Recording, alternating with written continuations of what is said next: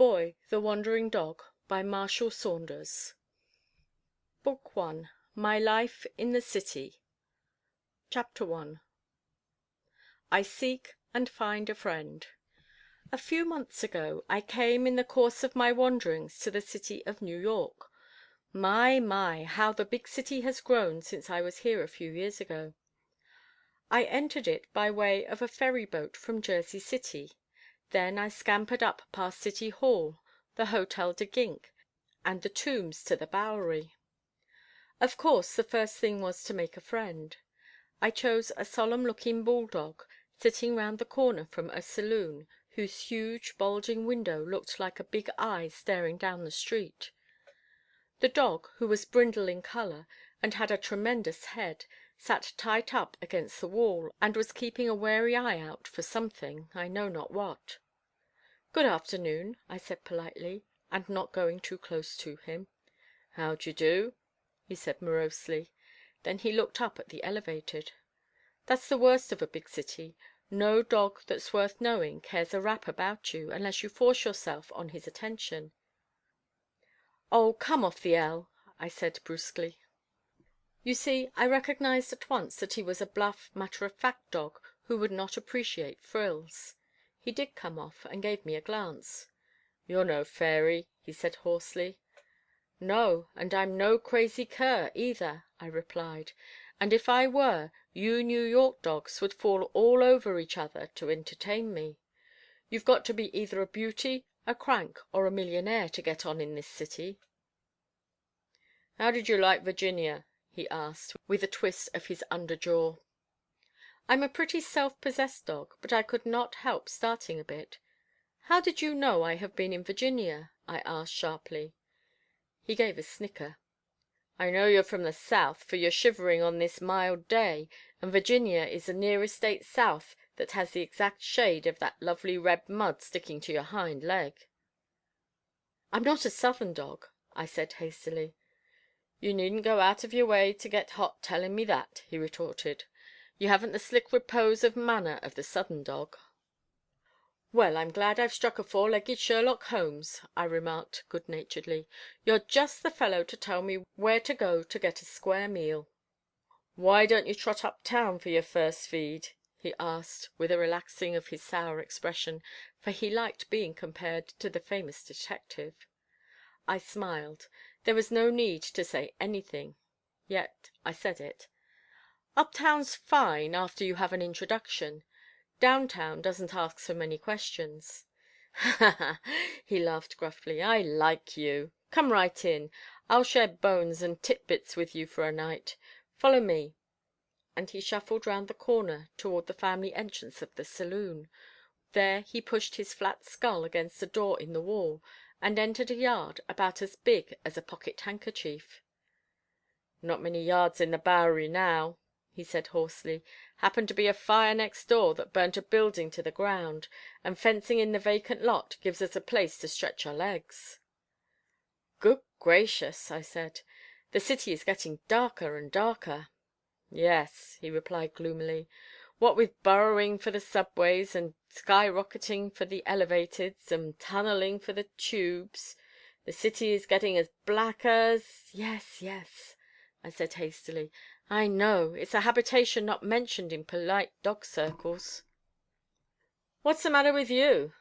he asked in his choked voice. "If you're too good for your company, get out." "I'm not," I said hurriedly. "I like you. You're a regular sport." "I used to be," he said, settling down on the straw with a groan. "But my joints, the rheumatiz has got me. I'm not like I used to be. Come on now, reel off your life yarn. I've got an hour to spare. What's your name, and where were you born, and where are you going?"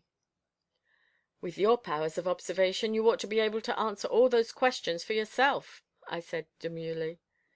He looked me all over with his fine dark eyes. "You haven't got a name," he said with a snort, "or rather, you have many names. You're a travelling dog. You were born anywhere, and you don't know where you're going." I burst into such a delighted yell of laughter that he told me to shut up, or someone might hear us. "What's the matter with you?" I asked wonderingly. "And what's the matter with all the dogs here? I never saw such a cowed-looking set." "We're listening for the cops," he said angrily. "We've got a new health commissioner, and he's a—" "Yes, yes," I interjected hurriedly. "A dear fellow. He doesn't understand dogs, probably." "Understand them? He's a fool. He says it's the citizens first if every dog has to go. He's muzzled every one of us, even when led on a leash. He wants to make little old New York a dogless city." "I suppose it's the old rabies scare," I said. "Sure, that's it. A poor dog loses his master. He runs wild and howls, a crowd chases him, and he foams at the mouth. Then they kill him. Rabies! Rats!" "Come, come," I said. "We're dogs, of course, but let us look at the human point of view. There is such a disease." "Of course there is, but it's as rare as a summer's day in winter. You've got as much chance of being struck by lightning as of being bit by a mad dog." "Yet there are people killed by lightning," I said. He was grumbling on to himself. "The Lord made dogs. Man can't improve 'em. He gave us our mouths free to chew grass and pick a little earth for stomach troubles. You muzzle a dog and he gets sick, and makes his master sick. The fool commissioner hurts the humans more than he helps them." "But he's trying to wipe out the disease," I said. "There isn't much of it, and if the dogs are muzzled for a few years it will be stamped out." "Yes, and we'll have a dozen other worse diseases by that time. A muzzled dog is a menace to his master, I tell you. Let 'em supervise our health in some way. Let the government do as much for us as they do for pigs. Then we wouldn't hear of rabies. The commissioner's a fool. New York's rotten, anyway." I didn't dare to disagree with him, for he probably would have nabbed me. "Well," I said humbly, "I suppose we must let them come first." "Who come first?" he growled. "Human beings. We're second." "That's all right," he assented. "Now, for the sake of human beings," I went on, "who are as closely packed together as they are in New York, there shouldn't be many animals in with them." "Sure," he said. "I'm with you there. High license to keep a dog down. They're not happy themselves if they're cramped." "But high license is against the poor man," I said. "He could not afford to keep a dog for his children." "Let him go without," said the bulldog. "No, sir, not in these days of equality.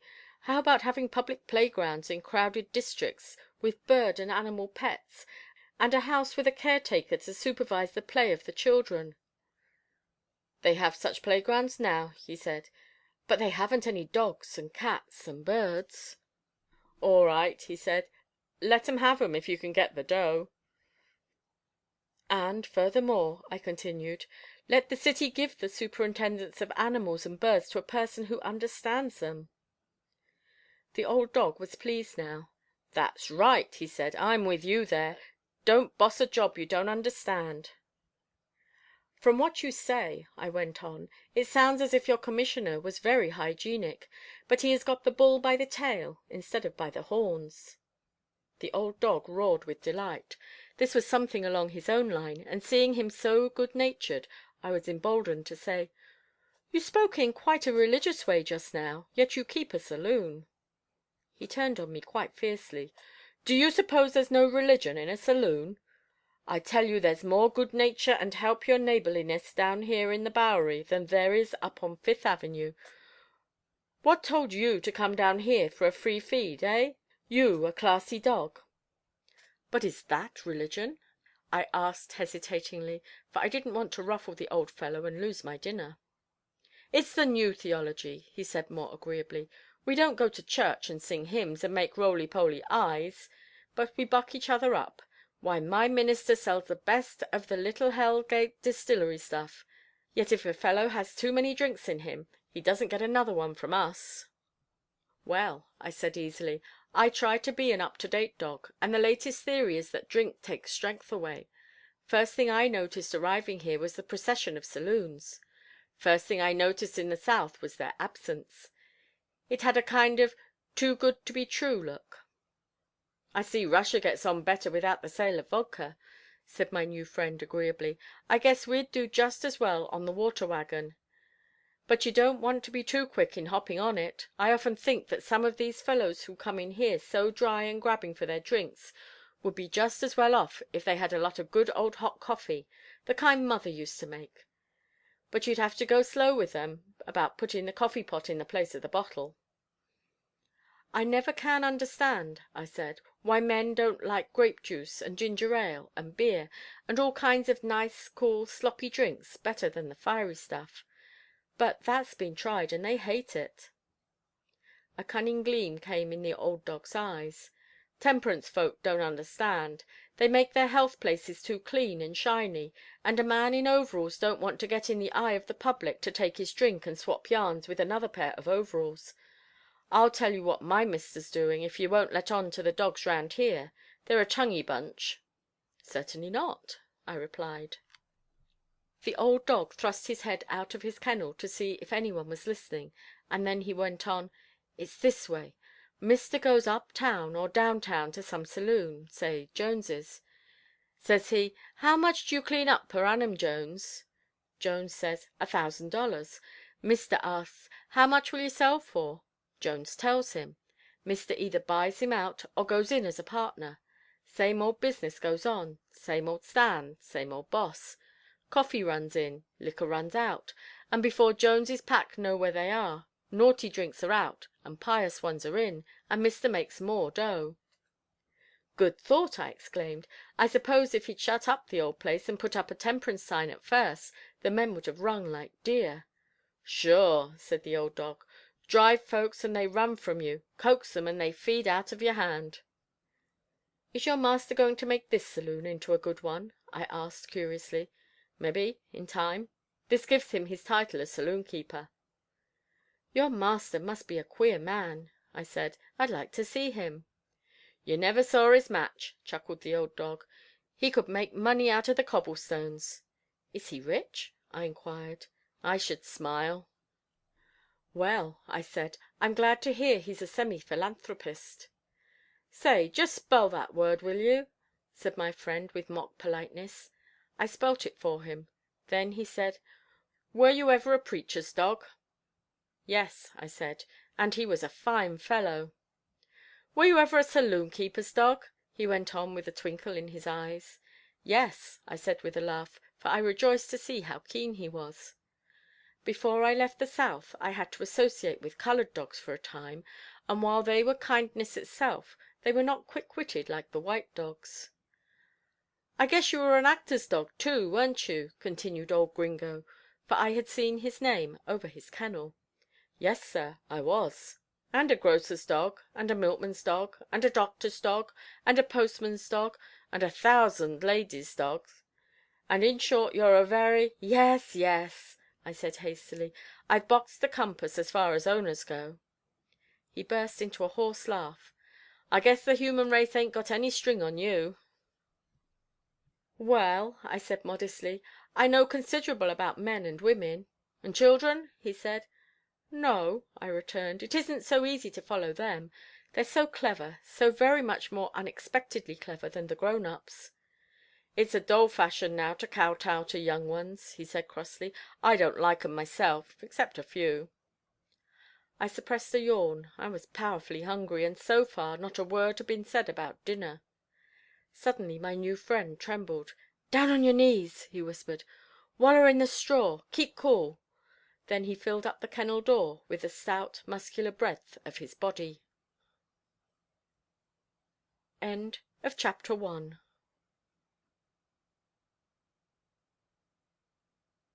Chapter 2. I Lose My Friend. "Here, dog catcher!" shrilled an impish young voice. "Here's the kennel where the strange dog ran in. I saw him. He hasn't a collar on." I scarcely dared breathe. Some Bowery imp had seen me and reported me to the police. "Gringo," said an unusually resonant man's voice. "Come out. We're going to raid your kennel." Gringo told me afterward he gave his master a wink. Anyway, when the deep voice sounded again, it was to a different tune. "Officer," it said carelessly, "do you think a strange dog would get by that face?" "No, I don't," said a policeman's voice. "Run home, young one, and when you dream again, don't call me." "What are you giving me?" asked the imp's voice, and I knew by the twang it was a girl imp. "Gringo's fooling you. He's the soft dog in the heart spot." See me ram my fist down his throat." Gringo told me afterward it was as good as a play to see the cop's face when Impy ran her thin young arm in between his rat-trap jaws. Of course he had to bite her gently. There was nothing else to do. The young one, in a rage, smashed him in the face. "There's one for you, you old bluffer. You never bit me before. Keep your old dog, I don't care, but I'm onto him when he makes his exit."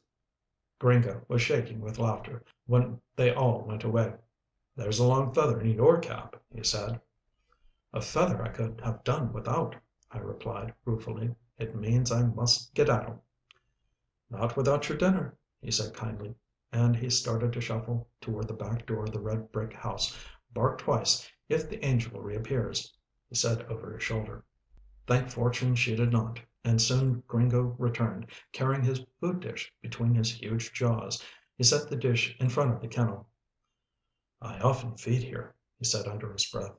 "Take what I chuck you. The angel has her eye at a crack in the fence." As he ate, he carelessly tossed into the kennel toast scraps soaked in nice chicken gravy and some delicious steak bones with the tenderest part of the meat clinging to them. What a good dinner I had! But I was nearly choked with thirst. I told him about my parched throat when he finished his dinner and came into the kennel. "You'll have to wait," he said, "till the angel folds her wings. She's the cleverest young one on the Bowery. Usually I like her, but tonight I wish she was in—" "Yes, yes," I said, "in bed. Well, she'll have to go soon."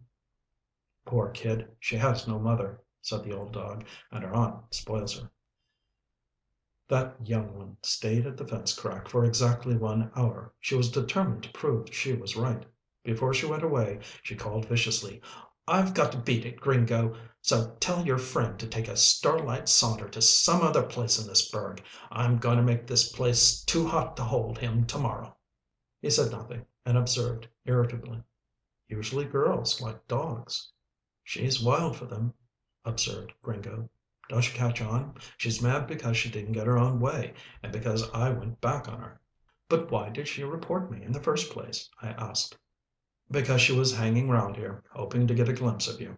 I gave her a black look when she came too near, and it crossed her temper. She was bound to get even with me. I should have let her see you. Then she'd have helped you. She treats dogs like Christians." "Pagans for me, then," I said. "I think I'll be going." "You must have a drink first," said Gringo hospitably. "Follow me." He led the way to the saloon, to the tub where they washed the glasses. The water was rather fiery, but I didn't care, for I was exceedingly thirsty. He invited me to stay till later, but I said no. I wanted to get away, while there was still plenty of people in the streets. "You're leaner than I am. You can slip between folks," he said. "I never could hide my bulk. Still, you're white. That's dead against you. How do you get over that in your travels?" "It's a great handicap," I replied, "except when I'm hiding against something light. But it's wonderful how one can overcome disadvantages." "You're smart," he said with a snort. "I guess you'd get on anyway. Call again sometime." I thanked him warmly for his hospitality, scurried down the side street, then round by another winding one to the Bowery. Oh, those narrow streets! Rich people have the ugly things at the backs of their houses. These poor people had the fire escapes and clotheslines in front. No room at the back. Poor wretches, they even hadn't air enough. I could smell the foulness of it. No wonder they get tuberculosis of the brain. I dashed back to the Bowery, which was airy and comfortable compared with these side streets. Then I mingled with the crowd on the sidewalk. For weeks I've been living in a small town, and this seemed like old times, for I am a city dog born and bred. I love the fields and forests for a time, but for week in and week out, give me the pavements and lots of excitement. In town let me live then, in town let me die, for in truth I can't bear the country, not I. If one must have a villa in summer to dwell, oh give me the sweet shady side of Pall Mall. An English greyhound taught me that. One summer when I was in London, with a dearly loved mistress who afterward married a man who hated dogs. Well, to come back to the Bowery, it was a fine night, and everybody was out but the cripples. Oh, what a forest of little feet and big feet, and pretty feet and ugly feet, and good feet and wicked feet. I trotted among them, moralizing just as hard as I could. Feet have as much character as faces. Show me a pair of shoes with the ankles in them, and I'll tell you what kind of a headpiece crowns the structure.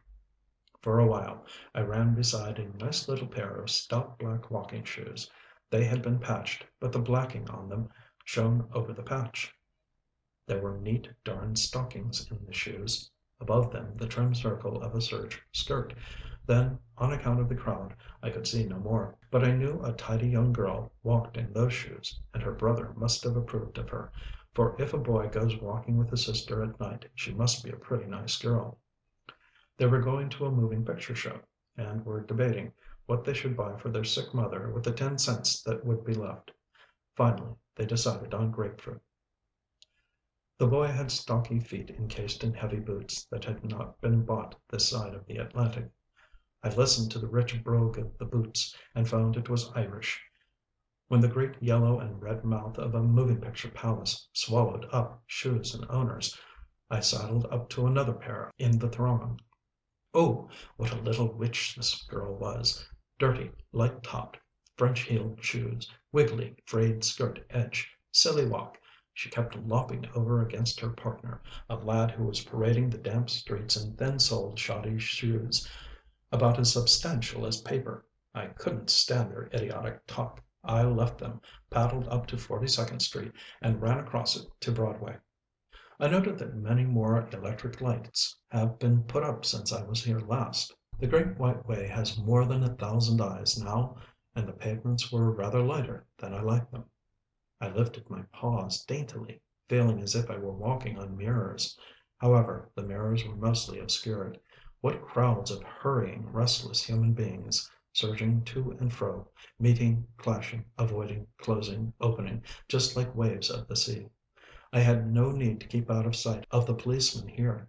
They were fully occupied with the human waves which sometimes leapt over and by them, in spite of the warning hand that would keep them from being dashed to pieces by the street traffic.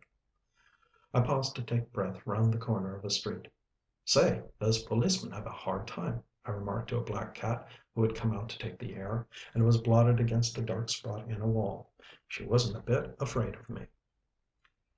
"Everybody has a hard time in New York," she said gloomily, "and if one human goes under the wheels, the rest show their teeth at the cop." "That's mean," I observed. "Everything's mean here," she said. "It's a hideous place for cats." "I didn't know there were any cats on Broadway," I said. "There aren't many," she replied. "I come from Sixth Avenue," and she gave a backward tilt to her head. I sat and panted, and she went on bitterly. "You dogs don't know what life is for us cats. You are led out for exercise, and you get it, even if your head is in a muzzle. They take you to the parks. If we crawl out, we can't get beyond the curbstone. Just think of life without the touch of earth and grass to your paws, everything paved and stony. I wish I was dead." "Some cats go on the roofs," I said. "I've seen them." "A roof is glary and there's no earth there," she said, "and no one to play with. Cats shouldn't be allowed in big cities. Look at my face, all broke out with mange." "Do you get enough to eat?" I inquired. "Too much," she said gloomily. "I belong to an eating house. I'm supposed to catch mice, but I don't. I just dream." "What do you dream about?" I asked. Her face grew quite handsome. "I dream of a little cottage with a garden and a kind old woman." "Are you a stolen cat?" I asked. "Yes," she said miserably. "I come from Mount Vernon way. These folks here were automobiling a few weeks ago, and wanting a cat, stole me." "Why don't you run home?" I asked. "All that way? Up toward Harlem and the Bronx? I'm scared." "Look here," I said. "Tell me your address. Maybe some day I can do something for you." "The Lady Gay eating house," she said. "But there's precious little gaiety about it." "Cheer up," I said. "I haven't a home myself, and I've had lots of trouble, and I'm going to have more, but I never give up." "Where do you live?" she asked curiously. I began to laugh. "I wish I knew. I'm looking for a home." You're quite a nobby dog, she said, looking me over. I suppose our eating house wouldn't suit you. Now mind, I said warningly. I'm not stuck up. I love all kinds of people, but for choice, give me the rich. They're so clean and have so many comforts. I guess you're right, she said bitterly. I wish I had your pluck. I'd like to go home seeking too. Come along, I said with a laugh. I'll take you. She shrank back against the wall till she looked like a pancake and drew in her breath. I never dare. If you never dare, you never accomplish anything, I said. But even if I dared, she said persistently, how could a cat get through these crowded streets, away up to Mount Vernon?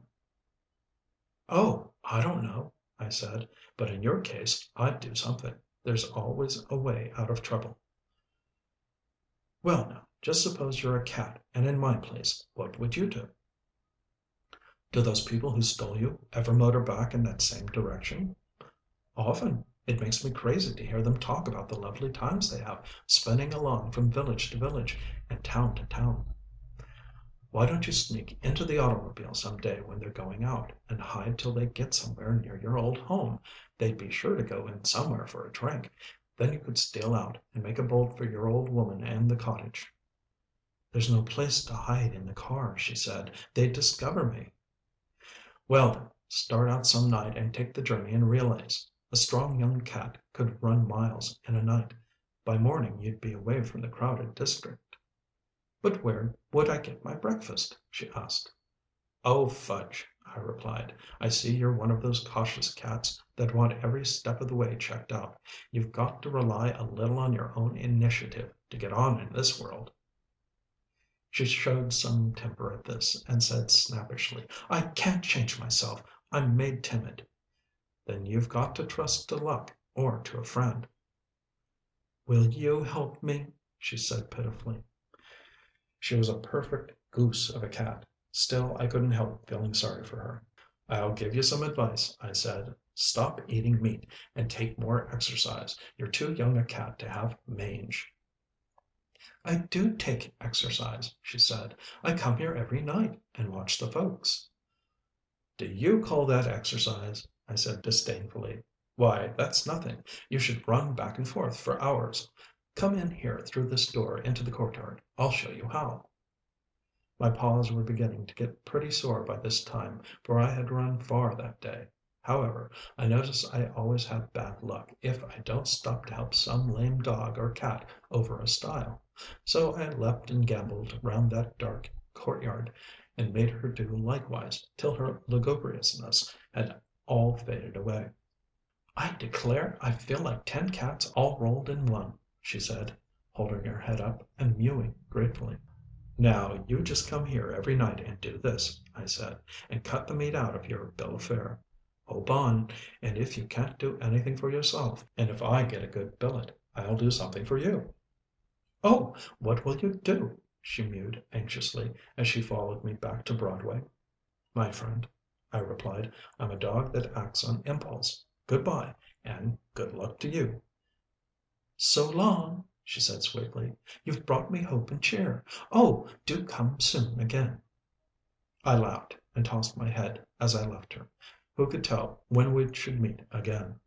You spruce up and do something for yourself, I called back. You're the best friend you've got. Remember that.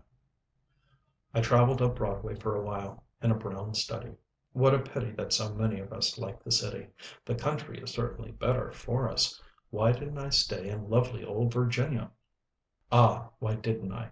And I snickered to myself as I dashed out into the street for a run.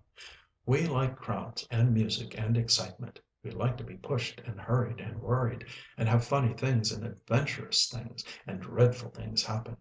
There's nothing in the world that some human beings and some dogs hate as much as being bored, and that's what takes us to the cities, and keeps us there till we're exhausted, and go to the country to recuperate. But wouldn't it be possible to have the country made more attractive, I wondered. I've heard human beings talk about good roads, and more telephones, and theaters, and moving pictures, and churches open all the time, like some of these New York churches where you can go in and rest. More city in the country and more country in the city. That would suit everybody. I opened my eyes wide when I got to 72nd Street. Why, I thought, I was downtown. How the traffic has moved up! Broadway got quieter and cleaner and broader as I ran like a fox along the wide pavement.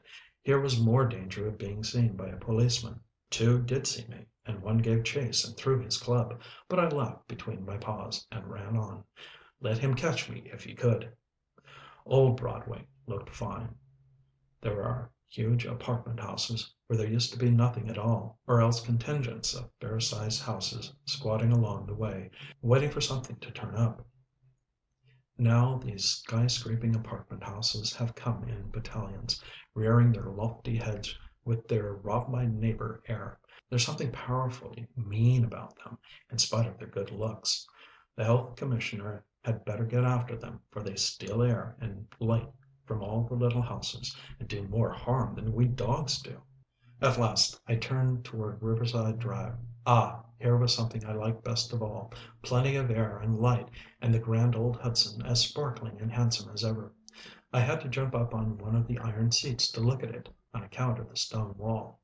I think a city river, flowing smoothly between houses full of pleasure or trouble, and flashing back their myriad lights, is one of the most soothing sights in the world.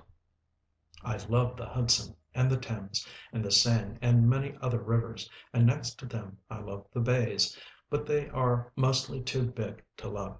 It's the little things that creep next us. Well, the Hudson looked all right outside, but I hear the fishes are giving it an awful name inside. In fact, no respectable fish now comes within miles of New York. Riverside Drive is grand with its fine houses and its breadth and open park spaces. I began to sing a little song to myself as I ran past the Soldiers and Sailors Monument. "Who'll take poor doggie in for the night?"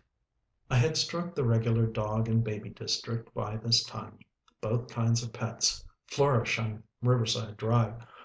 The babies had all gone to bed, but lots of little boy and girl dogs were taking the air. The most of them were led by maids or men servants, and a few by their fond owners. Here and there one scampered about, trying to look gay and careless in spite of his sobering muzzle, which made me think of Gringo and his health commissioner. I often think what a lot of trouble human beings take for us dogs. I've seen men and women yawning with fatigue, exercising their dogs at night. They know we love them. That is, some of them do. There's a powerful lot of dog affection wasted on owners who don't understand dogs and never take them out with them. Upon my word, my heart has ached to see the pitiful, beseeching glances some dogs give their masters and mistresses, as if saying, "Do like us a little. We just adore you." A sudden thought came to me as I stared at the various dogs disporting themselves on the drive. I must get a collar off one of them. I fixed my eye on a young but horribly bloated Boston terrier with a white face, who was wearing a collar too large for him. He hadn't any neck worth speaking of. Now, I am an open-faced, wire-haired fox terrier, and my neck was not nearly as large as this bloated fellow's. I stalked him for 3 blocks, till he got skittish, and throwing up his head, left the maid he had been following so closely, and started out by himself for a run in the bushes. She stood holding his muzzle in her hand, and keeping a keen lookout for policemen. I stole after him, grabbed his collar with my teeth, slipped my own head in it, and ran like a purse snatcher with a policeman after him. Mr. Boston gave an angry roar, but I knew the maid would take care of him, so I loped easily along and forgot about them. End of chapter 2.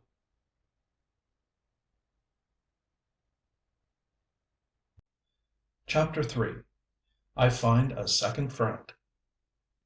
I still kept to the drive, and trotted along well up into the 100th Streets. My plan was to have someone find me with the collar on, which undoubtedly had an address on it, but I must not be found near enough to Mr. Boston's home to be returned that night, for I might be ignominiously turned out into the darkness of the street.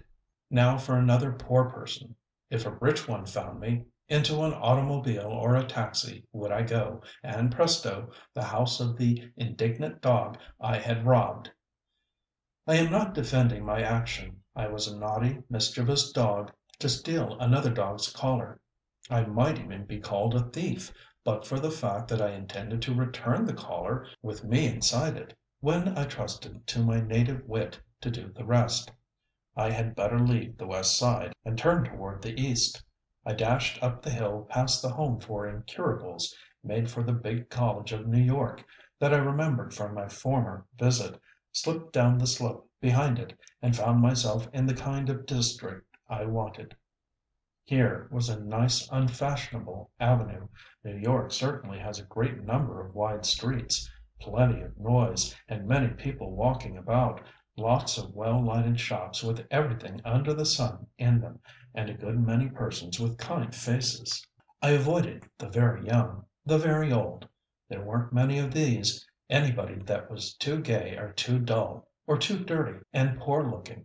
I wouldn't mind poor people so much if they would keep clean. The most of them are so careless in their personal habits that no self-respecting dog wants to live with them.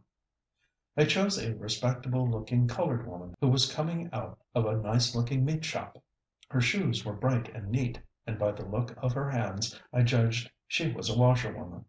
She had been out working by the day, and she was going to have a good hot meat supper in which I would join her.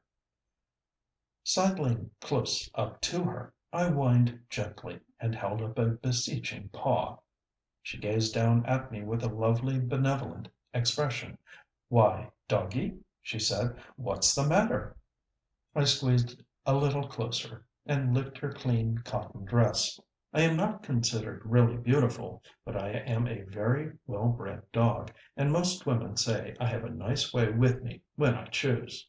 "Poor little fellow," she said, "I believe you're lost, and I just happened to see you."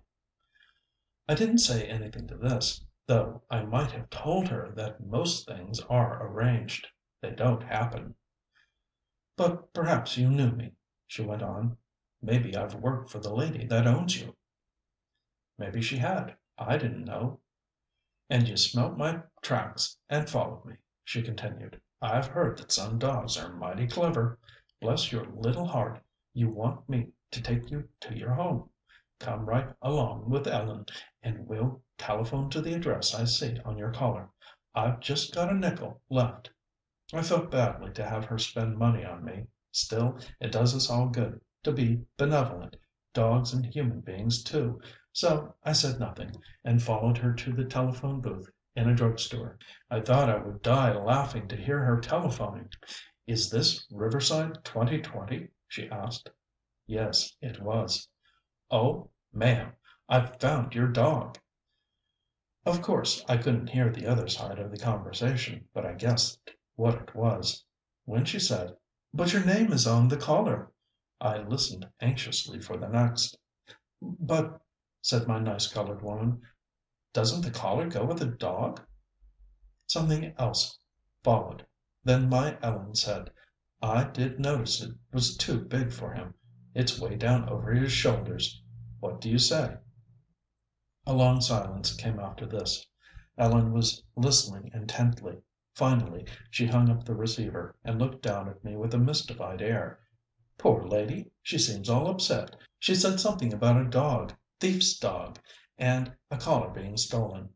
Perhaps she has two dogs. Perhaps she is going to have," I thought, but of course I said nothing. "We'll go to see her in the morning," said Ellen. "I have to work near there, and now we'll go home and have some supper." I was not too tired to jump up and lick her kind old fingers. Then she led the way to her home, which was in an apartment house on this same broad avenue. We tugged up 6 flights of stairs, and while we were going up she said, "I s'pose you've been accustomed to elevators, little dog. Poor folks can't have all the nice things the rich have." There was nothing to be said to this, except to give her silent sympathy, and stand back while she unlocked her door and let herself into a neat little set of rooms. She had 2 bedrooms and a kitchen. and her son, who was a sidewalk usher in a fashionable hotel, lived with her. The tiny kitchen was cute. It had a gas stove, a table, two rocking chairs, and two windows. It was just big enough to turn round in. The son, Robert Lee, came up the stairs just after we did, and she hastened to tell him my story. He laughed heartily, throwing back his head and showing every tooth he possessed. Those teeth of Negroes aren't as white as they look. It's the contrast of their dark skin that makes them seem to have whiter teeth than white people. He slipped the collar off my neck and laid it on a shelf. "It's a bull terrier's collar," he said, "and this fellow is a fox terrier, and ought to have a narrower one. I know, 'cause I see the rich folks' dogs at the hotel. Some one has slipped the wrong collar on this fellow. Yes, take him to that address in the morning. Maybe there'll be a reward." This pleased me, and I licked his nice dark hands. Then we had a dandy supper, and I had a good long drink of fresh water, my favorite beverage. I don't care much for milk. While Ellen washed the dishes, Robert Lee sat in one of the rocking chairs and played on his banjo, while he sang to her about "Mighty Like a Rose," and "I Want to Go to Tokyo," and "I Didn't Raise My Boy to be a Soldier." After a while he put away his banjo, and we all went to bed. I slept on the old colored woman's couch. She started me on a piece of carpet by the gas stove, but as soon as she was asleep I sneaked up and lay beside her feet. I saw no earthly reason why I should not do so. I had licked my paws quite clean, and I had no fleas, and I loved a comfortable bed high up, and hated a draughty floor.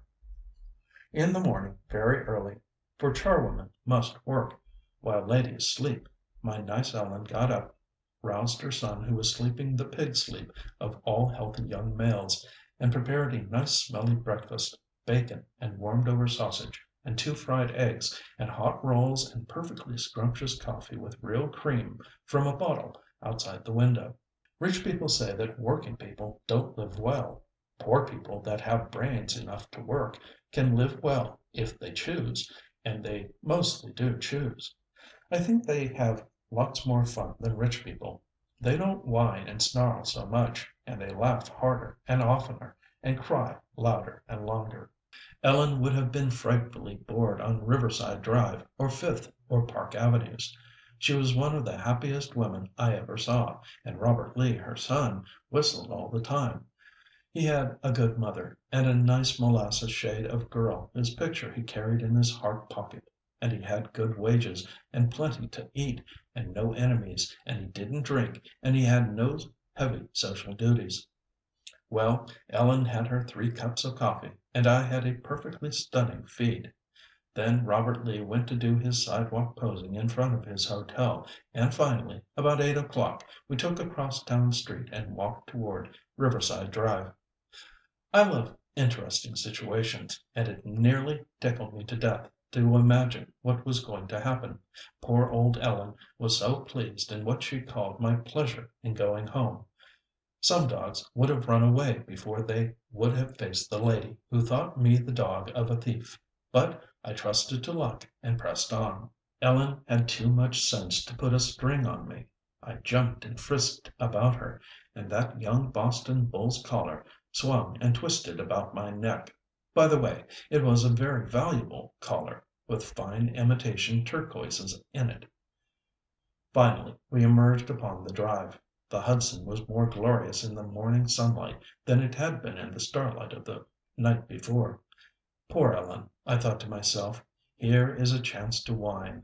These rich people have everything, the big houses, the fine river, the view of the hills and trees over in New Jersey, but will she complain?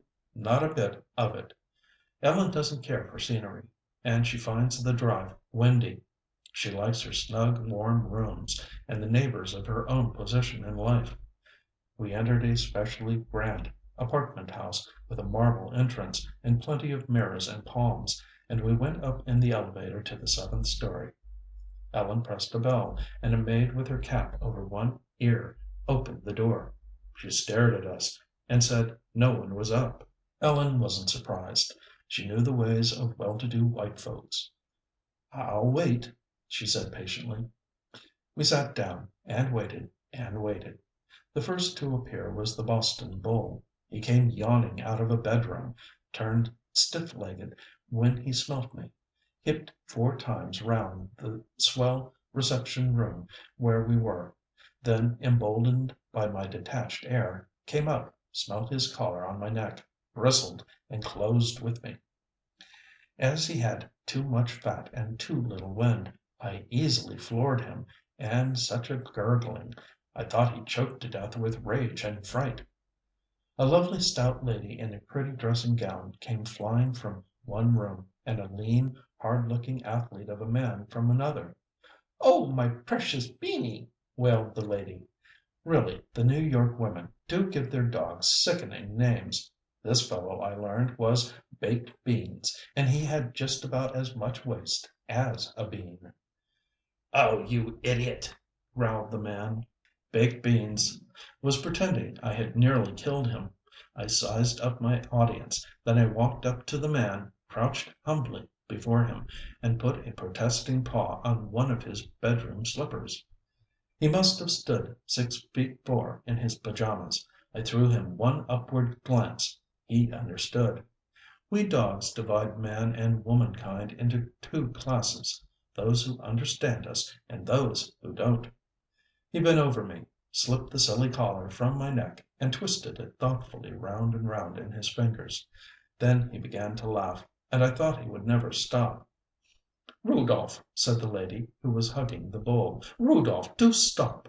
You get on my nerves. And what do you see to laugh about? A nasty, fighting street dog bursts into our apartment, bullies poor Beanie, and you admire him for it.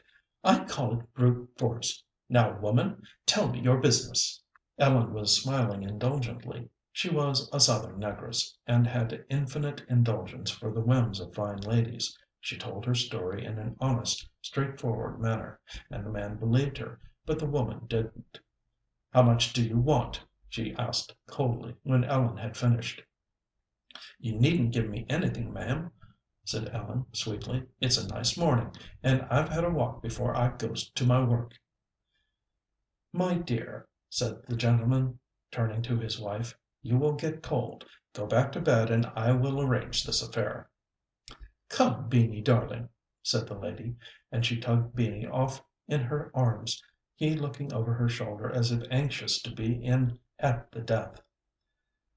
The gentleman sat down and asked Ellen to repeat her story. He cross-examined her, then he cross-examined me, asking me questions exactly as if I were a human being.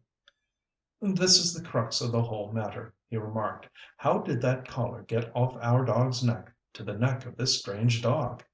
Who, by the way, is a thoroughbred. Our maid said that there seemed to be no man about, only a white dog running. The collar had fallen to the floor. I gambled up to it, ran my head through it, pawed it off, and went back to the man. 'Come up here,' he said, patting his knee, and I sprang up, gave him one of my most intelligent glances, and we were friends. 'You rogue,' he said, 'you're a dog of character, and probably a Bohemian.' 'I reckon he's American, sir,' said Ellen kindly. 'He knows all we say to him. I'll take him, if you don't want him. I like a nice dog.' The gentleman smiled and said, 'Let him choose. I'll give him a week's trial. Now, dog, is it go or stay?' It was stay, of course. I ran to Ellen, licked her hands and even the face that she bent over me, but I kept looking backward at my new owner. 'You must have something for your trouble,' he murmured, and he went to his room for his purse, and coming back, slipped a bill in her hand. It must have been a big one, for she sneaked a glance at it, then turned back as if to protest. He waved her toward the door, then he glanced toward his wife's room, as if he were about to go to it. 'Why anticipate trouble?' he muttered, and signing to me to follow, he entered his own quarters. End of Chapter 3.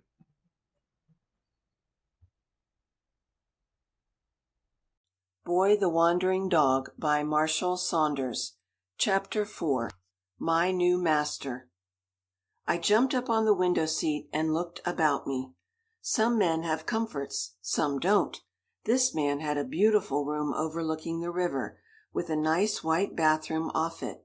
He splashed and tumbled about in the water, then he dressed himself, and all the while he examined me. I licked a few stray hairs in place, and took some mud off my paws with my tongue, to let him see I was as clean in my ways as he was. I knew he would not associate with me if I was a dirty dog. "Boy," he said at last, "I like you. Do you like me?" I stood up straight and put my 2 front paws as far up on his chest as they would go. I loved him. He was handsome, intellectual, and unhappy. Not that he looked unhappy. He had rather an amused face, but we dogs see below the surface. "Suppose you stay here till breakfast is over," he remarked. "No use in bringing on scenes. You're not hungry, are you?" I shook my head and curled up on the window seat. He went away and stayed a short time. I smelt coffee and steak somewhere near, but I never budged, and after a while he came back. "Suppose you go downtown with me, dog," he said. "The probability is that you would not spend a very interesting morning with Madame and Beanie." He grinned and I grinned. Then at last he walked boldly out with me at his heels. We met the lady in the hall, looking perfectly stunning in some kind of a light-colored morning gown. Dogs don't have much of an eye for color. In fact, most of us are color blind. "Rudolph," she screamed, "didn't you turn that ugly dog out?" He looked over his shoulder. "Oh, he's still there, is he? Likely he'll leave me downtown and run home. Au revoir, dearie. Don't overexert." She bent her cheek, and he pecked at it. Then he went downstairs, and there at the door was such a jolly 7-seated motor car. Not a limousine, thank fortune. I hate to drive in a glass box. The man ran his own car, and I sat between him and the chauffeur. Oh, what fun! We went flying down Riverside Drive till we couldn't fly any longer, and we had to turn into 72nd Street and go soberly. Finally we got away downtown. So my new master was a businessman. "What will you do?" he said, when we at last pulled up before a skyscraper. "Go to the garage with Louis, or come with me." As if there was any comparison between him and Louis. I snuggled close to his smart-looking shoes and silk socks, and together we went in and up to a suite of offices where young men, elderly men, stenographers, and messengers hummed and buzzed and worked and talked till 1 o'clock. I lay under the swivel chair in my new master's inner office and enjoyed it all. I love to see human beings working hard. At 1 o'clock my master rose, and leaving this hive of industry behind him, went out for lunch. I have had training enough for 10 dogs, and my new master guessed it. He never looked behind, and I never looked before. I kept my muzzle at his shoe heels, and we passed leisurely through the swarms of bees from other hives that were buzzing through halls and in elevators. All were after honey, and we found a particularly agreeable place for ours. To my astonishment, when our turn came to enter an elevator, we did not go down to the street, but up to the top of the high building we were in. What a surprise awaited me there! I knew there were restaurants and roof gardens in New York, but I had never been in one. I had been in a nice restaurant in San Francisco at the top of a big building, and I was there on the day of a slight earthquake, when the whole body of waiters, who wore mustaches, rushed down to the street, shaved their mustaches off, and went back to a famous club from which they had been discharged because they would wear those same mustaches. Well, something very fine awaited us at the top of this New York building. We stepped out of the elevator, went through a door, and there we were on top of the enormous skyscraper, and spread out before us was a view of wonderful New York, less wonderful Brooklyn, the Jersey coast, and the magnificent bay and islands. Master had allowed me to jump on a chair so I could look about me, for dogs, unless they stand high, often lose a view that a human being can enjoy. I was enchanted, but the wind blew so hard that I was glad to jump down, and follow my new master into a protected place. Here were tables, chairs, mirrors, a regular attractive and pretty restaurant, better than any we would find on the street in this downtown district. It was enclosed by glass, and from nearly all the seats one could enjoy the same magnificent view that one had outside. My master did not stay in this eating place, which I learned afterward was for all the people in the building. He passed through a long corridor, went down some steps, along a covered walk, all this was glassed in, and to the top of a lower building. Indeed, it seemed to me that we were passing over the tops of many buildings, and I found out afterward that this was correct. Mr. Granton, for this was my master's name, and some other men had acquired the right to build on the tops of the skyscrapers, and here they had an agreeable promenade in fresh air, and away from the dust of the street. At last we entered a pretty little café, furnished in Louis something or other style. Well, attached to this dainty little café, with its mirrors and spindle-legged tables and chairs, was a tiny formal rose garden with real flowers and gravel walks. The whole thing reminded me of Paris, and I soon found out that it was a French restaurant, and that my master, who had been partly educated in France, loved the French people.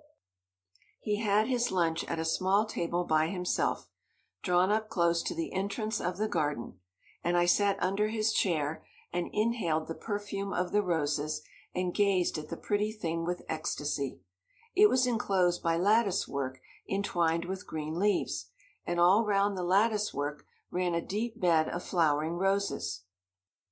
On looking closely, I found that they were in pots sunk in trenches.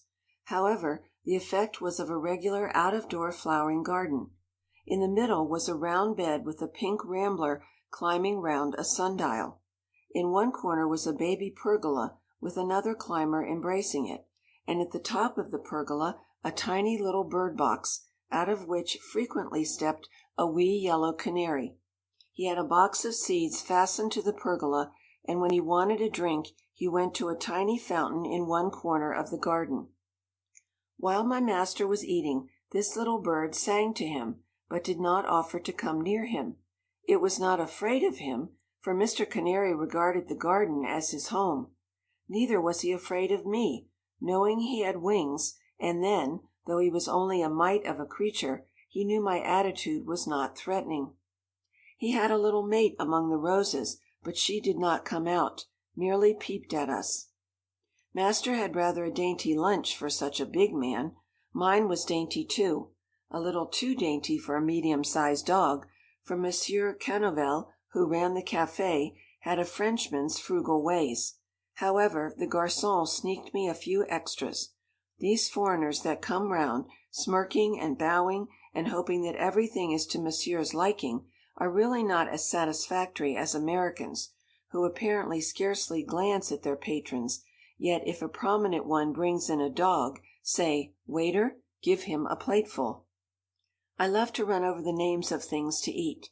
Even the sound is appetizing, so I will say that master had bouillon and vegetables served separately, and then French stew, and a dish which smelt like those delicious things made of hard crusts of bread which poor children pick out of the gutters in Paris and sell to the restaurants, where they are washed and ground and made into little pies. Nobody saves crusts in this country. We Americans, dogs and human beings, are too extravagant. A French dog could live on the discards from my table. After master had his lunch, he strolled about the gravelled walks of the tiny garden that was not much bigger than Gringo's yard, for only 25 men used this pretty place. He did not smoke. He whistled to the canary, who knew him, and got angry when master picked a rose from his pergola and put it in his buttonhole. After a while, a gentleman who had been lunching at a table near us came over to my master and began to talk about his arcade scheme, which I soon found out was a plan to lessen the crowds on the streets of New York by building arcades like those on the Rue de Rivoli in Paris, except that the top would be flat so the people could walk on them too. "It would give a double row of store fronts," said my master's friend, "and increase the value of second-story property. How much will you put in, Granton?" Master said he would consider it. "In addition," went on his friend, "I have a plan to force the owners of apartment houses to build kennels and runways on the tops of their houses, so that dogs owned by tenants can be exercised there instead of in the street, where they have to wear muzzles." Master smiled and said, "That's more in my line. Let me know when you want to get that law passed." Then he nodded good-bye to his friend, and we sauntered back along the roofs to the elevator and descended to our hive. He worked with the other bees till 5, when we swarmed to the street. There was Louis with the car. I jumped up beside Master, and we wended our way uptown to Madame. I gathered from Mr. Granton's remarks that he took her out nearly every day. On arriving before the apartment house, he murmured, "Suppose you get under Louis's lap robe." Then he added, "No, we might as well have it out, first as last." When Madame came out with Beanie toddling after her, she stopped and gave a squeal at sight of me. "Rudolph, didn't that ugly thing leave you?" I bridled. I'm doggy in appearance, still I'm not ugly, I'm distinguished. One of the garçons at the French restaurant said I looked like a chien de race, and he was more right than he knew. "Clossie," said my master, "I like this dog." "I can't help that," she said in her trailing voice. "I know he'll kill my darling boy." At sight of his wife, my master had jumped from the car and stood on the sidewalk. "Permit me," he said, and leaning across her, he took young Fatty Beans and put him on the seat beside me. The lady gave a shriek and covered her eyes with her little white gloves. When she looked up, young Beans sat beside me, straight as a major. I had hissed in his ear, "If you don't pretend to like me, I'll knock the stuffing out of you first chance I get." The young fellow didn't want to get unstuffed, so he turned to his mistress with a sickly grin.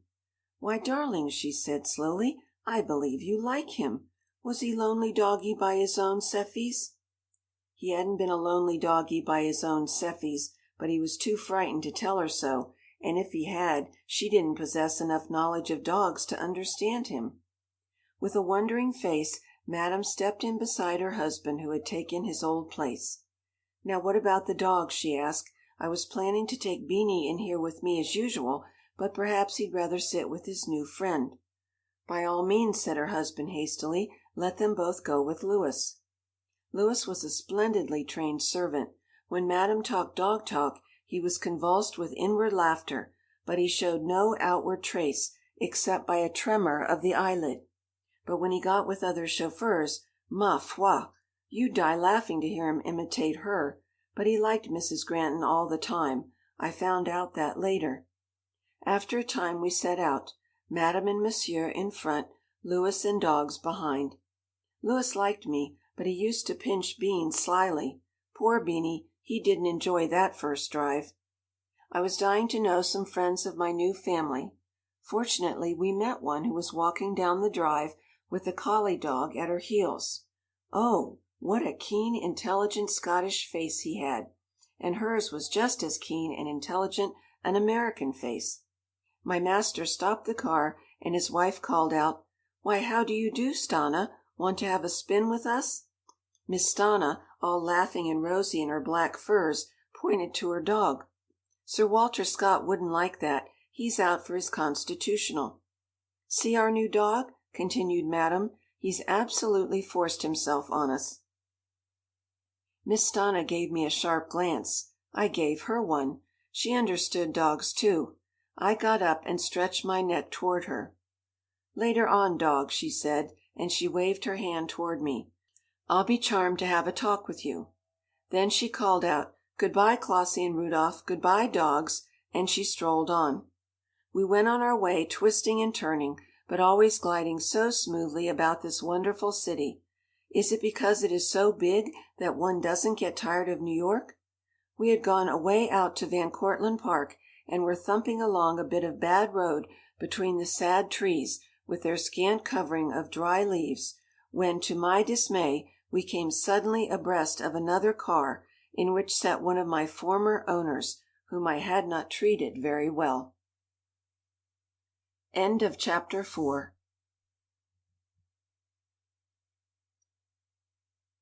Chapter 5. An Old Friend and an Adventure. Before I had time to dodge under the lap-robe, Miss Brighteyes caught sight of me. That was what I always called her, because she had such piercing shoe-buttons of eyes. Her real name was Purcell, and she was a native daughter of the Golden State. Her grandfather had been an old 49er, who had made a fortune in land. "Why, Mrs. Granton," she giggled, "I think I see an old friend with you. Where did you get him?" Mrs. Granton did not at first understand her. Then she said, "Oh, you mean the dog. Louis, make him stand up, so Miss Purcell can see him. Do tell us something about him." "See him wiggle and fawn," said Miss Brighteyes. "Oh, he is a rogue. I had him for a whole year, and gave him the best time a dog ever had. We never could make out why he ran away from us." Mr. Granton spoke up. "Do you mean to say you had this dog out in California?" "Yes," she replied, "in Los Angeles. We used to have such fun. We'd motor to Santa Monica, and go in bathing, and doggie had such good times. What made you leave me, pup?" And she surveyed me good-naturedly. How I longed for the power of speech! She was a fresh air and fresh water fiend. She used to take me in bathing with her, and make me dive under the breakers, and she put cotton wool in her own ears, but never a spear in mine, and I got deaf. And then her old man-servant used to bathe me in the garage, and get soap in my eyes with his wobbly old hands, and I got angry, and cleared out. I am a clean dog, but I don't want the hide scoured off me." Mr. Granton gave me one of his penetrating glances. Then he said to Miss Brighteyes, "Do you think the dog was happy with you?" "Happy? Certainly," she replied. "Everything was done for him." I barked protestingly. "Tell us how you treated him," said Mr. Granton. "Well, as soon as I had my breakfast, he was with me till lunch–time, walking or driving. Then he spent the rest of the day with the servants." "Interesting servants?" pursued Mr. Granton. "Well, not particularly. All old ones. They belonged to my grandmother." "H'm," murmured Mr. Granton thoughtfully. "And he would be younger then than he is now, and he's lively yet. Where did you get him?" "Bought him from a man in the street," said Miss Purcell. "He said he found him running about without a collar. He has lots of tricks. Jump out, dog, and let me put you through some of your stunts." I was quite stiff from sitting so long, but I wanted to please Mr. Granton, so I sprang out to a bit of level ground, and danced on my hind legs, rolled over, did dead dog, howled an operatic air with one paw on my chest, and wound up with some double somersaults. The Grantons laughed heartily, but Beanie was nearly suffocated with jealousy, and when I got back beside him and Louis, he bit me. What a nip he got in return! Mrs. Granton screamed at his loud howl, and turning round, reproached Louis for not taking better care of him. Louis pressed his gloved hand to his mouth, and said in a choked voice, "Beg pardon, ma'am, I accidentally squeezed his ear with my arm." Then he gave me a poke with his elbow, and said, "No more of that, you young spitfire." We went spinning towards Yonkers after we left Miss Purcell, and just after getting beyond it, had an adventure. We were on a fine piece of road. What magnificent roads they are building, and so quickly too, outside most American cities. Then we came to a big, powerfully ugly, red brick house, standing in its own grounds. "Oh!" exclaimed Mrs. Granton, "suppose we call on the Johnsons. It's just about afternoon tea–time." Mr. Granton didn't want to, but she made him do it. We rolled up to the porte–cochère, but master was going to have his own way in something, and when she wanted to take Beanie in, he wouldn't let her. So Louis and I and Beanie were instructed to take a little spin down the road, and come back in 20 minutes. Just after we left the red brick house we came to a long, level bit of road, and Louis was speeding up a bit, when I pulled his sleeve.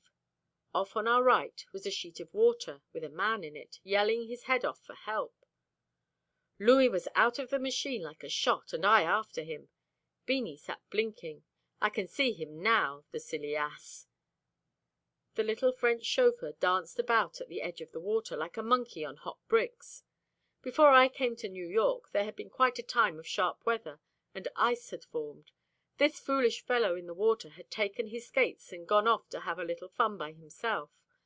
Now he was splashing about, postponing his final going under as long as possible. "Hold on! Hold on!" called Louis. "I'm coming." But instead of coming he went smashing through the thin ice just as often as he stepped on it. I learned afterward that he was a fine swimmer and quite an athlete, but what could he do when he couldn't get to the man? He had thrown his cap and coat on the ground, and seizing his hair by both hands, he whirled round and round in the road, in his uncertainty. Not a soul was in sight. Fortunately his desperate eyes fell on the extra tire at the back of the car.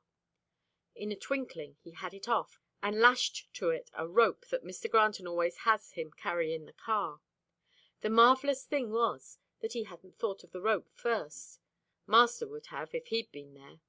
Well, it wasn't too late now, and didn't he hurl that tire at the poor drowning man, who had just enough strength left to cling to it. Then Louis, playing the man as one would a salmon, tried to haul him in. He is as slight as a girl, and couldn't do it. He tugged and panted and groaned and called out, but no one came, and I suppose we had passed thousands of cars that afternoon. Finally Louis had another bright idea. He tied the rope to the car, sprang to his seat, and off he started, looking frequently over his shoulder.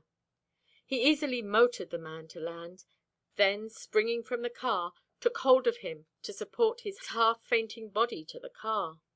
It isn't necessary to report what he said when he found the man was an enormously fat lady with bloomers on. However, with some help from her, he tugged her into the car and laid her on the floor of it, under the surprised Beanie, who sat on the seat, looking as if he had seen a ghost. Then didn't we fly to the brick house! I ran after the car, and hadn't a bit of breath left when we got there. The people came running out, and lifted the fat lady in, who, it seems, was a very important person, an English suffragette who had come to this country because she wouldn't stop throwing bricks at shop windows in England. She was a guest in the house, and her name was Lady Serena Glandison. She was also to give a lecture that night in New York. I heard the Grantons talking about it afterward. The man said she was a dead game sport, for she persisted in giving the lecture. She wanted to reduce her flesh, and had gone off to have some quiet little skate by herself, not being particularly beautiful in bloomers. Wasn't she grateful to Louis? She said most undoubtedly she would have drowned, but for him. She sent him a cheque for $1,000, and he is to get more later on, when women get the vote in England, and she doesn't have to spend so much in fines for her pastime of window smashing. "If they ever do," said my master. I may add that Lady Serena is an ultra who wouldn't stop her militant work on account of the war. She says she can see lots of reasons for smashing windows, but none for smashing men's ribs. So she came to America to wait for the fighting to be over in Europe. End of chapter 5.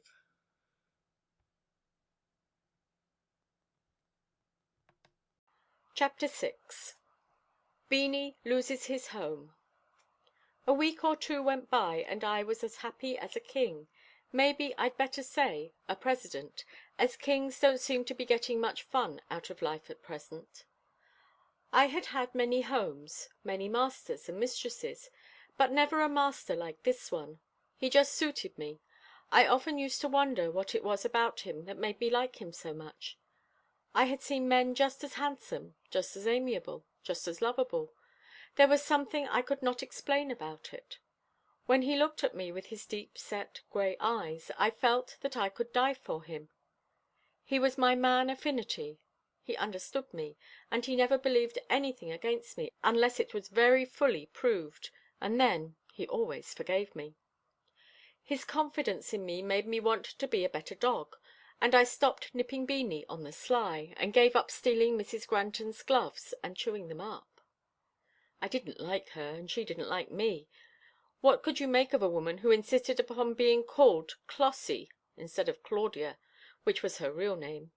Claudia has some dignity to it, but Clossie, it didn't sound to me like a lady, and master just hated it, but he had to say it. They didn't get on very well together. I often heard the servants talking about it. Louis was for mistress, and the cook and the waitress and the girl who came to do mistress's hair and finger–nails were for master. "She's a fraud," said cook, emphatically. "A woman her age ain't got no business lazing in bed till all hours of the morning. And when she gets up, what does she do? Fools around, putting in time, and then travels down–town and wastes money shopping, or goes to the theatre." "She don't do nothing for nobody all day long," the waitress would break in. "It's self, self, self. Do I look pretty? Is my skin all right? Am I getting old? Bah! I'd like to give her a job scouring brasses." Then Louis would stand up for her. "The old man's clever." I regret to say they usually called master the old man, and mistress Mrs. Puttyface. "Why don't he make more of her? If she was my wife, I'd teach her things. Why don't he point out things on the river when they're motoring? And do he ever read to her of an evening?" He never did, but the maids wouldn't tell him this. So Louis, who was a French–American, speaking fairly good English with here and there a funny mistake, went on: "When I comes in for orders, there he sits, glooming one side of the fire, she the other, the table atween them. Man and wife should be close up, and speaking betimes." "She ain't got no language," said cook. "She never does talk but of fooleries." "She stands for her dog," said Louis feebly, for the women always out–talked him. Here the young girl who did her hair and nails, and who used to come out to the kitchen for a cup of tea, made a very dismal prophecy about Beanie that unfortunately came true. "Just listen to me," she said, wrinkling her dark eyebrows. "That woman ain't got no thought for anything but herself. Husband, help, dog, she'd see you all in the Hudson, and never lift a finger to save you.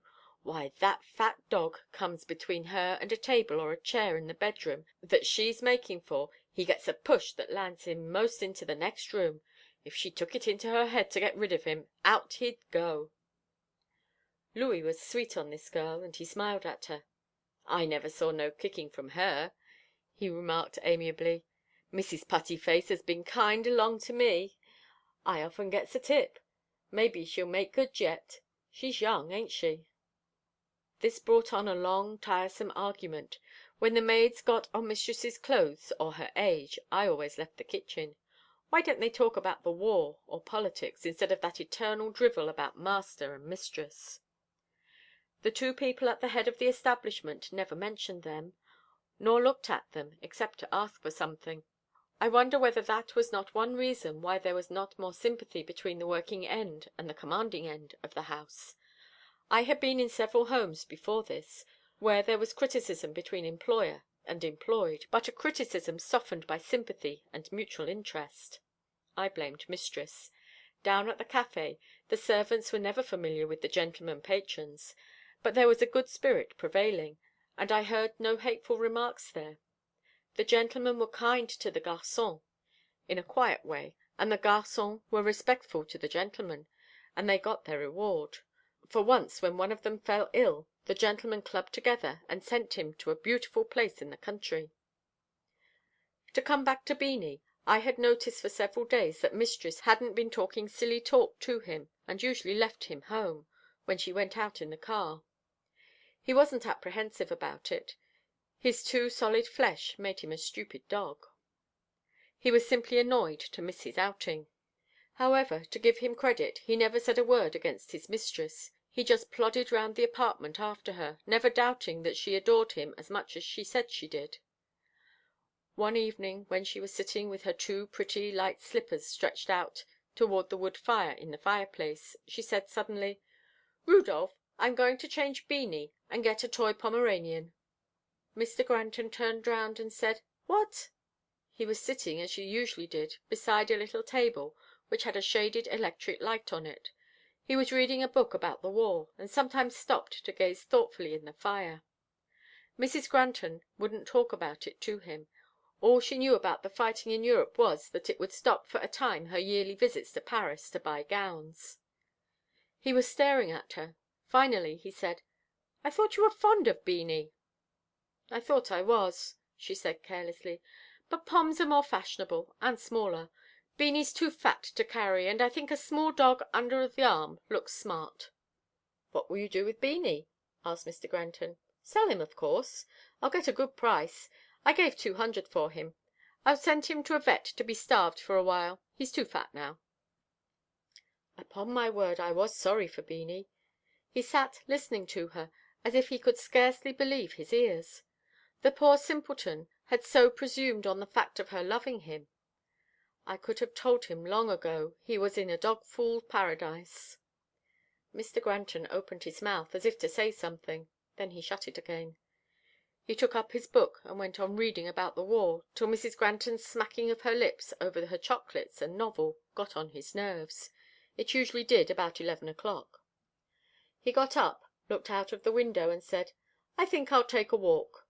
Then he said carelessly, "Have you quite made up your mind to sell your dog?" "Quite," she said, smiling and showing her pretty teeth. She was really very pinky sweet and lovely, if she had only had a mind in her doll body. "And you would be satisfied with $200? "I'd be satisfied with 150, she said. "He's no longer quite young, according to looks. His amount of flesh ages him." Beanie gasped and panted by the fire, and finally went to hide his shamed head in the corner. "I suppose you know he understands all this," said Mr. Granton.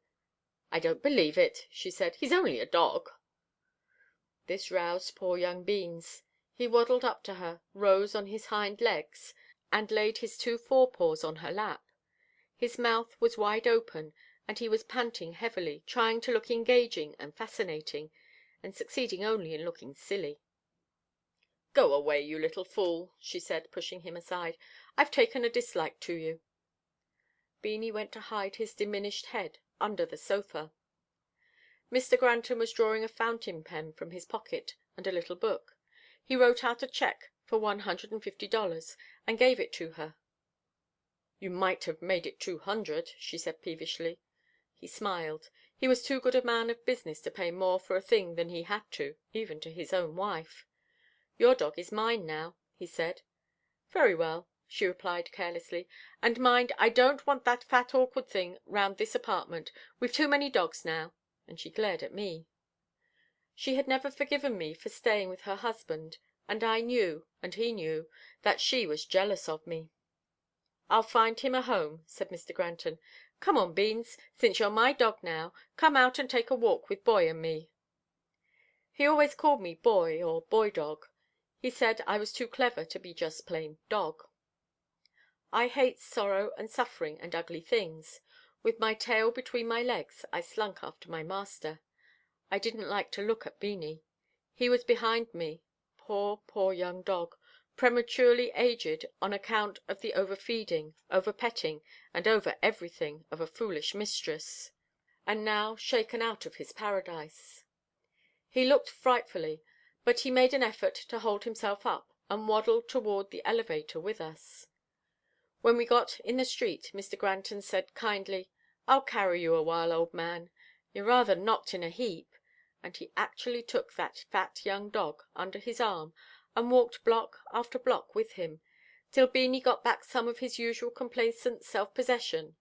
Then he put him down and walked slower than usual, in order to accommodate his new acquisition. I walked close to Beanie, and from time to time touched his head with my muzzle. "Cheer up, young fellow," I said. "You're lucky to have changed hands. You would have been dead in a few months. You're all out of condition. Master will get you a good home." "I don't want another home," he said miserably. "I want my old one, and I love my mistress." "In spite of the way she's treated you?" I asked. "That doesn't make any difference with a dog," he replied. "It would with me," I said. "You're not an ordinary dog," he said. "You're an exception." "I believe that's true," I said. "I wonder where we're going." "I don't know, and I don't care," he said wretchedly, and he plodded along like a machine. Master had left Riverside Drive, and was going slowly up 139th Street. Soon we were in the shadow of Great Hall of the College of New York. Some one was playing the organ, and through an open door we could catch the solemn strains of some dirge-like music.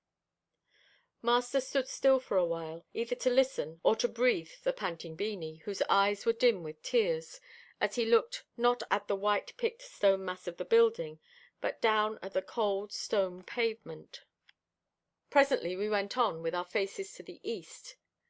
Now it dawned upon me where we were going. I jumped and frisked about my master.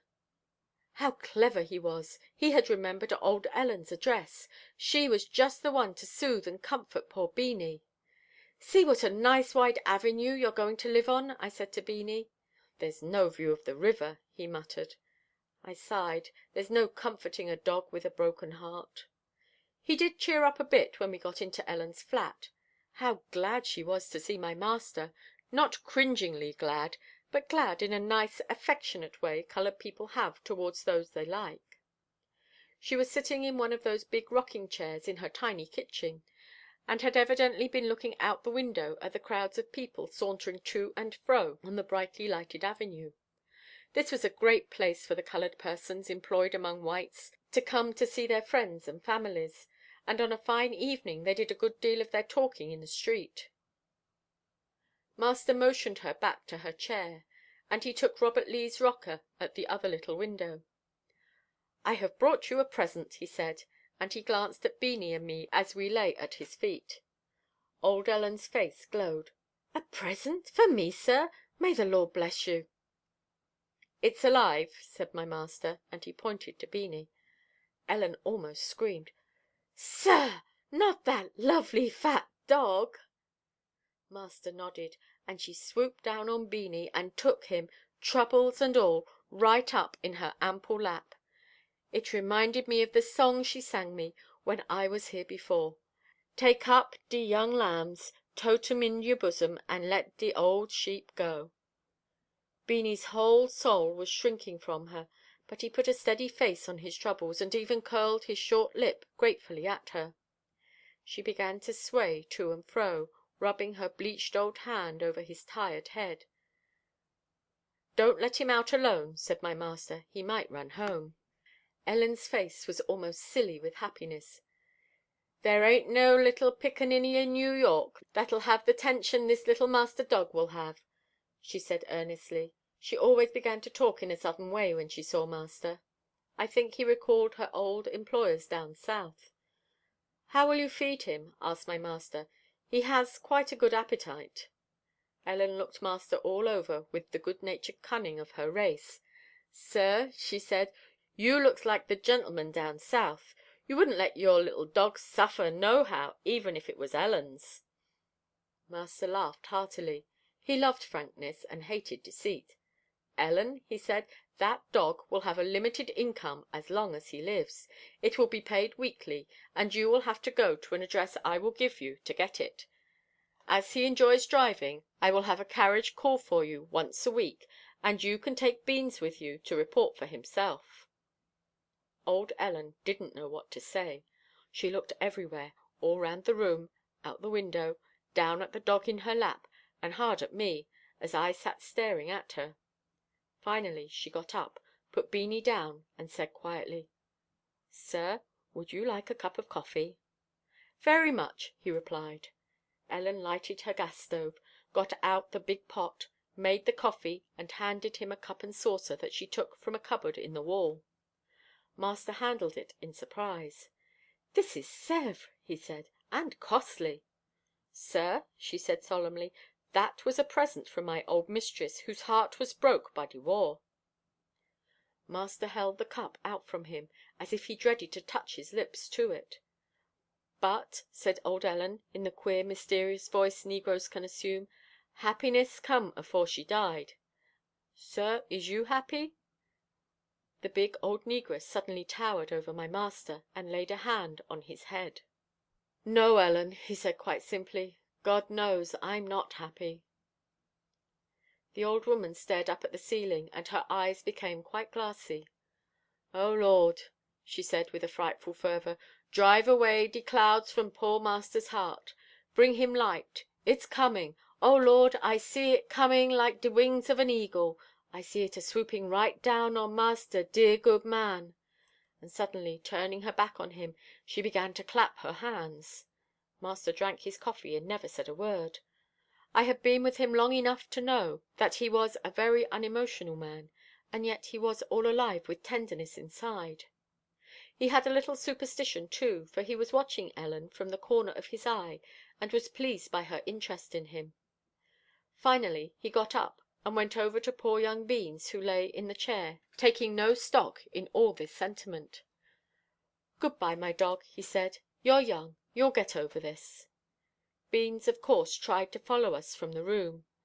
Our last sight of him was at the head of the staircase, struggling in old Ellen's arms.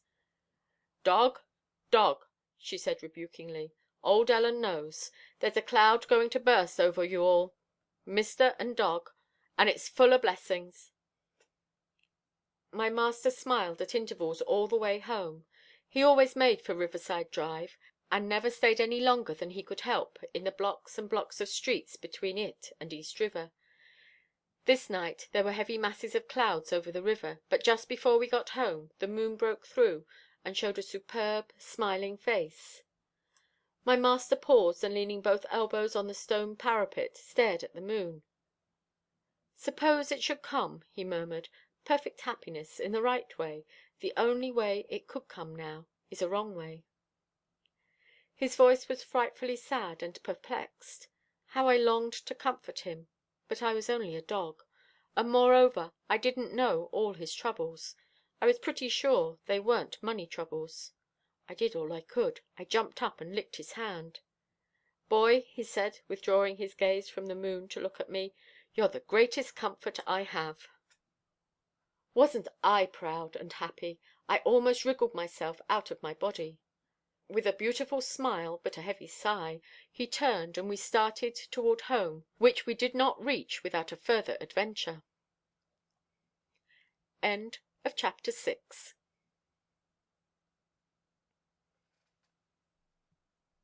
Boy, the Wandering Dog, by Marshall Saunders. Chapter 7. The Woman by the River. As all travelled dogs know, Riverside Drive, which I claim is the loveliest stretch of avenue in New York, has, at intervals, a sunburst of a park. Those strips of parks are delicious for my race. Did you ever notice a sober city dog trotting behind his master till an open square is reached? If he is a normal dog, his legs begin to dance, and he begs permission to have a scamper. Some of these little fool–dog creations that have been inbred till they are nothing but a stomach with a little skin wrapped round it, have, of course, no natural impulse left, but I insist that any dog with a remnant of real dog left in him adores the open. We get this love of liberty from our wolf and dingo ancestors. Well, as I trotted behind and before, and encircled and interwove master, better than any skirt–dancer could have done, I heard presently a wailing in front of us. We soon came up with the wailer, a dirty pretty child, about 4 years of age, dragged by the arm by a sullen slatternly woman, who looked about as much out of place on Riverside Drive as master would have looked in Gringo's saloon. The woman was tired and ugly, and the child was discouraged and weary. Poor little imp, I can see his bare legs now, looking cold and fiery in the nipping night air. Master followed behind the woman, biting his lip, and trying to hold himself back, but he couldn't. At last, when a jerk more forcible than any before made the little wanderer burst into heart–sore weeping, something gave way in master, and he strode after the woman. He held his hat in his hand, and I could see the perspiration glistening on his forehead. The child turned his poor little tear–stained face over his shoulder. Master held out both his hands. "Oh, give him to me," he said in a dreadful voice. Now I knew one reason at least why he was not happy. He wanted a little child of his own. The awful–looking woman turned, and confronted him like an angry hissing snake. "Not much!" she just spat at him, and taking the child in her arms, she kissed it and comforted it and went on her weary way. "Would you kidnap all I've got left?" she said savagely over her shoulder. Master's hands dropped to his sides. His face looked like the moon when it burst through the clouds. "So you love it," he said in a delicious voice. "Love it?" she croaked. Then she said some emphatic words that didn't hurt me nor my master, and which are not necessary to repeat. "I'm drug out," she said, after we'd followed her for a few steps. "Stop," said my master, and he took the child from her and swung it up to the stone wall and stood staring into his little face, so happy now because his mother had comforted him. "What are you doing up here?" he asked the woman without looking at her. She sank down on the ground, just like a dog. "I came up to see a janitor in one of those big houses," she said. "He used to be a pal of mine, but he's moved. If he'd been there, I'd got a car fare and some grub." Master didn't ask her story. It was written all over her.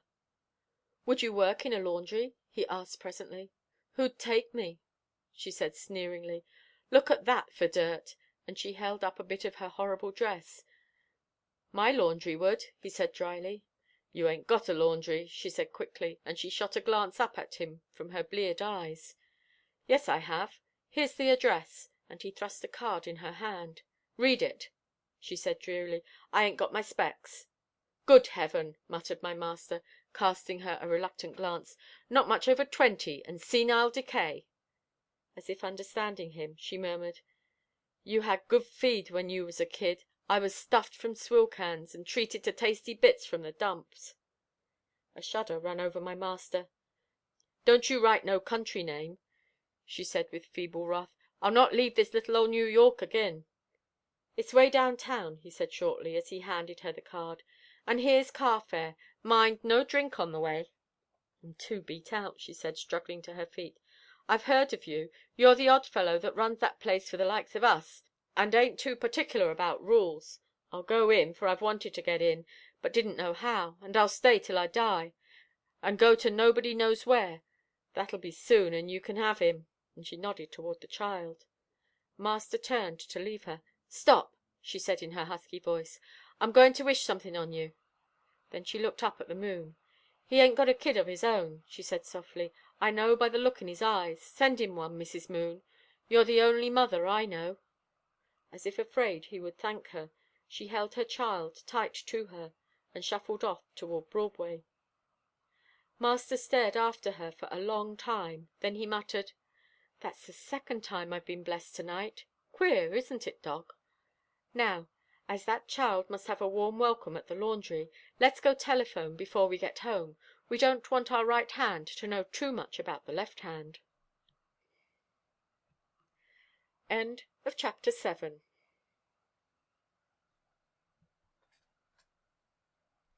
Chapter 8. Stanna and Napoleon. Some very interesting things happened right straight along after that night. I found out lots of things about my master. He was a regular public benefactor, and he had the name of being one of the stingiest men on the Drive. He did everything anonymously. Rich people are horribly preyed upon in New York. Some of his friends, who were known to be generous, used to get a mail that staggered the postman. They were stung and bothered by their benefactions as if they had been noxious insects. Master's beneficiaries couldn't sting him, for they didn't know who he was. He found many of them on the Drive, and at night. For such a quiet man, it was wonderful to see him make friends. He would saunter along the Drive, stop to lean on the stone walls or bridge railings, or sit on one of the seats, and some other man would be pretty sure to engage him in conversation. It's mostly always the sad who loiter. The happy walk quickly. Master always wore an old coat, and a cap pulled pretty well over his face. Many a man did he save from despair, either by a word of comfort, or by some assistance in business. He had no home for men, but he had had his Bluebird Laundry for women for some time. All his reports from it he received at night. The director would join him on the drive, usually at midnight, and they would walk to and fro and talk of more things they could do for the benefit of girls and women who were out of employment and who hated restraint. Master never visited the place, for he didn't want to be recognized. He was astonishingly keen, however, in knowing all about it. One night I heard him ask the director if a certain room didn't want repapering. The man looked at him in surprise. "It does, but how do you know?" Master's face glowed. "I see it in all my mind's eye." Then he added, "Refurnish the room, too, and have the bluebirds larger than ever. Women need more and more happiness." One evening, as we were setting out earlier than usual, we walked down by the collie dog's house and met Miss Stanna coming out to exercise him. I had got to love this young girl who often visited the Grantons. She was not so very young, 22 or thereabout.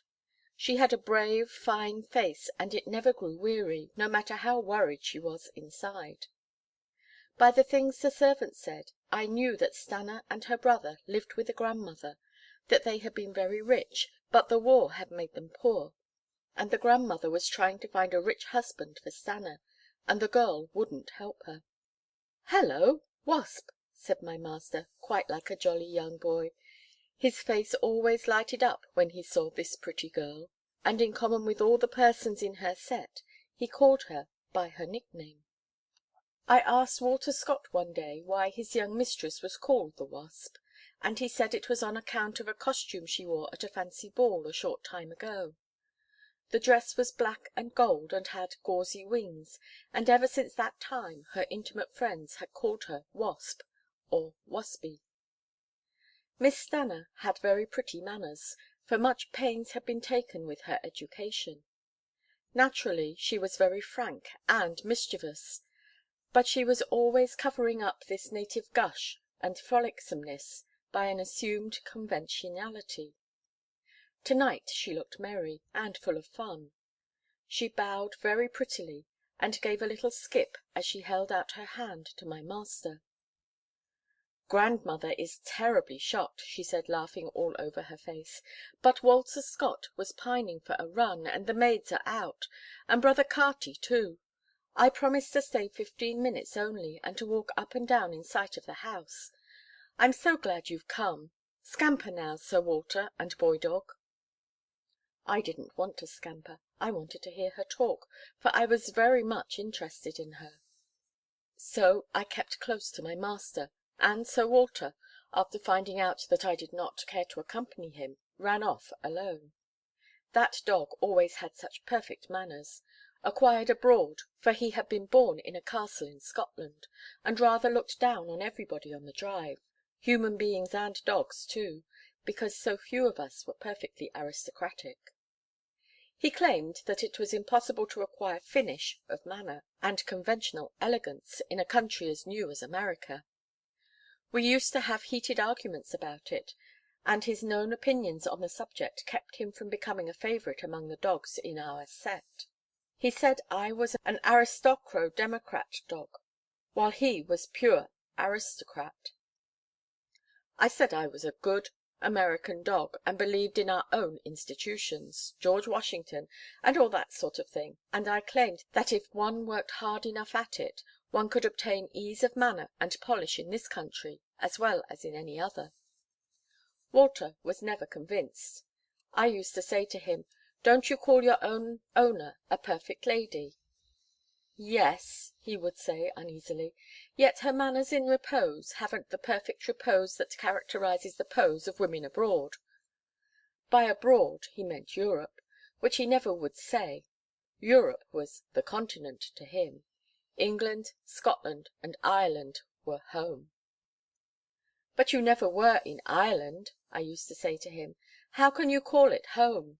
"It is in the old country," he would reply seriously.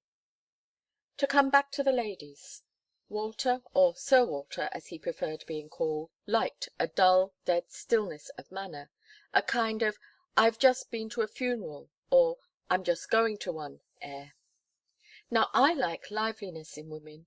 I've been abroad, and though I admire English women and Scotch women, you can't have as much fun with them, nor can you tell what they're thinking about as quickly as you can read an American or a Frenchwoman. However, every dog to his liking.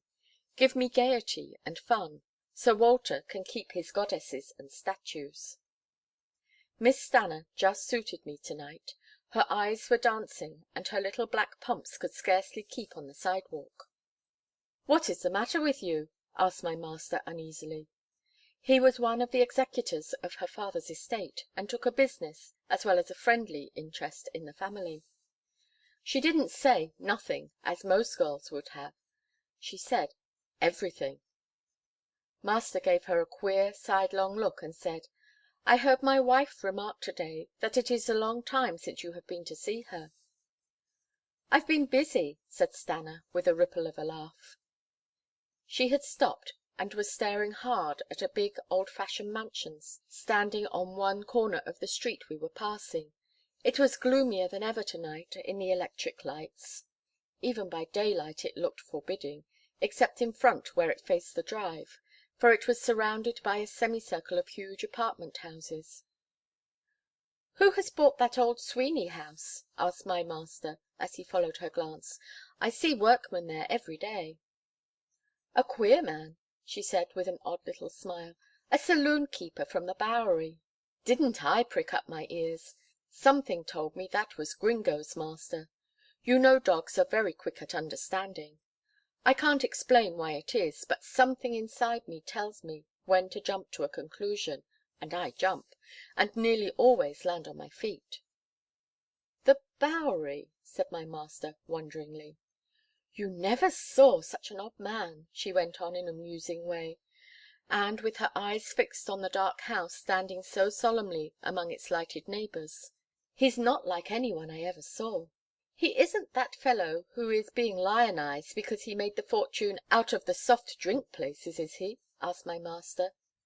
"The same. Did you ever see him?" "Haven't had that pleasure," said my master, dryly.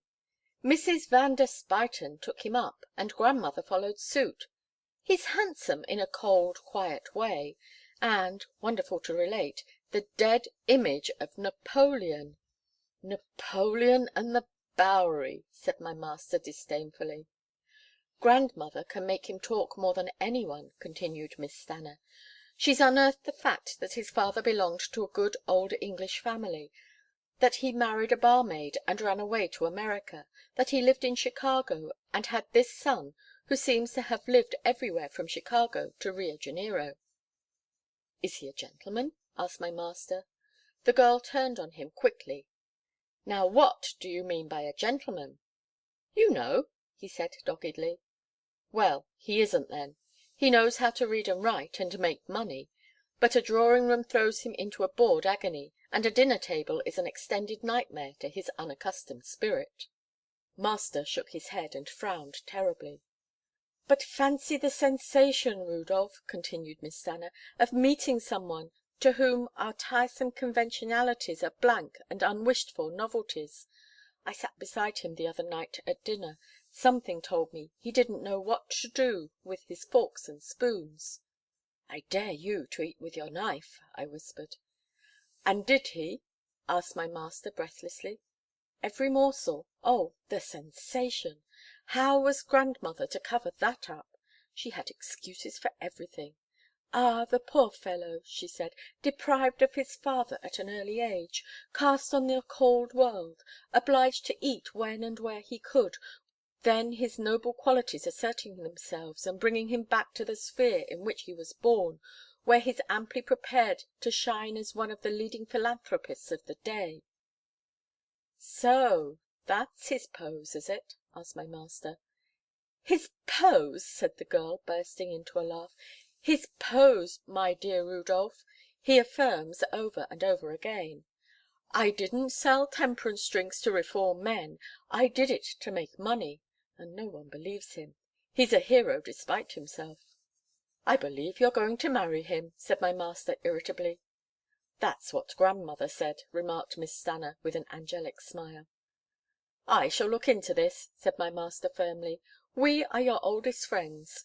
Your grandmother and Carty are coercing you, I believe." Stanna didn't speak. "There he is," she said softly. We all looked across the street, and there, I was going to say plodding, but that is too heavy a word, walking steadfastly along the pavement, was a man of medium height with a sour–looking bulldog at his heels. "Gringo, by all that's wonderful!" I muttered. "We didn't know he was going to call this evening," murmured Stanna. "Grandmother will be distracted. She will have to go to the door." "You would better go home," said my master dryly. "No hurry," said the girl mischievously, and she watched the man go up the steps to her house, which was another one of those big old–fashioned detached ones, which peer out from between sky–scraping apartment houses on the drive, like Daniels in dens of lions. Gringo did not follow his master, but went under the steps. "Poor grandmother," said Stanna a few minutes later. "He is in the library. She has to run the shades away up, a storm signal. But I'm not going in yet," and she laughed as merrily as a child. "Yes, you will, Stanna," said my master decidedly, "and I'm going with you. Come along." She shrugged her shoulders and said something in French that I did not catch, and went across the street with him. I ran first and looked under the steps. "Hello, Gringo, old boy. 1,000 welcomes to Riverside Drive." The old dog's pleasure was lovely to see. He came out, wagged his short tail, even licked me. "I feel like a cat in a strange garret up here," he growled. "It's fine to meet a friend. How have you been? Why didn't you call?" "I was planning to come to–morrow," I said. "I've been in attendance on the best master a dog ever had. He keeps me with him all the time." "He's no better than mine," said Gringo shortly. "I'm dying to see your master," I replied. "Come into this house. This is a place where dogs are welcome." Gringo was just preparing to follow me up the steps, when Sir Walter Scott stood before us, his tail rigid with disapproval. "Good land," muttered Gringo in my ear, "another one of these fool 'ristocrats. Master's gone batty on the subject of swells. I wish he'd stayed in the Bowery." "I beg your pardon," said Walter Scott in his mellifluous voice. "I have not the pleasure of your acquaintance." "This dog is a friend of mine, Scott," I said bluntly, "and I believe I have the entrée of your house. In insulting him, you insult me." Gringo was getting mad. "You high–toned dogs palaver too much. See the teeth in those jaws," and he opened his gaping cavern of a mouth at Sir Walter Scott. "They're my cards. I'm going in. I want to see master's girl." Walter Scott stepped back with a sneer on his handsome face, and was going for a walk in a somewhat stiff–legged fashion, when Miss Stanna called, "Come in, Walter darling." Walter darling was in a rage, but still he remembered his manners, and stood back for Gringo and me to follow Miss Stanna into the library.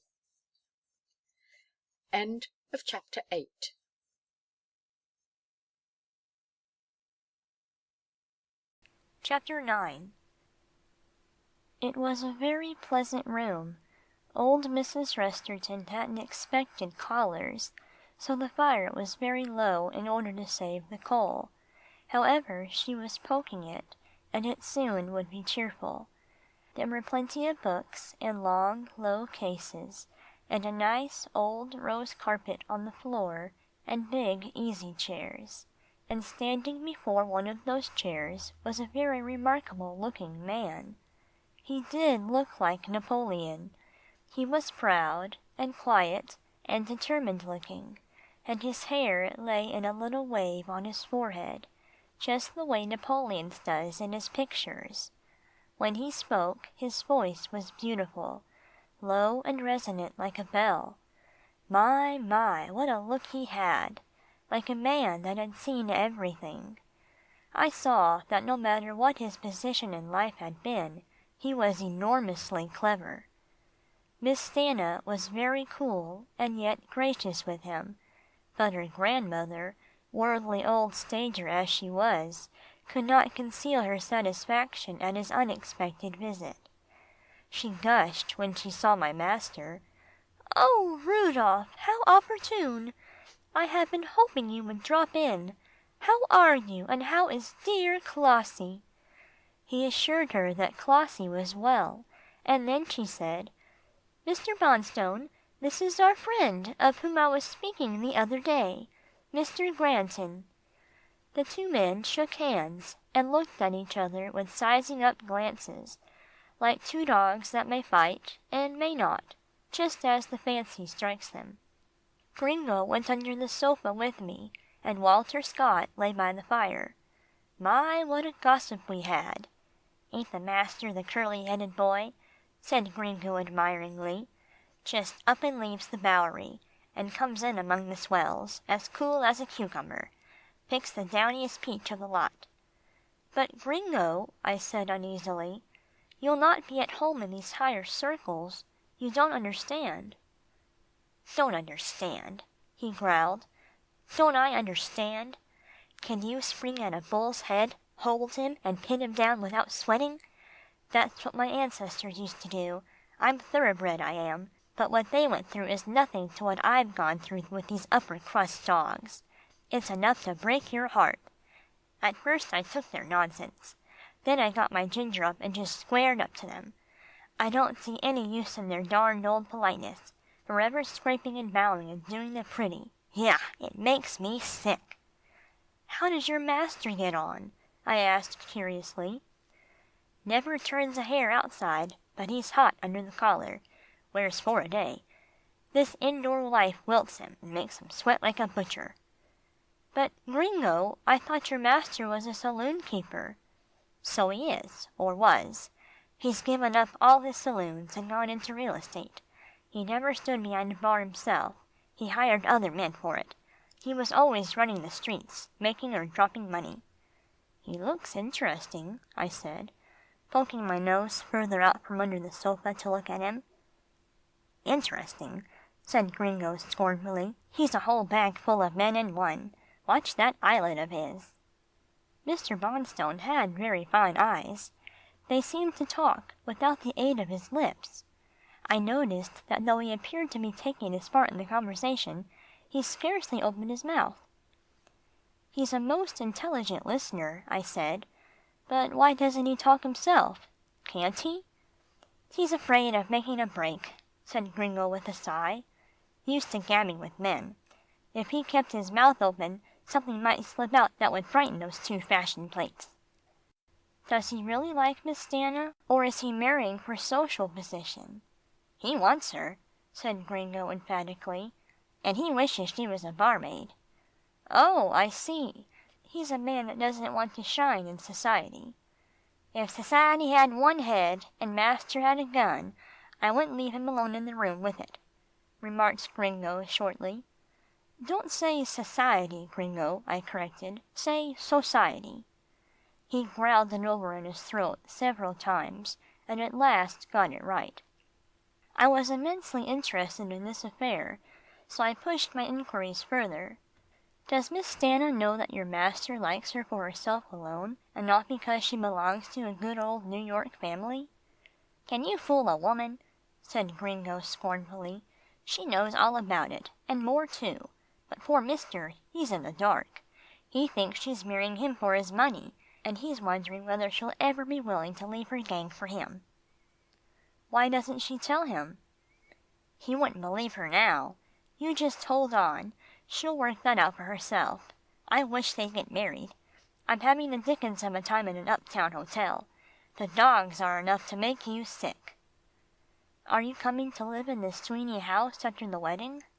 "You bet, and I'll be glad to get up where it's open. But I say, old fellow, give us a helping hand with these dogs up here, will you? Are they very stuck up?" "Some of them. I'll get you good introductions." "You're a nobby fellow," said poor Gringo with a roll of his eyes at me. "You know the ropes, and I don't. Mister's got to be in society for a while, and I'd like to get one paw in anyway." "You'll get your 4 feet in," I said, rising, for I saw master bending over Mrs. Resterton's hand. "I'll run you as an eccentric dog of distinguished lineage." "You might tell them my record," said Gringo anxiously. "I licked the Blaney boy in 1912, and Handsome Nick in 1913, and—" "I don't believe the fighting will count much up here," I replied. It will be more your manners, and how much you are worth. You've got to run on your master's philanthropy, and his English ancestry. Don't mention his barmaid mother, though." "Barmaids and barmen are just as good as anybody," said Gringo stoutly. "Yes, yes, I know, but there's a lot of temperance sentiment up here, and if you just have to talk along drinking lines, the Wholesale Brewery or Distillery Act would take better than your retail trade. Just you wait for your cue from me." Gringo's eyes watered. "'Pon my word, I'm glad I met you," he said. "If ever you want a friend, just reckon on my jaws." "Try to make it up with Sir Walter Scott," I said anxiously. "He's a leader in dog society about here, though not a great favourite personally. It wasn't really etiquette for me to force you in, but I just had to see your master." "I'll not knuckle under to any dog," said Gringo decidedly. "Take every blow like a thoroughbred is my motto. When you once tackle, never give up till they come in and pick you up." "But you haven't any quarrel with him. Come now, go over to him and say you've had a pleasant call, and hope he may come to see you some day." Gringo hesitated, then shuffled over to the hearthrug. Walter got up as he saw him approaching, and presently I saw him lifting his upper lip in a dog smile. He was satisfied. "He will be a splendid friend to you," I whispered in Gringo's ear as they both approached me. "Cultivate him, cultivate him." For a wonder, and to my disappointment, master didn't want to go for a further walk that evening. I was a little troubled about him as I ran home after him. He was talking to himself, and sometimes he smiled, and sometimes he frowned. Arrived in our apartment, where his wife received him with uplifted eyebrows, he did what he rarely did, sat down beside her for a talk. There they were each side of the little table, the electric light between them. "Clossie," he said, "I believe Stanna is going to be married." Phlegmatic as she was, the news of an engagement always excited Mrs. Granton. "To be married?" she repeated. "To whom?"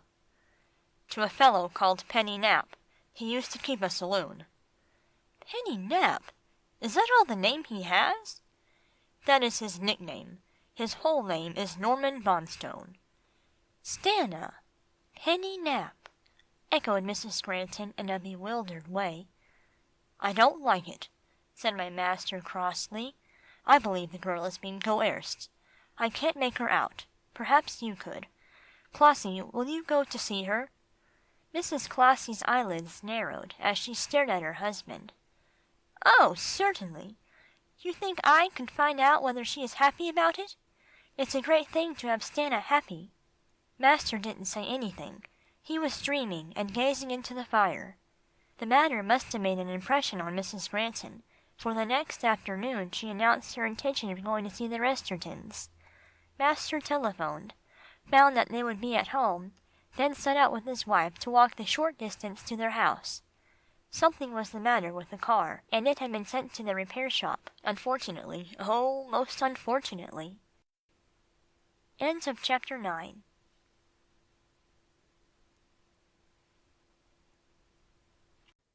Boy, the Wandering Dog by Marshall Saunders. Chapter 10. Master Gets 2 Shocks. Master was very much pleased with his wife for gratifying him, and he kept looking kindly down at her as she waddled along the sidewalk. She was all in fur, coat, muff, and cap. Several little baby seals must have starved to death, and several mother seals must have died in agony to fit her out.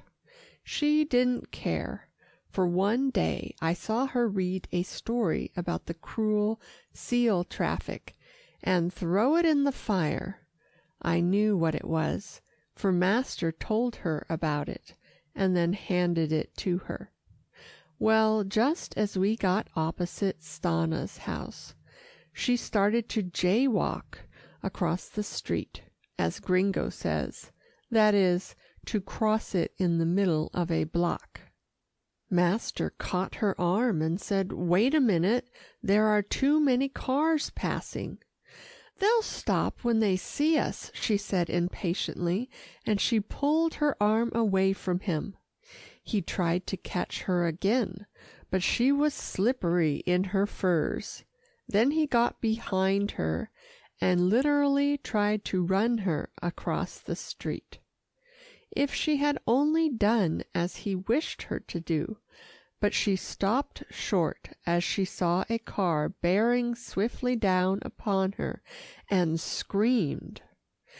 Now I do think automobiles are driven too fast in many cases, but I have seen Louis get wild with excitement and say that he thinks he will lose his mind over those persons who won't use the crossings, and who get right in front of his machine in the middle of blocks. Poor mistress, she didn't know anything about the trials of chauffeurs, and in a flash, right there before my eyes, as I hesitated in the background, for something told me what was coming, I saw her and my dear master struck by a little coupe, rolled over and over in the dust, and finally lying quite still. I shrieked in agony, and a silly doglet who was gazing from a window told me afterward that she nearly died laughing to see me standing with one paw uplifted as if I could help them. The people in the coupe were nearly crazy.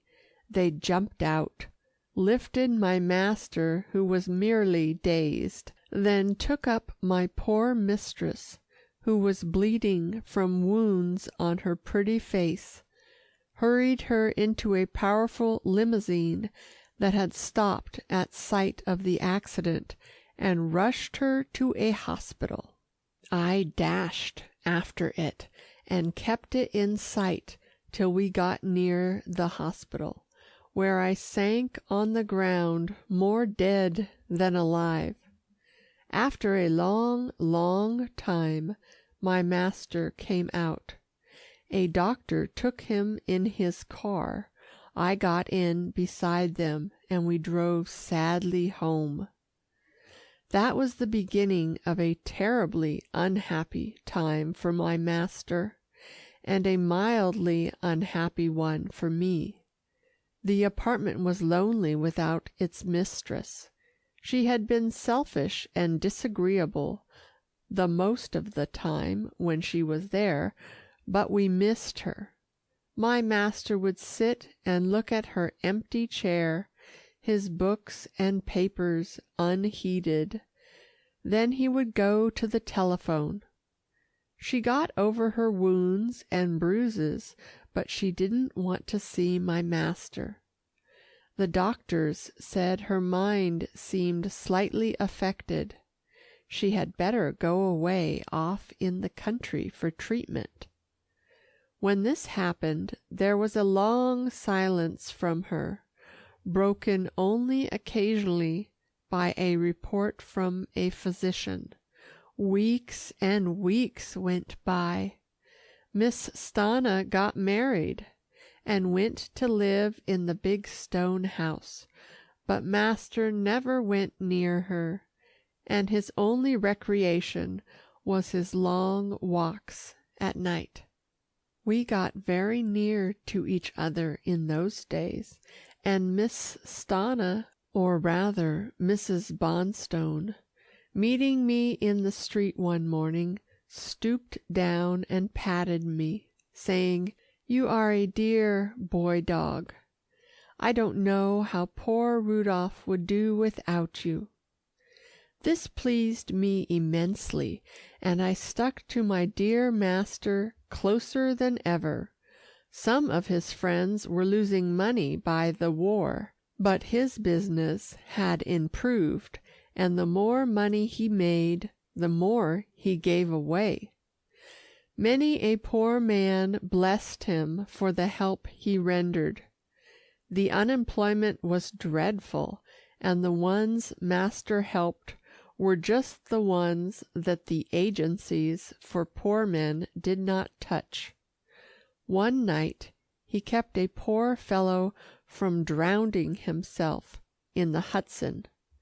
Master argued with him for an hour, and finally brought him home and had him sleep in his own bed. The poor lad was a gentleman and a foreigner, and was too proud to let his people know the plight he was in. Some nights we cut across the city to Ellen's Avenue. It did us both good to go there. That Ellen was the dearest old soul I ever saw, and I loved to talk to Beanie now. I never saw such a changed dog. We used to tramp up the 6 flights of stairs to her flat, and when Beanie felt that we were coming, he would fly out of Ellen's soft lap and stand whining at the door, so we always found them waiting for us. Beanie was quite handsome now. He had lost much of his flesh, and had quite a slender dog figure. Someone had told Ellen how valuable he was, and she was just eaten up with pride to think she had such a well-bred dog. There were a good many colored people on the avenue, and they all petted Beanie, but instead of getting more stuck up and proud, he had become quite a humble dog. He used to talk to me by the hour, and tell me how kind Ellen and Robert Lee were to him, while Master was talking to old Ellen, and despite himself, letting her know what some of his troubles were. Beanie would ask me questions about his dear mistress. On this particular evening he had been talking as he often did about her accident. "Beanie," I said, "she wasn't a true friend to you. Why are you so sorry?" "She brought me up," he said. "She owned me. I can't help loving her better than any one in the world." "But she is a very poor sort of a tool. Now you know she is." "It doesn't make any difference," he said, shaking his head. "She was my mistress." "I believe you're right," I said, "but I'm not that kind of a dog. I can't love persons unless I respect them." "Then you don't know yet what true dog love is," said Beanie. "I'd rather be unhappy with my dear Mrs. Granton than to be happy here with Ellen." "Is it because she is rich and you like luxury?" I asked in a puzzled way. No, if Mrs. Granton were Ellen and Ellen were Mrs. Granton, it would be all the same." "Well," I said stoutly, "I'm glad you can't live with her, for she would have killed you by this time with over-rich food." "I wouldn't have minded dying for her," said Beanie simply. "Well," I said, "it takes all kinds of dogs to fit the different kinds of owners," and I ran to my own dear friend, who was saying goodbye to Ellen in a depressed fashion. Evidently he had been telling her that the blessing she had promised him had been changed into something else, for she was saying earnestly, "Sometimes the wheels of the Lord's chariot run slow, dear sir. Sometimes fast, but they always roll. They never stand still. You just wait and hope. I feel as if something great was just a-hanging over you now." Master raised his hand, and a soft light fell on his handsome face from Ellen's single dim gas jet. That's another thing poor people don't have enough of, good light. "Ellen," he said, If it ever does come, I'll remember you." He talked to himself a good deal. When we started on our way home, we were taking our usual route now. That is, through Morningside Park, which we climbed just under Cathedral Heights. We were getting home much earlier than usual, and there was an evening service just closing in the huge church which dominates this part of the city. As we took the path which winds round the back of it, where the workmen chip the stone all day, and will for many days to come, for it will take years to finish the structure, an exquisite sound floated out on the night air. Through some unfinished part of the building, this boy's voice reached us, so clear and sweet and promising. It soared by us and right up to the stars. Master started, looked at first disturbed, then comforted. He stopped short, gave one backward glance at the vast tract of brightly lighted city seen from this eminence, then walked quickly toward a side door of the cathedral, near one of the exquisite little chapels. I had often been here before with him, but always in the daytime, and he had made me wait for him outside, hidden behind some of the big blocks of stone.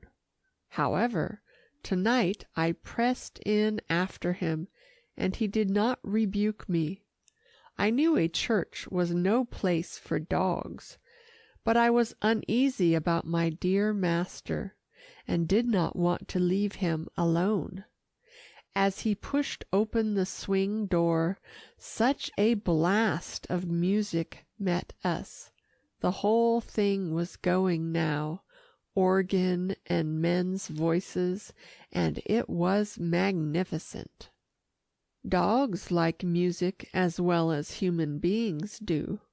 Nothing entertains me more when I am tired than to have some lady sing and play the piano, and even a Victrola is better than dead quiet. Well, my master walked heavily in through the little door, and skirting the small chapels, went away down to the end of the church, and took one of the last seats near the big doors. There he sat down, poor weary man, and laid his head on the back of the chair in front of him. His soft hat rolled away in a corner, and I picked it up and put it on the seat next him. Then I sneaked in close to his feet. He was making the low, soft noise that some people make in churches, for I have often stolen into them. This seemed to comfort him. The music rose and fell, and the boy's voice soared and soared, till in that evening hour it seemed to be full of unnatural beauty and appeal. It was almost dark where we were. A few of the lights high up in the cathedral were going, but we were far away, and they scarcely reached us. The organ went on after the human voices stopped. Oh, the lovely music! Sometimes soft and low, then high and clear and sweet, and sometimes grumbling like the waves of the sea in a storm. I am only a dog, but the music told a story to me. I ran over all my past life, my ups and downs, my sorrows and delights, and I thought, if this means so much to me, when I understand it only on the surface, what must it mean to the weary, clever human being beside me. After a time, the organ stopped. I think the organist had been having a good time to himself after the choir boys had gone. Then a very strange thing happened. A voice sounded through the cathedral, a warm, persuasive voice addressing all that army of vacant chairs. My master started and raised his head for a minute. Then it sank again. Afterward, I heard the explanation. A preacher who had come from a long way off had heard of the teasing echo in the cathedral, and he was testing his voice. Every word he said seemed to be repeated. The immense building now looks as if it were cut in two, for it is only half finished. When it is quite done, in years to come, the echo, it is said, will disappear. I did not understand the words, but my master did. He listened intently, and I, who had got to know him so well, knew that a change was coming over his spirit.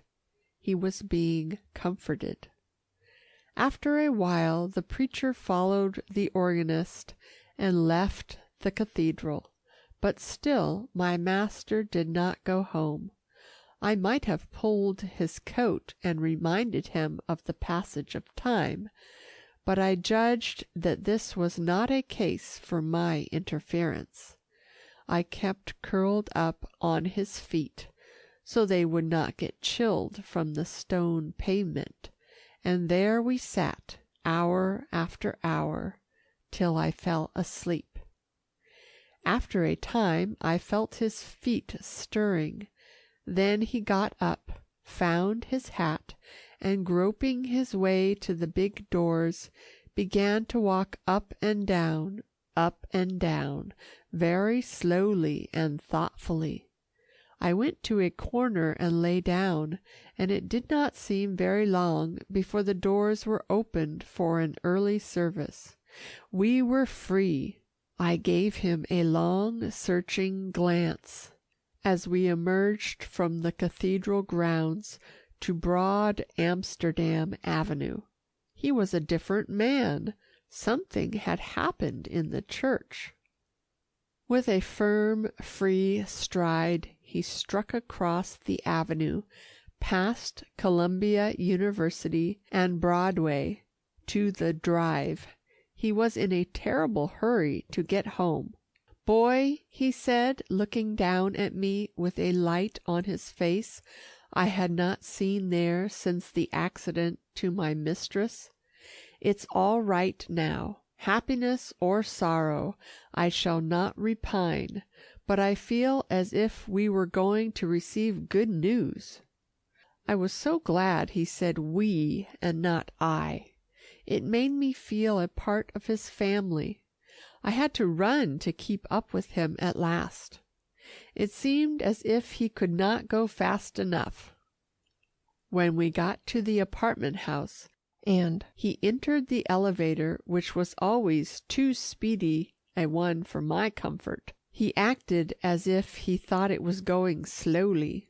He whipped out his latchkey and stepped very quickly to the parlor, and there on the table that always stood between him and his wife lay a telegram. End of chapter 10.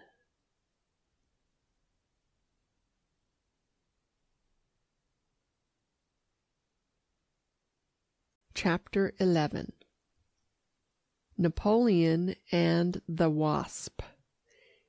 He tore open the telegram, exclaimed, "Thank God!" clapped his hat on, slammed the door in my face, and was gone all inside a minute. What had happened that he had forgotten me? I screamed with rage and disappointment, and scratched at the door, a thing I rarely do, for nothing makes human beings so annoyed as to have their doors marked by dogs. The cook and the waitress came running from the kitchen.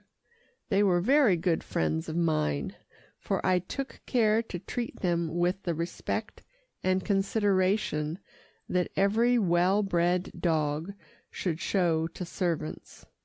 I always wiped my feet on muddy days, and I never went into the kitchen without an invitation. "Bless the beast, what's up with him?" exclaimed cook. "Something, you may be sure," said the waitress. "He's got sense, that dog has. I guess the old man has gone and left him." I pulled cook's cotton dress with my teeth. I led her to the telegram and nosed it over to her. Alas, I could not read it. That bit of paper had driven master from his home. Cook caught it up and then gave a screech. "She's gone and done it. Doesn't that jostle you?" What had who done? Mistress, I supposed.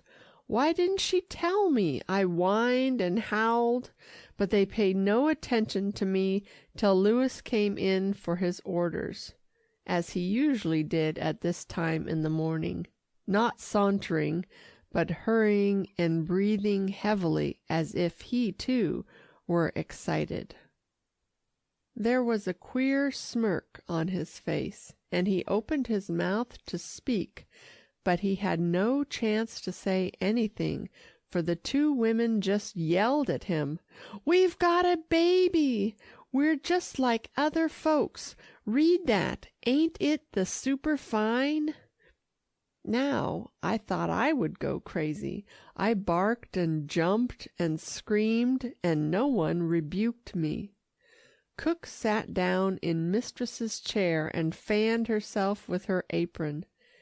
Annie, the waitress, took master's chair and drummed her fingers on the table, and Louis sat on the fender stool with his cap on and whistled. "Let's have our coffee in here," said cook.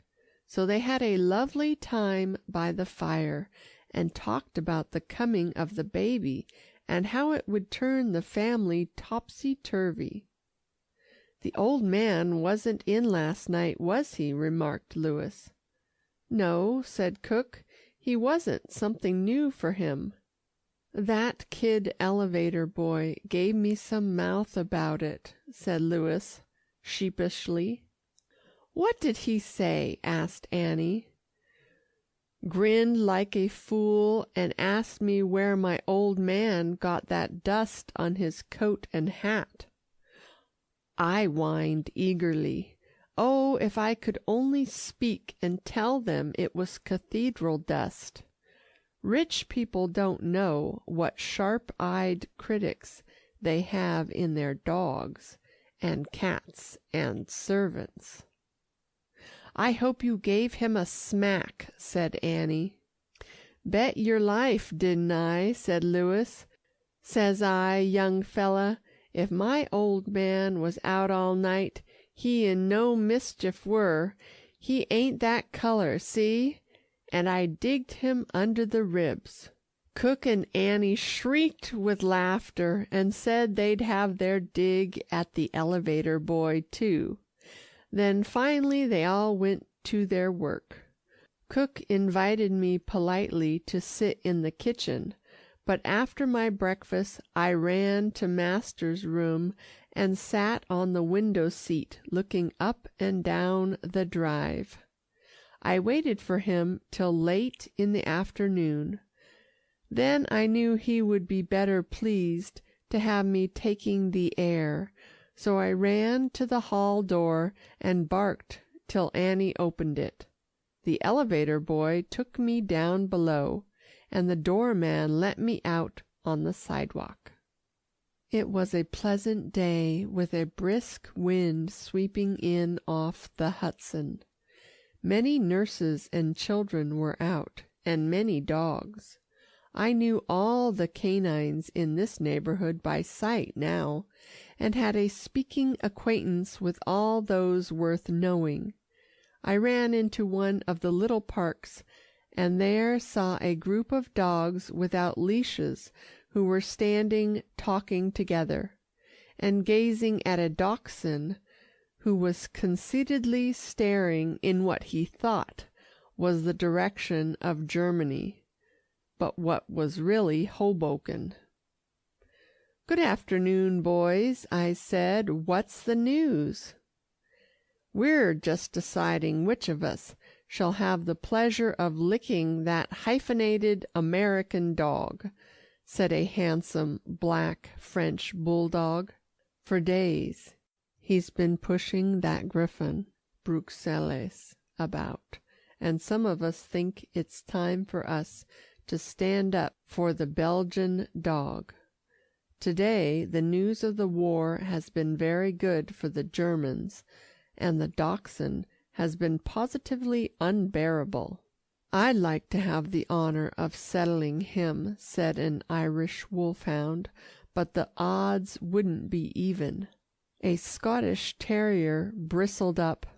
"I mauna, canna, winna yield the privilege to none. I have it." "It's mine," said a Welsh terrier angrily. I burst out laughing. "Fight him if you like. You'll fight me after." They stared at me, and the dachshund threw me a grateful glance. "This is a free country for dogs as well as men," I said. "Let him talk. Don't listen if you don't like what he says." "Are you a pro-German?" inquired an English bulldog furiously. "If you are, I'll chew you up," an Irish terrier seconded him. In reality, I am a dog that is for the Allies, but I wouldn't give them the satisfaction of telling them. "Gentlemen dogs," I said. "I'm not talking about who I'm for, or who I'm against." "You should say whom," interjected an English setter who was a great purist as regards dog language. "Thank you," I said, bowing to him. "I'm for free speech. Say what you like, as long as you're not insulting." "He was insulting," said the whole group of dogs. "He said that Riverside Drive would soon be German." "That's not insulting," I replied. "Why, that's flattering. Think what a nice place it must be if the Germans want it." Every dog showed his teeth. I don't know what the upshot would have been if their various owners had not called them and put their muzzles on. While we had been gossiping, the ladies had been talking together. They were very nice ladies, and law-abiding in general, but they did so hate the muzzle law, and were so sorry to see their poor dogs pawing their noses in misery, that they had the habit of carrying the muzzles in their hands, and slipping them on the dogs when they saw a policeman coming. It certainly was absurd to see baby spaniels and toy dogs of all kinds with muzzles on their tiny noses. They couldn't have bitten hard if they had tried. As the dogs who had been growling about the dachshund left, they threw furious backward glances at the conceited little scamp who ran up to me and licked gratefully a little piece of mud off my back. "Dankeschön," he murmured. "Can't you control yourself a bit," I asked, "and not be so indiscreet? There wasn't a German dog in that crowd. You'd have had a bite or two if I hadn't come along." "It was for the Fatherland," he exclaimed, "and the sacred domestic hearth prized by dogs as well as men." "You say that like a little parrot," I remarked, and I don't believe you bullied that griffin on your own responsibility. You've always been a good dog up to within a week. Who's been coaching you?" The little dog, instead of answering, looked mad, and nipped me quite quickly on the hind leg. "Oh, you saucy hyphen!" I said. His name was Grossvater Leinchen, and I rolled him over and over a few times in the dust, like a little four-legged worm. He got up looking very dusty, and shook himself. "Who's been debauching you?" I said fiercely. "Come on now, I can bite as well as any dog," and I showed him 2 rows of strong teeth. "If I make new friends, it's no business of yours," he said sulkily. "Oh-ho," I said, "I know now. It's that new German police dog that has come to the drive. So he told you the patter about the domestic hearth. Now I'll tell you something more. He's a stranger. He doesn't fit in here. You're a New Yorker and subject to the law of the drive, which is that a dog must function." "I don't know what that is," he said irritably. "Why, you've got to fit in here and play the game. You must respect the rights of other dogs, and not impose your little dachshund will on us. Did you ever hear of liberty, equality, fraternity?" "No," he said in an ugly little voice that told me the spell of the police dog was still upon him. "Well," I said, "for you that means that if the griffin gets here first and wants the warmest patch of sunlight, you've got to let him have it. You've no business to drive him out." "But I'm a bigger dog," he said in surprise, "and I'm German. He's only a Belgian." "Oh-ho, that's it, is it?"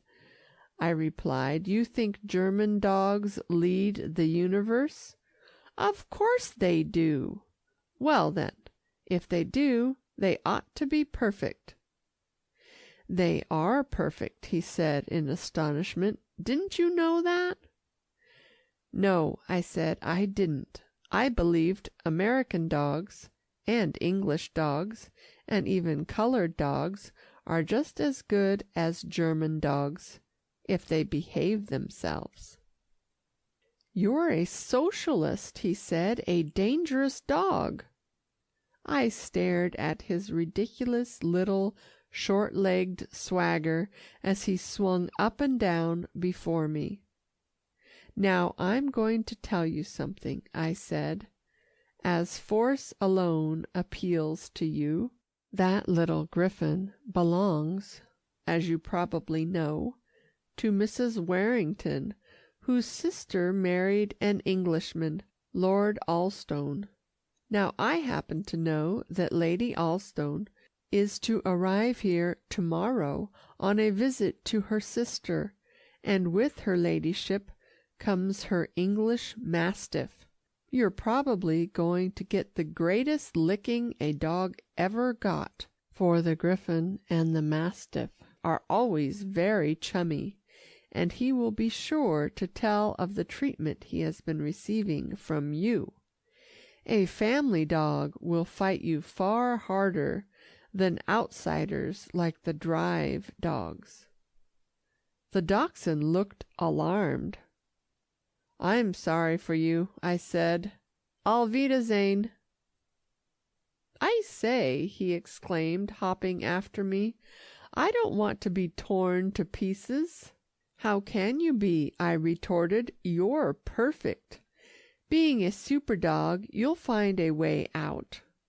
"If that mastiff hurts me, the police dog will kill him," he said angrily. "Ah, perhaps," I observed.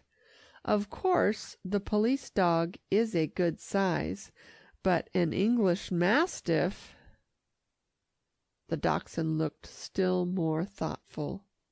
I believe I'll let the Griffin have the sunny corner in future," he said. "After all, I'm not living in Germany.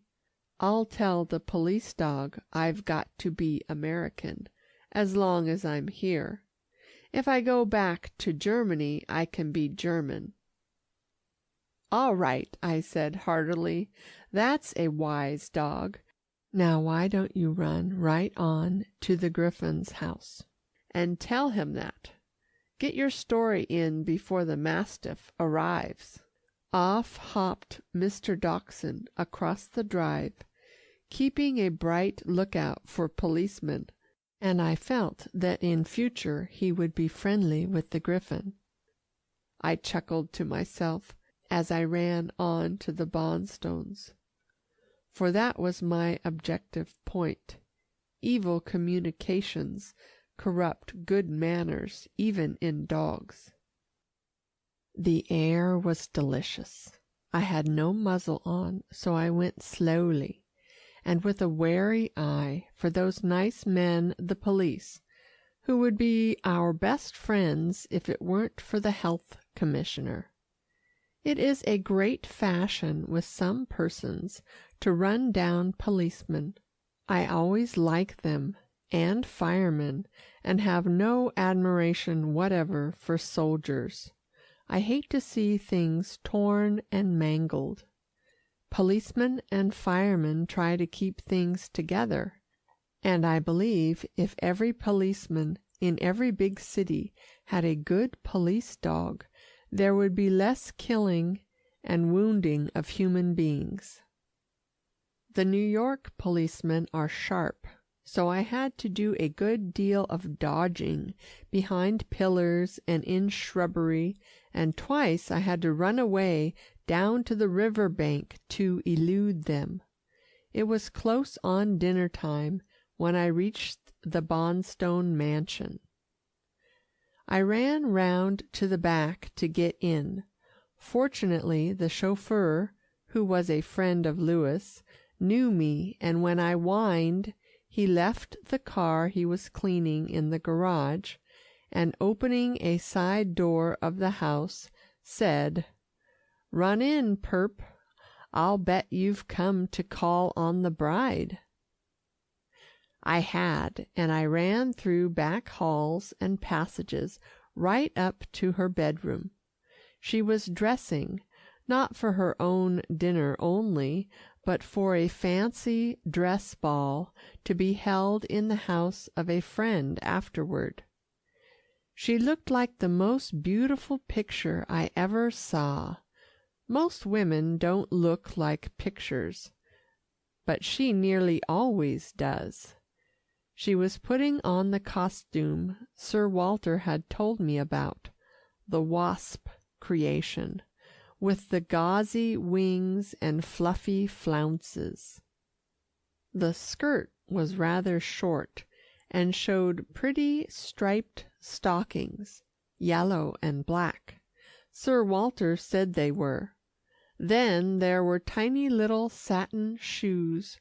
Oh, she certainly was very gauzy and waspy and pretty.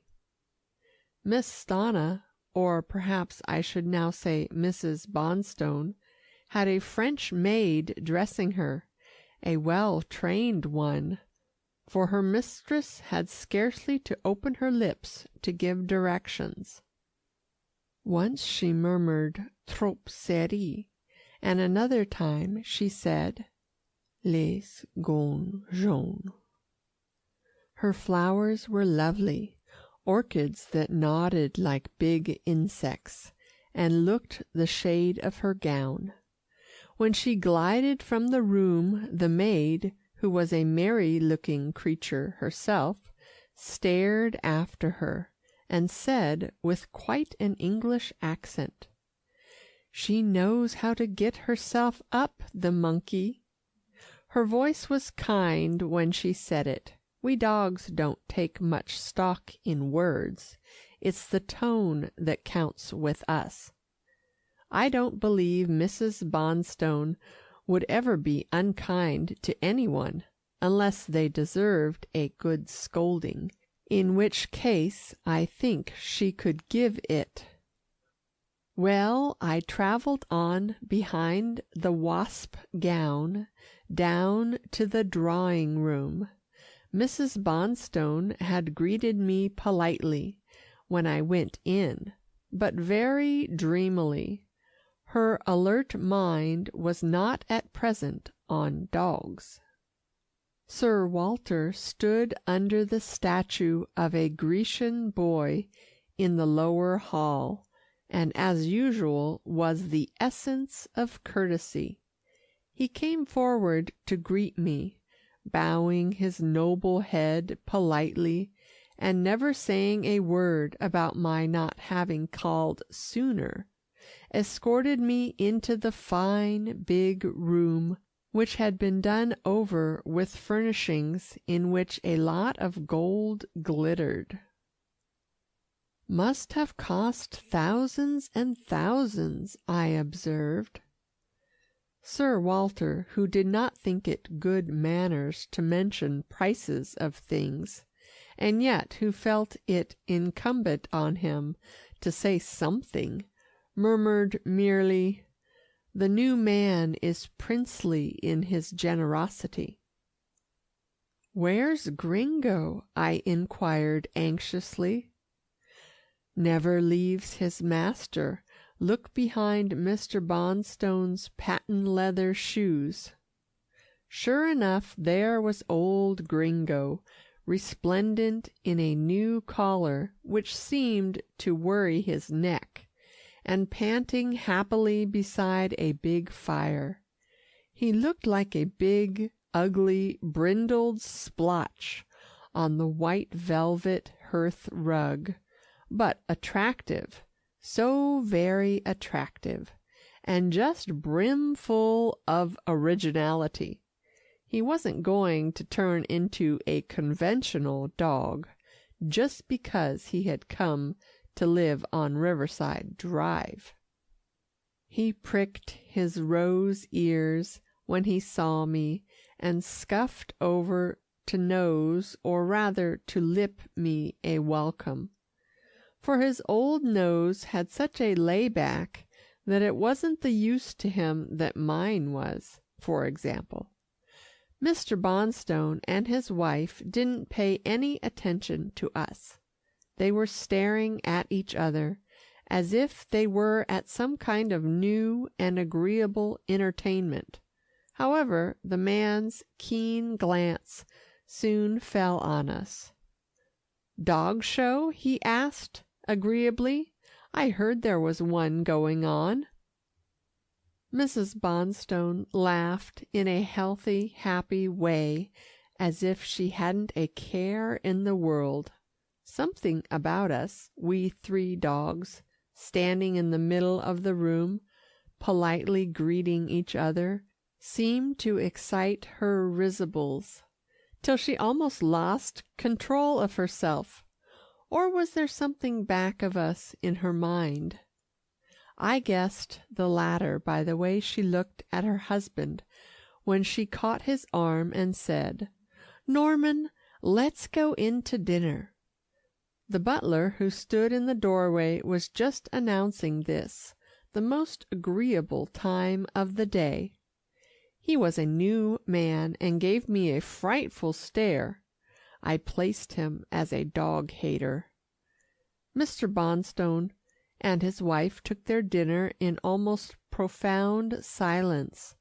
Whether it was the presence of the servants in the room or not, I don't know, but they seemed to be quite happy without talking. After dinner they went not back to the drawing-room, but to the smoking-room, which was furnished in quiet, dull colors. There were some big leather-covered chairs by the fire, and Mr. Bonstone sat down in one, and resting his head on the back of it, stared at the ceiling, while his wife wandered about the room.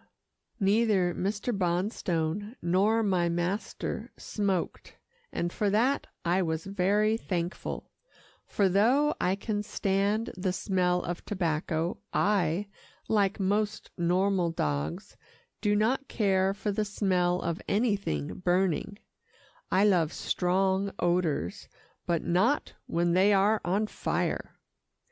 We dogs were ordered to go to the kitchen to get some dinner, and when we came back, the Bonstones were talking, but not about anything interesting to me, so I had a little conversation with Gringo. We were going under the table, which was covered with books and magazines. Underneath was a fine Turkish rug, which made the floor very comfy, and I was just going to lie down on it, when Mrs. Bonstone said politely, "Lie by the fire, boy. You are an honored guest." I had begged Sir Walter to leave us for a while. He was thoroughly exhausted, having had a 20-mile tramp with Mr. Bonstone that afternoon, and though he urged that his duties as host demanded that he stay till my call was over, I freed him from all obligations of a social nature, and told him to run off for 40 winks and come back refreshed. Gringo and I were not sorry to be alone. "If I could tell you, old fellow," I whispered in his soft, well set up ear, "how sorry I've been not to take you about a bit and introduce you, but my master needed me, and I was consoled by hearing that Walter Scott was doing the handsome thing by you." "That dog's right on the level," said Gringo heartily. "He's not used to my sort. In that castle in Scotland, where he was born, there was a set of dog nobs.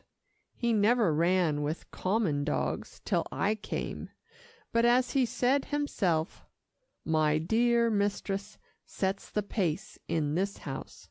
If she accepts you, it is my duty to accept you too.'" "He has introduced you properly to our set, hasn't he?" I asked eagerly.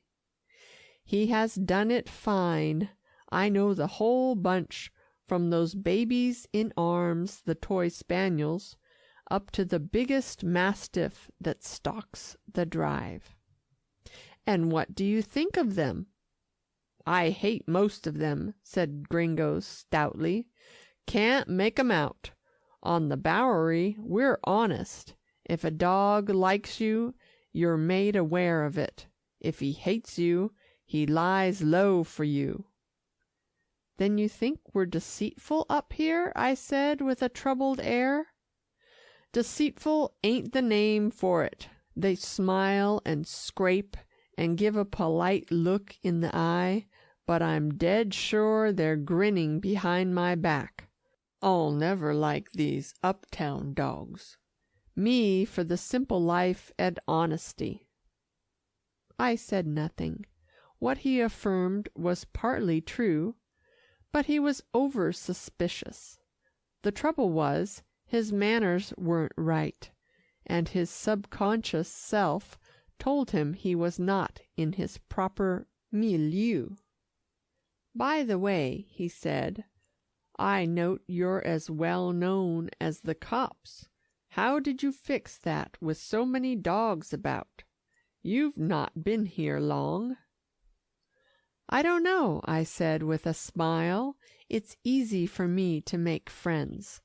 I don't usually stay long in a place, and it's get acquainted in a hurry or not at all, a sort of dogs that pass in the night fashion." "Some day I want to swap experiences with you," he said. "With pleasure," I replied. "You like your present crib, don't you?" he inquired. "Rather, but I'm worried about my master just now." Gringo wasn't listening to me. "Hush up, old man, for a bit," he said anxiously. "I believe that girl is wasping master again." I looked over my shoulder. Mrs. Bonstone had wiggled on to the arm of the huge chair her husband was sitting in. "Odd, isn't it, Norman," she was saying, "that you so love this conventional life after all your bohemianism?" Mr. Norman gave her a queer look from his expressive eyes and said nothing. "I should think you would hate evening dress and tight shoes and dinners and dances after the prairies and South America and the Bowery." "Master's in a cold perspiration. He don't like those things. He hates 'em as much as I do," said Gringo indignantly. "But he thinks she likes 'em, so he keeps his mouth shut." In listening to him, I lost Mr. Bonstone's reply, and Gringo went on wrathfully. "Ain't she the limit? She sits there night after night and sticks pins in my poor boss, and he thinks she's cute and clever." "I guess you don't understand her any more than you do the Riverside dogs," I said. "Looks to me as if she liked him." "Then," replied Gringo, "why don't she tell him so, instead of wasping his life out?" "Gringo," I said, "some ladies often wrap truth all round with affectations, till it's like a little lost soul in the centre of a big ball." "Then give me just plain women," said the old dog sulkily. "Norman," Mrs. Bonstone was saying, "how would you like to give a ball? We've got to return some of the hospitality that's been showered on us." "Poor kid master," groaned Gringo. "He goes to those fool shows and watches her dancing, and buttons and unbuttons his gloves, and chokes his yawns, and thinks he's having a good time." Mr. Bonstone was speaking. "Stanna, you may give a ball, or a funeral, or anything you choose. I'll foot the bill." She struck her gaudy heels together and said nothing for a long time. Her maid came in, laid a wonderful evening cloak on the back of a chair, and withdrew. The sight of it seemed to irritate Mrs. Bonstone, for she frowned at it, and after a time stretched out her hand, pulled the lovely cloak from the back of the chair near her, threw it over Gringo and me, and disdainfully tucked it round us with her foot. Gringo was nearly dead with the heat of the fire, and as he wriggled out of the cloak, he muttered wrathfully, "Why don't the boss give her a hauling over the coals? Down on the Bowery she'd get it, and be the better for it. The way men fetch and carry for the ladies in the élite of the beau monde makes me sick."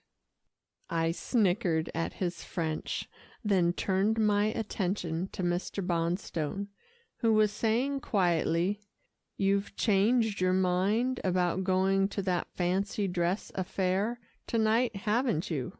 "I believe I have," she said dreamily, and she slipped from the arm of his chair to another big one, and sinking back in it, fixed her eyes on the fire. "Haven't you a farm somewhere near here?" she asked presently. An eager look came into Mr. Bonstone's eyes. "Yes," he said shortly, "I have." "Let's pretend we're the farmer and his wife," she said coaxingly. "I've just been out to the stable and put the hens to bed." Mr. Bonstone smiled. "Suppose we say hen house," he remarked. "Hens, as a rule, don't sleep in the stable."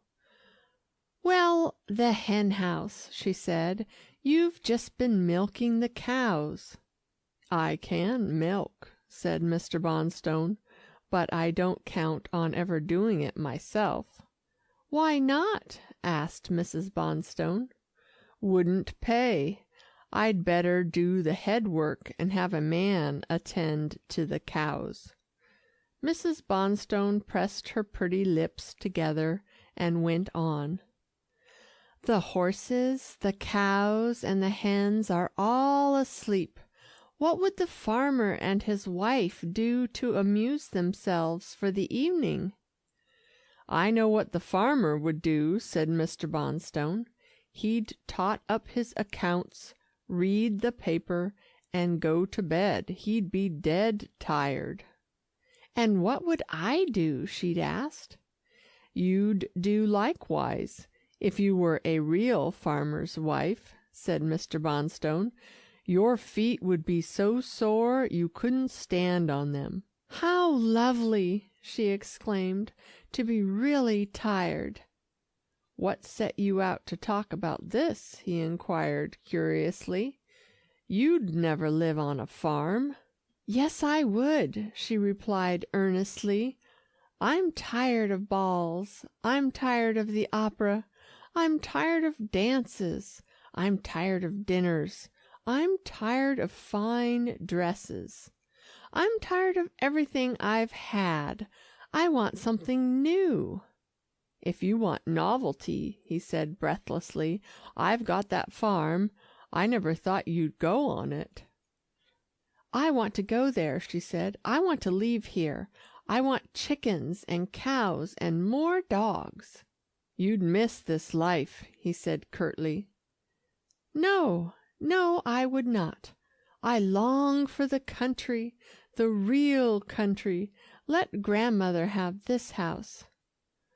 "Well, ain't she the ice chest?" observed Gringo severely. Mr. Bonstone's eyes were going round the room. I felt what he was thinking of. Worldly wise old Mrs. Resterton would be enchanted to preside over this mansion. "If she comes here," he said at last, "you must come, too, when you like. You are a city girl. The country will bore you after a time." She made an impatient gesture. "You don't understand. I like what you like. You despise bricks and mortar. I despise them." "Suppose I haven't money enough to run 2 houses," he said. "I don't care. I can work," and she opened out her 2 tiny hands. Mr. Bonstone said nothing, and looked down at Gringo. "Believe me, he's happy," muttered the old dog in my ear. "I see it in his eyes. He thinks the wasp is beginning to like him." "I thought you liked money," said Mr. Bonstone after a long time. "I love it," said the wasp promptly. "Heaps of it, but I like you better." "He'll have to do something now," said Gringo anxiously. "He's very chilly in his ways." A red-hot spark just then flew out of the fire on my coat, and I was very much occupied with my little burn for a few seconds. When I again turned my attention to the room, Gringo was on his feet ejaculating excitedly, "Mister's left his chair. He's walking fast around the room. He's powerfully pleased. Come on, let's join the procession," and he gamboled to the other side of the table. I love to see human beings happy, and I trotted after Gringo. Mrs. Bonstone's face shone like a fairy's, and she was softly beating her hands on the arms of her chair. "Never again tell me your master has cold eyes," I said to Walter Scott, who had just come to the room and stood in the doorway gazing in an amazed and disapproving manner at the cloak on the floor, his master's excited face, and Mrs. Bonstone's resplendent eyes. "My dear lady is not going to the ball?"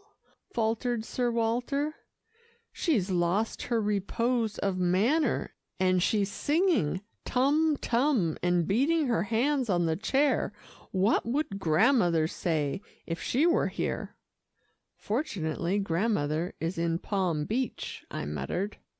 Gringo was in high feather as he trailed round the room after his master, and I trailed after him.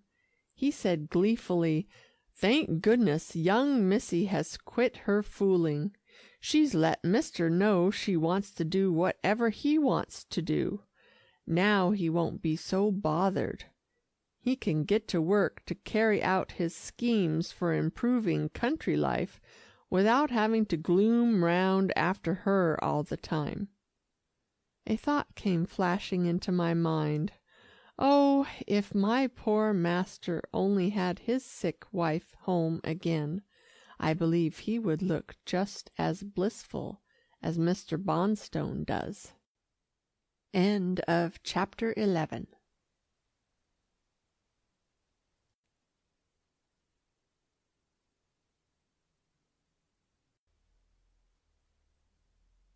Chapter 12. The Great Secret. Just as I thought this, wonderful to relate, the door was pushed wholly open, and there stood master. His face was on fire, all lit up by his blazing eyes. Mrs. Wasp rose pretty quickly to her feet, although master had seemed to take no note of her excitement. "I've got such news," he said. "I couldn't wait to be announced. Stanna, I've got a son, a little son." "A baby?" she screamed. "Impossible! You're dreaming!" And she went up to him and shook him.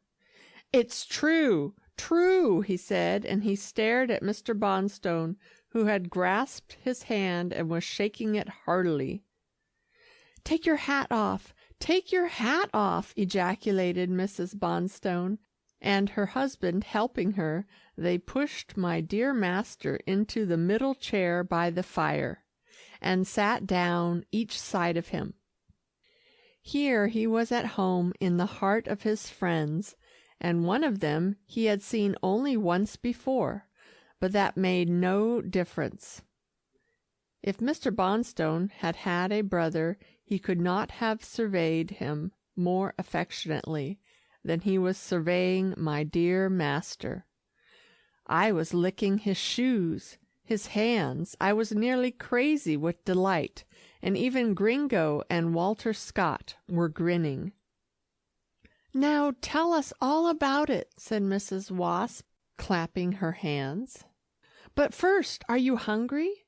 You look as pale as a ghost. When did you last have something to eat?" "I don't know," said master faintly.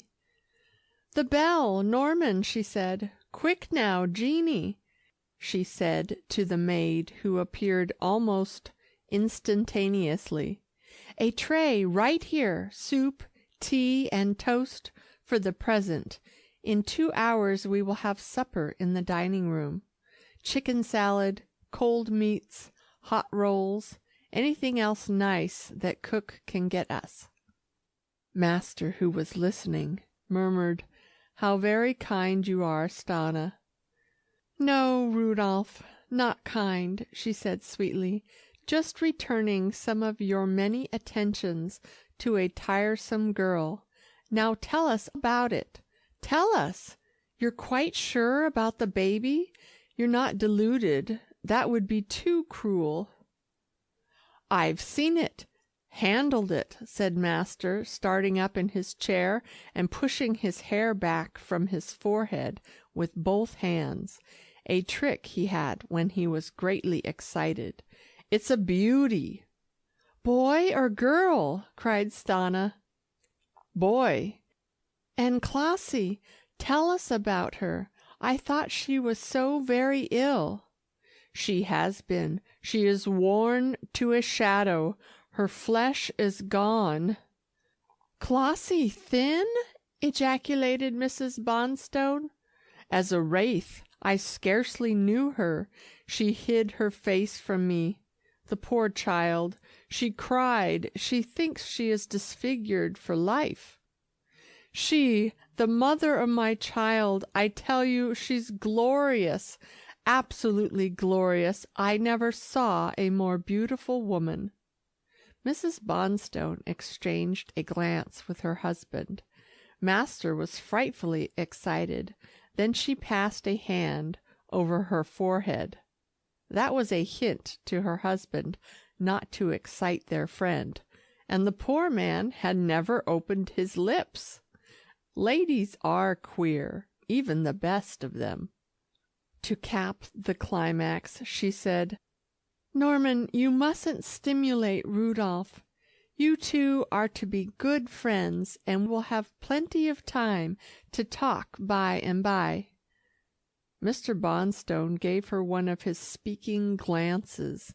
Then, as Master was breaking again into animated speech, he said briefly, "You're done out. Rest for a bit. I'm going to get you a drop of stimulant." And he, with his wife, vanished from the room. Left alone with me, for Gringo and Walter Scott, with exquisite dog propriety, had followed their owners, Master gave me the whole story. "Come up, boy," he said, patting his knees, and I jumped up. It seems he had rushed to a train in the morning, reached the country place where the hospital is situated, and driven rapidly there. A smiling nurse had led him to a room where there were ever so many baby cots, all tagged and numbered. She showed him one lovely, weeny child tagged Granton. Master nearly went crazy.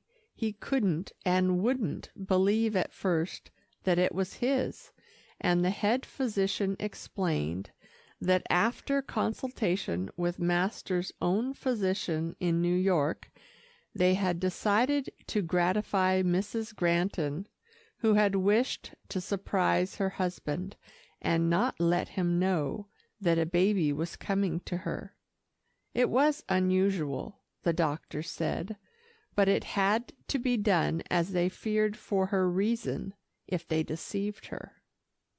"Take me to her, take me to her," said my master. "I forgive the deception. The mother of my child can do no wrong." At first he had great trouble. She longed to see him, yet did not want to. There was a great change in her appearance. Finally, after sending message after message, he prevailed upon her to let him pay a 5-minute call. He did not tell me everything just here, but I knew by what he did say that dear mistress had lost all her pretty looks, and yet now she was more attractive than ever in his eyes. "It's the soul shining through, boy, that counts," he said with tears in his eyes. "She is a Madonna now." When was the baby coming home? That is what I wanted to know, but I did not find out till the Bonstones came back in the room. Mistress and young master were to return home in 3 weeks. "And the baby's name?" asked Mrs. Bonstone, when master was taking his soup and looking much refreshed. Master dropped his spoon. "There's only one name in this country good enough for my boy," he said intensely. "Oh, George Washington, of course," she replied. "I might have known." After master took his soup and crackers, or biscuits as Walter Scott calls them, he simply collapsed with fatigue. He couldn't wait for supper. You see, he had been up all the night before in the cathedral, but he did not tell them this. Even with one's best friends, I notice, human beings have reticences. "I tell you everything, boy," said master to me afterward. for you can't repeat. If dogs could talk, they would not be such valuable friends to us." Mr. Bonstone was just going to take Master upstairs and put him to bed, when to the amazement of the men, Mrs. Bonstone began to cry. "Stanna," said her husband in a frightened way. "I want a baby," she said in a choked voice. They stared at her, and so did we 3 dogs. "Perhaps if you wait," said Master kindly. "I want one tonight," she said, mopping her eyes. "There are so many poor little babies without a home, unhappy little creatures, crying in the night. I want to adopt one." Mr. Bonstone, as if he were telling her he would go downtown and buy her a present, said, "Wait till I come downstairs. I'll get you one." She threw herself in a big chair and cried harder than ever. I think she was overwrought, and was having a spell of nerves. I followed my master and Mr. Bonstone upstairs. "Look here, Bonstone," said my master, "it isn't so easy to pick up a baby at a minute's notice. You'd better put her off till tomorrow." "She's got to have it tonight," said he, pressing his thin lips together in his inflexible way. "There are all kinds of difficulties," continued my master, "signing contracts, proving life support and legacy after your death, giving references, and so on." "There are babies ready to jump into a home," said Mr. Bonstone. "I have it!" exclaimed master as he sat on the edge of the bed in a magnificent guest room. "Go to old Ellen. I'll give you her address, and take my dog. He'll lead you to her apartment." This just suited me. I hadn't been out all day, except for my little walk before dinner, and I jumped and fawned round Mr. Bonstone. "Who is she?" he inquired in his short way. Master explained how much he thought of her, and even wrote her a note introducing Mr. Bonstone. "Does she know?" inquired Mr. Bonstone. "About the baby?" said my master with a heavenly smile. "She was the first one to get a telegram." Mr. Bonstone didn't understand this, but I did. Old Ellen would be in the 7th heaven, and Robert Lee and Beanie would be halfway there. I danced downstairs, and danced up to Mrs. Bonstone, and she let her handkerchief fall on the floor like a little damp cobweb. Then she sniffed, and asked her husband to lend her his. He took out his big one for her. Then he telephoned for a taxicab. "If you let the baby get cold, I'll never forgive you," said Mrs. Bonstone. "It won't get cold," he said, and seizing her satin fur-trimmed cloak, he doubled it all up and put it under his arm. Gringo wanted to come too, but Mr. Bonstone said, "Go back. Your face might frighten it." Gringo wasn't very pleased, though he saw the wisdom of this remark. I often had long arguments with him about the bulldog visage. I claimed that bulldogs, Boston terriers, any dogs with lay-back noses and undershot jaws, were displeasing and terrifying to timid human beings. Give me a dog with a good facial expression, and a head not running all to jaws. Of course, I loved Gringo because he was my friend, but I would rather have had him a long-headed, amiable-looking fellow, if I'd been making him. I scampered down the steps and out of doors like the wind, and was waiting by the taxi when Mr. Bonstone came.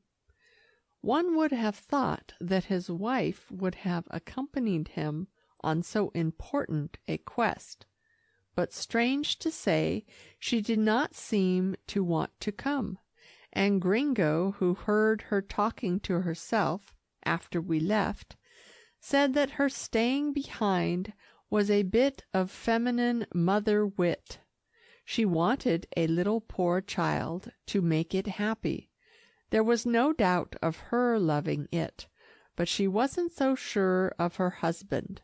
If he chose it, he would be more interested, and if at any time he found fault with the child, she could say, "Why, it was your choice."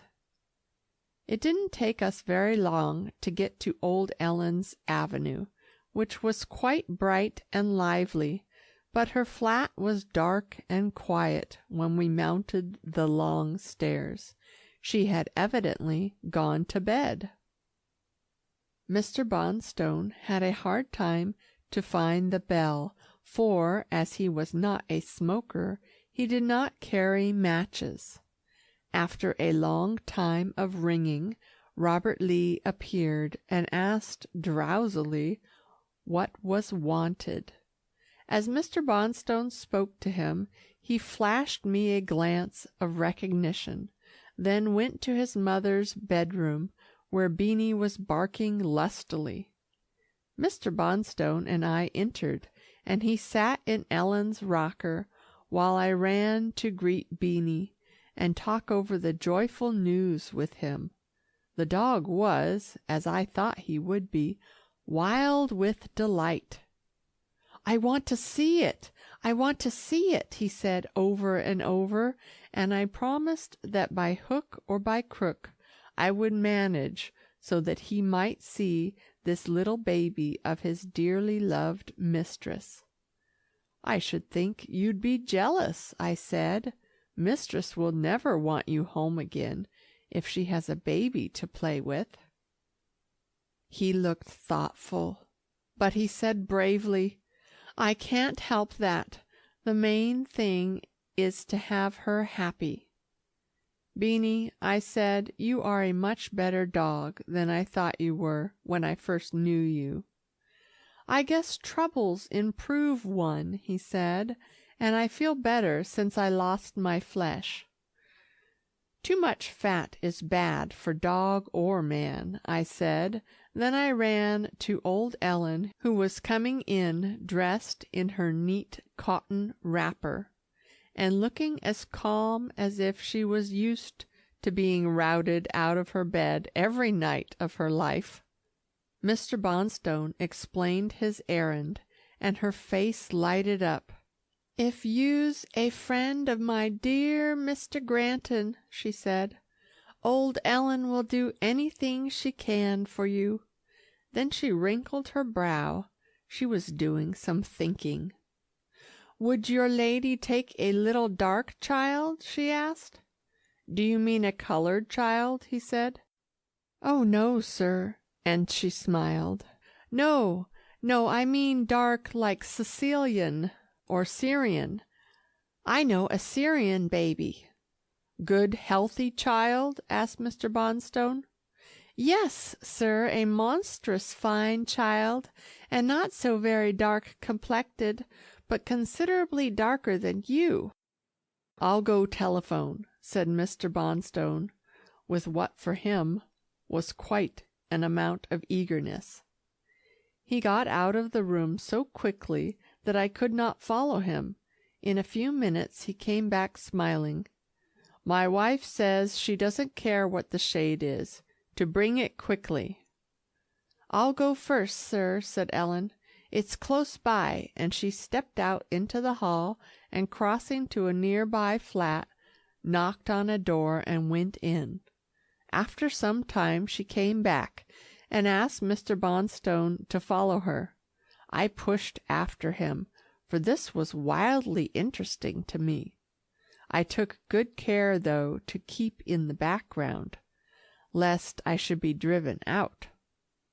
This other flat reminded me of the nests of boxes ladies buy, one box inside another, and another inside that, till you get to the tiniest box. It seems a Syrian family renting it took boarders, and at first it was quite an effort to single out the various members of the various families. They all looked respectable and fairly clean, but they were certainly very crowded. I think they were all peddlers of fruit and vegetables or trinkets. There was a roaring coal fire in a kitchen stove, and they all sat round it. One man was playing on a queer-looking musical instrument, and the others were listening to him. One big girl had a baby in her arms. This probably was the baby Ellen had spoken of, and I looked at it anxiously. It was a healthy, happy-looking little object in a ragged but not too dirty frock. Ellen motioned to this girl, and she followed us into an inner room, or rather a closet, where a young woman with a dark, eager face lay on a tiny bed. It was a poor place, and smelt stuffy, but not unclean. I knew by the girl's face she was the baby's mother. Oh, what a devouring glance she gave Mr. Bonstone! He said never a word, but opening his coat, took a picture from his pocket and laid it before her. That was Mrs. Bonstone, I knew. I could imagine how the picture of this pretty, rich young woman impressed this sick, poor young woman. The young woman's eye just burnt into the photograph. That probably was what she would like to be. And here she was laid up with an injured back. Ellen told us, suffering untold torture most of the time, and likely to die any hour.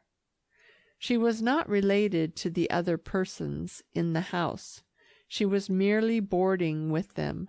Her young husband had died while on the way to this country, and she had been struck by a trolley car a few days before, and knew she must die and leave her baby. Her anxiety was frightful, yet there was a kind of comfort in it for her, for she gazed from Ellen, whom she knew, to Mr. Bonstone, whom she did not know, as if to say, "You are all right if she recommends you. Ask her if she has any relatives here or in her own country," said Mr. Bonstone to Ellen. Ellen, making use of a lingo I did not understand, put the question to her. The woman made vehement gestures. "No, no, the baby is free." "Her father was well off," said old Ellen in a low voice. "He had cattle and sheep, but he was cruel. He beat her when she said she would not marry a rich old man. She hated them both, and ran away with a poor young man who helped with her father's flocks. Then he died." "Did she tell you this?" asked Mr. Bonstone. "No, sir, the other Syrians. She asked them to take her baby after she died, not to let the old grandfather know. He likely would not have it anyway." "But these people are poor," said Mr. Bonstone, "and that room seems half full of children." "They are very good to each other," said Ellen simply, "but they would be very glad to get rid of it. She wants you to have it, too. See her face?" The poor young woman, brushing back her long, thick black hair from her clammy-looking forehead, motioned to the girl to give her the baby. She could not hold it properly on account of the pain in her back. Her groans were dreadful, but she steadied herself and pulled a cross out of the breast of her gown. The poor creature had no nice white nightie like rich ladies. She was in bed with her street dress on. She wanted Mr. Bonstone to swear on the crucifix that he would be good to her child. The scene was pitiful, and Mr. Bonstone, strong man as he was, almost broke down. Tears rolled down his cheeks, and he bit his lip painfully.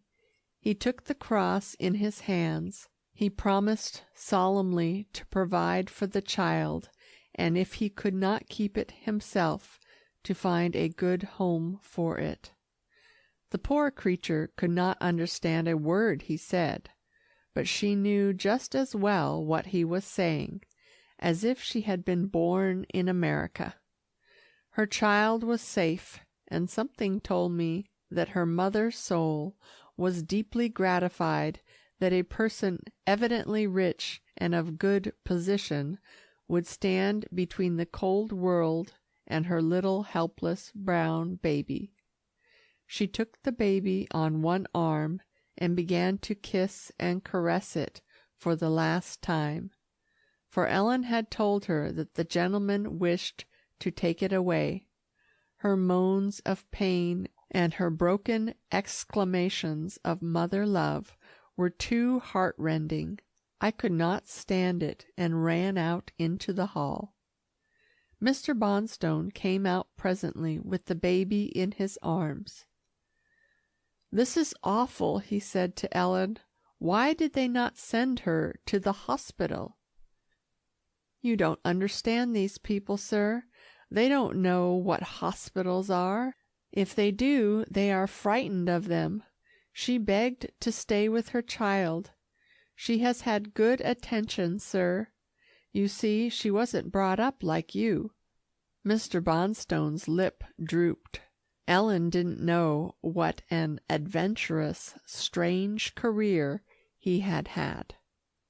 How carefully he went down the steps with the baby, after he had thanked Ellen for her interest, and had slipped something into her hand. He held it quite nicely to him all the way home. I think he liked it. Mrs. Bonstone must have been listening for the taxi, for she met us in the doorway. She never said a word, just held out her arms. Her husband put the baby in them, and she ran to the smoking room. There she was, unwrapping it when Mr. Bonstone came in. "Oh, Norman, Norman, Norman," she said over and over again. "What a dear little brown baby." She kissed it and squeezed it, and asked how old it was, and where he had got it. He said it was a year old. "Ah," she said profoundly, "then I am 12 months ahead of Clossie. Isn't it a darling?" she went on. "Such liquid eyes, and such lovely hair, and it isn't a bit frightened." "It's been used to living in a crowd," he said dryly. "But its clothes," she said. "They're old and faded, and just a little smelly. Norman, we shall dress her like a princess. What's her name?" Alas, he had forgotten to inquire. "Never mind, dear," she said consolingly. "It doesn't matter. I'd like to name her myself. You say she's Syrian? She shall be Syria, spelt with a C instead of an S. Cyria. Isn't that pretty?" He acknowledged that it was. "Now tell me all about the mother," she said. "But first, drag that little rocking chair near the fire, so I can rock her." It was hard for Mr. Bonstone to describe the intensely painful scene with the mother, but he did so manfully. "Norman," she screamed, "you didn't take this baby from a dying woman." "You said you wanted it tonight," he replied bluntly. "Isn't that like a man?" she said tragically. "Take it back." And she held it out to him. "You don't understand," he replied. "I offered to leave it. The mother kissed your face in the photograph and refused to have me keep the baby from you. I think she was afraid something might happen after she died to prevent your getting it." "I shall go right to her," said Mrs. Bonstone. "Call another taxi." The dear, patient man got another taxi, and with him Mrs. Bonstone flew off to the mother. I did not go this time, but I heard her telling my master the next morning all about it. It seems the Syrian mother was frightfully ill when they got there. Mrs. Bonstone stayed with her and sent her husband to get a nurse for the mother and one for the baby. He spent a part of the night in this agreeable pursuit, and by breakfast time the Bonstones, nurse and baby, were comfortably settled on Riverside Drive. Money does certainly oil the wheels of life. How long it would have taken a person on foot to accomplish what the Bonstones did that night! I could not help thinking of some further lines the English greyhound taught me. "As I sat in my cafe, I said to myself, they may talk as they please about what they call pelf, but help it I cannot. I cannot help thinking how pleasant it is to have money. Hi ho! How pleasant it is to have money." A little while before lunch, Mrs. Bonstone called us dogs to go to the nursery with her. It was a room that had been quickly fitted up for the brown baby. What a transformation in the little creature! Someone had been up bright and early shopping for Miss Cyria. She looked a little aristocrat in lace and muslin, and how deliciously she smelt, just like a faint lily of the valley. What an upbringing that child would have! Mrs. Bonstone, or that good little wasp, as Gringo called her now, paid 2 long visits every day to the baby's mother as long as the poor thing lived. Sometimes Mr. Bonstone went with her. As I have said before, the man was no talker, but I heard him one day in the smoking room, which both men haunted, though neither smoked. I have forgotten to say that we had been invited to spend a week at the Bonstones, and the 2 men got to be great friends. Well, this day Mr. Bonstone was telling my master of the Syrian woman's actions when her beautiful child was brought in to her tiny room that first night. "I never saw anything like it," he said. "That poor wretch, racked by pain, she draws herself up, stares at that old Ellen, at the child, at my wife's picture, then she gets out that cross. 'Pon my word, I nearly broke down. She's a living martyr, but the awful joy of her face! I say, Granton, there's something about mothers men can't comprehend." "There's nothing like it," my master said softly. Then he went on to tell about his wife and his baby. "Queer, isn't it, more of the well-to-do don't adopt these youngsters?" said Mr. Bonstone. "Cyria is going to be a beauty." "You'll bring her up as your own child, I suppose?" said master. "I guess so, after that mother." "You're not afraid of heredity?" said master. "Fudge, no. It's up to us to shape her." "Frightens one, doesn't it?" said master. Mr. Bonstone smiled one of his rare, peculiar smiles. "Yes, and lead you on, too, like a beacon. If Stanna and I have no children, that child may be the light of our old age." At that moment she came in the room with the brown baby in her arms. "I just wanted you to see her this morning, Norman," she said. "She's so unusually sweet." Her adopted father chuckled to her, and clucked quite like a real one. Master examined her with the eye of a connoisseur. Then, as he could never help dragging in his own young one, he said, "She seems like a giantess compared to my small son." "Just look at her dimples, Norman," continued Mrs. Bonstone. "Aren't they fetching this morning? And that cute little way her hair curls round her forehead. Seems to me it's more curly than usual." "And her lovely dark skin," said Mr. Bonstone grimly. "Say, Stanna, you're not planning any nonsense about keeping the knowledge of her people from her?" "Do you suppose I would ever allow a child of mine to be ashamed of its origin?" said Mrs. Bonstone. "I have taken her several times to see those good creatures who were willing to adopt her. They are not a bit envious, and finger her pretty clothes with the utmost satisfaction. It reminds me of the first day her poor mother saw her dressed up. Oh, Norman, if you could have seen her face! Cyria did look like an angel in her white silk cloak and bonnet." "That's fine," said her husband.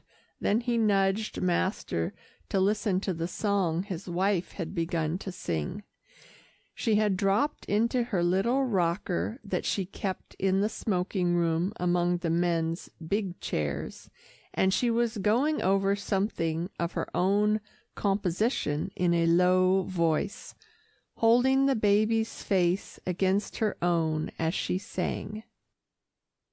"I never had a baby, but I know a little song, and I sing it to my baby that does to me belong. She's the sweetest little baby that ever I did see, the brownest, sweetest baby, and she's all the world to me." Now, I didn't think this was so very clever, and I don't think Master did, but Mr. Bonstone was so enraptured that he paid a young man a handsome sum to round out this song about the brown baby and set it to music, and strange to say, the simple words and the air became so popular that I even heard boys whistling it in the streets of New York. After a time, the poor mother died and was buried at Mr. Bonstone's expense. My, what a funeral they gave her," said old Ellen. "If ever the Bonstones want anything from the Syrians on this avenue, all they've got to do is say it." I was greatly excited about our own baby, and oh, how I longed to see it, but my turn did not come for several weeks. Master used to motor out every afternoon to see how mother and child were getting on, but I was always left in the car, till one day when I squealed wildly for permission to go in. Master took me into the big hospital, and a nurse wiped me all over with a damp cloth, which had something on it that smelled queer. I think she was afraid of germs. When I was ushered into the sunny, lovely room where sat my mistress, I felt all broken up. She was as thin as a scarecrow, and just about as good-looking. "See, Rudolph," cried the poor thing, "even the dog scarcely knows me." After that there was nothing to do but to run up to her, wag my tail, twist my body, and pretend that I was charmed to see her. Perhaps I should not say pretend. I really, by this time, had gotten to be so sorry for my poor mistress that I pitied her, and when a dog pities anyone, it is only a step to love. Then I was sincerely and truly delighted about the baby, because it had made my master happy, quite happy.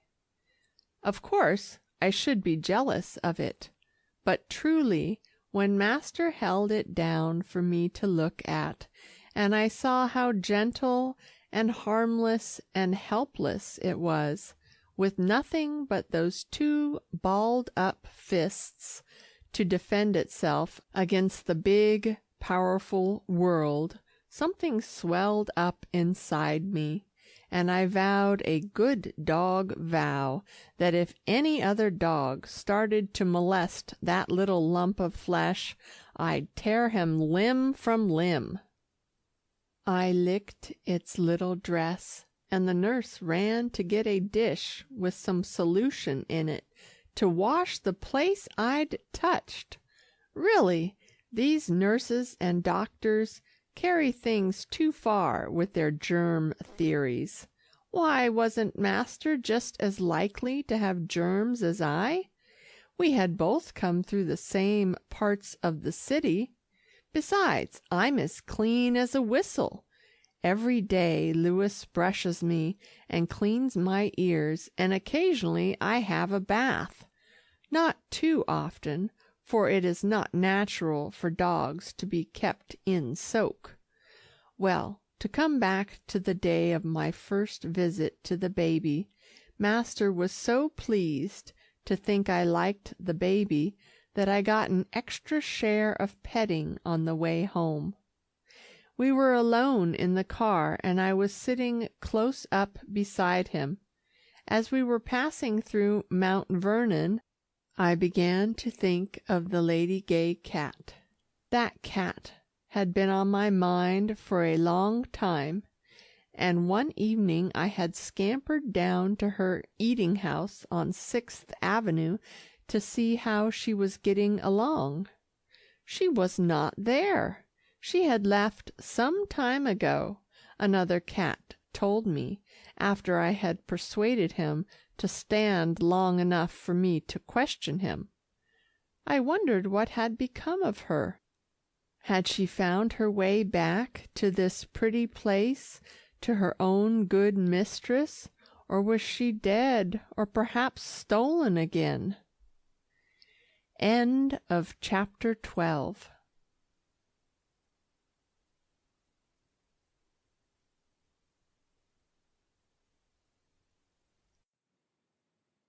Boy, the Wandering Dog by Marshall Saunders. Just here something extraordinary happened, and I must say in connection with it that I have marvelous luck in re-meeting persons and animals. My master suddenly exclaimed, "I am frightfully thirsty, Boy. Let us stop at this nice little cottage, and see if that old lady in the window will give me a drink." Master drew up the car by the side of the road, got out, and I jumped after him, and whom do you think I saw rolling on a bed of catnip under the kitchen window? My acquaintance of a night some time ago, the Lady Gay cat.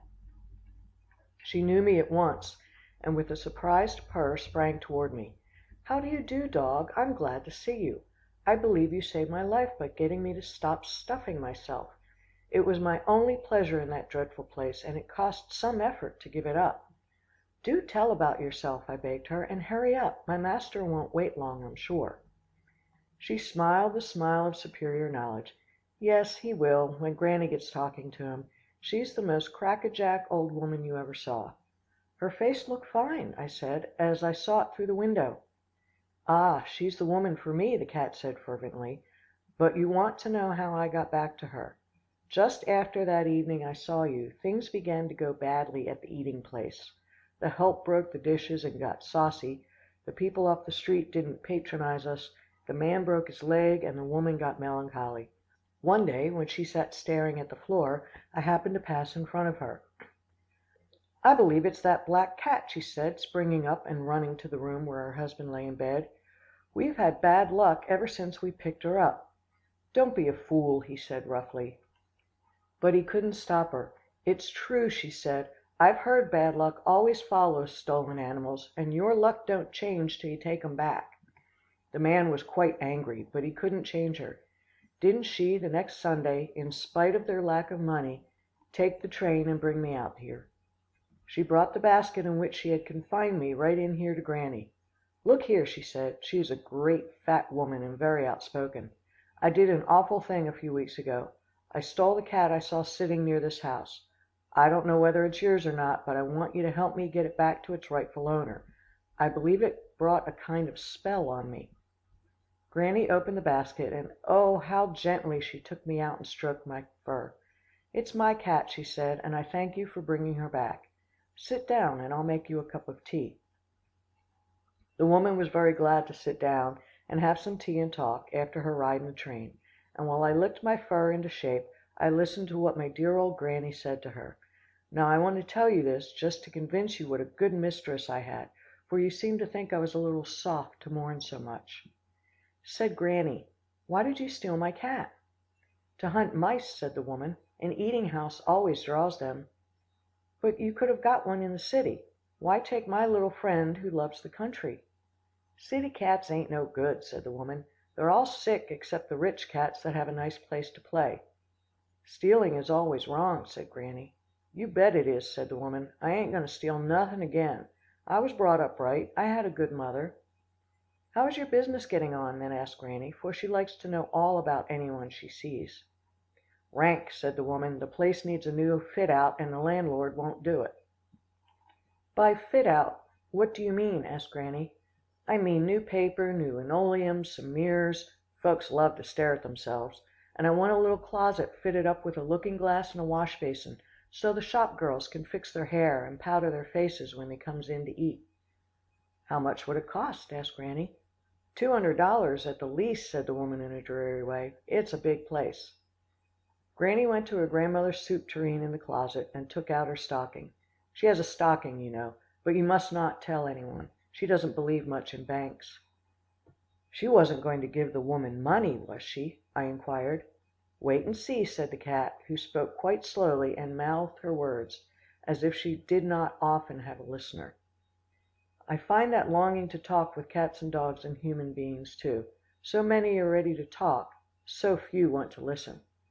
Well, the black cat went on to tell me that the woman looked as amazed as if she had seen a ghost, when good old Granny began counting out the $5 bills. "You don't mean to say you're going to lend me the money?" she exclaimed. "Just what I'm going to do," said Granny. "I've got two good sons. I brought 'em up right, and they slip me in a $5 bill every time they write. I'm going to lend you what I've got." "You're going to lend me money," cried the woman, "when I stole your cat." "You're going to be a better woman in the future than you've been in the past," said Granny. "I can see it in your eye."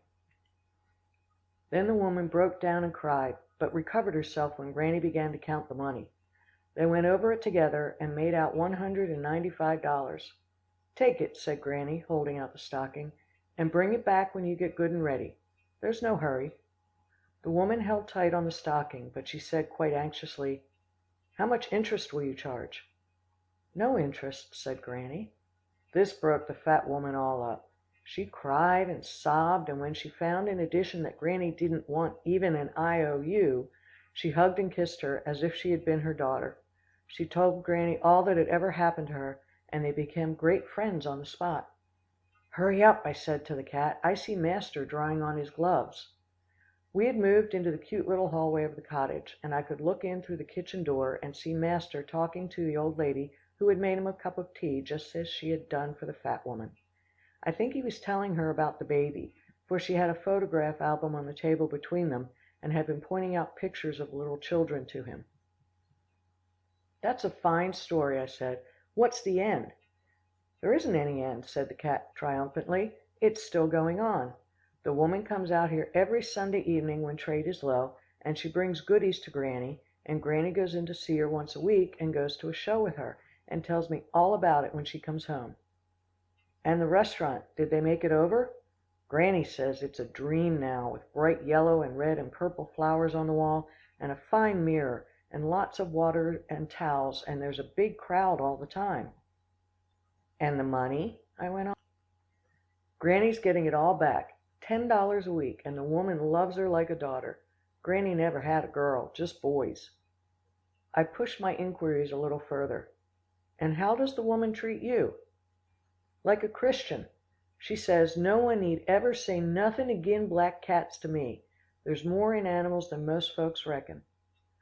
Goodbye, I said, running after my master, who had shaken hands with the old woman, and was jumping into the machine. That's a fine story. I'm mighty glad you had a safe exit from your troubles. Call again, said the cat to me. And call again, called Granny to master as we sped away. The next interesting thing that happened to me was the homecoming of the baby. My, what a fuss! The apartment refurnished, renovated, fumigated, aired and re-aired. Master, whistling as cheerfully as a schoolboy, gave up his lovely front room and bath to his little pickaninny. You and I won't mind the view of the backs of apartment houses, will we, boy? He said to me. Of course I didn't mind. Anything to make him happy and to keep with him. I was mortally afraid he would get like those silly nurses and send me out of the house. At last the great day came, and master and I took the car out to the hospital. Mistress all wrapped up and veiled, and baby and nurse got into it, and we tooted back to the city. Master had warned the maids that mistress had got very thin and nervous, and they must be extra gentle and quiet in their manner with her. They were lovely to her face, but they almost cried in the kitchen over her changed looks. Oh dear, whimpered the cook, ain't she the holy fright, the darlin' thing? And Annie said something even worse. However, from that day on, they never criticized her as sharply as they had before. The baby had brought a new spirit into the house. My dear master still thought his wife was beautiful, and I could see that he was perfectly terrified lest she should eat too many sweets and get fat again. He offered her a diamond necklace if she would stop eating chocolates, and he watched her at the table and coaxed her not to touch any puddings that had a rich sauce. One day he found a little bit of brown paste on her upper lip. Dearest, he said anxiously, have you been eating chocolates? She blushed like a naughty child. Just once, she said. Nurse had some, but I won't do it again, she went on, shaking her head. I'm really anxious to please you, Rudolph. He kissed her quite warmly for him, and pushing the table away, sat down quite close beside her and began to read. I was delighted that she liked to have him read to her now, but it made a great difference to me. She used to watch the clock with cunning eyes and get more and more interested in what he was reading the later the evening grew. Sometimes she asked a question which did not exactly fit in. For example, when he was declaiming about the war in Poland, and she said, I always did dislike Spaniards. He laid down his book. I said nothing about Spaniards, my dear. Her thoughts had been wandering, and she couldn't speak till he gave her a clue.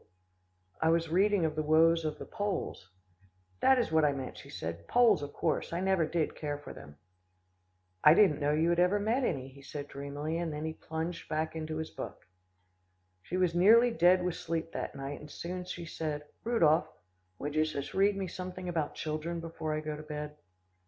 He put down the war book and took up one of poetry.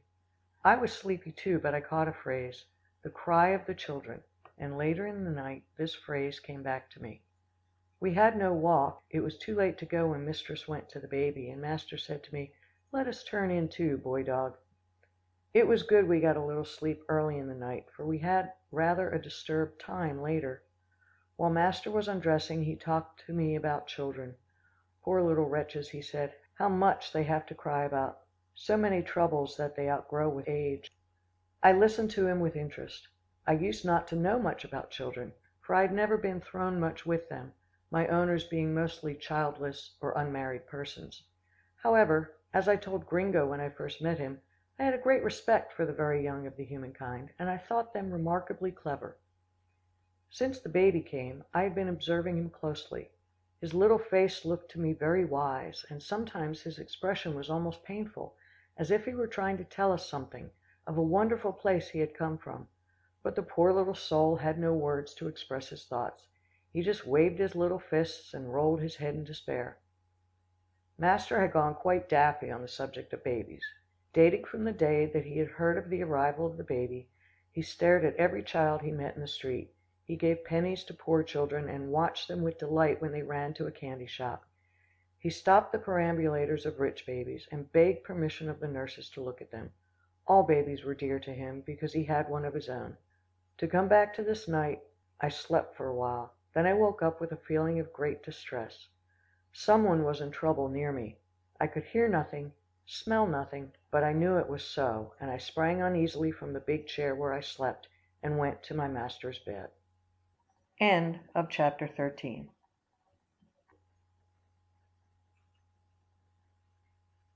Chapter 14. He was sleeping like a boy. I hated to disturb him, and I ran to the door leading to the hall and smelt hard under it. Nothing there.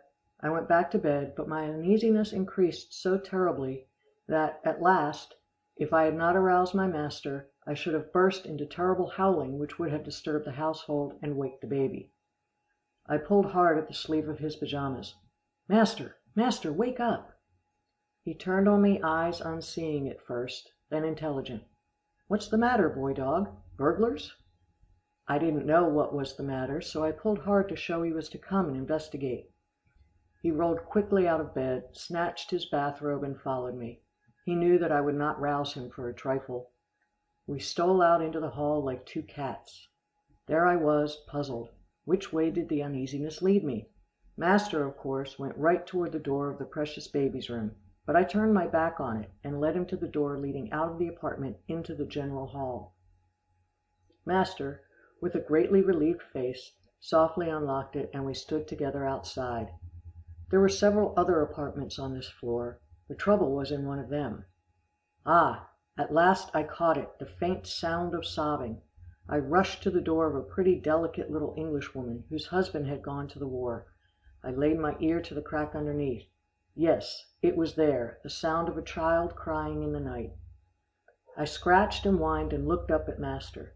He listened and heard nothing, but he had such confidence in my judgment that he pressed the electric button. No reply, and the sobbing stopped suddenly. The trouble was there, however, and I redoubled my scratching at the door. Master rang again, then tried the door softly. Finally he called in a low voice, "Mrs. Waverlee." She did not reply.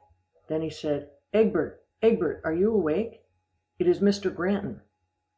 There was a dead silence. I thought it was pretty good in master to stand there so patiently. He could hear nothing, see nothing, but he relied on me.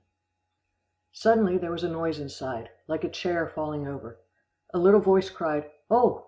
Then a trembling hand began to fuss with the lock of the door, and at last it was thrown silently open. We stepped inside. Confronting us was a young Egbert Waverlee in his little nightie, his face swollen and disfigured from much weeping. He was trembling with the cold, for all the windows were open. He held out his little hand. "Mr. Granton, I can't wake muvver," he said with a quivering lip, "and she's getting cold." He was a dear little lad, and often came to call with his mother on my mistress, but lately we'd not seen much of them. I knew that her husband had gone to England, and she was feeling very sad about it. My master strode quickly past the child to his mother's room. She was not in bed, she lay all in a heap on the floor, beneath a large picture of her husband. As my master lifted her in his strong arms and laid her on her bed, a pencil fell from her cold fingers to the floor. He saw it, also a piece of notepaper with a crest on it, and presently he picked them both up and put them in his pocket. Then he ran his hand rapidly over Mrs. Waverlee's face, put it on her heart, and turned gravely to small Egbert. "How long has your mother been asleep, my boy?" The little fellow ran to a table and picked up a telegram. I think this made muvver sleepy. She read it, and then she walked about and acted like a naughty boy, for she scribbled on the walls with a pencil, then she kissed me, and lay down there and went to sleep. Please wake her up, Mr. Granton. Master read the telegram, put it in his pocket, then he said, "Come, boy, let us telephone for the doctor." "And leave muvver all alone?" said the child. "She won't wake, my boy," said master hoarsely. "She is sleeping a sound sleep." "Come, then, let us telephone quick," said the child. He seized master's hand, pulled him from the room, and stood trembling with excitement while master called up his family physician. "Will you come in my bed and get warm till he comes?" asked master of the child. "Oh, no, no," said the little boy in an agony, "not while muvver is so cold. Come now, let us do something to make her warm." Master didn't know what to do. He cast an appealing look at his wife's door. Oh, if he could only ask her to help him. He didn't quite like to disturb her. Finally he sighed and allowed the boy to drag him to the bedroom. The little fellow ran to the bathroom. His face was more cheerful now that he was doing something. He let the hot water run and to my master's astonishment, seized a rubber bag and filled it. "Often and often I've done this for muvver after Sarah went away," he said with a pitiful smile. While staring at him, it came to my mind that I had heard some servants gossip about Mrs. Waverlee turning economical, so she could send money home for the war. Instead of keeping 2 maids, she had one only, who came in the morning and went away at night. The child was wagging his dark head at my master in a confidential fashion. "Muvver's not very strong, you know. Father said when he went away, 'Take good care of her, Boysie, till I come back.'" Master groaned so pitifully that I knew the telegram had said that the child's father had been killed in a battle. "Now, Mr. Granton," said the little boy, "please heap your hannies with Boysie's bedclothes, while I slip this in by muvver's poor cold feet." The unhappy man did as he was told, and together they covered the poor lady warmly, and then Mr. Granton said gravely, "Your mother would not like it, if she saw you standing here shivering with the cold." "No, she wouldn't," said the boy, smiling bravely. "She'd say, 'Boysie, you're going to have another sore throat. Mr. Granton, Boysie will get in beside muvver. She always puts her arm round me and makes me so comfy.'" I am only a dog, but my heart ached for that child. His little manner was sweet and coaxing. His cunning eyes were fixed on his grown-up friend. He knew what had happened, but he wouldn't let his little self believe it. He was putting up the bravest fight I ever saw anyone put up, and the man didn't know what to do with him. Finally, master got desperate. He had closed the windows and turned on the heat, but the child was shivering horribly, and his face was swollen and disfigured with much weeping, and every little while he gave a great gasping sob. Seizing the boy in his arms, master carried him to his own room, put him in bed, and ordered me to jump in and lie close beside him.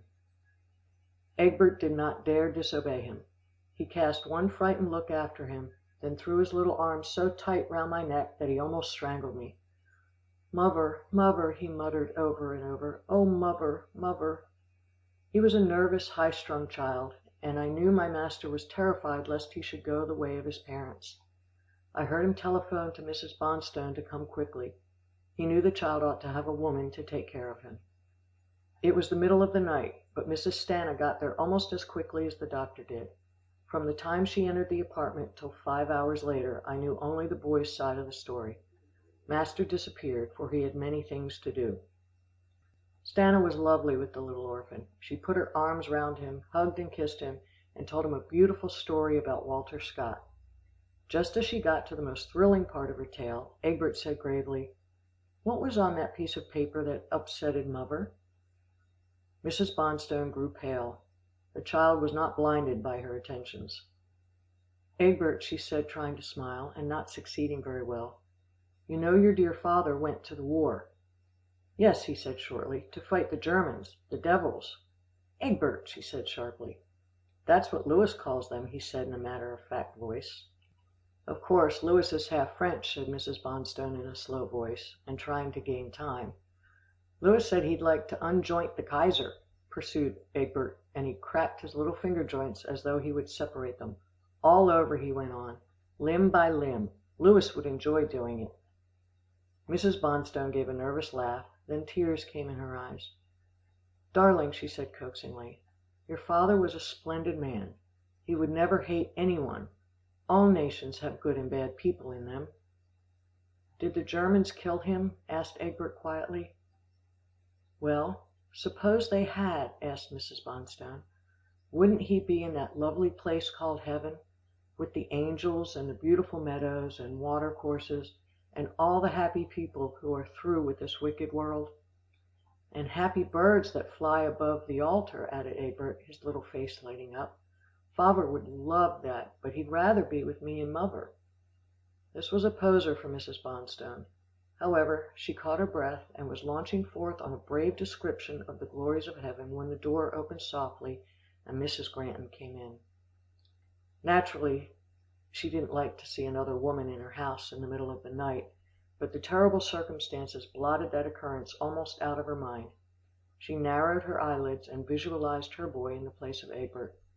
She was a real mother now. Of course Mrs. Bonstone was on the whole a much better woman, and she had been perfectly lovely to her little brown baby.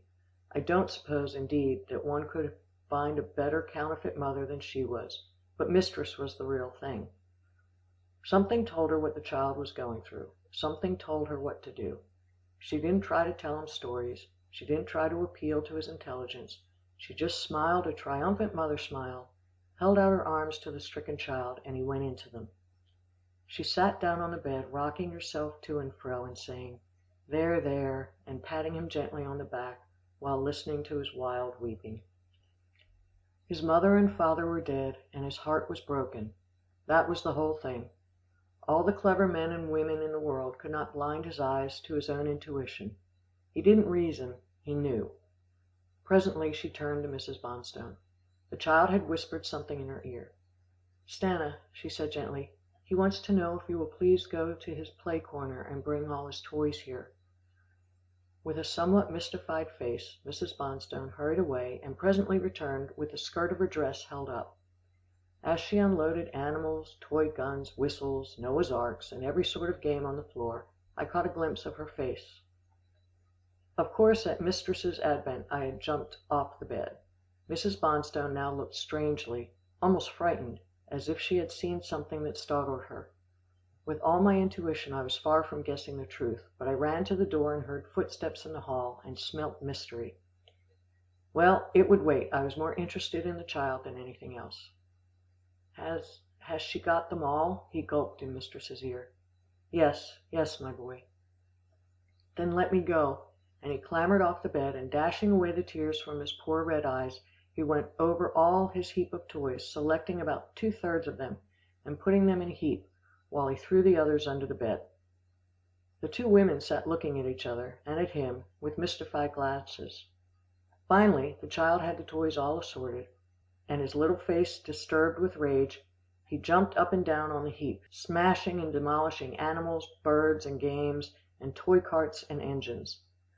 When they were all in a disfigured, ugly mass, he sprang back into the bed and nestled against Mistress's breast.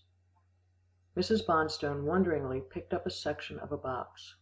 Something was stamped on it, and she read it aloud, "Made in Germany." Her face grew scarlet.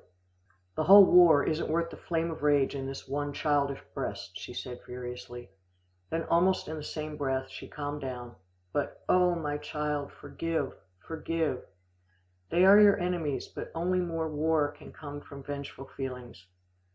Don't let us have the hate song in this country." I don't know whether the child was listening. His head was buried in Mistress's shoulder. Mrs. Bonstone went on, "Your darling mother forgave, for the words she wrote in her anguish all about the room, and on that piece of paper were, 'I do not want my boy to be a soldier.'"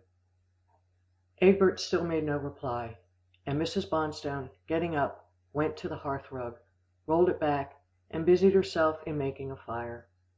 When it was blazing nicely, she spread an eiderdown puff over a big chair, and said to Mistress, "Your back must be aching, Clossie. You had better sit here." Mistress smiled in a grateful way, and sitting down in the big chair, took Egbert on her lap. Presently the door opened, and in came Master. He looked tremendously excited in a quiet way, but still he took time to flash a glance of appreciation at his wife. Behind him stood a nurse, a strange nurse, not the baby's. "Will you let me have the boy, please?" she said to Mistress, "and quickly. The doctor is waiting." Mistress let him go, and she turned inquiringly to her husband. He dropped down beside her and laid his hand on her lap. "A miracle, Claudia. The child's mother has come back to him. It was a case of suspended animation. He probably saved her life by the application of heat. I never heard of a similar occurrence. I shall question the doctor later." "Oh, thank God, thank God!" cried Mrs. Bonstone, and she sank on her knees at the other side of the fireplace. Mistress didn't say anything, but she stared at me, at her husband, and at Mrs. Bonstone. Finally she murmured, "'Twas the dog that did it." Then she got up and went quickly to her baby's room. Taking his little soft hand between her own, and very gently, lest she should wake him, she dropped loving mother kisses on it. I had followed her, and stood touching her gown softly with my muzzle.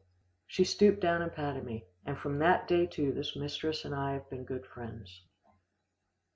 When I told Walter Scott about this the next day, he said, "It isn't safe to judge any human being, or any animal, till they have lived their lives out.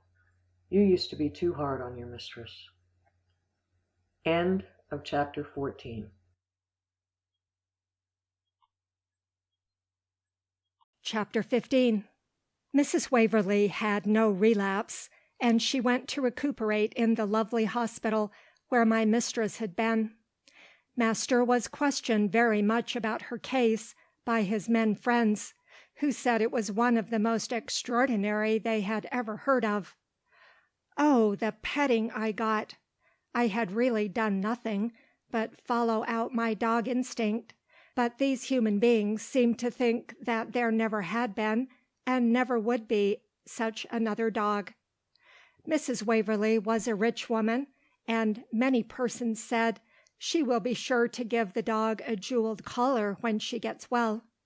Master and I were very uneasy about this, and he said one day, "If she does, I shall not allow Boy to wear it. Sometimes jewelled collars have cost dogs their lives." Fortunately, Mrs. Waverlee was something beyond the ordinary run of women. When she came back from the hospital, pale but strong and beautiful, she took my head between her two hands. I never saw such a look in the eyes of a mortal person before. You know we dogs sometimes see ghosts. She was like a woman that had died, and come to life again. If there had been any nonsense about her, it was all purged away. "Boy," she said in her lovely English voice, "to commemorate your sagacity, I am going to give a year's income to aid the various societies in New York that exist for the purpose of helping lost and starving animals." Oh, how this pleased me!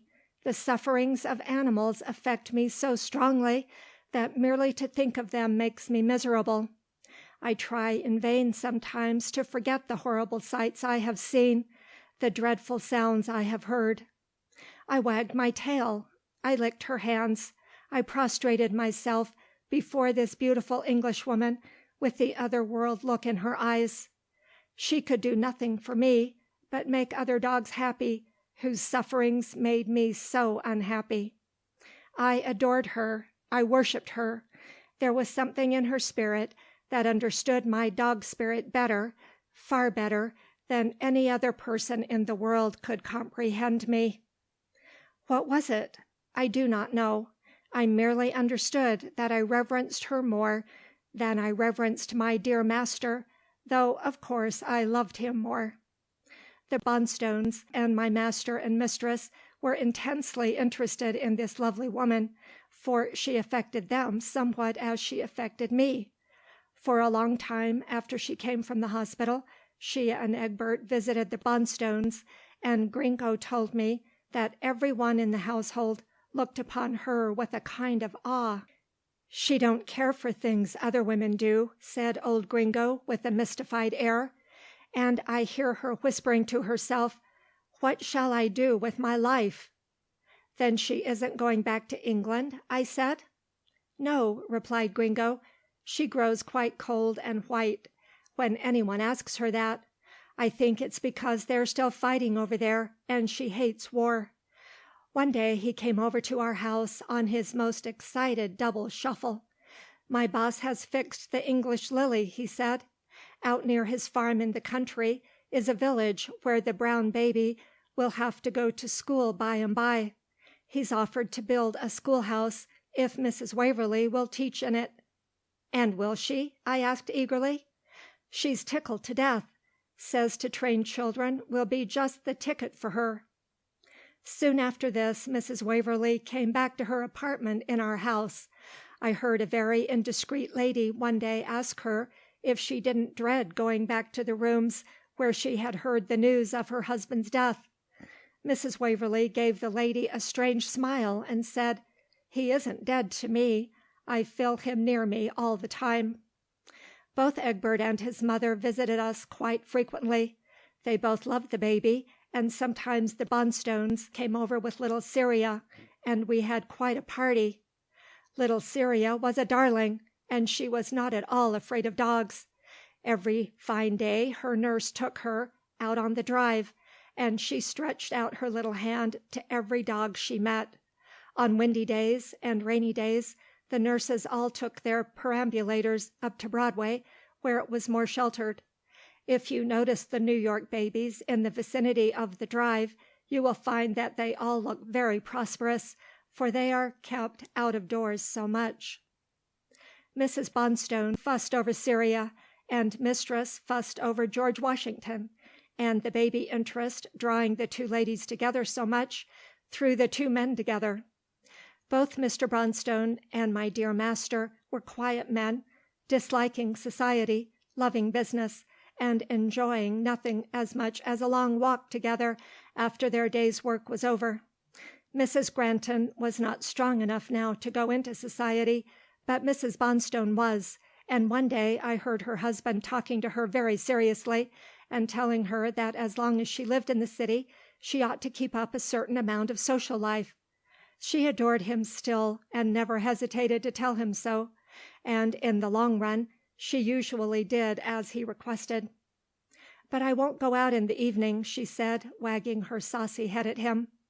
"All right," he replied, "but mind you've promised not to drop all the women you know. You'll get warped and selfish if you do." "What a wise man you are," she said teasingly. "Do hurry and get your old farm ready, so I can be a farmer's wife." I was in the Bonstone house nearly every day, and if I was not, Gringo told me all that went on. He never ran out on the drive without his master. He was afraid of the policeman. On the Bowery, where everybody knew him, he had often gone out alone. I was anxious to know what he thought of the baby Cyria and the farm, and one day I asked him to tell me his real feelings. "Cross your heart feelings," I said. "I know you don't wear your heart on your sleeve." "Both things I hate," he said grumpily, "but I'm going to make myself like 'em." "Oh, Gringo," I said, "how can you hate Cyria?" "She sticks her fingers in my eyes when no one's looking," he said. "Doesn't that prove what I say, that children are enormously clever?" I exclaimed. "But why don't you get up and move away?"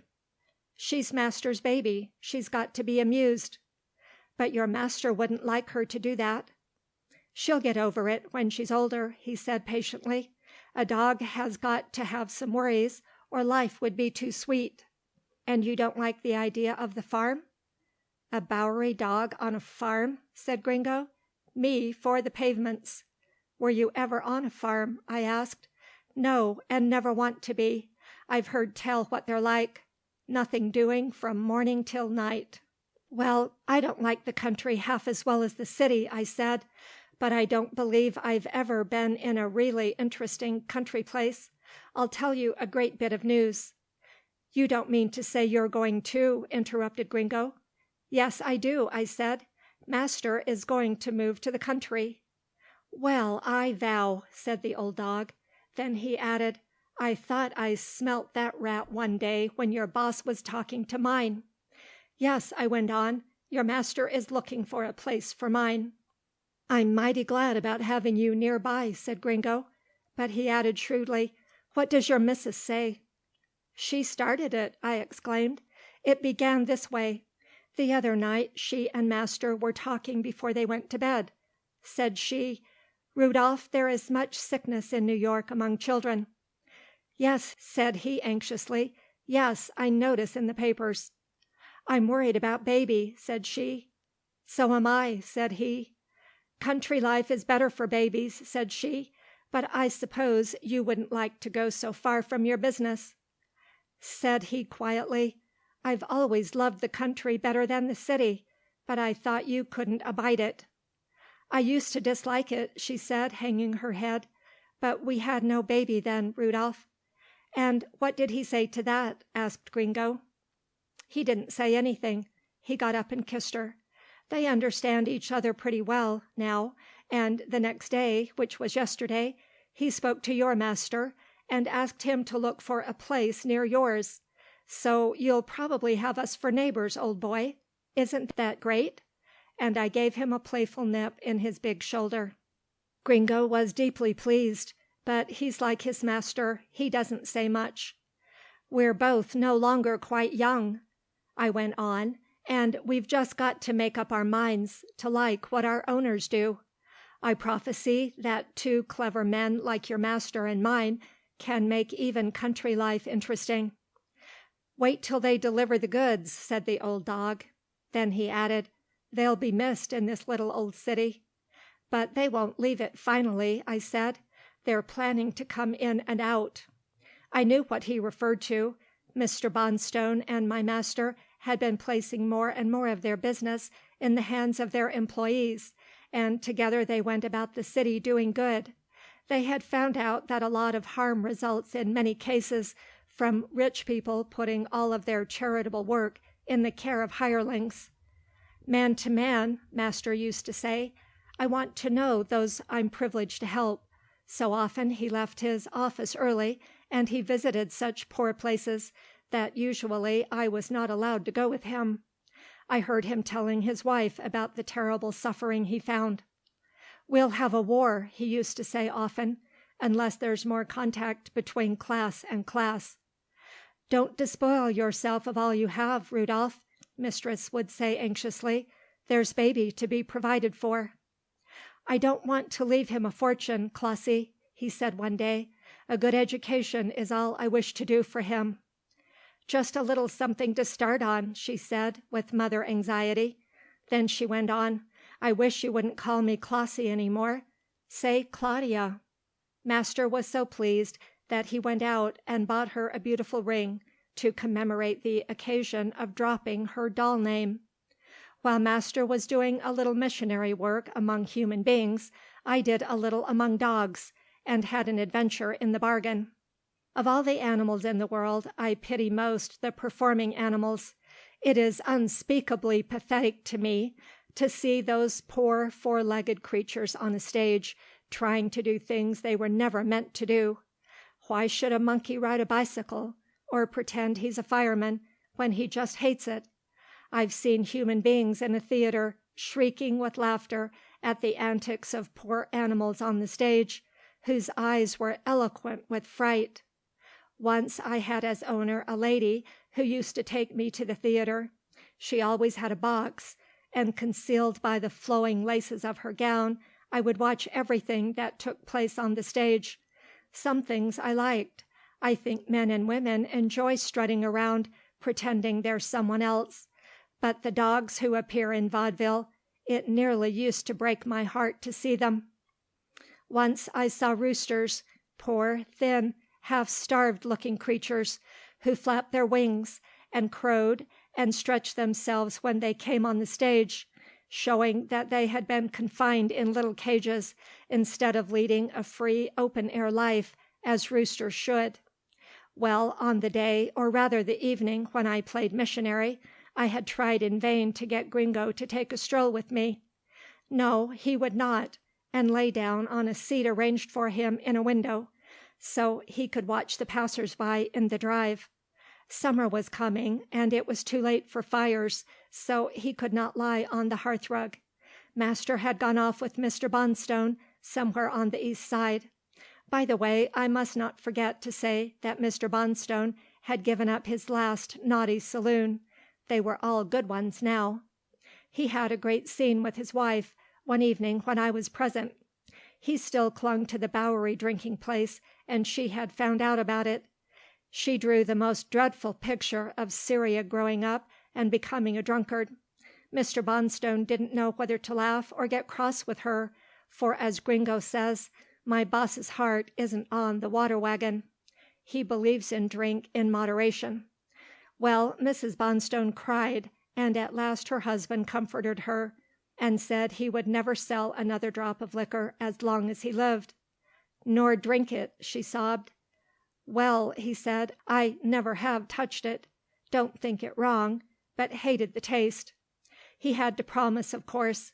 A nice woman can do anything with a man, So now the Bonstones' house, like ours, was strictly teetotal, and if any persons fainted, they were revived pretty quick with some hot stuff that I think was mostly cayenne pepper, by the way it made persons jump. To come back to the evening of my adventure. I slipped down Broadway, running close to the stores and keeping the people between me and the gutter. One seldom meets a policeman near shop windows. It was a lovely evening, with a warm spring-like feeling in the air, and this nice, wide, clean Broadway fascinated me more than ever, and everybody looked so happy and pleasant and well dressed that I concluded all the people with troubles had stayed at home. Nearly every person had on new spring shoes. I really think that nowhere in the world, except in Paris, does one see such pretty, well-shod feet as in New York. I danced along, meeting quite a number of dogs, some of whom I spoke to, some of whom I did not notice. The most of them were led, and of course all had muzzles on. I had passed several moving picture places and a few vaudeville houses, when it suddenly dawned on me that I was getting too far down Broadway, and had better return home. I cut down a side street, but did not get far, for just as I had gone a few steps, I smelt a smell that took me back to Boston and several years ago. I was living then on Beacon Hill, and in the house next to me was a fine little toy spaniel called Amarilla. She was a little darling, and had a way of tossing her long ears as if they were curls. One day she disappeared most mysteriously. No one could find out what had become of the lost Amarilla, though it was suspected she had been stolen. Amarilla had a very gentle, clinging sort of an odor. She was an exquisitely clean little dog, but no matter how clean dogs or human beings may be, they cannot get rid of what Gringo calls their odoriferosity. He vows he can track his master if he touches a thing. Well, I was very much excited when I scented Amarilla. The poor old lady who owned her was quite childish, and she actually died of grief over the disappearance of her dog. It would be a great feather in my cap to track her. Yes, and get caught myself, my native caution whispered to me. I surveyed the scene. A vaudeville house on a quiet, narrow street, enormously high buildings each side. A fine place for a getaway, as Gringo calls a scamper from danger. Well, I would risk something for Amarilla. The show had been going on for a little time, for it was quite a bit after 8, and very often the door opened and persons came out, presumably those who had played their part for the last time and were going home. So if I ran in the door and was cautious, I would stand a good chance of getting out again. I seized my opportunity and bolted in when an enormously fat lady in a light evening cloak came out, and entered a taxicab that had been standing by the curbstone. Now I was inside the door, and what did I see? A bare, narrow hallway and some steps. I crept cautiously up the steps, nosing and smelling various odors, animals, sawdust, straw, stale food, and waves of heat from some badly ventilated hall. Ah, here my suggestion of Amarilla stopped. It was a medium-sized, untidy kind of basement room, with boxes littered about, traveling boxes of animals. All were empty. The animals must be on the stage with their trainer. But if Amarilla was on the stage, why was the room so strongly reminiscent of her? Amarilla was not on the stage. I followed my nose to a corner, and there was the dear little thing, crouching low, her pretty open face, like a child's, all distorted by fear. "Amarilla," I said softly. Oh, what a jump she gave. "Beauty," she said. "Why, Beauty, is that you?" Beauty had been my name in Boston, given me by a too fond mistress, who really thought me beautiful. "Tell me quick," I said. "What's the matter with you?" "I didn't do my tricks right," she said, "and the trainer beat me, and I was too frightened to go on the stage." "Then you're not happy with him." "Happy, Beauty, if you knew." And she began to moan and cry softly. There was blood on her pretty coat, and I said sharply, "Brace up now, and get out of this. Follow me. I'll lead you to a good home." "I'm afraid," she said, shrinking back. "I never had much spirit, and all I had has been whipped out of me. I don't believe I could run a block." "Oh, Amarilla," I said earnestly, "do come with me. If you don't, I shall go home and dream of your misery, and cry in my sleep." That touched her a little, for she always was an unselfish little doggie. "Do come," I begged. For a few minutes she held out, and I was in an agony. Any minute her master might come and find me there, and I should be trapped too.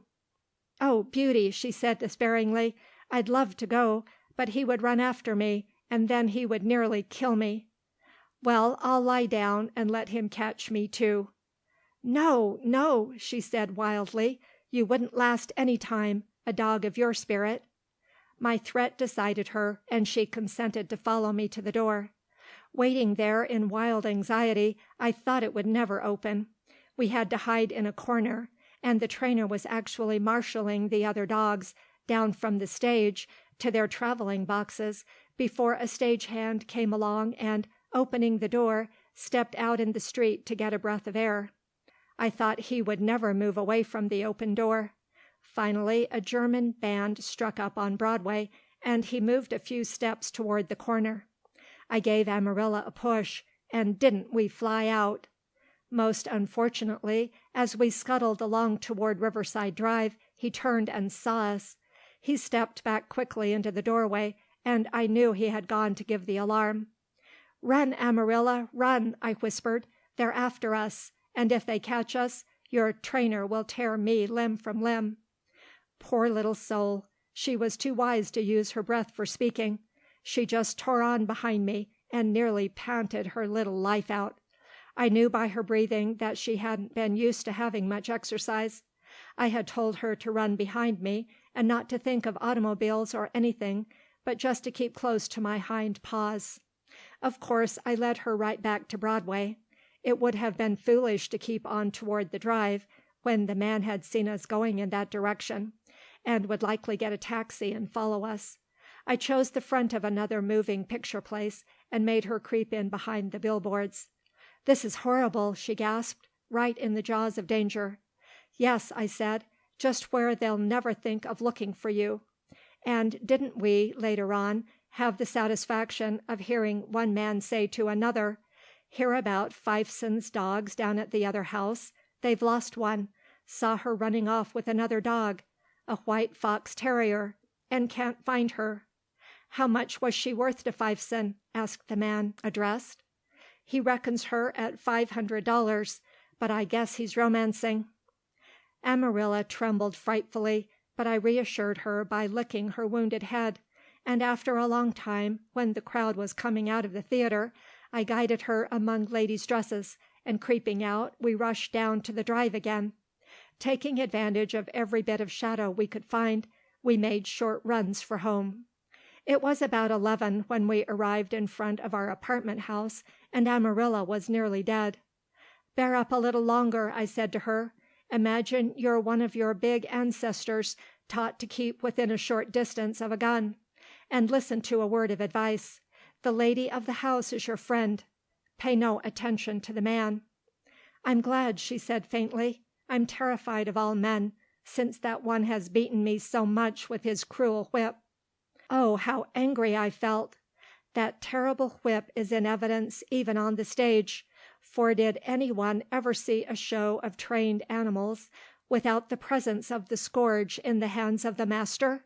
He doesn't dare use it in public, but he shakes it, and the poor dog knows what is coming afterward. Oh, what a long breath I drew when we passed the floor-to-ceiling mirrors of our hallway, safe at last, and a sorry-looking sight. Amarilla's curls were muddy and torn, for I had had her in vacant lots, among shrubbery, everywhere, to escape the sharp eyes of the policeman. Then her own troubles made her look terribly. "What a wreck!" she murmured. Then she shut her eyes in pain and fatigue as she dropped to the floor of the elevator. "So you've got a friend," said the elevator boy with a grin. "You're a great dog. Never saw your beat." When I barked once at the door of our apartment, which was my signal for getting in, I hoped fervently that my master was at home. Thank fortune he was.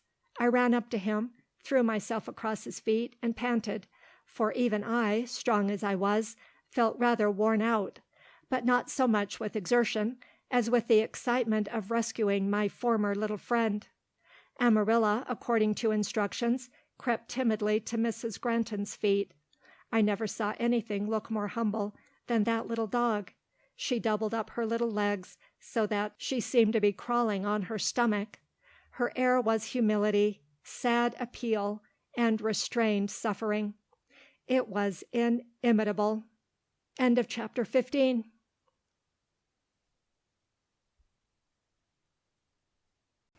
Boy, the Wandering Dog by Marshall Saunders. Chapter 16.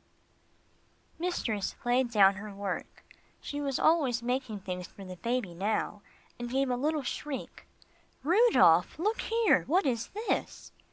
"A dog on its last legs, apparently," he said, then gave me a shrewd look. "Something Boy has brought in."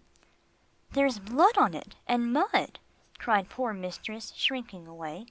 "Take it, Rudolph. Ring for Annie. Why, it's been abused." Why, mistress was progressing.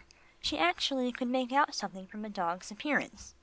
However, it was one thing for her to tell her husband to take it, and another thing for Amarilla to allow him to take it. She yelled with fright whenever he came near her, and clung to Mrs. Granton. "Some man has whipped that dog," he said angrily. "The brute! Poor doggie. I would not hurt you for a kingdom." Protestations didn't count with Amarilla. She didn't like men, and Mrs. Granton, half flattered, half annoyed, at last retired with her to the kitchen. When she came back, a half hour later, Amarilla had been washed and brushed, and was wrapped snugly in one of Master's baby's white blankets. Annie put her in a chair near Mrs. Granton, who sat ruefully surveying her. "Rudolph," she said, "what do you think this means?" "From my knowledge of Boy," he said, "I should judge that this is either a lost dog, or some poor creature he has coaxed from some kind of slavery." "Do you think he is as intelligent as that?" she asked, surveying me kindly.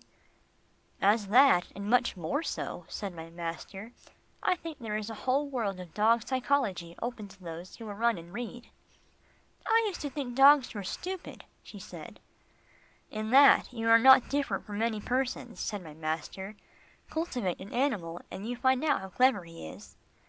"And human beings," she said softly. "If you cultivate them, you find out that they are not as stupid as they appear." Master winced a little. He knew that in times past he had allowed her to think that she was not clever enough to be cultivated. "Claudia," he said, "you are a very clever woman." Then he burst out laughing, and she laughed with him.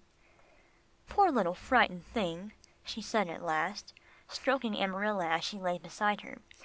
"She was so hungry and thirsty, Rudolph, and her poor bones were almost sticking through her skin." My blood boiled in my veins when I thought of dainty Amarilla's previous life, and the cosseting she had had from the old lady in Boston, but I must listen to what mistress was saying about Beanie. "Rudolph," she said hesitatingly, "I was thinking of asking you if I could get Beanie back. I don't think I treated him just right." Master stopped to think a minute, then he said, "Claudia, if I had given your dog to Mrs. Van der Spyten, would you have asked for him back?" "Oh, no, no," she said, quite shocked at the idea. "Then why take him from a charwoman?" "I suppose it would be mean," said mistress slowly. "And here you have a beautiful and valuable dog right at hand," said my master, pointing to Amarilla. "As beautiful as Beanie?" inquired mistress. "Twice as valuable. Her points look to me about perfect." "But she may belong to someone." "I'll find that out," said master, and he did, for he put a dog detective on Amarilla's track. The man found out all about her. She had been stolen by a tramp, who sold her to the dog show man. Master visited the show, and was struck with horror at the appearance of the animals. Sitting near the stage, he saw that they were all terrified of their master. He threatened the man with prosecution, took all his dogs from him, allowing him a good sum, and best of all, finding out that he hated the show business and wanted to be a chauffeur, but couldn't afford the training, he put him in a garage and paid his way handsomely. That was Master all over, to make a good thing out of an apparently bad one. He and Mr. Bonstone were always doing it. Mr. Bonstone had more practical knowledge of the ways of evildoers than Master had. Master belonged to a fine old New York family, and had never lived with all sorts and conditions of men, as Mr. Bonstone had. Mr. Bonstone was as ardent a dog lover as Master was, and he bundled the whole dog show out to his farm, where they were months in recuperating. They had been starved, beaten, not exercised, and 2 of them had been mercifully put out of the way. There were left 2 white poodles. They called the Frenchman a mongrel, Yankee by name, a miniature bulldog named Weary Winnie, Czarina, a Russian wolfhound, a dandy Dinmont terrier called Canny, and a bloodhound, King Harry, and after a while we all got acquainted with them. That was after the great change came in our lives, the moving from the city to the country. I must not forget to say that Amarilla proved a great success as a pet dog for Mistress. She did not care very much for exercise. She followed Mistress from one room to another of the apartment. In fact, she was like a little shadow, and oh, how she loved the baby! She would sit by his perambulator for hours, and if any stranger came near, she barked in her little shrill voice. Now I get very fond of certain human beings, and no dog could love a master better than I love Mr. Granton, but I could never keep at his heels all the time. However, Mrs. Granton didn't seem to mind being shadowed, and Amarilla adored it, so there was no reason why they should not both be satisfied. Every man and every dog to his liking, and that reminds me how am I going to like the country? The time is drawing near for our removal. Mr. Bonstone has found a very beautiful estate for Master. The change in my life is going to be positive.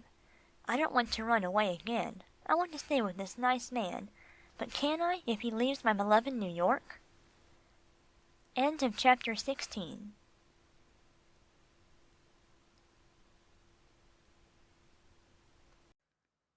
Book 2. My Life in the Country. Chapter 17. The Arrival of the Twins. 2 years have passed away since I wrote the first part of the story of my life. 2 whole years, but they seem like 10, for so much has happened in them, and so many changes have taken place in me, that I feel like a different dog.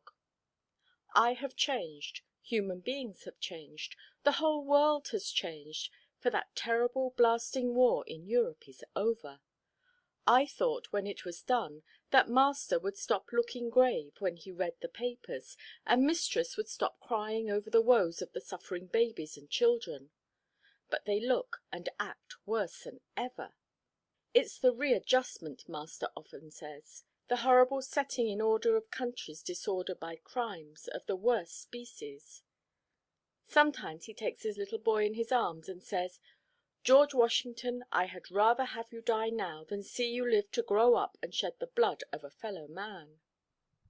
I don't think there is any danger of George Washington ever killing anyone. He is the fattest, sweetest, dearest specimen of a boy baby I ever saw. He has no temper, as cute little Cyria has. He jabbers baby talk and plays with us dogs, and never hurts one of us. I heard Master say the other day that he had no liking for a man who never changes his opinion, and I believe that saying is true with regard to dogs as well as men. I never used to like babies. Why? I never cultivated them.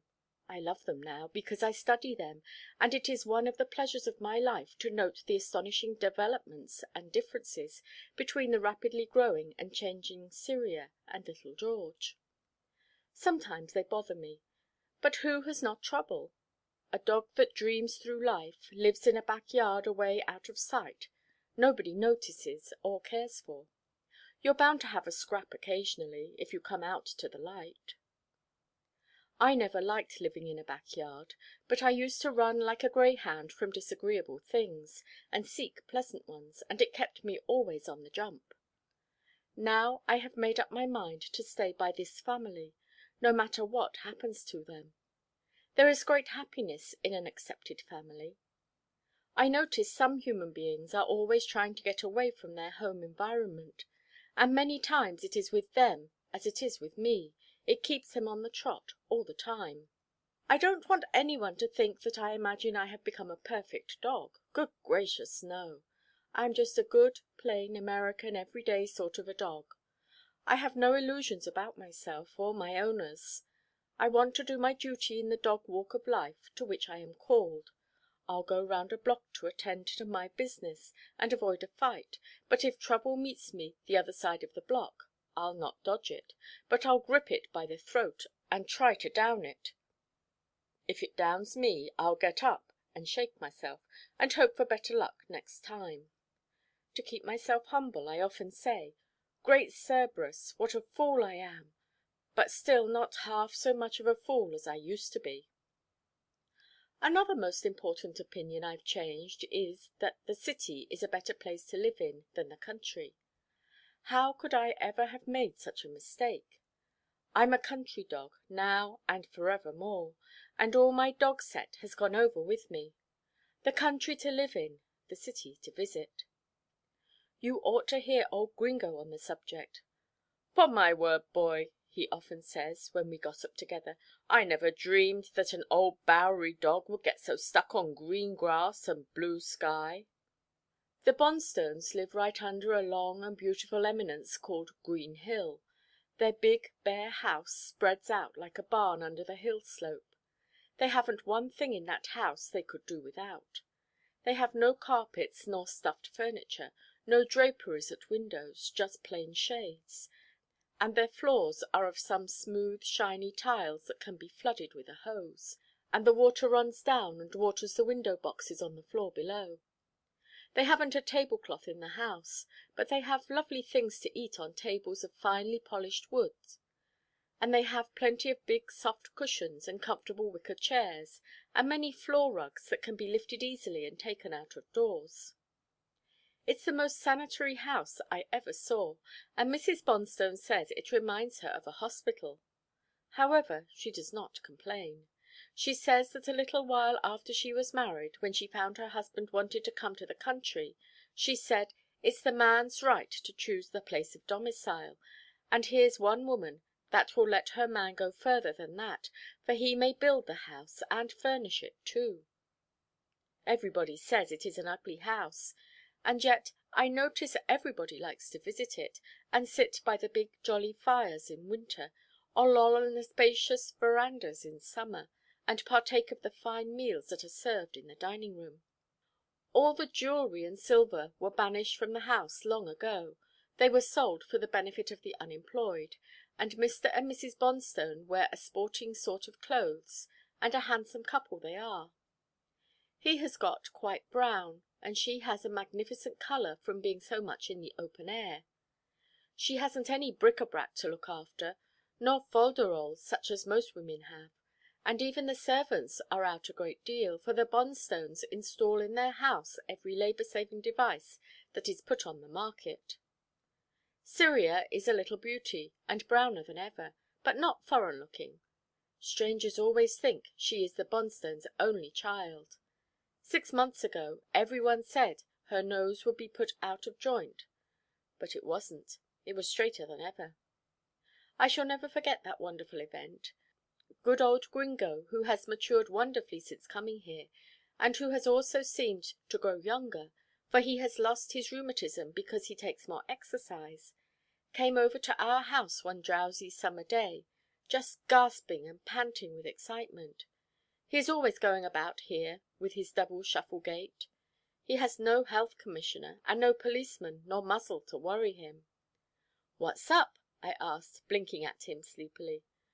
"We're ahead of you," the good old dog snorted. "You've got one baby only. We have 3." "Not triplets?" I gasped. The old dog gave me a look. "Of course not, though if it had been triplets it would have been all right. We've got twins, boy, but Cyria counts in. She's our baby too. Come on over and see them. We've all got rats in the garret over them. We're crazy, crazy, crazy. Just think, 2 babies." "Boys or girls?" "One of each, of course," he exclaimed, his square face alight with pride. "Come on, double quick." I capered back with him. It almost kills me to see him run. Bulldogs weren't built for grace. Of course I saw nothing of the babies, but we listened under the window, and occasionally heard little faint peeps like young birds. "Look at Mister walking in the blue garden," gurgled Gringo. "Wouldn't you think he was tramping on wool?" The blue garden was full of blue flowers of different shades, and rocks and rills and rustic seats and arbors. It was a delicious spot and very aesthetic. Mr. Bonstone certainly didn't look blue. He was walking to and fro quite quickly, in spite of the heat, and occasionally he lifted his eyes to the sky. "Doesn't know whether he's on his head or his heels," whispered Gringo. Suddenly the man stooped down and picked a bachelor's button to put in his coat. Then, with a broad smile, he picked another and put beside it. "Remembers he's got to run double," said Gringo gleefully. "Believe me, I'm happy for mister." "What are you going to call your babies?" I inquired. "You'll never get such a good name as George Washington." "We had only one ready," said Gringo. "That was John. I guess mister will settle on Mary for the girl, if missis don't object." "Well," I said, "you're pretty close to us. John and Mary are two of the oldest and best of names. Nothing fancy about them." "Mister wants them to be good," said Gringo. "He says nothing else counts if you haven't got that rock-bottom character. My, what a training they'll have! If they don't want to serve their fellow men, they'll have a fight with the missis. She has gone batty on the subject." "I hear she even believes in women voting," I said cautiously. "She believes in letting men and women and children and animals do everything they please, provided they don't bang into any other men's, women's, children's or animals' rights. Liberty for her. None of your coop-me-up rules." "It's a good thing she's got out of that old society, sleep, eat and play life," I said. "A mighty good thing," observed Gringo. "She was most dotty." "Hist!" I cried. "Who's crying?" "Little Cyria," said Gringo. "She's a regular baby. Temper, too, but her own." Poor little brown girlie. She trotted toward the blue garden, ran up to the abstracted Mr. Bonstone and clasped both his knees. "Oh, daddy, daddy, Cyria's most dead." "What's the matter, baby?" he asked kindly, and sitting down on a rustic bench, he took the child on his lap. "Thomas' little boy's been teasing me. I wented up to the stable with nurse. The boy said, 'Feel your nose, little girl,'" and she went on to choke out her story of despair. The bad boy had said she was only adopted child, and now there were two babies who were real babies, and she would either be sent away or put in a corner. She spoke very plainly for a child of little more than 3 years, for she had been brought up with grown people. "Oh, daddy, won't you love me any more?" she cried. "Won't you let Cyria sit on your knee?" "Of course I will," he said. "Don't believe any of this nonsense." "But the bad boy said you had only 2 knees, and where would I go?" "I'll tell you what we'll do," said Mr. Bonstone gravely. "We'll strap an artificial knee on daddy for one of the babies, the boy, for example. My right knee belongs to you, my first little girl." "Daddy, what's a 'dopted baby?" she asked pitifully. "A 'dopted baby is something a little better than your own baby," said Mr. Bonstone. The child suddenly threw her arms round his neck. "Daddy, you is sweeter than the roses." Mr. Bonstone kissed her very affectionately. Then he said, "Come, see the new babies. You must choose one for your own, and I will choose one." "I want the girlie," said Cyria. "Very well, you shall have Mary." "And she must go sleepy in my beddie." "Possibly later, but not just now," said her adopted father. Then he took her away in the house. "Nice man, that," I said. "Rather," observed Gringo wisely, and with an eloquent shake of his square head. "Gringo," I said, "I hear that old Mrs. Resterton is coming out here." "She arrived today," replied Gringo. "She stood that big house in New York as long as she could. She thought she was in heaven when the boss let her run it. and she had what she's been longing for, that is, lots of dough. But she isn't as smart as little Missy, her granddaughter, and she found that though her place was just as firm in Sassiety—" "Society, Gringo," I said. "You never do pronounce that right." "So—ciety, then," continued the old dog. "She was as strong in it as Grant's tomb, but the butterfly world fluttered by, and she no longer had her gamesome wasp. So she wrote Mister. I thought he'd smother laughing. He took the letter out to the orchard, for the old lady didn't want Missus to know. She said in it everything she didn't mean, but Mister read between the lines. She missed her granddaughter Stanna, and her great-granddaughter Cyria." "I liked that," I said, "when she fought so against the child's adoption." "Oh, forget that," said Gringo. "Anyway, she wanted to come live here, and he let her come. And he's going to sell the house and make a big figure on it for an apartment house site. And he's going to get a coupé for her to run about in, and have all the old ladies she wants."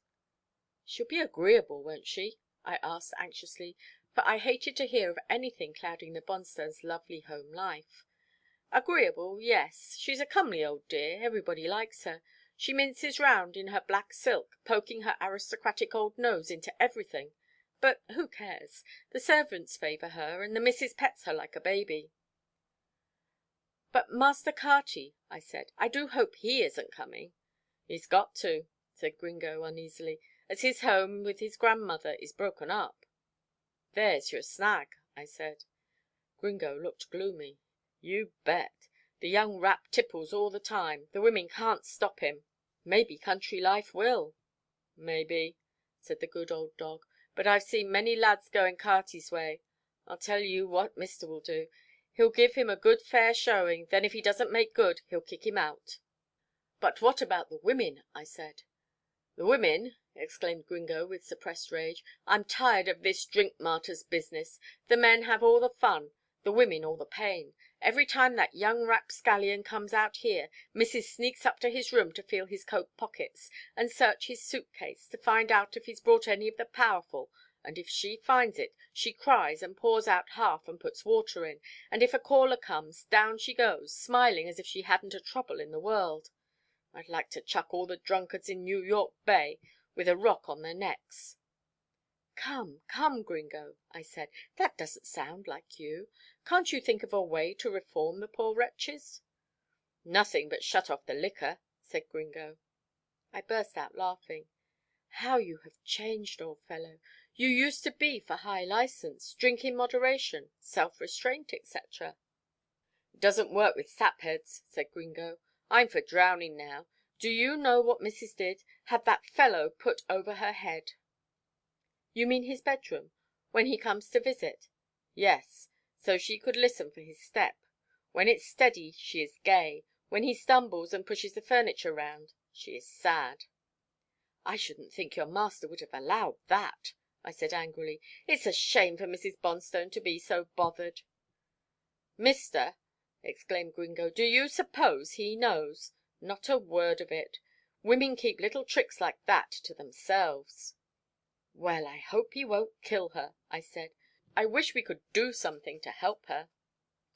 "Maybe we can," said Gringo with a knowing air. "Our owners don't know how much help they get from dogs." Old Gringo's prophecy came true, and in rather a funny way, later on. End of chapter 17.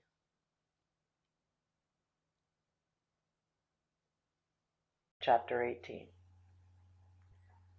It was 6 months ago that the twins came, and now they are fine, healthy young babies, being pushed round in their perambulator all over the place by their nurse, who is so well trained and so up to date that she is overtrained, or fine, as Gringo says.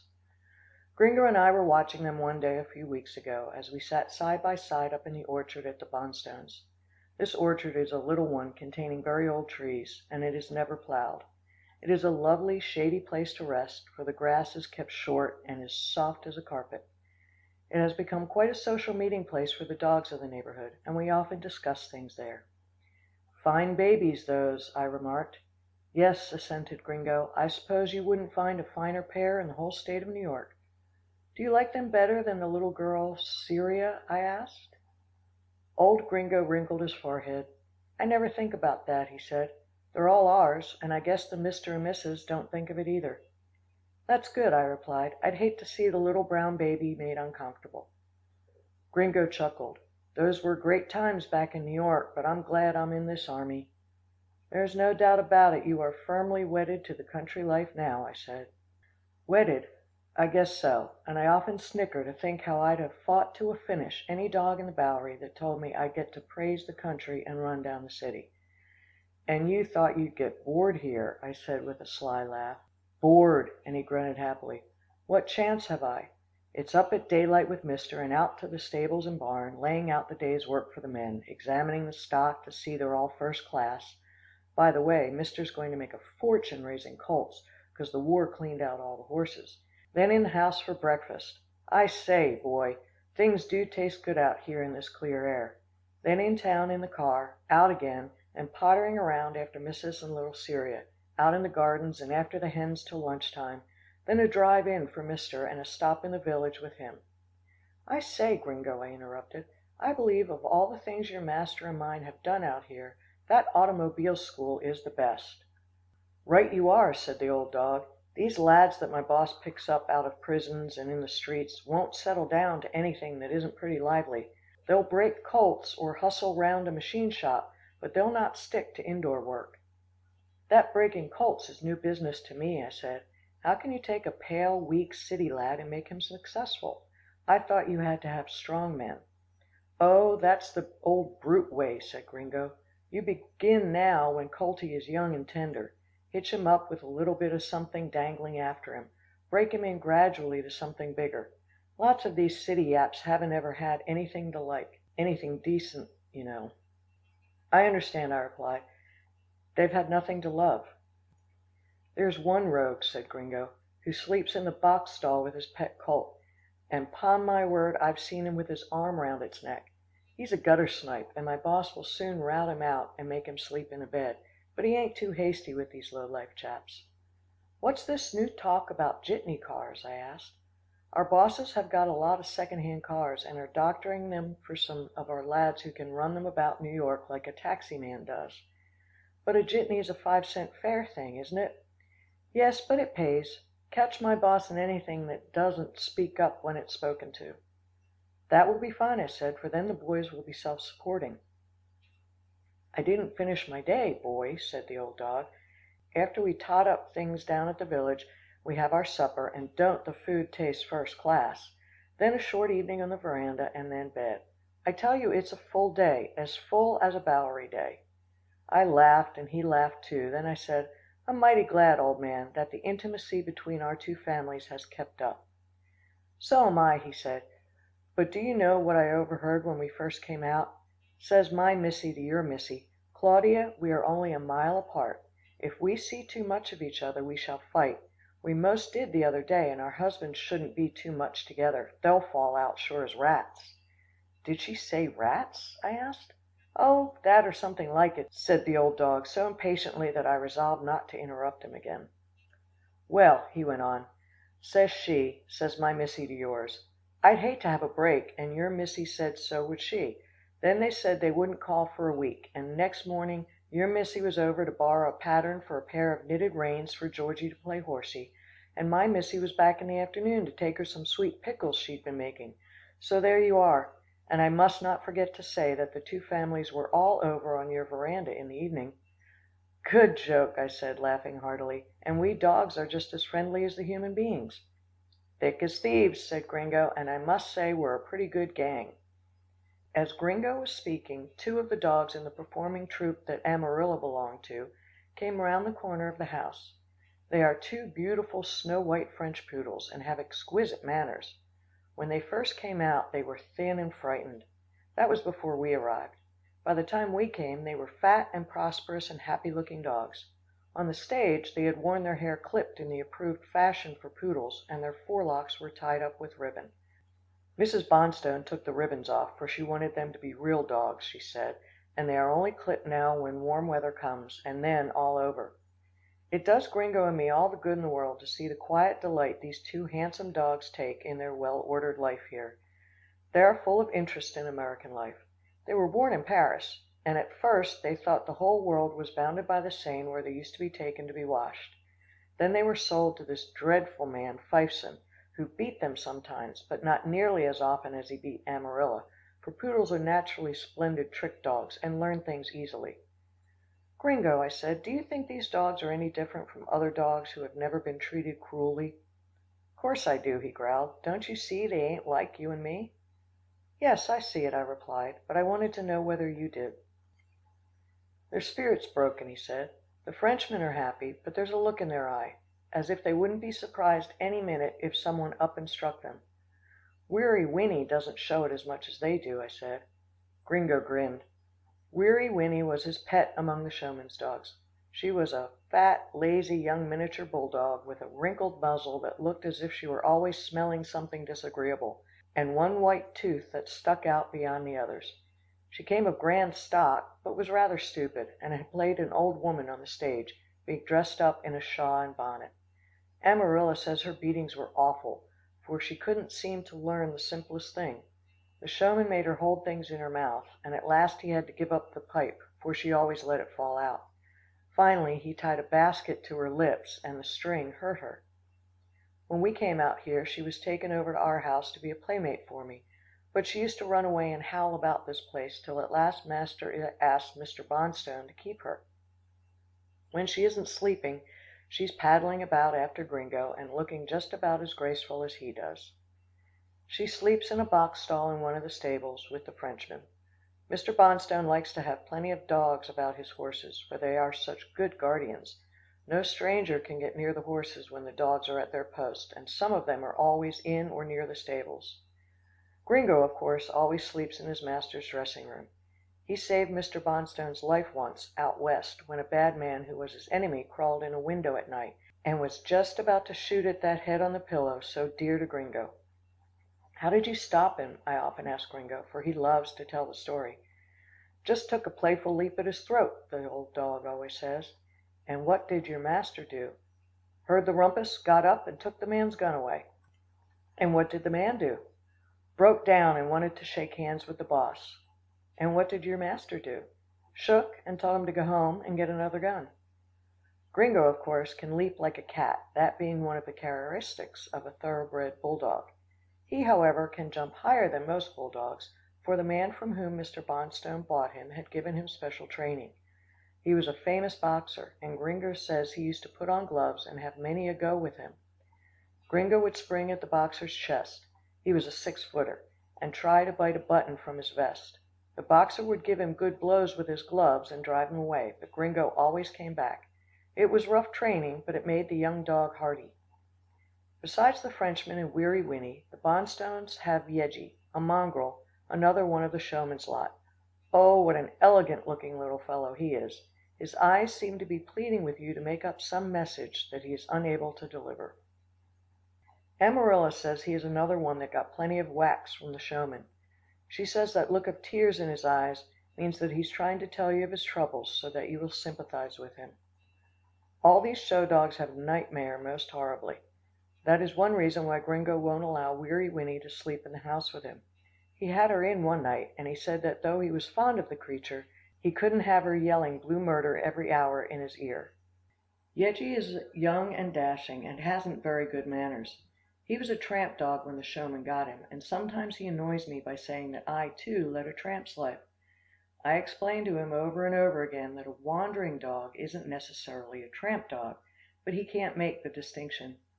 Poor fellow, he hadn't early advantages, and is rather inelegant in his ways. We older dogs are always correcting him, but he forgets easily and is still very heedless. However, he has a very happy time, and that is the main thing. He loves the men and the horses, and always sleeps on the foot of Joe's bed in his room over the larger of the 2 stables. Thomas sleeps in the other stable, and Czarina is always his companion. She is a magnificent Russian wolfhound, and is Mrs. Bonstone's special pet next to Sir Walter, who is the favorite in chief, though he is not very much with his mistress now on account of his devotion to the hens. I should have mentioned sooner this aristocratic dog. From the start, Sir Walter liked the idea of moving to the country, for it suggested his former life in Scotland. Gringo and I imagined he would be the show dog of the place, always in evidence on the avenue, in the drawing room, on the verandas, or hanging about the automobiles. To our amazement, that dog's one idea when he got to the country was to have something to boss. He would have preferred sheep, but Mr. Bonstone could not keep any, as we are too near the city. Sir Walter could do nothing with the horses, for the men were with them all the time, and told them what to do. He wants to run a show of his own, Gringo used to say, and though I like the dog, he ain't going to boss me. He couldn't boss me either, and not one of the showman's dogs minded a word he said. He did fuss round the Jersey cows a bit, but the lad that drove them to and from the pasture wouldn't have Sir Walter interfering, so he took to following Mrs. Bonstone about when she took care of her large flock of hens. They were beautiful white Wyandottes, and were kind and sensible. It is wonderful what intelligence hens have when one treats them well. Sir Walter got interested in them, found he could order them about to his heart's content, and when seeding time came, he had made himself so useful that kind-hearted Mrs. Bonstone was delighted to be able to give them their liberty under his superintendence. Those hens knew just as well as Christians that it was naughty to scratch up the seeds in the vegetable and flower gardens, but they had a pleasant little way of yielding to temptation till Sir Walter took them in hand. "Bow wow, chickies," he would say, running round and round them, and carefully steering them away from danger points to the orchard, or the meadow, or the new land that was being broken up by the plough. Those hens minded him beautifully, and he was as happy as the day was long. At first the other dogs would roar with laughter to see him rush out to the hen houses in the morning, wait for his charges to be let out, and wander about with them all day. One day he caught Yeggie making faces at him, and gave him a great walloping, and that taught all of us to be more respectful. If he liked hens, he had a right to associate with them. "A gentleman can perform any kind of menial labor without degrading himself," Sir Walter said to Yeggie, and emphasized it by a bite on the ear. As time went on, the hens became more and more of a passion with Sir Walter, and by the time the twins came, he was sleeping out in a kennel by the hen houses, and had a pet white chicken roosting on his back. Its name is Betsy, and it is not to be killed, but kept for him, as he is so fond of it.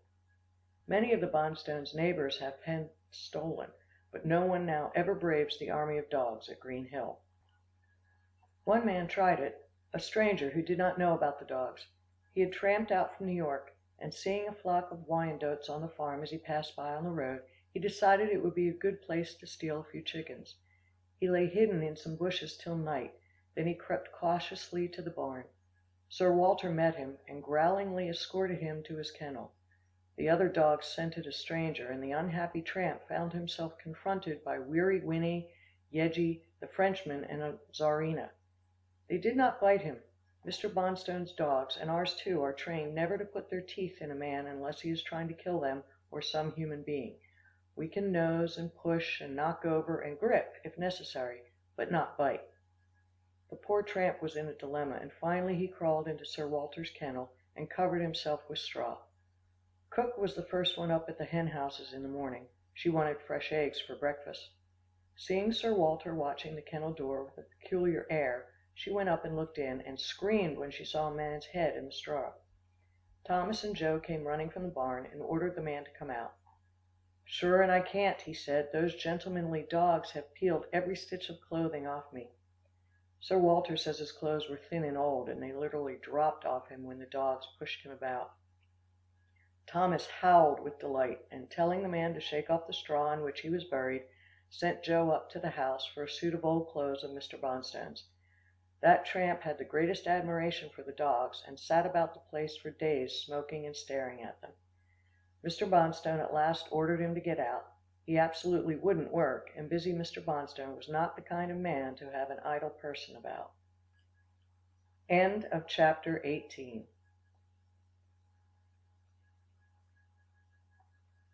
Boy, the Wandering Dog by Marshall Saunders. Chapter 19. Good King Harry. So much for the Bonstones. Now for my own dear family. We are not as high up among the hills as they are. My master bought, not a regular farm like the Bonstones, but what they call a gentleman's estate. It has 80 acres of ground, some woodland, some meadow, a big old-fashioned flower garden, a fine strip of land for vegetables, and a stately old colonial mansion. The house is situated on a bit of rising ground overlooking the pleasant river valley, just a tiny baby valley, with the slender thread of a river picking its way among the meadows of the greenest grass I ever saw. The house is beautifully, even luxuriously furnished, but without the foolish expenditure of money. The drawing room is a dream. We dogs are allowed to go in, if we are quite clean, and if we lie down quietly on the big hearth rug, and do not romp around and shake ourselves. Even if a dog does live in the country, there is no need for him to be careless in his habits. I often tell that to Canny, the Dandy Ditmont Terrier, who fell to our lot in the division of the showman's dogs. His coat is dense, hard and wiry, and it is some trouble for him to keep himself clean. Sometimes he neglects himself a bit between his washings by Louis, and then I scold him. He is a grey brindle in colour, and a fine, sensible little chap, but inclined to reminisce too much about his trials with the showman. "Look ahead, little dog," I often say to him, "and not over your shoulder." He never resents my criticism. He is a very docile, courageous, and affectionate dog, and a great favourite with everyone here. Beside Canny, we have King Harry, the best specimen of a bloodhound I ever saw. His magnificent domed head and wrinkled forehead give him an appearance of great wisdom. His eyes are small and deep-set, with a third eyelid. His ears are long and fine in leather, and hang close to his kind old cheeks. His muzzle is long, deep, and blunt at the tip, and he has a dewlap in the front of his throat. Oh, what good talks I have had with this noble dog! He has told me the whole history of his race. I never knew before that they are called bloodhounds because they were used first of all to track wounded animals. They were known in ancient Gaul, and there is distant mention of them in England during the reign of Henry III. De Soto, in his expedition from Spain to Cuba, brought a pack of bloodhounds with him to subdue the natives. Some of these same hounds were brought to our southern states, and now there are plenty of them there, and they are known as man-trailers. So the present American bloodhound is a descendant of the old Spanish kind. King Harry is of an English stock. He says his grandmother, Old Lady Grey, had the longest list of cases to her credit of any dog in America. When I asked him, one day after we first came here, what he meant by that, he said that she had captured 30 criminals, men and women who had burnt houses or killed someone. How would she do it? I asked him. He said he asked his grandmother many times to tell him about the way she was trained, and she said that she was one of a litter of 5 puppies. Now her owner wished to know which of the puppies had the best nose, so he used to approach the tightly boarded side of their yard on tiptoe and put his eyes at a knothole. "Oh, I see," I exclaimed. "That was to find out which pup discovered him first." "Yes," replied King Harry. "My grandmother was always the first to wind him, so he gave her special training. When she was 4 months old, he taught her to lead quietly, neither pressing forward nor holding back on the chain. Next she was taught to follow, and to come at a whistle." "All this was for obedience, I suppose," I remarked. "Yes, and to form her character," said King Henry. "Next she had to learn to jump in and out of a buggy. There were no automobiles then. To climb fences, to swim creeks, to get accustomed to the noise of a town, and to become used to strangers, but never familiar with them. She was not allowed to play with children, nor with other dogs, just with her owner, Tim Dobson. When she was 8 months old, Dobson took her to the woods.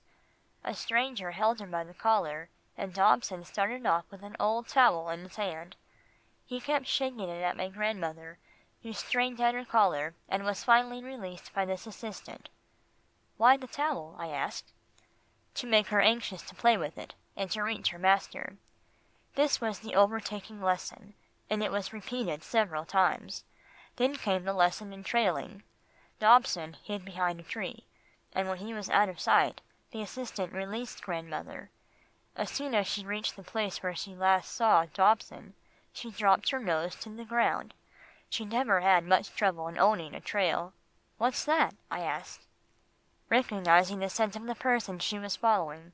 She had a grand nose, and Dobson used to keep bits of meat in his pocket to reward her for quick work. She was taught to bark on trail and bay at hiding places. Then, when she was well educated along this line, Dobson changed places with his assistant. "You mean Dobson ran with your grandmother, and together they trailed the assistant?" "Yes.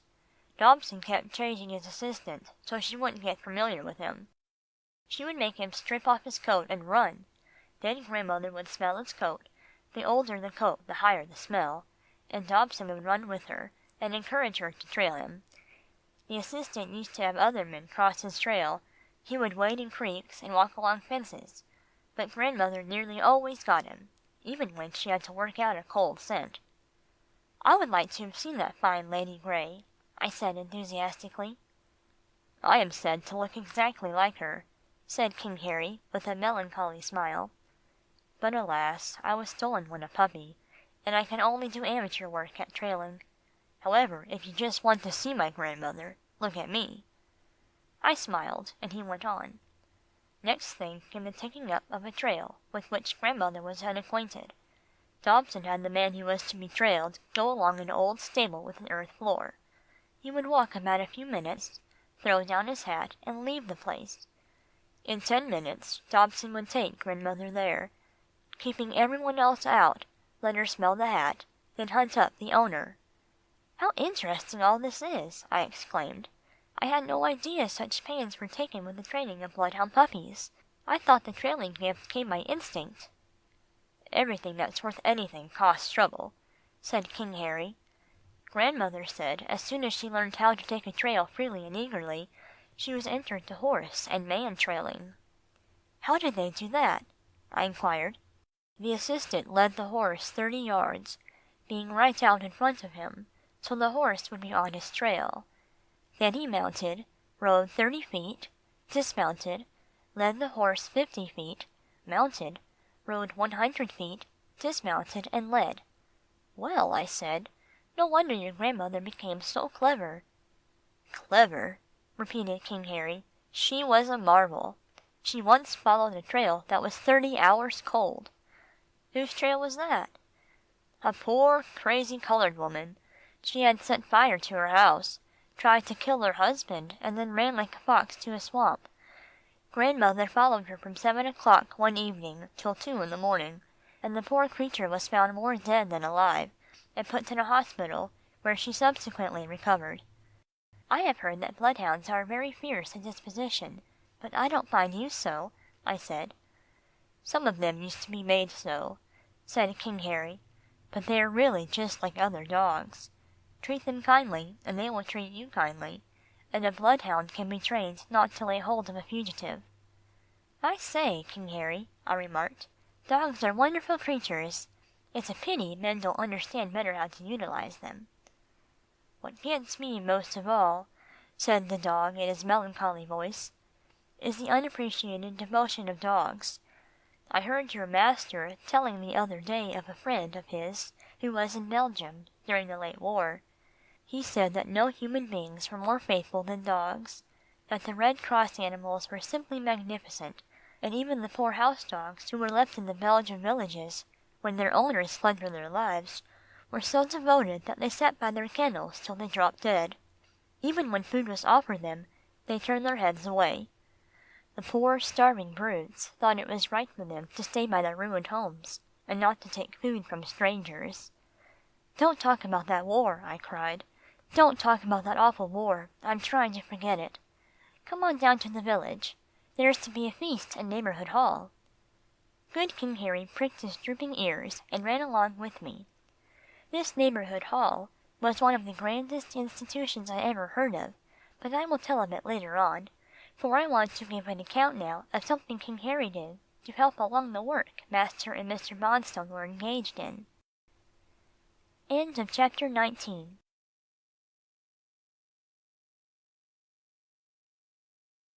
Chapter 20 King Harry, as he said, had never been trained as his grandmother was, for he had been stolen when he was a puppy, but he inherited enough trailing instinct to do pretty good amateur work, and we dogs were always setting him tasks, and were surprised at his cleverness in picking up a trail. One night, shortly after my conversation with him about his grandmother, we gave him something to do for our owners. We thought at first that there was going to be a serious case, but in the long run it turned out more happily than we thought it would. It was about 10 o'clock on a fine spring evening. There had been a lot of cold weather when suddenly this glorious day burst upon us, like a harbinger of spring. Everybody had been out of doors all day long, and master and mistress sat on the front veranda, too contented to go to bed. Little stars peeped timidly from a somewhat misty sky, and the river babbled happily of even warmer days to come, and summer delights of flowers and songs, for the birds were beginning to return from King Harry's sunny south. Master sat in a big chair, mistress was swinging in a hammock. Amarilla was cuddled in her arms. I lay under the hammock, King Harry was sprawled on the gravel walk below, and Canny, the dandy Dinmont terrier, had gone down to the river to get a drink. We had steps down to the pond near the house where the goldfishes were, but he never would drink from the place where those yellow things lived, as he called mistress's Japanese beauties. The night was very still, and presently I heard Canny's soft patties coming back, pit-a-pat with excitement. King Harry didn't notice this. The good dog depended more on his nose than his ears and eyes. Perhaps from having been with human beings so much, I see and hear more quickly than most dogs. Something was the matter with Canny. That was one thing sure. I ran down the veranda steps and put my muzzle close to his. "Lie down and out with it," I said. He flopped on the gravel beside King Harry. Now our heads were all together, the bloodhound's dome, my sloping head and strong muscular jaws, and Canny's hairy nose. "Something's gone wrong," he said with his strong Scottish accent. "I was wandering down yon by the alders near the river, when I heard a furious noise of something being driven hard. It was an automobile coming from New York way. It stopped short when it got near me, and turned in among the alders. I scampered out of the way, and a man hit it in off the road. Then he sprang out, and tore up across the turnip field toward Gringo's house. I was too far off to smell him, but I got a very uneasy impression."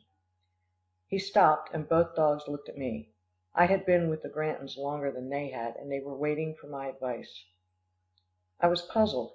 "If it were an ordinary case of big country houses and rich people," I said, "I would imagine it an attempt at burglary. But you say the man was alone." "Stark alone," said Canny. "And he left his car there?" "Yes, down yon," said the little dog, nodding toward Pleasant River. "You see," I went on, "master and mistress and the Bonstones haven't anything worth stealing, but grandfather's clocks, and pianos, and old furniture. They've given away jewelry and silver, and anything that would tempt their fellow men. However, it's our duty to investigate. Lead on, Canny." He galloped ahead with King Henry, and I paused an instant and listened. "Rudolph," my mistress was just saying, "I'm sleepy. I think I will go to bed." "Very well, darling," he replied, and he got up and helped her out of the hammock and opened the screen door for her. "I think I will sit a while longer," he said as he kissed her. "I have a little business to plan out." "And I have been keeping you from it by my chattering," she said. "Why did you not ask me to keep still?" "Because I preferred pleasure to business," he said gallantly, and she laughed and went to bed. That just suited me. She would be out of the way if we wanted master, and he was sure to sit for a while, for he was a most scrupulous man about keeping his word, even to himself. I raced after my dog brothers. The night did not seem as dark as to human beings. Canny was on his hind legs peering into the car, and King Harry was up on the seat, snuffing and blowing over a pair of driving gloves. I stood and listened for a minute. What an exquisite night! The lovely misty sky spread above us was serene and comforting. The great dark earth was warm and palpitating. One could hear things growing. Talk about the quiet of the country. This country just talked, when a dog had ears to hear. The tiny growing leaves of the trees had one language, the grass had another. There was no mistake about the joy of the frogs. They were simply yelling with delight to think that summer was coming. Just here King Harry jumped down. "I needn't have stayed so long," he said, "but I wanted to do some fine work." "What have you found out?" I asked. "Your eyes are blazing." "It's that demon Fifeson," he said. "No trouble to find his scent, but I wish to know whether he's after good or evil." "I hear he's reformed," I said, "and is doing well in a garage on Broadway." "I hate him," said King Harry. "I suppose it's wrong, but it will take years for me to get over my resentment toward him. He never hurt me much. I had simply to draw a wagon on the stage, but it used to make my blood boil to see him flog that small Amarilla." "Never mind that now, old man," I said. "Tell us what you've discovered." "When a man is in a furious rage, and about to commit a crime," said the hound, "a strong, acrid smell emanates from him. Those gloves are damp and excited as to scent, but not criminal. I guess Fifeson is here on business." "Maybe it's good business," I said. "We canna tell," said the little Scotch dog cautiously. "For what did he hide his car?" I suspicioned who it was, but didn't care to tell till I was sure. "Come on," I said, "let's follow him." King Harry put his old muzzle to the ground, but before he did so he said, "Of course, I'll follow mute." I nodded my head, and we started off up the road, going not very fast, as King Harry was not an expert trailer. He nosed to and fro, and Cannie said impatiently, "I tell you, man, he crossed the turnip field." "I'm not going to be lifted," said King Harry stubbornly. "You never indicate to a hound the direction in which his quarry has gone. I'm doing this anyway. Kindly hold your tongue." The abashed Cannie slunk behind me, and we went up across the turnip field in King Harry's good time, down to the hollow where the long meadow grass grew, across it through the pine wood belonging to us, and into the pasture belonging to Mr. Bonstone. The sweet wild grass was soft to our paws, and we skipped over the many rocks sticking their ribs up through the ground. We cantered easily along, and King Harry took us to a path leading to the young orchard at Green Hill, then to an asphalt walk that ran from the house down to the electric car track in the road. This walk was for the convenience of the farm hands when they wanted to take the car to the city. The men would start out from their rooms over the stables with nicely blackened shoes, and Mrs. Bonstone had suggested that this walk be made so they could arrive in the city with smart looking feet. Well, King Harry soon had us in the vicinity of the stables. This meant that all the Bonstone tribe of dogs had to have a muzzle in the affair, though we would just as soon have worked the thing alone. Sir Walter Scott was the first to challenge us. "Woo woo," we heard in his deep growl as he lay crouched behind an apple tree. As quick as a flash his tone changed. Our scent had been born on the night air. He ran to meet us, nosing hurriedly to find out what this late visit meant. "Wow wow," came from the stables in Yeggie's sharp voice, and without waiting for Joe to wake and let him out, he took a flying leap through the open window to the roof of the harness room, and came limping to greet us. "Shut up," I said irritably. "Why don't you wait and think before you bark?" "Yeggie always barks first, and thinks afterwards," said the little dog, and he licked my ear so humbly that I had to forgive him. Czarina came among us like a silent shadow, and perked her long muzzle at me. "What's the matter?" she said. "Good London, he's off," I replied inelegantly. "All the king's horses and all the king's men can't turn King Harry from his trail." "Now we've got to trail him," said Czarina, "for he's out of sight," and she put her muzzle to the ground. "I think I'll stay with the hens," said Sir Walter, sitting down outside his kennel. "Betsy's in there, and she's fussing, for she can't see well at night. Bark if you want me." "What's up?" asked Weary Winnie sleepily. She was always the last to arrive, and now she stood blinking drowsily at us, and wrinkling her nose more than ever. "We're man trailing," I said. "Come on, youngster," and off I started. By this time every dog had caught the scent of Fifeson, and they were a mad looking lot. If they had followed the natural impulses of their plain dog hearts, I think they would have liked to tear that man to pieces that quiet summer night. But they were trained animals, and each one knew if they dared hurt so much as a hair of his wicked head, they would be severely called to account by Mr. Bonstone. So merely growling unutterable things, they all pressed on. Suddenly we brought up short near the house. There had been an old well on the place for a long time. It was, strange to say, close to the front door of the present house, which was built in a slightly different place from the old farmhouse. The well had been built over, and a bird's bath tub was on the top of it, surrounded by a clump of syringa bushes, so the pretty feathered things could bathe in the privacy that they love as much as human beings. "The brute's in there," hissed Cannie between the two broken off teeth, knocked out by the amiable Fifeson. At that instant I felt a soft impact against my throat, and mighty glad I was that I stood on good terms with Gringo. The old fellow had slipped down from his master's bedroom by the winding staircase that led from an upper to a lower veranda. Mr. Bonstone never shut up, by night or by day, the best friend he had. He was at liberty to roam all over the farm if he wished. Gringo's old lay-back nose wasn't as good as mine, but he felt that friends were abroad, and he was right on the spot to help us if necessary. "It's Fifeson," I said. I might have known he was near, for Amarilla has been trembling all day. She's as sensitive as a baby. "What's up with Fifeson?" asked Gringo. "I guess he's all right," I said, "but we're watching. He's in that syringa bush." Well, there we sat for a short time, King Harry, Gringo, Czarina, Canny, Yeggie, Weary Winnie, and myself. The Frenchman didn't turn out. The air was so clear that we could hear every word spoken on the veranda. Though it was late, a neighbor and his wife were calling on the Bonstones, and we could hear the clink of glass as bottles and glasses touched each other. A shudder ran through the Fifeson dogs. They all hated the sight and sound of a bottle, for it was when their master was drunk that he beat them most. A thought came to me. I whispered to Canny, "Come on home with me," and followed by him, and taking the shortest cut known to us dogs, we just galloped back to the Pleasant River house. Master was still dreaming on the veranda. "Stay here and watch the house," I said to Canny. "I'm going to take him back with me." It was the work of an instant to spring at master's arm and look at him with my most burning glance. "All right, old fellow," he said, "I'll go with you." He turned round, glanced at Canny, who was sitting close to the door, not very well pleased at being left out of the fun, then actually ran to the garage with me, for he saw the occasion required haste, and got out his new French racing car. I sprang to the seat, barked in the direction of Green Hill, and in a few minutes we streaked up in front of the Bonstones' house. The callers departed when master arrived. Gringo said they had been there for an age. Master sat down and the Bonstones began talking to him, but he didn't say much. He kept looking at me, and presently I led the way to the syringa bushes.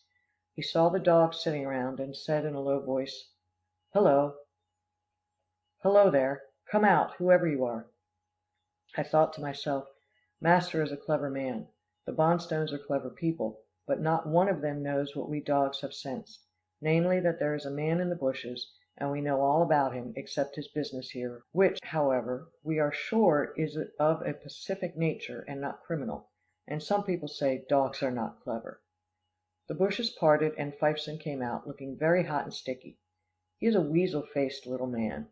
With that appearance, I don't see how he can be a decent chap, but he's making a brave fight for it.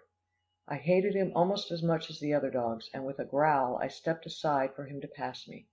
I did not want the brute to touch me. Keeping close at master's heels, I listened to hear what Fifeson had to say for himself.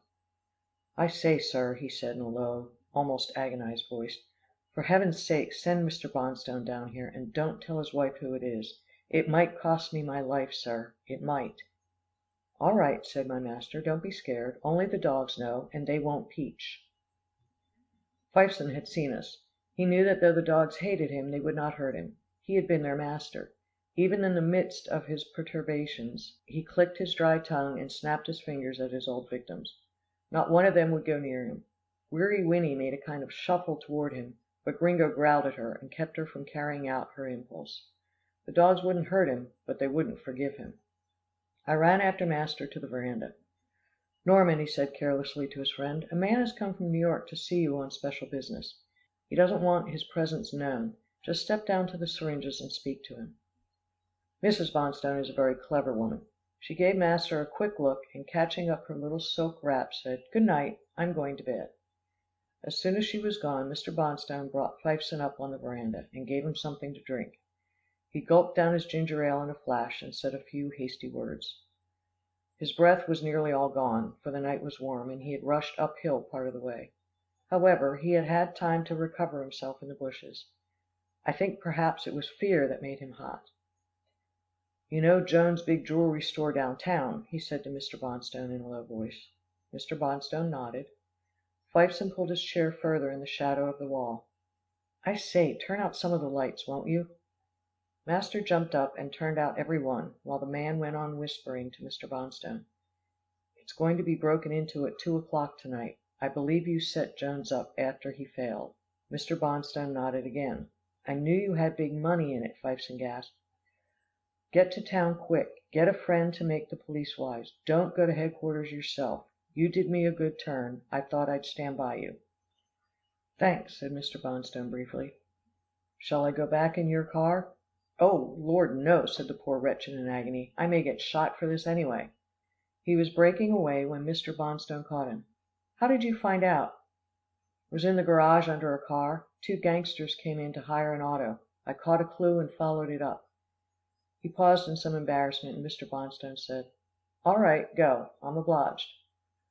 Fifeson shot out into the night, and not a dog followed him this time. Mr. Bonstone turned to my master. "Fifeson has had some dealings with the underworld that he doesn't want to reveal. Now, how am I to get to town?" "I'll take you in the racer," said master, pointing to his French car. "I'll say a word to Stanna," said Mr. Bonstone, and he was leaping upstairs calling over his shoulder, "Czarina!" Czarina told me afterward that Mr. Bonstone shot into his wife's bedroom, exclaimed, "I'm going to town, we'll explain later, keep the hound with you for company. Everything's all right, but dress yourself and telephone Thomas to take you over to Claudia. Tell her Rudolph is with me. I'll be back in a few hours, not a word to a soul about the man who was here." Czarina said Mrs. Bonstone smiled brightly, never asked a question, motored over to my dear mistress's house, told her the two men had gone off to the city, probably on one of their errands of mercy. I think mistress was a little worried, for Czarina says she called for Cannie, King Harry, and myself to watch in the house till master returned. She got King Harry and Cannie, but not your humble servant, for I had sprung first in the car, and was flying to New York on the wings of the wind. The car is a beauty, and as there were few machines on the road, master didn't trouble about the speed limit. We didn't go quite into the city. We stopped at the Johnsons', where Louis and I had had the adventure in saving Lady Serena Glandinson from drowning. Mr. Johnson, fortunately, was just getting home from his club in his own car. A few words to him from master, and he went back to the city to put detectives on the track of the wicked young burglars who were going to steal Mr. Jones's diamonds. The burglary didn't come off. Two men were caught and sent to Sing Sing, though one escaped, and best of all, Fifeson's connection with the affair was never suspected, as it had been managed in such a roundabout way. Fifeson went on from better to best, and now he is chauffeur for a millionaire, and we dogs often see him driving about in a smart maroon livery, and with a smile of smug respectability on his weasel face. I hear he has just married a very respectable Norwegian girl. I don't believe he told her his past. The millionaire's dog told Gringo that if any woman could keep a man straight, it would be that light-haired Norwegian Anna. Women seem to have a great deal of influence over men. I suppose if all the women in the world were good, there would be no bad men. I heard mistress talking to master about his hurried trip that night, and she was gently trying to find out what it had all been about. "I can't tell you names, dearest," he said. "It might cost a man his life. I will merely say that a man whom I began to help, and who was taken hold of by Bonstone later, did him a good turn, and saved him some money." "Everybody seems to be half good and half bad," said Mrs. Granton with a puzzled face. "Everyone," said master emphatically, "and it goes to prove that we should all go through life with an infinite pity for everyone, including ourselves." End of chapter 20. Chapter 21. Now I must hark back to Master Carty. He couldn't seem to get over his tippling for a long time after he came to Green Hill. Not until something happened. I have referred before to my conversation with Gringo about Master Carty's troublesome habit. The good old dog never mentioned the tiresome young man till 3 months after that, when one day, as he and I were taking a stroll in the young orchard to get some of a new kind of young grass that was springing up about the baby trees, and that was very good for our stomachs, we saw Master Carty taking a short cut across to the house. There was a gentle hill in the orchard, and just as our naughty young man got near it, out came a flask from his pocket. He was just going to take a long pull out of it when old Gringo pretended to see a mouse in the earth, gave chase, and stumbled in front of the self-indulgent young man. Ordinarily Gringo doesn't worry about the mice. He's not that kind of a dog. One of my duties is to hunt them, so they won't hide under the snow in winter and girdle the fruit trees. Well, away went the flask. I sprang to pick it up, grabbed it, held it carefully neck down, and laid it at Master Carty's feet. He praised me and aimed a kick at Gringo. The old dog stared at him thoughtfully and didn't say anything, but the next day he played a fine trick on him. It was on a pouring wet day, but still Mrs. Granton and George Washington had gone over in the limousine to spend the day with Mrs. Bonstone, Cyria, and the twins. The air was so warm that they were all sitting out on the partly covered in veranda. The rain beat against the glass, but Cyria and our baby were snug inside, playing with a Noah's Ark and a box of blocks. The two little tots sat on a rug, and the twin babies lay asleep in a pretty swinging cot.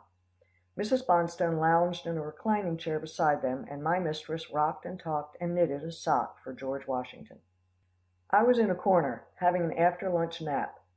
Human beings would do well if they could imitate dogs, and throw themselves down for a rest after eating. Usually they get up from the table and fly at their work harder than ever. After a while, I thought I would go up to the barn and see what the other dogs were doing, for no one was in sight but Amarilla, who never ventured far from Mrs. Granton. On rainy days it was the custom for the dogs to assemble on the barn floor to have a gossip. I found the whole bunch up there, every one with lip curled, and indulging in a hearty fit of dog laughter. Even Gringo, who was not too old to enjoy a joke, was just shaking with dog amusement. The polite Frenchmen were giggling, while the nervous Yeggie ran up and down, squealing and yapping with delight. Czarina's aristocratic lip was curled high in enjoyment, and Weary Winnie, forgetting her laziness, was rolling over and over in the hay, ki-yiing with glee. Sir Walter Scott was missing. Probably he was huddled in one of the hen houses and letting the chicken Betsy roost on his back to keep her feet from getting damp. "What's the joke, boys?" I asked. "Let me speak, oh, let me speak," said the dancing Yeggie. "Mr. Carty comes home by the train. He has to walk from the station because there's nobody's car there to give him a lift. Yeggie happens to be down there calling on a friend. Yeggie follows him home." This dog always speaks of himself by his name, instead of using a pronoun. He's a silly little fellow, yet lovable, and he has occasional strains of sense. "Well," I said, "I don't see any joke yet, but go on, and don't jump up and down the whole time you're talking." Yeggie continued. "Master Carty's rubber stuck in the mud. Master Carty said a naughty word, and stooped down to pull it on. Yeggie saw something wicked in his pocket." "A flask, I suppose," I said. "No, not a flask. That wasn't big enough for today. It was a bottle with strong stuff in it. Yeggie smelt it." "Well, what did Yeggie do?" I asked impatiently. Yeggie did nothing. He just watched. Master Carty was talking to himself. "If I take this brandy in the house, those blessed," only Yeggie didn't hear blessed, "women will be watering it, and I'm wet enough without any more diluting. I'll hide it." "And you marked the hiding place, and came and told Gringo." "Yes, Yeggie did," and the little Jack in the box almost danced his legs off. "And what did you do, Gringo?" I asked, turning to him. "I thought about that kick he gave me yesterday," said the old dog. "A man who starts kicking animals, winds up by kicking human beings. If I should ever see Master Carty kick Mrs. Bonstone, or the brown baby, I'd bite him. So I thought we'd better extract the kick right now." "Isn't this terrible?" I exclaimed. "He's bringing far too many bottles from the city lately. It's amazing how many drinks a day a man can take." "He's a scamp," said Gringo, "but he'll get nothing out of his bottle this time. I ran up here when Yeggie told me, and what do you think we've done to the bottle?" "Hidden it, of course, but where?" "No, not hidden it," said Gringo. "We smashed it." "Let me finish, oh, let me finish," squealed Yeggie, and he went on. "Master Carty didn't hide his bottle in the bushes the way he does sometimes. Yeggie saw him bring it here to the barn. He climbed the ladder to the haymow, he tucked it somewhere and came down. You see," said Gringo to me, "he wanted to have it in some place easy to get at in this storm, and where he could have some good excuse for calling on it. He'd run out here to see the horses in the stable beyond, then he'd have a swig at his old bottle." "The rogue," I said irritably. "Smell, smell, smell," cried Yeggie, dancing up and down. "It's right here." I had noticed a heavy smell of brandy when I came in the barn, and now I trotted to the other end near the big open doors, and there on the floor lay the remains of a bottle on a bed of wet oats. One of the men had spilt the horse's feed, and hay and oats were all mixing up with the nasty drink. "But how did you get the bottle down from the haymow?" I asked. Old Czarina began to laugh and licked the ear of the poodle next to her. "Frenchmen are clever," she murmured. I stared at the poodles. In the days of their captivity, they learned how to climb ladders. They were now never asked to perform any tricks. One day, when we first came out here, Mrs. Bonstone had shown a neighbor's boy what odd things they could do, and his mother told Mrs. Bonstone afterwards that he went home and tried to teach his dog and beat him cruelly when he would not learn until she interfered and took his stick from him. "That settles it," said Mrs. Bonstone. "No more clown tricks for our dogs. They may be as intelligent as they please along their own lines, but they shall not be asked to imitate human beings. They may do it on their own initiative if they wish."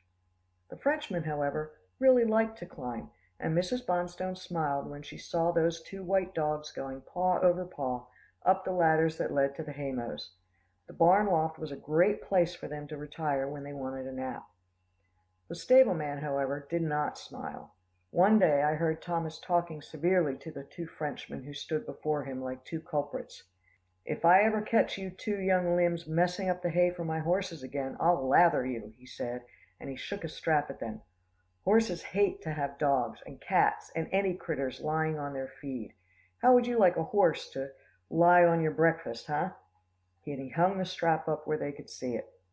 The Frenchmen trembled and went away with hanging heads, and from that day to this, I had never heard of their climbing to the mows. So I said to Czarina, "Weren't they afraid to go up there?" "Ask them," she said with a motion of her noble head toward them.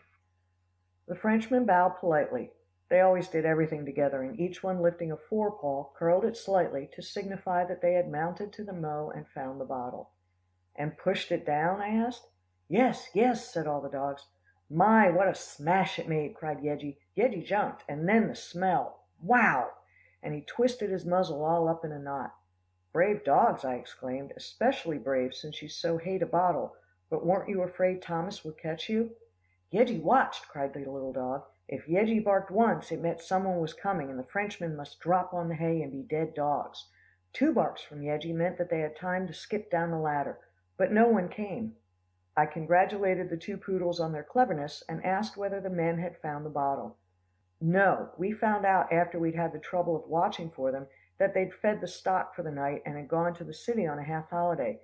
The chauffeur is to shut the barn doors in an hour." "Master Carty will be out before then to call on the bottle," I said. "He's coming, boys, he's coming," said Weary Winnie suddenly. She had been staring out the barn door in the direction of the house. We dogs all scattered, except Yeggie, who crept behind a grain measure. Later on, Yeggie, with wicked glee, related Master Carty's disappointment and anger on not finding the bottle. He climbed to the mow, groped about in the hay, came down, smelt his lost treasure, raged at the man who he thought had stolen it, and flung himself back to the house in a passion, telling what he was going to do to be revenged on the thieves. That was not the last of the bottle. The last scene in its history came the next morning. A terrible thunderstorm coming on at dinner time this same day prevented my master and mistress from taking the baby home. They often stayed all night at the Bonstones, who had plenty of guest rooms. Everybody was late for breakfast the next morning. The dear human beings had sat up late talking the night before, over the library fire that Mrs. Bonstone had had lighted to make things look cheerful. Gringo and I were the first downstairs. We ran out of doors, and to our surprise were met on the front veranda by Czarina, Yeggie, the Frenchman, and even Weary Winnie, all in the most extraordinary state of excitement. "Come up to the barn," they cried, "come up to the barn," and not a word more would they say. We ran up like foxes, and there in front of the barn a most peculiar thing was taking place. Sir Walter stood with his aristocratic face and a snarl of worry. He was staring at his big flock of Wyandottes, who were behaving in a most erratic manner. "If those hens weren't so steady," I said, "I would guess that they were trying to do a cakewalk." Yeggie could keep still no longer, and just burst out, "They're doing the Carty walk. They got at the bottle. Yeggie saw 'em." "What?" I barked wildly. "Shut up," said Gringo, giving him a nip. "You're making Scott feel sore," and he threw a compassionate glance at Sir Walter. "I will explain," said Czarina in her slow, solemn way, and she began. "You remember the oats that got soaked with the brandy yesterday afternoon?" "Perfectly," I replied. "This morning," she continued, "when Thomas threw open the barn doors, Sir Walter, who had just got the hens roused, drove them in here to get some nice dry hayseed. They said it would have been better for them to get out early and pick up the fat worms that had come up on the soil loosened by the rain. However, Sir Walter didn't know that. I think he thought the wet ground would be bad for the chickens' feet. Be that as it may, the hens obeyed him, came in here, and he calmly watched them while they crowded about the spilled oats. He was in a good vein of Scotch thrift, and he thought it was a good thing to save the oats. However, they were affected immediately. You know any kind of bird has a short digestive tract. When they began to stagger, he withdrew to that spot, and he will not allow any of us to explain the affair to him. Well, someone's got to put him wise about it, said Gringo decidedly, and right away. I believe I'll do it. And he set out in his sturdy fashion to have a talk with Sir Walter. For a long time they stood with their heads close together. Then Sir Walter, with a furious face, bolted toward the house. He had never liked Master Carty very much, for the young man used to tease him unmercifully, and no dog likes persecution any more than a human being does. I knew what he was going to do, and I whispered to Gringo, "If I'm not greatly mistaken, we shall soon see Mrs. Bonstone in the arena." Sure enough, as we heard later, Sir Walter burst into the bedroom of the lady he loved so dearly, and served so well in his devotion to her hens, and pulling at her gown until she hurriedly finished her dressing, induced her to come up to the barn with him. I shall never forget her face as she stood staring at us, at the hens, and at Thomas and Joe, who by this time had appeared and were yelling with glee at the sight of the tipsy hens. They quieted down when they saw Mrs. Bonstone, and one of them began to sniff, followed his nose, till he walked straight to the spot where the bottle still lay in the midst of the few oats left. "Someone's been having a spree here," said Joe.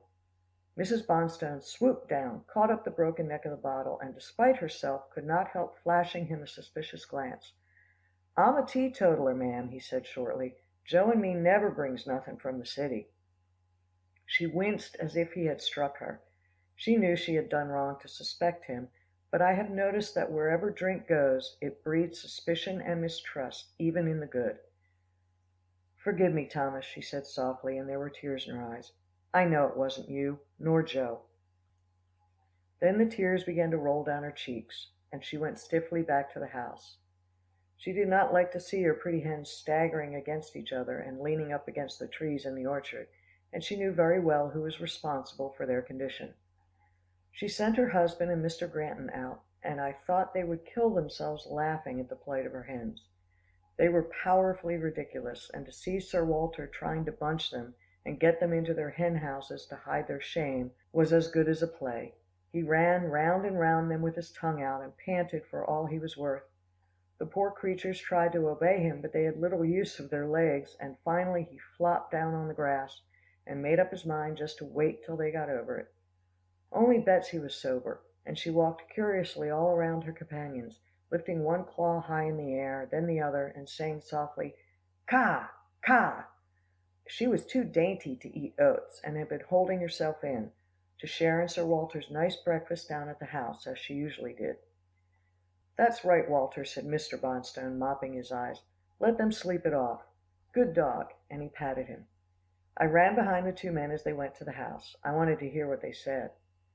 "There's a serious side to this, Granton," said Mr. Bonstone, "and my wife will be worried to death. Someone has brought forbidden fruit here. It's between the men and that scamp Carty." My master was very careful about meddling with his friend's private affairs. However, he said softly, "No tramp could pass your dogs. I believe your men are beyond suspicion, but it's always safe to give the suspected person the benefit of the doubt." "All right," said Mr. Bonstone briskly. "We'll go on the supposition that the offender is unknown." The ladies were at breakfast when we entered, and very sweet and pretty they looked, as they sat at a well spread table, drawn up close to some windows overlooking the rose garden. My dear mistress had got a little more flesh, and I thought her quite handsome now, but she never ceased inwardly bemoaning the fact that her beauty had fled, though she said little about it. "Let it stay fled," Gringo often growled. "She's a better woman without it." "No, Rudolph, I don't want to look at drunken hens, or drunken anything," she said, when my master invited her to go up to the orchard and see how amusing the hens were. "Suppose George Washington should drink when he grows up," and she shuddered. "The drink will all be banished by that time," said her husband good naturedly. "You women are getting so decided on the subject." "I don't see how you men can jest," she went on. "I think it's a very sad subject, a very sad one," and she pursed up her lips. Her husband didn't answer, but he was pleased with her attitude, for he gave her enough fried chicken for 2 women, and usually he tried to scrimp her about her food, for he was so afraid of the dreadful flesh coming back. I think Mr. Bonstone was in misery till breakfast was over. He had put Carty out of his mind, and I knew that there floated continually before his eyes the vision of those white beauties who were no longer mistresses of themselves. He choked once or twice over his coffee, and finally he went off by himself in the rose garden, and indulged in what Sir Walter Scott calls a burst of Homeric laughter. "I don't see why he wants to laugh that way," Sir Walter often says to me. "It's so underbred. I like the way Mrs. Bonstone laughs much better." "He's having a good time," Gringo always growls, if he hears this criticism, "and he's hurting no one. Let him alone." Master Carty came in very late for breakfast that morning, and only the 2 ladies were left. He had slept off his ill temper over the loss of his bottle, and was in his usual waggish teasing mood. He pulled his sister's hair as he passed, and made an amusing face at Mrs. Granton. His sister began to whimper a bit, and I knew a scene was coming. "What's the matter, sis?" he asked kindly. "Has Bonstone been beating you? Don't cry in my coffee if he has. It will only weaken me when I punish him." "The hens are all drunk," she said as she passed him his cup. "Drunk!" he exclaimed. "And what do they find to get drunk on in this double distilled temperance household? Spring water, eh?" "Someone brought this bottle to the place," said Mrs. Bonstone, dramatically withdrawing from under the table the broken neck that she had picked up in the barn. Master Carty started and said, "Ye gods, have I found the murderer of my long lost brother?" Mrs. Granton chipped in here. She was hand in glove with Mrs. Bonstone in trying to reform her old friend Carty. "Perhaps some of your men have been drinking," she said airily, "and let some of the nasty stuff fall on the barn floor, and the hens ate the hayseed." This was not quite correct, but it served her purpose. "Jerusalem," said poor Master Carty. Gringo gave me a push. We were both lying on the floor in a big patch of sunlight, apparently observing nothing, yet taking note of all that went on. Mrs. Bonstone worked herself, or seemed to work herself, into a sudden passion. "I shall ask Norman to discharge both those men if they are guilty. I shall not have drunkards about the place. They might set the barn on fire." Now this touched Master Carty in a tender spot. He was mischievous and self-indulgent, but he was no coward. "Let me see that neck," he said miserably. His sister handed him the bit of broken bottle, and both women surveyed him narrowly from under their eyelids. Gringo and I were close to his place at the table, and we heard him mutter, "Well, I've got it in the neck this time, like the chickens." "What are you muttering, Carty?" asked his sister. "Nothing, nothing," and he pushed his chair away from his untasted coffee. Oh, how good it smelt, with lots of lovely cream from the Bonstones' own cows in it, and a sugary sweet smell, for he liked 6 lumps. "Stanna," he said presently, "where's your husband?" "Gone," she said, "some time ago. He was in a hurry to get to town. We were late." "Then I'll have to tell you," he went on, with hanging head. "Don't blame the men. This bottle was mine," and he hurled the neck through the open window. I'm very sorry. I don't see how your hens got at it. They must have vicious tastes." Now, just here, instead of falling on his neck, and extracting from him promises of reform as she had done so many, oh, so many times, his sister did what seemed to me a queer thing at first. She put her arms on the table, dropped her head on them, and said, "Oh, oh, oh," a great many times. Gringo had been licking his paws thoughtfully while he listened to the conversation at the table. Now he stopped and pondered. He had struck a snag in his thoughts. He was trying to catch on to Mrs. Bonstone's wasping, as he told me when I whispered to him. Presently he went on licking, and I knew he got the clue. "What is it?" I whispered. "She's going to make fun of him, poor soul," he responded. "She's tried everything else." Master Carty was striding up and down the room.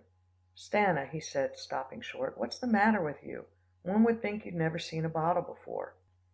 "It's not that, brother," she cried, lifting her head and beating the table with both her little hands. "It's the ridicule that will be made of you. Norman was just roaring with laughter. He thought it was the best drink joke he had ever heard, and you know he is full of them. He will tell it to the men at the club at lunch. It will be all over the city. that Carty Resterton has sunk so low that he drinks with the hens. You know what a picture Dickie Gray and Mark Jones and all that set will draw. Carty Resterton having a carousel in the barn because his sister's house isn't open for that sort of thing. He took a pull at the bottle, then the hens had their turn. Oh, oh, oh, I can't stand it, and she went off into an admirable fit of hysterics.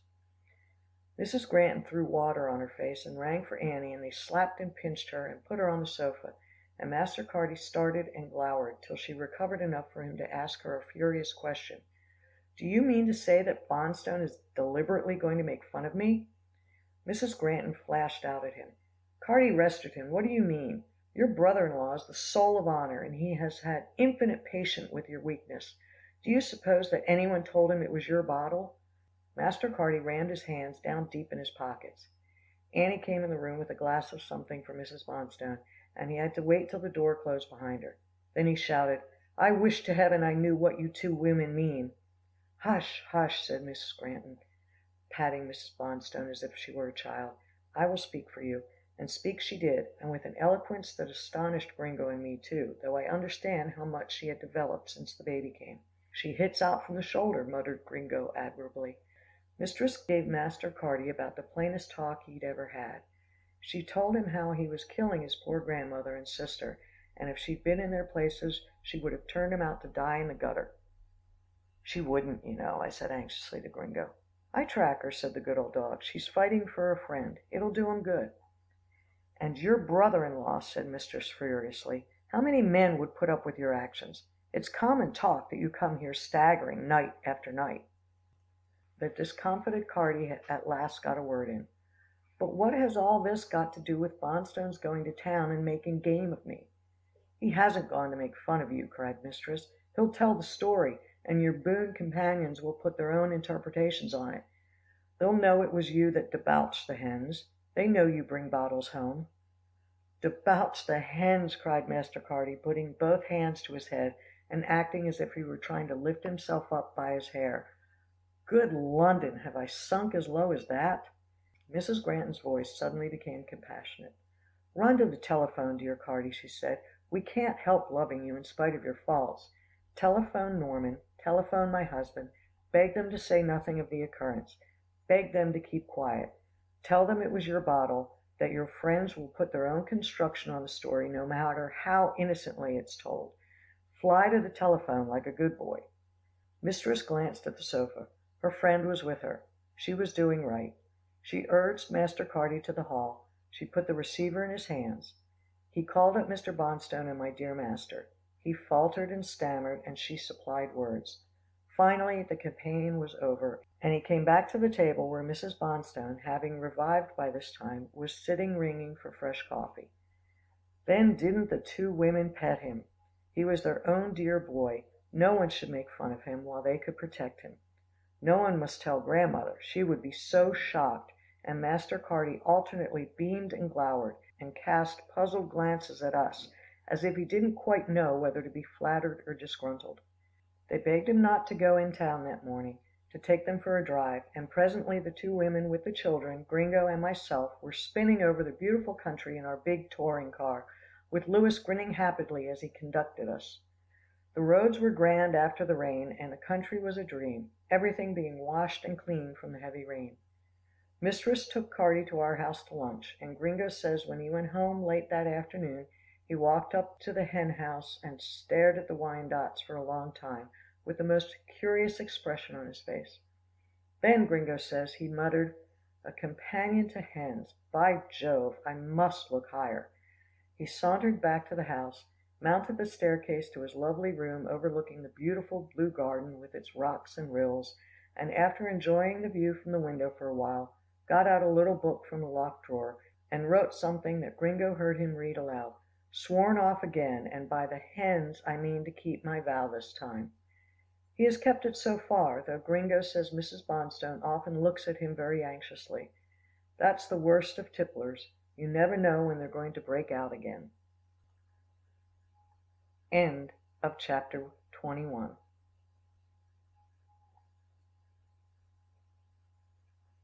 Boy, the Wandering Dog by Marshall Saunders.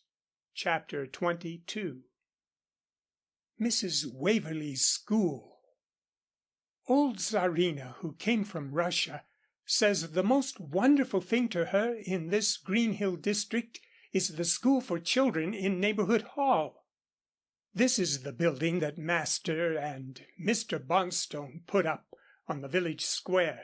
It is a big white erection with colonial pillars and plenty of verandas, and it has a garden round it and a playground for little children, and inside is a library, a restaurant, a swimming pool, a pretty parlor where young people can dance and play games, and a big hall where moving pictures are given. The country people just pour into it in the evening. Everyone pays 5 cents, and after a certain length of time the village will own the whole place, for Mr. Bonstone and my master believe in public ownership of public amusements.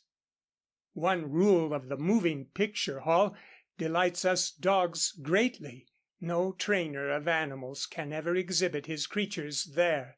That is in the charter. One good-sized room in the hall was reserved for a school for the children of the village, and Mrs. Waverlee is their teacher. To come back to Czarina, she says that if all children in Russia could have such a teacher as Mrs. Waverlee, there would not be so much misery among them.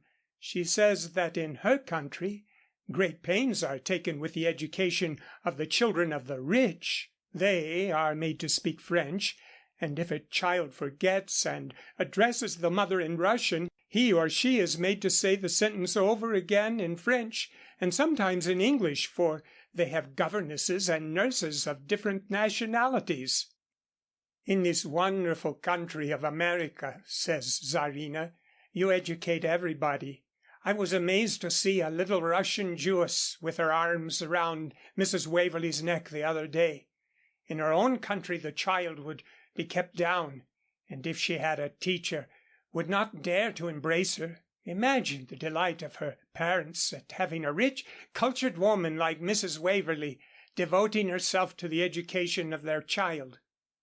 All the dogs love Mrs. Waverlee, but Gringo is her stoutest admirer, partly on account of the English blood in his veins, and he often runs down to her school and calls on her, or visits her in the pretty cottage in which she lives with Egbert. She welcomes any well-behaved dog to her school, and the other day Gringo and I sauntered down to the village and approached Neighborhood Hall. It was a lovely day, and the doors were all wide open. We trotted across the tennis court, and the place where the boys and girls play basketball, to the garden at the back of the hall. There is a big patch of greensward there, with a pond in the middle, where some white ducks and pets of the children are always paddling about. The children were all out on the grass, the most of them with bare feet. When Mrs. Waverlee caught sight of us, she called with her pretty English accent, "Good morning, dogs. Come to me." We walked toward her, Gringo with his queer sidewise gait like that of a racking horse. He never picks up his paws the way a fox terrier does. "How fortunate!" exclaimed Mrs. Waverlee, as we lay down on the grass beside her. "Our lesson this morning is on the dog, and I had not a single dog caller. Now, children, do these two friends of mine suggest anything?" "Tell us about the bulldogs, please," the most of them cried. 2 little girls were for fox terriers, but they were in the minority. "Some people blame Mrs. Waverlee because she allows the children to follow their own bent so much. One day, before the war closed, I heard her say to a lady, 'Would it not be cruel, when these little creatures come to school, bursting with questions about affairs in Europe that they hear you older ones discussing, for me to pin them down to a lesson in grammar, for example? No, I find out which way their minds lead me, and I follow it. Mornings, when they want to know how the Germans and the Allies are getting on, I spread out a map on the grass and give them a united geography, history, and peace lesson." Mrs. Waverlee shut her eyes as she spoke. No one knew what agony it cost her to discuss the war, but she was not a woman to dodge her duty. She met it squarely in the face. The lady who was criticizing her said with reluctant admiration, "My boy certainly does display an unusual knowledge of current events, but I am conservative in my ideas and would like him brought up along old lines." "Then you must take him from here," said Mrs. Waverlee sweetly. "The best and newest in an educational way is what Mr. Bonstone and Mr. Granton insist on." The lady didn't take her son away, and a little later I heard her gushing to Mrs. Bonstone over the school. "I never heard of anything like it," she said.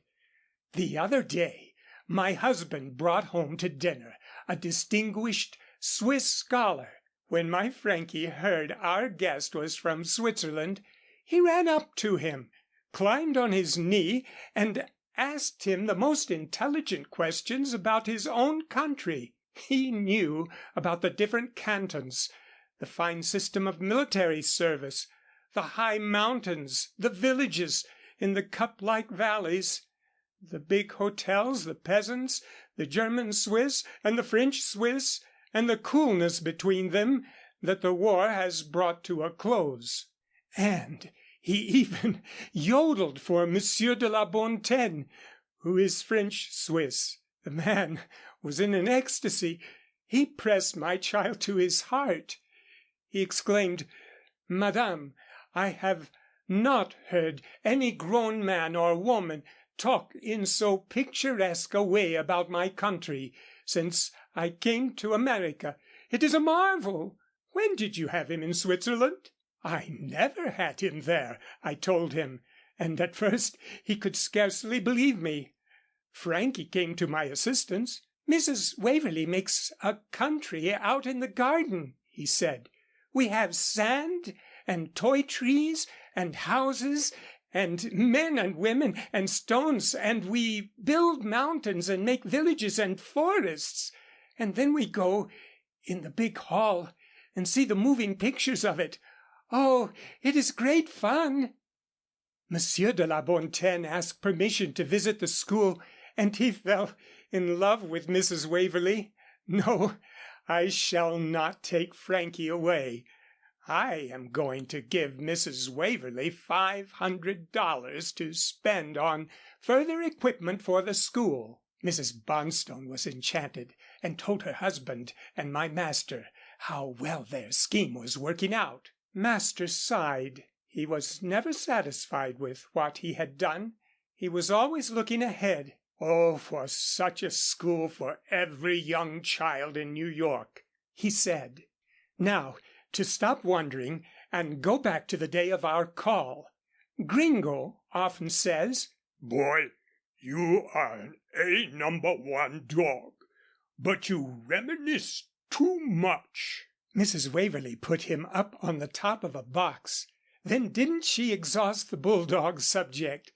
She went her way back to the days in old England when cruel sports flourished. She told how men can take breeds of animals and birds and change them. The bulldog was inbred until they got an animal perfectly adapted to the sport of bull baiting. She had some of the boys wheel out of doors an almost life-sized cow that is part of the school plant. She opened Gringo's mouth, and the old fellow rolled his eyes kindly, while she showed the vice-like construction of his jaws. Then she asked him if he would make a spring at the cow, to show the children how the ancient bulldog used to leap at the bull's head and hold on by his teeth. Gringo crooked his hind legs, gave one of his cat leaps, and landed on the cow's upper lip. I don't know what that old cow was made of, but there Gringo hung, and Mrs. Waverlee showed the children how his lay-back nose enabled him to breathe while he retained his grip. By and by the lip broke off, and then some of the children cried. "This is too realistic," said Mrs. Waverlee, "but the cow is not hurt, and the wicked sport of bull baiting is all over. I may say in passing that some people blame Mrs. Waverlee because she does not keep everything painful from the children. I do not wish to make them soft, she says with flashing eyes. Evil and suffering are all about them. They must have some acquaintance with them in order to be able to overcome them. I make my own boy sit in school beside a beautiful and innocent German lad to teach him to overcome his hatred for the nation. After the cow had been wheeled away, and her broken nose hidden in a young lilac bush, Mrs. Waverlee said, "Now let us examine Doggie's points." I opened my eyes. I didn't know she knew so much about dogs. She made Gringo walk away from her and toward her, and she felt his back and his head and had him sit down and get up, and she turned over his rose ears to show the children the pink lining, and pinched his brisket, and lifted his feet to see if they were sound, showed the children the set out of the shoulders that enabled a bulldog to crouch low between the horns of an angry bull who tried to gore him. Then she explained that sometimes 20 or 30 dogs would be killed before the bull could be thrown. That was news to me, and I whispered to Gringo, "I didn't know you actually had to throw the bull." "Certainly," he replied. "A heavy dog with a good grip could do it easily if he knew how." After Mrs. Waverlee penalized Gringo slightly because the wheel of his back wasn't quite perfect, he stepped off the box and everybody went home to lunch. Mrs. Waverlee invited Gringo and me to accompany her and Egbert to their cottage, and we had a fine lunch with Patsy, Egbert's fox terrier, who had been confined to the house with a sore paw. They had a lovely little cottage, but it had a small garden only. One day I heard Mrs. Bonstone, who has become very intimate with Mrs. Waverlee, say to her, "Britvalda, you are a rich woman. Why do you not buy a larger place than this?" "Why should I?" said Mrs. Waverlee indifferently. "I have Neighborhood Hall close by, and the river and the meadows are open to me, and the lanes and high road, and the pretty winding village street. It is all mine." "You queer creature," said Mrs. Bonstone, but her tone was admiring. Mrs. Waverlee glanced up at the sky with her strange other world look. I don't believe anything in this world counts much with her, except getting human beings ready to go to the next one. Shall I be there? Oh, shall I be there with my dear master? Just burst from my dog heart one day when I was sitting watching her as she gazed up at the sky. We were all alone, and that clairvoyant, beautiful woman understood me. "Dog," she said with exquisite gentleness, as she laid her hand on my head, "do you think the creator of this marvelous universe would ever destroy anything utterly in which he had placed the spark of life? No, we shall all live again, purified, immortalized, made perfect." I licked all the dust off her pretty feet. In her own garden she wore sandals and no stockings. I wished there was something hard I could do for her. I adore her. End of chapter 22.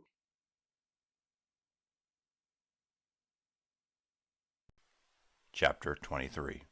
Living out here in the country as we do, I see a great many poor people, either coming here to beg, tramping by the high road, or sitting on the rustic benches that masters have had placed all along the sidewalks that bound his property. I am amazed at the topsy-turviness of their ideas. Now, rich people are not perfect, but on the whole they seem to have more common sense than the idle poor. These shabby dressed persons perch round on the benches, stare at masters big white house showing among the trees, and these are their sentiments. I wish I'd been born rich. I wish someone would die and leave me some money. I wish I didn't have to work. One man only, in the whole course of my eavesdropping under hedges, have I heard say, "That's a wise man in that big house. He's slaved for what he's got. Let him keep it." However, this kind of lazy talk does not affect Master and Mr. Bonstone. I have heard them say again and again that there are frightful inequalities in the human lot, that every man does not get a living wage, and there should be more brotherhood and sympathy between class and class. Perhaps that is why they never get disgusted or offended or suspicious. Some of the rich people about here say that they are bothered to death with squealing, envious, poor persons who hang around them, begging for money for this scheme and that scheme, which has always at bottom the everlasting endeavor to get something for nothing. Master and Mr. Bonstone smile, and never worry, nor argue, nor fuss. They just keep on helping everyone that applies to them. One day, the first summer we came out here, I was up on the balcony, outside Master's bedroom, with him. He had come home from the city, very hot and tired, and he was having a lovely time, lounging in a big chair with a glass of lemonade at his elbow. The parlour maid came up and said that a young man wished to see him. Master got up patiently, put on his coat, and went downstairs with me at his heels. An unprepossessing looking young fellow awaited him in the hall. He had a loose mouth, and he talked out of one side of it, and his jaw was undershot, and one side like that of a badly put together dog. Master sat down on the monk's bench beside him. "What can I do for you, sir?" The lad twisted his rag of a cap in his hands. "I thought you might give me some money." "What do you want money for?" asked Master. "To get a job." Master smiled. "You don't wish money to get a job? You wish a job to get money?" "I had work," the fellow said, with a twist of his mouth, as if he tasted something bad, "but it didn't bring me in enough to keep body and soul together." "Now what kind of job do you want?" asked Master. "Something easy that will bring in lots of coin," he said audaciously. "Come now, you know things don't bring in lots of coin," said Master. The young fellow swept his eyes about the handsome entrance hall and said, "I bet you got this easy." Master shook his head and stifled a yawn. It was a hot day, and he does not believe in arguing. However, he said shortly, "I did work for it." "Go on," said the fellow jeeringly. "I don't swallow that." "Poor chap," said Master kindly. "No power of digestion. Not on your own fault, likely." "What are you giving me?" said the young man wonderingly. Master looked him all over. I knew what he was thinking. Poor, weak-backed gutter boy, fished out of the troubled waters of New York and sent here to be reformed. But it was Master's duty to undertake the job. Likely he'd fail, but it was up to him to try. "Come on, boy," he said suddenly, clapping the lad's greasy shoulder. "Let's go look for something for you." The lad put on his old reed of a cap on his head, but Master strolled out bareheaded. The sun was getting low, and it was not as hot as it had been. First he went to the gardens and tried them on the lad. Roses and cabbage did not appeal to him, and he surveyed them with a dull eye. He didn't care to dig in the ground. Master took him to the garage. No motor cars did not strike his fancy either. He hadn't courage nor skill enough to manage any kind of machine. The tiny stable was the next place to visit. Here lived Moonstone, a Shetland pony, nominally George Washington's. He was too young to ride it yet, and young Egbert had the sole use of it. Neither did the pony appeal to the poor city boy.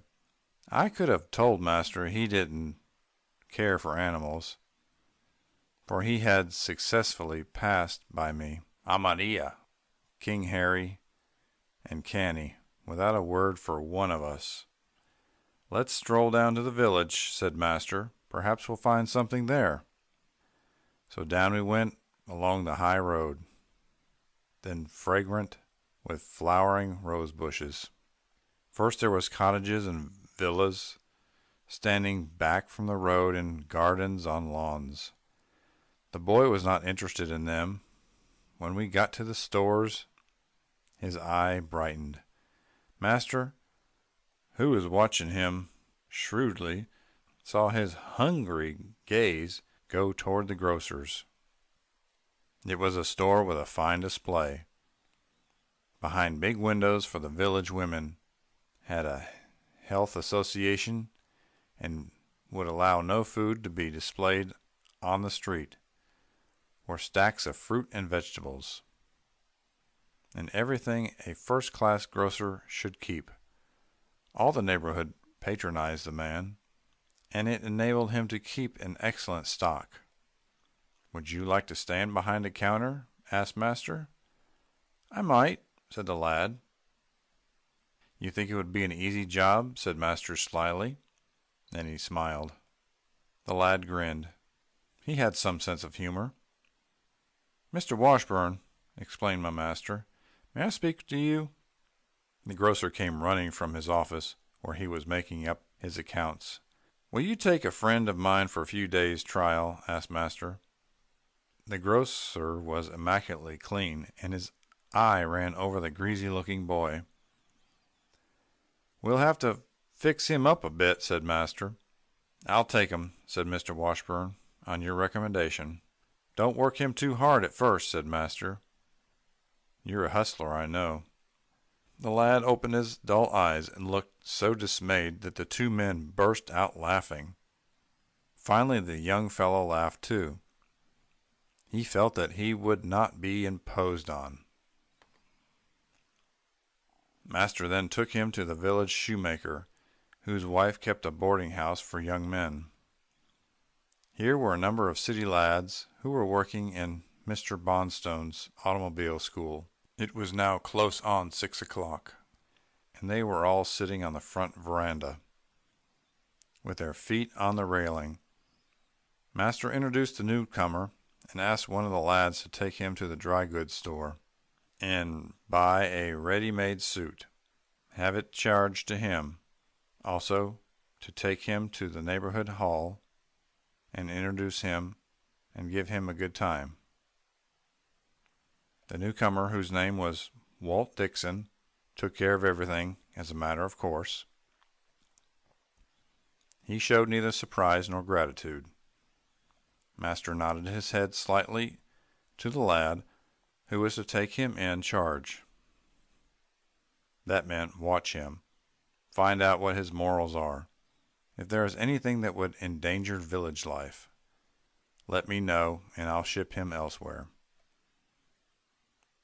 Now all this happened some time ago, and as Gringo says, it's up to Walt Dixon to make good.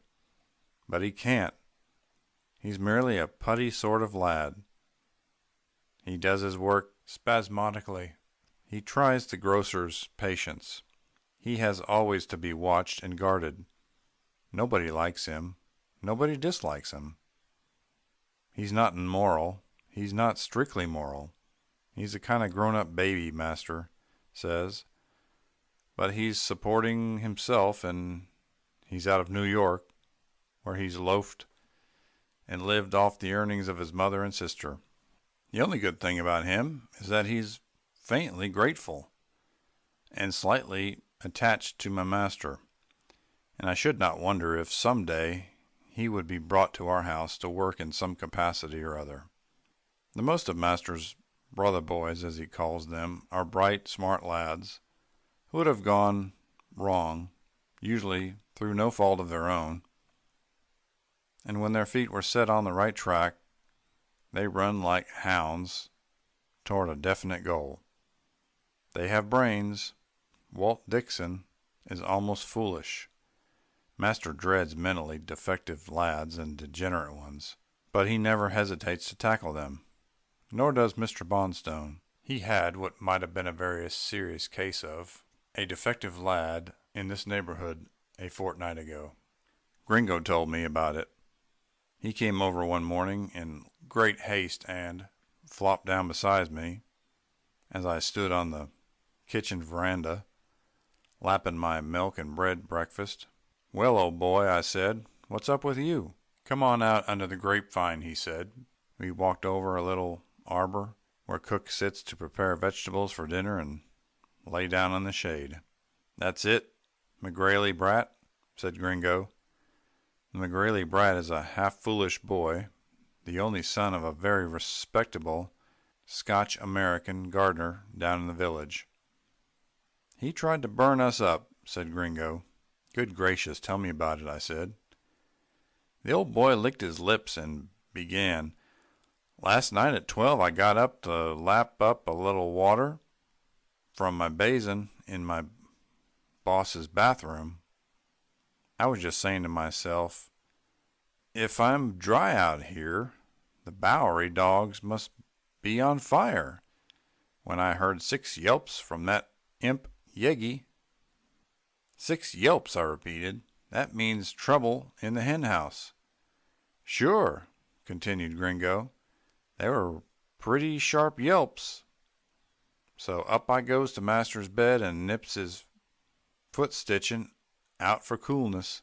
He's always alive. So out he tumbled and said, 'Go ahead, pup.'" "You like to have him call you pup?" I interjected. "It makes you feel young." Gringo's fine eyes grew soft. "It makes me hark back to the West, in lively days when we both acted like kids. How old are you, Gringo?" I asked curiously. "Never you mind that, young dog," he said. "I'm as old as I look, and I look younger than I am. So let me go on with my story." "You're an awful interpreter." The boss and I tumbled over each other to get to young Yeg, who was waiting out on the gravel.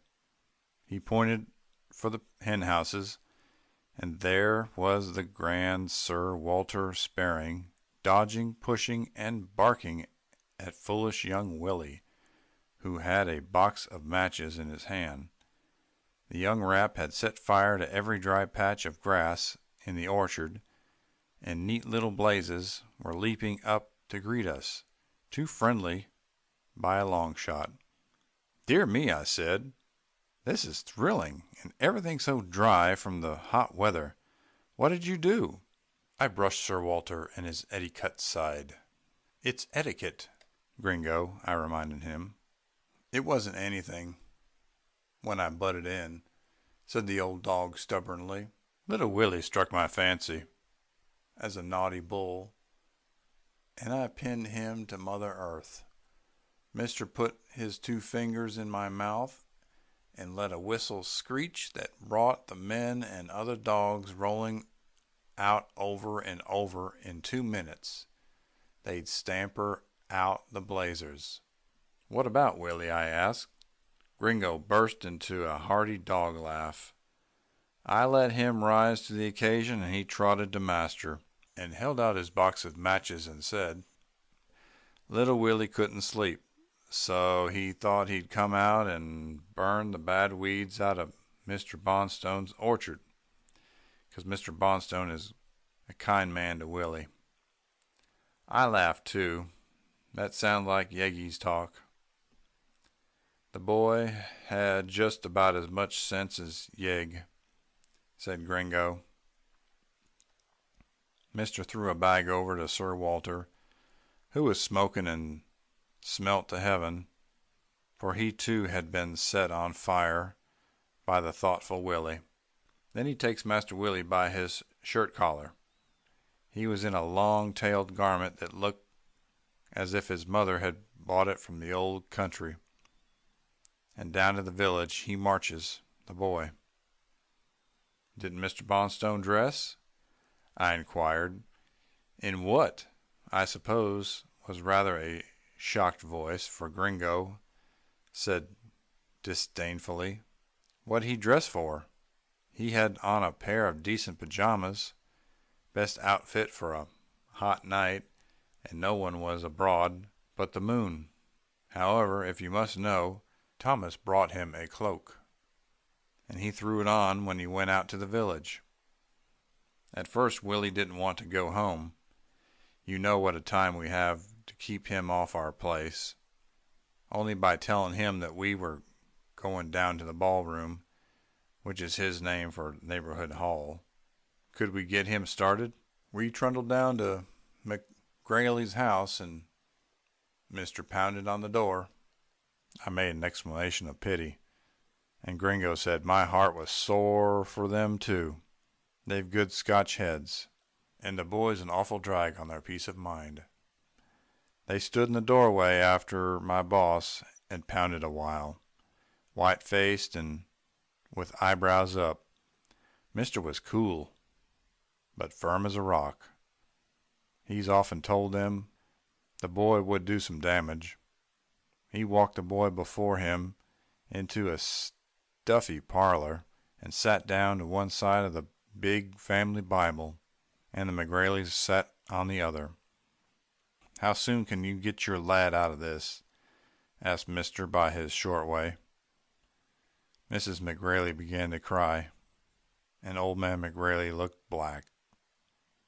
"Sir," said the woman, presently lifting her head, "suppose was your boy." Father McGrailey took up the cry. "Yes," he said, "suppose was your boy. Would you take him out of his warm bed, where you can look at him every night, and send him where he'd be beaten and driven and scared, and he, oh, great heavens, an idiot boy!" "He isn't an idiot," said Mister. "I've told you dozens of times he's a moron. He comes first in the class of mental defectives. Imbeciles and idiots are below him, and he does not stay in his warm bed." "I couldn't send him away," wailed Mrs. McGrailey, with her arms round Willie. "I couldn't give him up. He's all I have." "I told you," said Mister, striking his hand on the table. "There's a good institution upstate, and I saw boys in your Willie's class, and their faces were fine. They were feeding lads weaker than themselves. He'd be taught a trade, too. I'm speaking for his good. He's a plague in this neighborhood." Father McGrailey looked madder. "I've heard you, sir, 100 times, say you didn't believe in no herding of people or animals together, that you wouldn't even bring up a pup in kennels if you could find a home for him." "That's so," said my boss coolly, "but I made one exception. Persons whose minds are affected cut the very bottom out of society. There are criminals. I'd doctor them. What are you doing for your boy? Come on." The man and the woman looked at each other with quite cunning faces. The boss had finished strong. I was lying beside his chair, and thinks I to myself, what'll they do now? I knew they'd win out, for I tell you, boy, a pair of parents at bay is a worse team than a pair of tigers. "Stop, Gringo, a minute," I said. "Let me get my wits to work. 2 good citizens with a dangerous fool of a boy have got the richest man in the community concerned at midnight. He's got a good heart. They'll overcome him, but how? I'd give it up." "So did I," said Gringo triumphantly. "But they didn't, sir," said Mr. McGrailey, in a voice that made my skin creep. It had the Scotch burr and an awful agony twisted up in it. "May you never know the heart scald that we've known. I tell you, sir, I've visited the police courts in New York. I've seen young men and women that were nothing but grown-up babies, judged as if they were you or me. God pity the weak in brain, and I vowed a vow that I'd kill my son before I'd trust him to the stone heart of an unfeeling public." This was pretty stiff, and Mister began to waver. The woman came back with her old cry, "Suppose it was your boy. Suppose it was your boy." My boss's face softened. I knew his thoughts ran back to the room where the young John lay in his baby sleep, so soft, so happy, so coddled. Could anything tear that boy from his arms? Not the whole world. "My friends," he said softly, "I'm pleading for your boy. You don't understand. You're doing him an injustice to keep him here. There are institutions, I tell you, where he will be treated kindly." Mrs. McGrailey began to cry so horribly at this that Mister said in a hurry, "Well then, in the name of common sense, suggest a way out. Your boy is not going to run loose about this place. That's the very way to tear him from you." "Mr. Bonstone," said Mr. McGrailey, "you own 200 acres of wild land out Torbellon way." "Yes, mister," said he did. "Start a cottage colony, sir. Give me the post of head gardener. I'll build a house with my savings, and I'll give you the names of a score of persons like myself, who have children that are not like other children. They'll put some money in, but they won't send their boys and girls to a big institution." "I think you're wrong," said Mister, shaking his head. "Your boy would be better away from you, and you'd have to hire experts to train him and others like him." "Hire them," said Mr. McGrailey commandingly. "Look here," said my boss, "you fellows rate my bank account too high. I'm sailing close to the wind just now." "Trust you raise money," said the man almost contemptuously. "Haven't you and Randolph Granton got the name for good sense in business and wisdom in philanthropy? Ask your rich men. They'd give you funds when they'd turn a deaf ear to the likes of me." My boss got up. "Then I'm to start a private institution for Willie?" "That's it, sir," said Mr. McGrailey grimly. "You'll do that and more, too, for a neighbor." "Maybe I'm a fool," said Mister calmly, "but I'll think it over. Meanwhile, keep the boy close." "Will do that, sir," said the man respectfully. Then he broke down, for he was all cut up. The boy had nearly killed him and his wife. He cried and she cried, and they caught the boss's hand, and God blessed him, and he fled, and left his cloak with them, and he's coming up this evening to talk the affair over with your boss. "Don't those two men beat the Dutch for doing good?" I explained. "They even get up in the night to do it." End of chapter 23.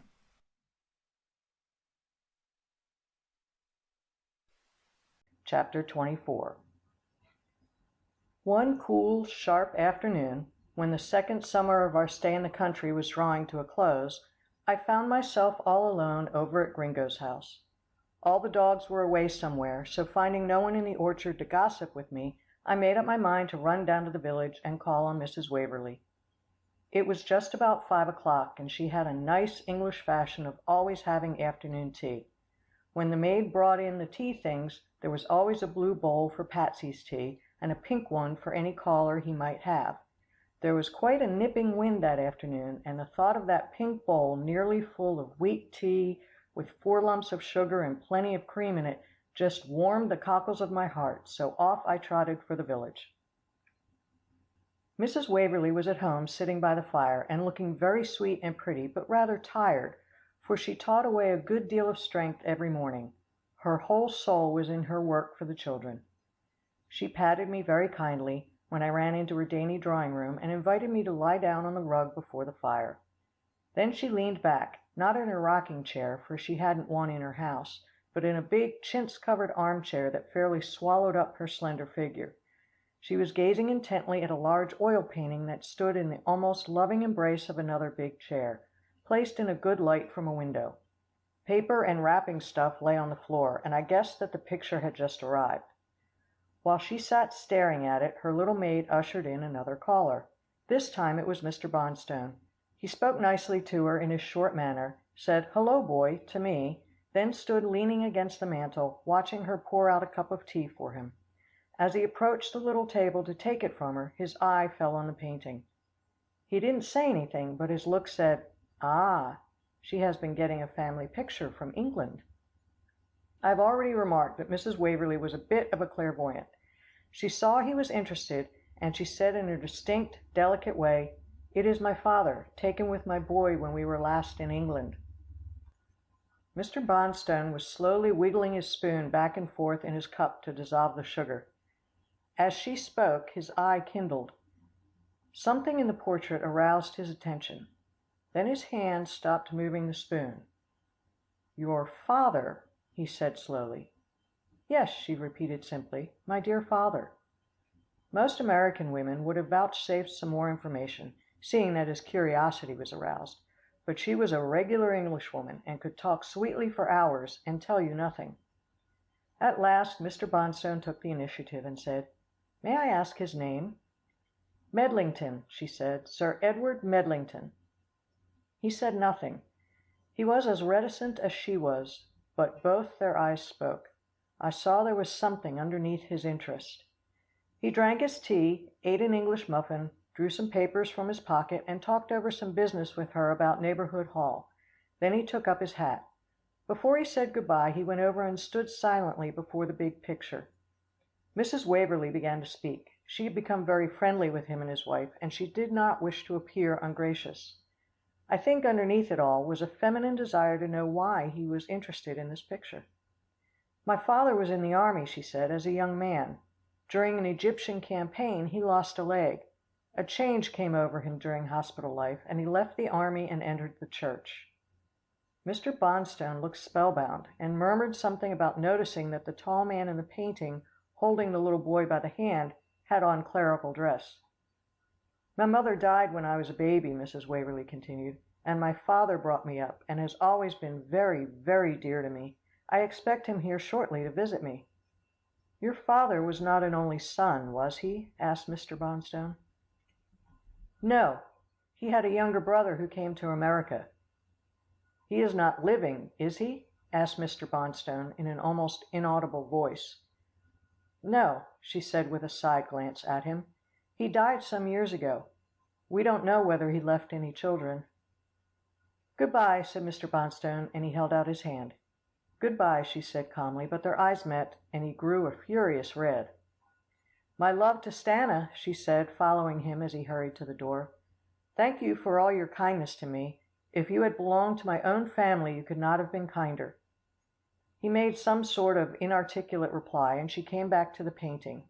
Then she repeated Mr. Bonstone's questions. "Your father is not an only son, and he is not living, is he?" "Why negatively?" she said, "unless he knew the answers?" "He is the son of my uncle who quarrelled with his father, and ran away to America with his barmaid wife. I feel the relationship, and I also recognize family traits." Her face grew a beautiful pink. "A good man, and my own cousin. Now I am not without relatives in this new country. Thank God! It will be a good thing for my boy. But I must not acknowledge this relationship until it will be welcome to this odd man." All this was intensely interesting to me, and I too turned a fresh attention to the painting. It was not difficult to recognize little Egbert as he had appeared a few years ago. The tall old man was handsome and commanding in appearance, and yet his face was the essence of gentleness as he held the boy's two small hands. Won't Gringo be excited, I thought, and I was just about to whine for the door to be opened so I could run away to him, when my dear mistress appeared. "Well, boy, you too are here," she said kindly as she came in. Then she began talking to Mrs. Waverlee about the latest news, which was something that affected me deeply and painfully. "There is to be a new kind of dog show in New York," she said, "a dog hero show. All dogs exhibited must have done something noteworthy, or they cannot be entered. You, boy, are going to go on account of the service you rendered our hostess. Gringo will be there, also King Henry and Walter Scott." "Is it to be a show for thoroughbreds alone?" asked Mrs. Waverlee. "No, breeding has nothing to do with it. It is all inner worth. Dogs who have saved persons from burning, or carried messages, or have shown great intelligence. In fact, I believe the mongrels will predominate." "When does it begin?" inquired Mrs. Waverlee. "Next week." My heart sank within me. Oh, how I dreaded a dog show! When I was a young dog, I had been exhibited several times, and every time I suffered tortures.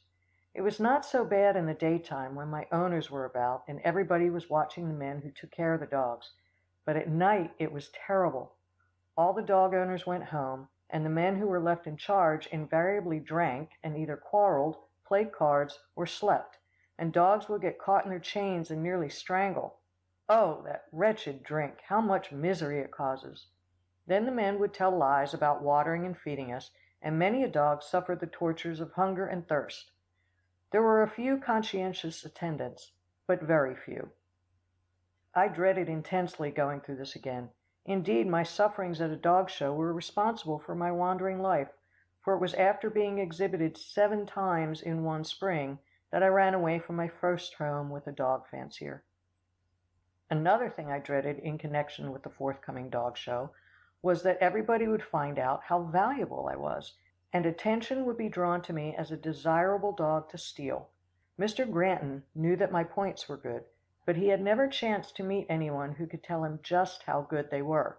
He didn't know a very doggy set of men. Well, the day came, and I was entered at the show, and the thing itself was not half as bad as I thought it would be.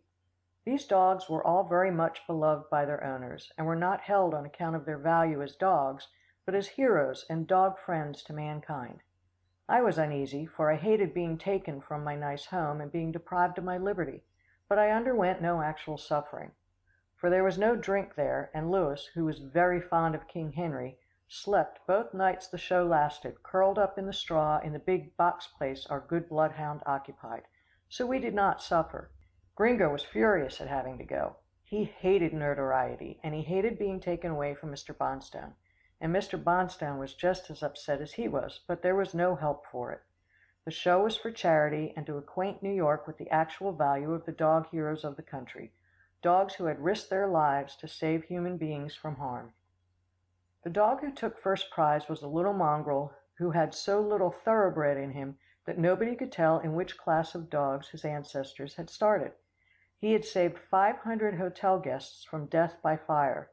The hotel was a regular fire trap, and he had barked and raged when he smelt the smoke, till he drew attention to the dreadful danger, and everyone got out while the hotel burnt to the ground.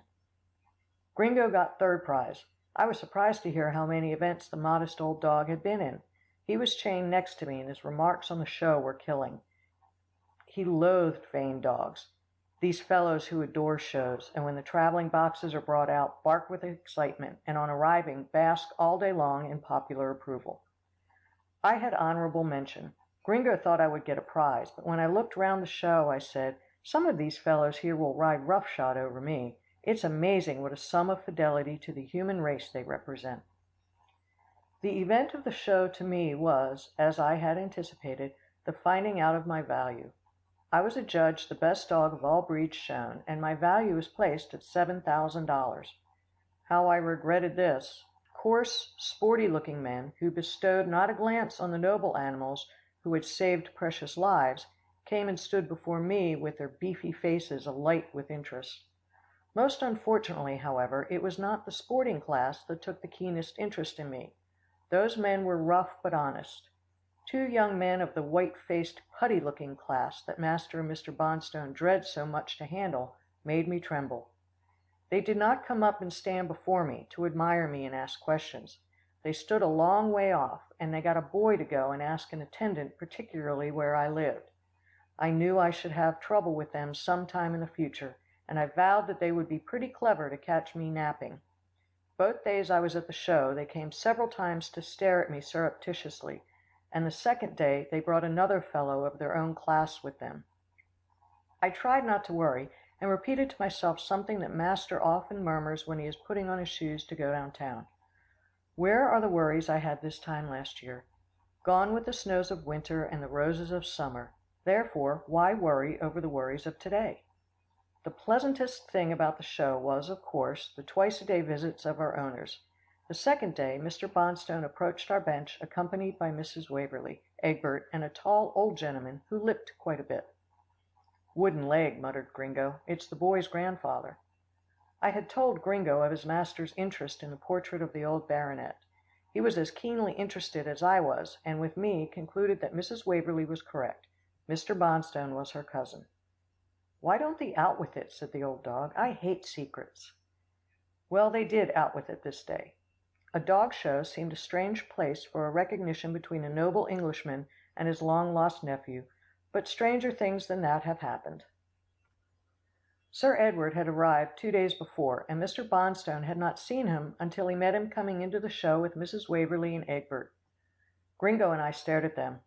"My poor boss," said the old dog. "His eyes are eager. He'd like to have relatives like other folks." Mrs. Waverlee was sweetly self-possessed. No one would have guessed that she was very much excited and was watching her father and Mr. Bonstone surreptitiously. I have forgotten to say that Walter Scott was chained the other side of Gringo and King Harry, and the 3 grown-up persons and the boy were fondling us alternately. Mr. Bonstone was delighted that he would be able to take Gringo away that evening. "Only a few more hours, kid," he said in a very low voice as he softly rubbed his hand over Gringo's rose ears. A seal ring, his only ornament, for he hated even a breastpin, caught the old baronet's eye. Now he had evidently noticed no familiar resemblance in this man, but he could not help recognizing the ring on which was engraved the family crest. He didn't say anything. He was a very well set up, self-possessed old gentleman, and very English.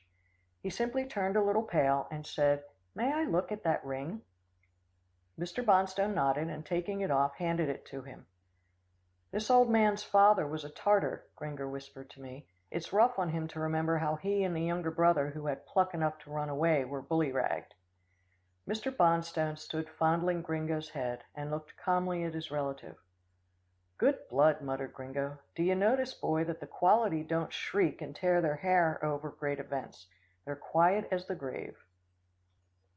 I didn't say anything, but I imagined the panorama passing before the eyes of the fine-looking old man, turning the ring round and round in his hand. Having been in England, I could call up a picture of the old country house, the pleasant life, the gentle mother, the domineering old father, the submission of the elder son, the rebellion of the younger. And now the younger son was dead, but his son lived and would slip into the place of his father in this old man's heart. "Your Christian names?" asked Sir Edward in a low voice as he returned the ring. "Edward Norman Mannering." Sir Edward's eyes clouded. He dropped his head on his breast for a few seconds. His dead brother had given his own dear brother's name to his son. Then he spoke again. "Why Bonstone?" "My mother's name," said Mr. Bonstone shortly.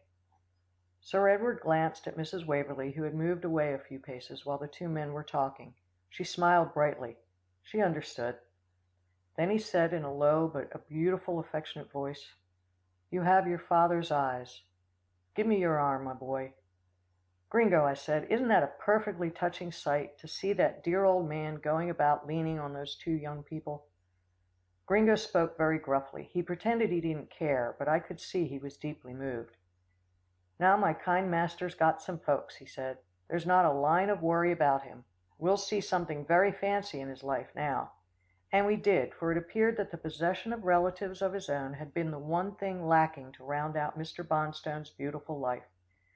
His devotion to his uncle was superb. He was down at Mrs. Waverlee's constantly, and when he was not there, Sir Edward was at Green Hill. There was a great excitement all over this place, and in New York too, when it was announced that Mr. Bonstone was related to the distinguished English army officer and present clergyman, Sir Edward Medlington, and was a cousin of the aristocratic Mrs. Waverlee. Nobody seemed jealous, everybody was glad. Mrs. Resterton basked in reflected light. She dragged in the title whenever she could with propriety, and the way she mouthed the Sir Edward was lovely to hear.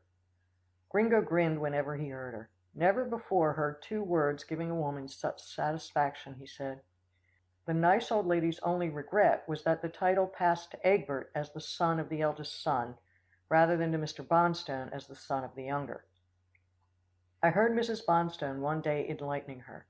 "Grandmamma," she said, "don't you understand Norman well enough to know that if he had inherited a whole bushel of titles, he would reject them all? As it is, he often shocks his uncle by his democratic ways. No, Norman is a plain American. He has thrown off his English traditions." "Sir Norman has a very pleasant sound," said the old lady plaintively. How Mrs. Bonstone laughed. "And Lady Bonstone or Lady Medlington," she said. "Wouldn't that be charming? Imagine a milkmaid and a poultry woman with a title. That is all I aspire to be." The dogs, too, were very fond of talking about the baronet, and great discussions took place up in the orchard about his title, and his artificial leg, and his nice, simple ways, and his clear manner of speaking. Some of the dogs held that it was a great pity that a baronet should have a wooden or a cork leg. We couldn't find out which it was, for his manservant never talked, and Patsy, the fox terrier, was no gossip. "Why not a baronet?" said Gringo. "He's just the one to afford time to go limping about." The dogs could also not understand his being a clergyman and rector of a church. "Yeggie thought he'd wear a pink coat and go round looking for foxes to hunt," said the little cur, jumping up and down, "but he never kills anything but fish, and he bangs them on the head as soon as they're caught, so they won't suffer. I heard him say so the other day." "I thought he'd get drunk every night," said King Harry. "I once knew an English earl down in Virginia, and his valet had to sit up till 1 o'clock to undress him." This put the old country dogs on their mettle. Gringo, Walter Scott, and Canny snapped at good King Henry, and told him that the English aristocracy were as sober as any class of people. "And if our people had any faults," added Walter Scott, "the war has taken them all away." "Where is the nobleman today?" I asked one chill November afternoon of the assembled dogs. "Down the river," said Yeggie. "I saw him going Walt Dixon's way." It seemed strange that there should be any connection between this fine old English gentleman and a poor miserable lad from New York, but there was one strong bond of union. They were both ardent fishermen. Now last spring my master had taken great pains to interest Walt in some form of outdoor exercise. He was so lazy that fishing was the only sport he could be induced to undertake, but as time went on he became an enthusiast, and no one in the whole country round about knew as well as he just which fishing holes to visit to get a bite. There were several small rivers near us, and Walt knew them all. Sir Edward, finding out that Walt would be more use to him than any one in the neighbourhood, cultivated him assiduously. My master was delighted. This association was of inestimable benefit to the boy he was trying to befriend. Yeggie came dancing up to Gringo one day and asked why the distinguished stranger was finding out about fishing in this cold autumn weather. "Don't you know, pup," said Gringo with a wink at me, "that folks hang round what their mouths water for? Give me the name of the dog that lingers long round the kitchen windows when the good hot smell of meat is wafted out." Yeggie hung his little head. "The noble baronet is laying out the land for next spring, when he's coming back to see us all," Gringo continued. "He's got to get home soon to his church. He's a good man. He works. Some folks and some dogs are lazy. They don't earn their salt." "Good bye," said Yeggie abruptly. "Yeggie's going to call on the hens," and he diddled away. Gringo laughed heartily as he disappeared round the corner of the barn. "I like that little fool kid dog," he said. "Sir Edward has been gone ever since lunch," I remarked. "I know, because he lunched at our house today, and soon afterward went for a walk up the Lalabee River Road." "He ought to be back soon," said Gringo. "The dark is coming on." How well I remember that afternoon. Nobody was anxious about Sir Edward, but in half an hour, when it became quite dark and he had not returned, there was great excitement. A man with an artificial leg who takes long walks is something of a marvel, but he cannot go on indefinitely, and he never had stayed out as long as this before. There was really painful anxiety at last. I, suspecting nothing wrong, had gone home, and was playing with George Washington in the nursery when Bessie the nurse came in and called Mrs. Granton to the telephone. I followed her and heard enough to assure me that everybody was out looking for Sir Edward, and they had decided to ask for King Harry to trail him. Mrs. Granton was in great trouble.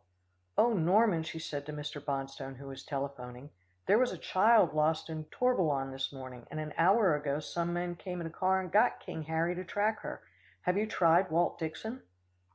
I couldn't hear Mr. Bonstone's reply, but I knew by what Mrs. Granton said he had thought the hound would be quicker. However, failing the hound, he would try Walt. I tore out through the front hall and ran over to Green Hill. On the way, I met Mr. Bonstone in an automobile hurrying down to the village for Walt. Afterward, we all heard the story of the rescue from Gringo, who went with his master. Walt told Mr. Bonstone which road Sir Edward had taken, and the two followed it in the car, and occasionally leaving it to plunge into the bushes by the river bank at places Walt thought might be visited by Sir Edward. They had a lantern with them, for by this time it was quite dark. Mr. Bonstone at last became frightfully nervous. Not outside, for he was not that kind, but internally nervous. "Walt," he said, "think hard. I heard you talking to Sir Edward yesterday. Did he say anything to make you think he might take some new road you've never been over?"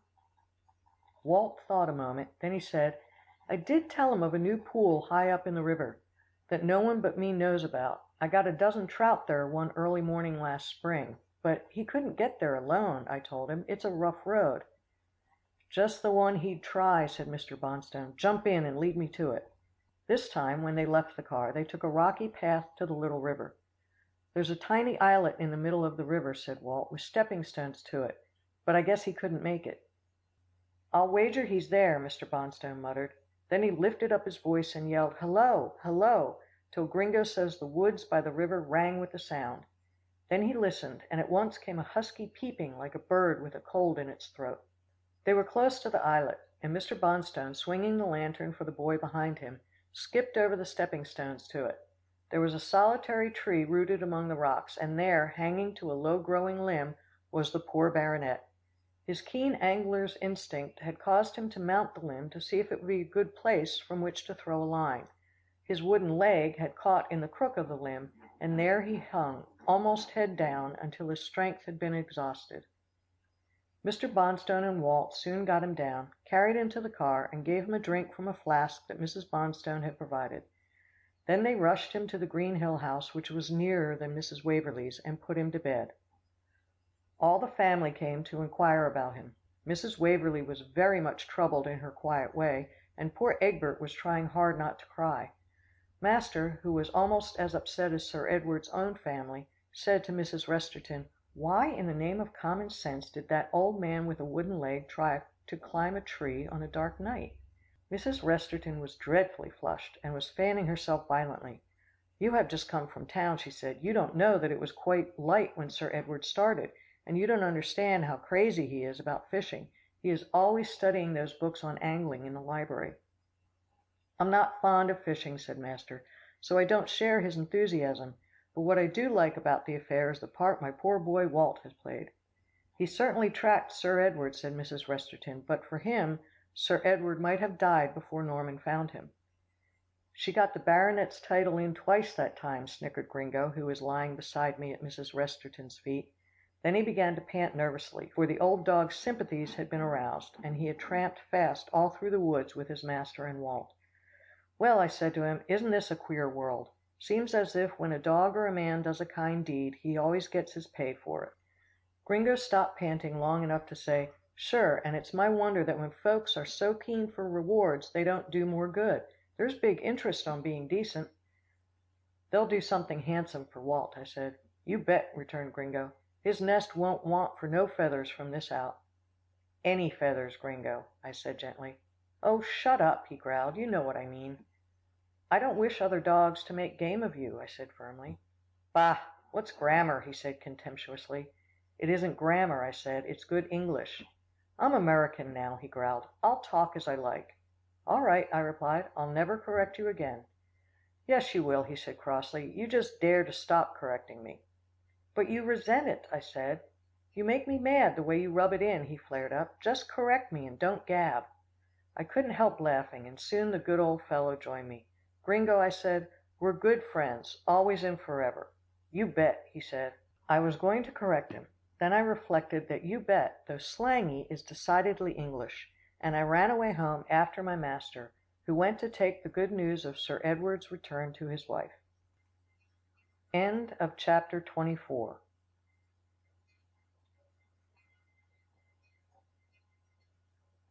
Boy the Wandering Dog by Marshall Saunders. Chapter 25. The Boy Montmorency.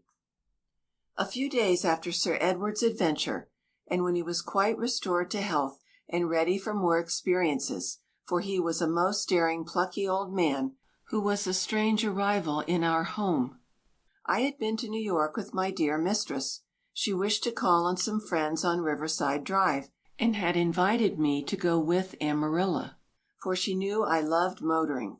Fortunately, it was not a very cold day, and she took the touring car. I detested the limousine. She was all wrapped up in a big cloak, and Amarilla sat on her lap and kept her warm.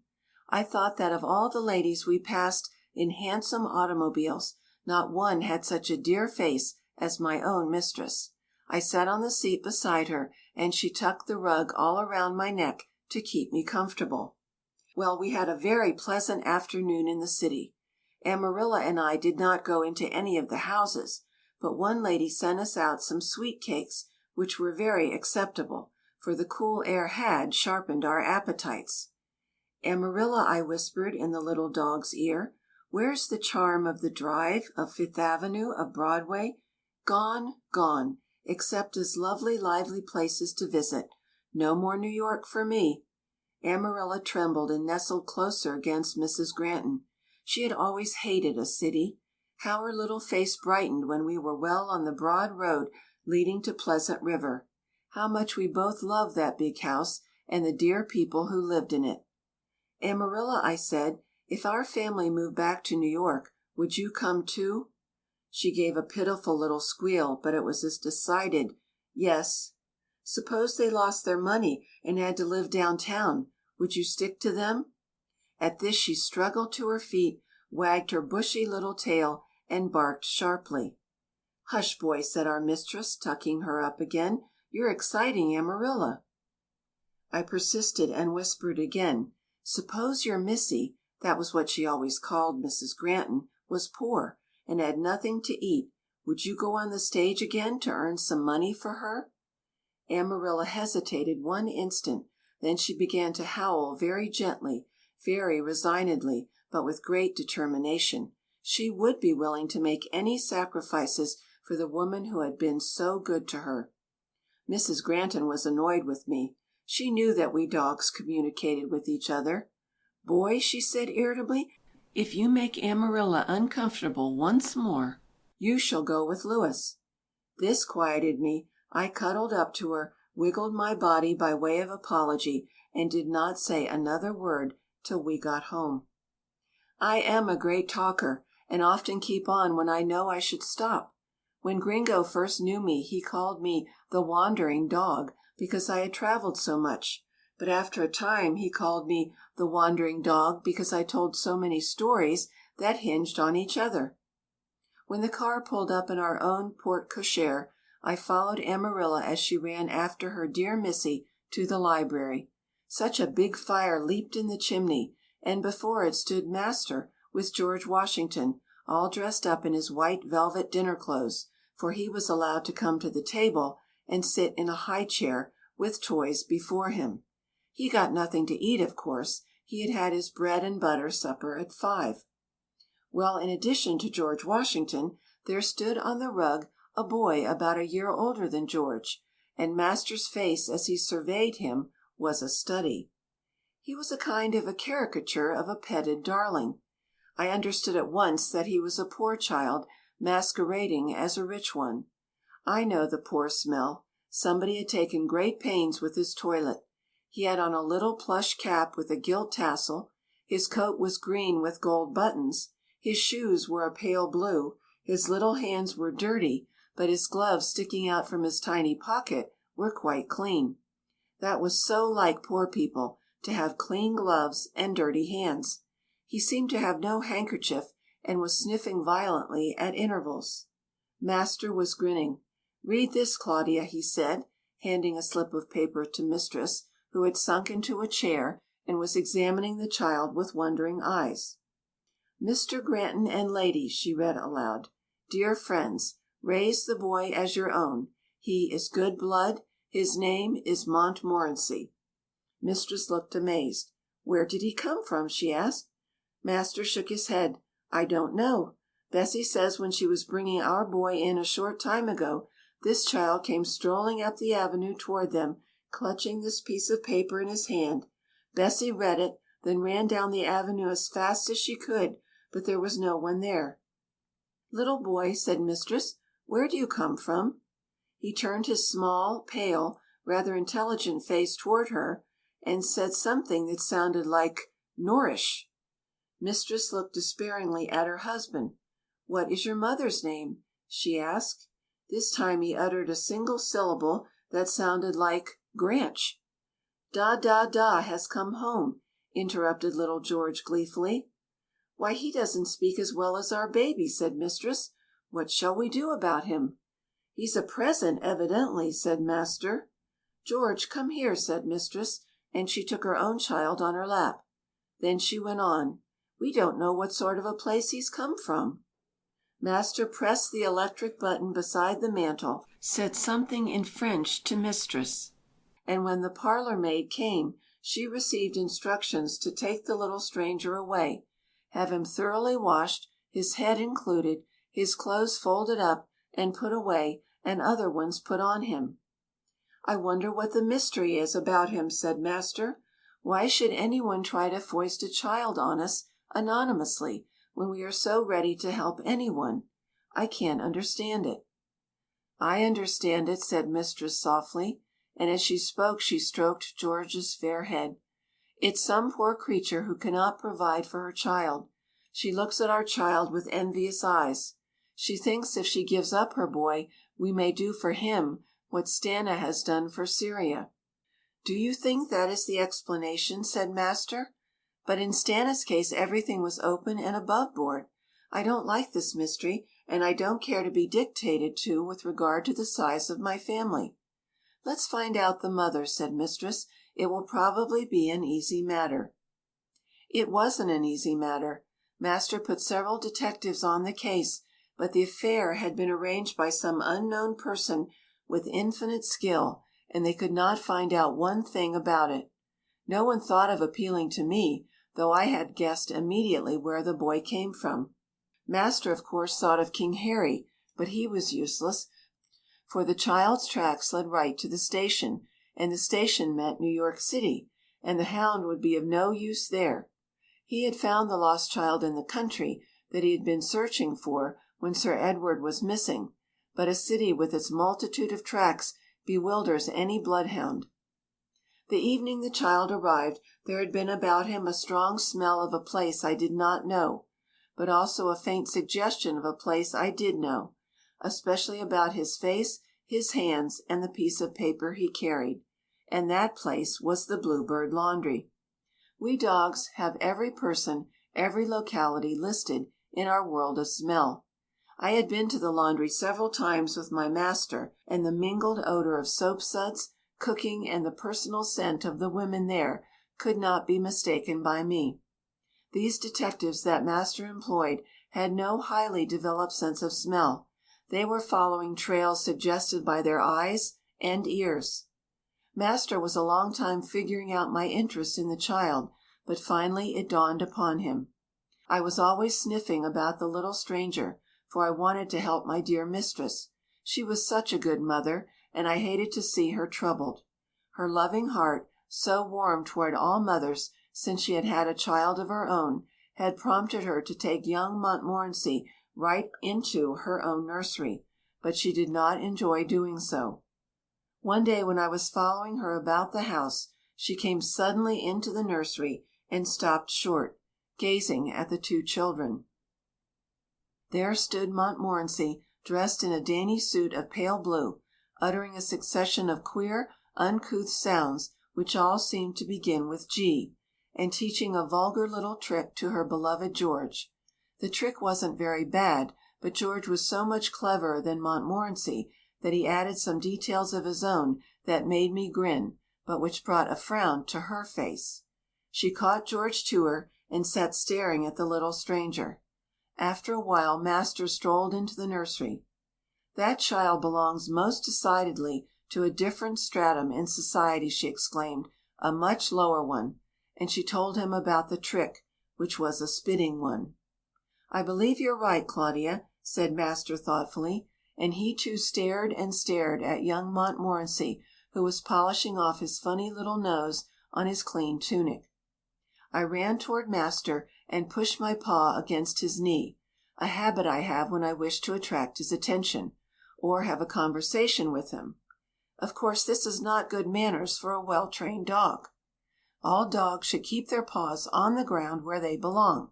But I was allowed this liberty by my kind master, and I took care never to abuse it. "By Jupiter!" he cried, which is the nearest he ever comes to a swear word.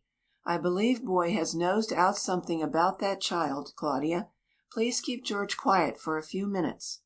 Master fixed a steady gaze on me, and I stared full into his eyes. We were concentrating. "Boy," he said at last, "that child comes from New York, doesn't he?" I barked once, sharp and clear. "You smell a New York smell on him?" said Master. I barked twice. "Yes, sir," that meant. "I certainly do." "Riverside Drive smell?" asked Master. I looked disappointed and turned my head away. "Smell of Ellen's home?" pursued Master. No, this child had never been near Ellen, so I said nothing. "No uptown suggestion?" said Master. "Downtown, then." I was tremendously excited. I was leading him on. I barked wildly and danced around the room. "Getting warmer," said Master, who was becoming excited too. "Now, where have we been downtown together?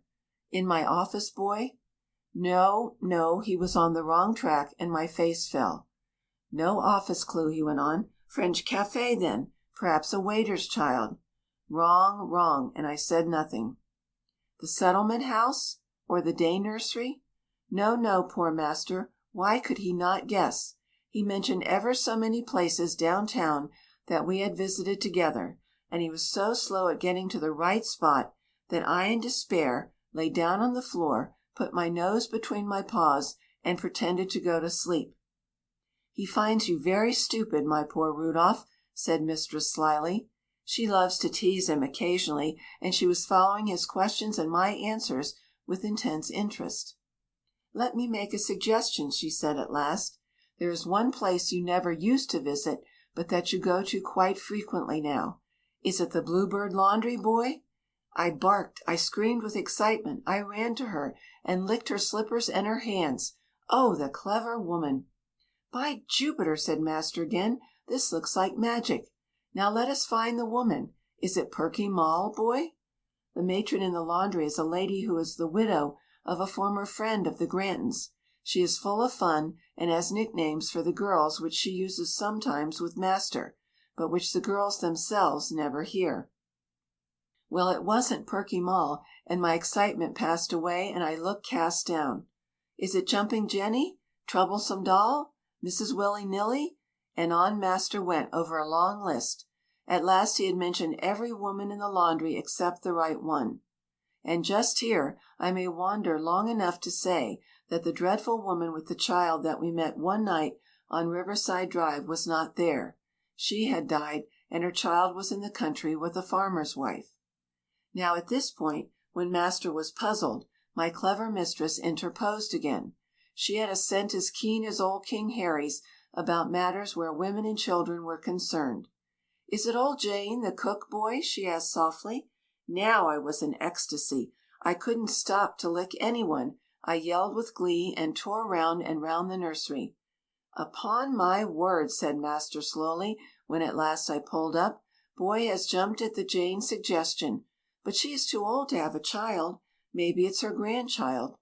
Mistress didn't say anything, and he went on affectionately, "My clever little dog, my clever brother dog, You are worth your weight in gold." This made me feel and act foolish and modest, and I calmed down and went to lie at his feet. "Old Jane," he repeated soberly. "Poor old Jane. What's the matter, Claudia?" Mistress was crying softly, but at his question she flared up. "Can't you see?" she said wildly. "Oh, can't you see, you obtuse man? That nightmare of a woman, she has no teeth, her eyes are all red, she looks clean, but so thin and starved." "She is a cook," said master. "She has nearly killed herself working for her child," said mistress.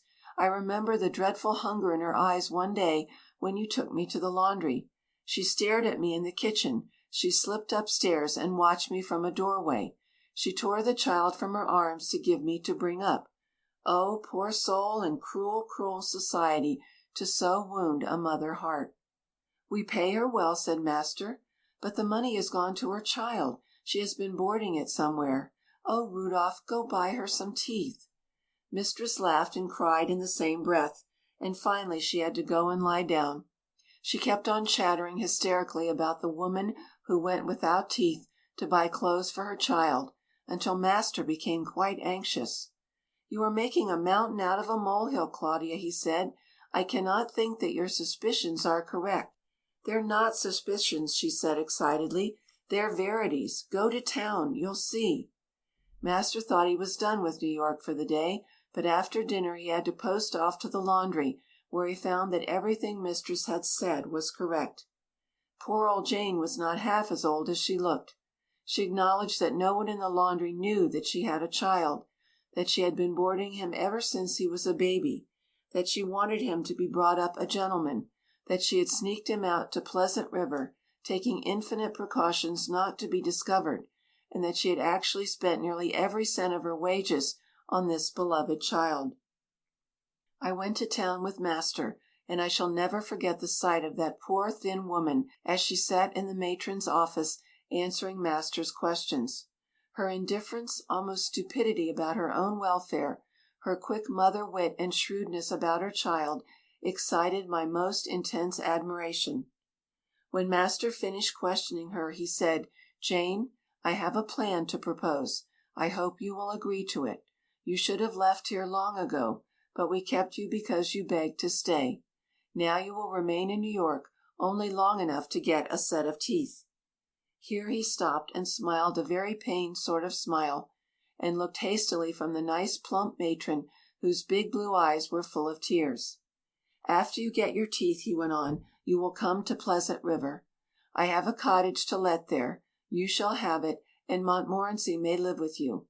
Your skill in cooking will support you. I will see to that." Jane began to mope in a dull sort of way. She did not cry. Her red eyes looked as if she had shed all the tears she had to shed. She said she would rather his wife would keep Montmorency and she would stay in New York.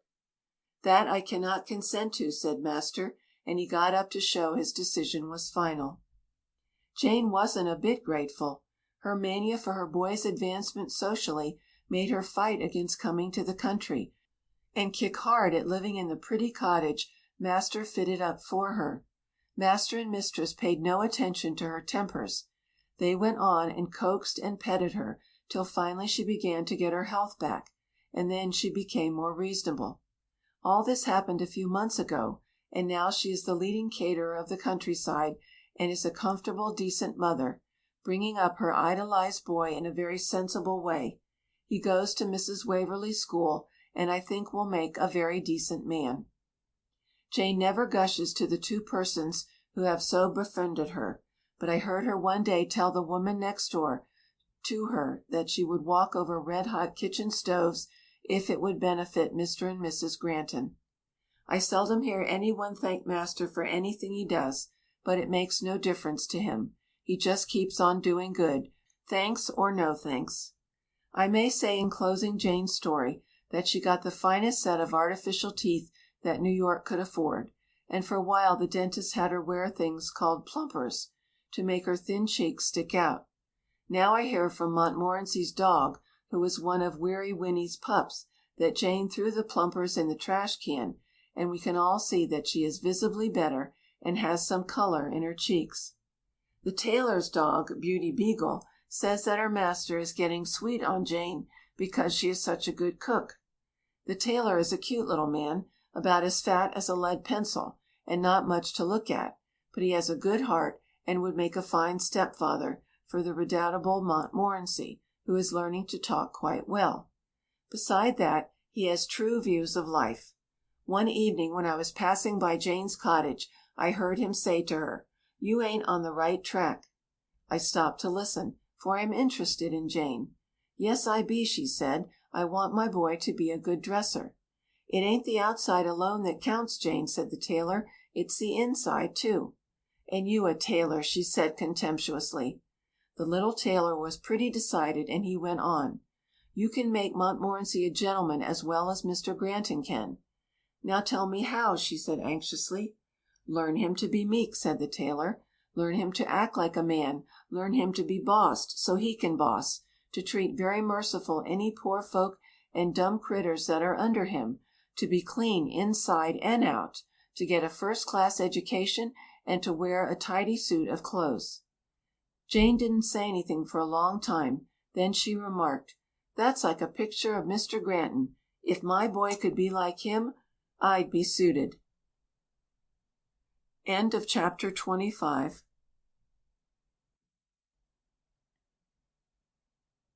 Chapter 26.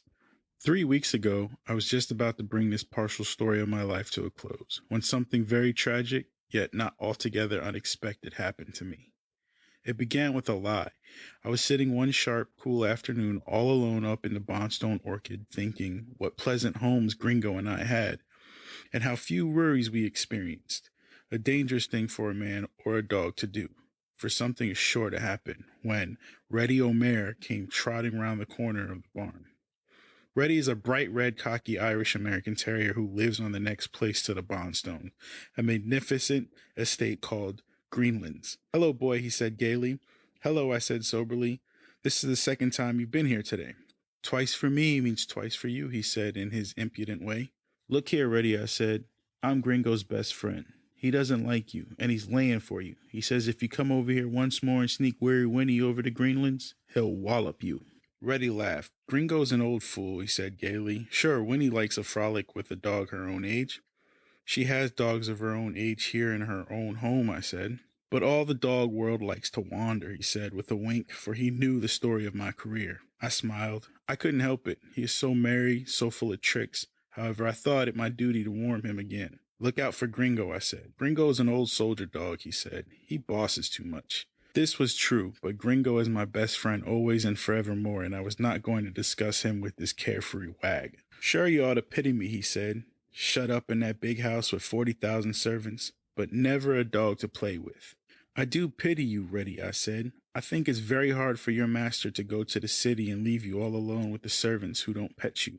You know you're always welcome in our home." "But it's the forbidden game I always want to play," he said with a spring in the air at a passing fly. "Here comes Gringo," I said, looking toward the house. "Let him come," said Reddy, who was no coward, and he flopped down on the grass. The old dog came sagging along. Weary Winnie was some paces behind him, and when she saw Reddy, she dashed ahead, crouched to the ground, and got all ready for a frolic with him. Gringo went right up to Reddy. "Stand up," he said. Reddy stood up, and Gringo took him by the throat. I thought he would kill him. I was first in terror, then in agony. Reddy was very valuable, and if he were killed by one of the Bonstone dogs, it would make bad blood between Greenlands and Greenhill. I was also irritated with Gringo. He was too severe with the young dogs. I ran up and down. Would no one come? Not a soul was in sight. I galloped toward the house, then I had a sudden thought and ran back. Gringo still had Reddy pinned to the earth, then I altered silence. "Gringo," I whispered after I leaped close to his ear, "your boss is having a fit in the dining room." Gringo never uttered a sound. He just let go and raced to the house. His private vengeance was thrown to the wind when it was a question of his dear master. "Skedaddle, Reddy," I said as he floundered to his feet and staggered against Weary Winnie, who had sat watching the attack in her quiet, bulldoggy way. Reddy skedaddled, and this time Winnie did not go with him. I might have skedaddled too, but something told me I should not mend matters by doing this. I had better stand my ground. Presently, Gringo came waddling back from the house. He was in a most furious bulldog rage. I had told him a lie, and he was telling himself that he had been a fool to believe me. Mr. Bonstone was never in dining room at this time of the day. Besides that, I had given him an awful fright, and he was no longer quite young. Gringo, I said, I thought you were going to kill that dog. He said never a word, but I knew what he was thinking. Couldn't I trust him to know better than to kill a neighbor's dog? He was merely punishing him. I couldn't stand it. I went on. I was thinking of your reputation. Still, he didn't answer me, and I got angry. You are too cross with the young dogs, I said. Everybody says so. This cut him too quick, and he gave me an awful look. Then, for his anger was still burning in him, he had to give me a dig. I'll never trust you again, he said. Now I was in a rage. I had done the thing for the best. I was trying to keep peace and preserve the good name of our circle of dogs. You are willfully misunderstanding me, I exclaimed. A lie is a lie, he said, with a sullen fire in his dark eyes. You never lied before. And I never will again, I yelped at him, unless I see you trying to kill someone. I wasn't trying to kill him, he retorted. You looked like it, I said, and we went on arguing and abusing each other for half an hour. We finally got down to the question, is it right to lie under any circumstances? All the dogs heard us yapping and snarling at each other, and they came running and took a tongue in the argument. They were tremendously excited. A row between two old friends like Gringo and myself was a most startling event in our dog circle. Some were for lies, some against. Yegi said a lie was a mighty convenient thing when a dog got in the corner. Sir Walter Scott said it was underbred to lie. Zarnia said to lie with discretion was diplomatic. Weary Winnie said she rather lied than to speak the truth, whereupon she got a nip from Gringo and was sent to bed.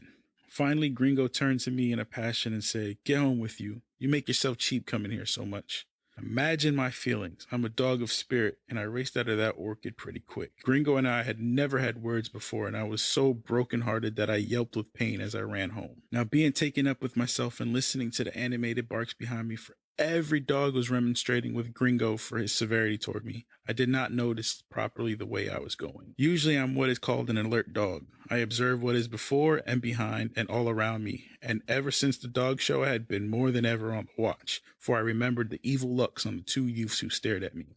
This afternoon I forgot them. I had told a lie and lost a friend, and this melancholy happening chased everything else out of my mind. So I ran blindly and evil fell upon me. I was on what we called the Rock Walk, a long lane between our property and the Bonstones'. Thick growing alders were each side of it, and I leaped from stone to stone and ran occasionally along grassy places till I was near the osage orange hedge that surrounded our rose garden.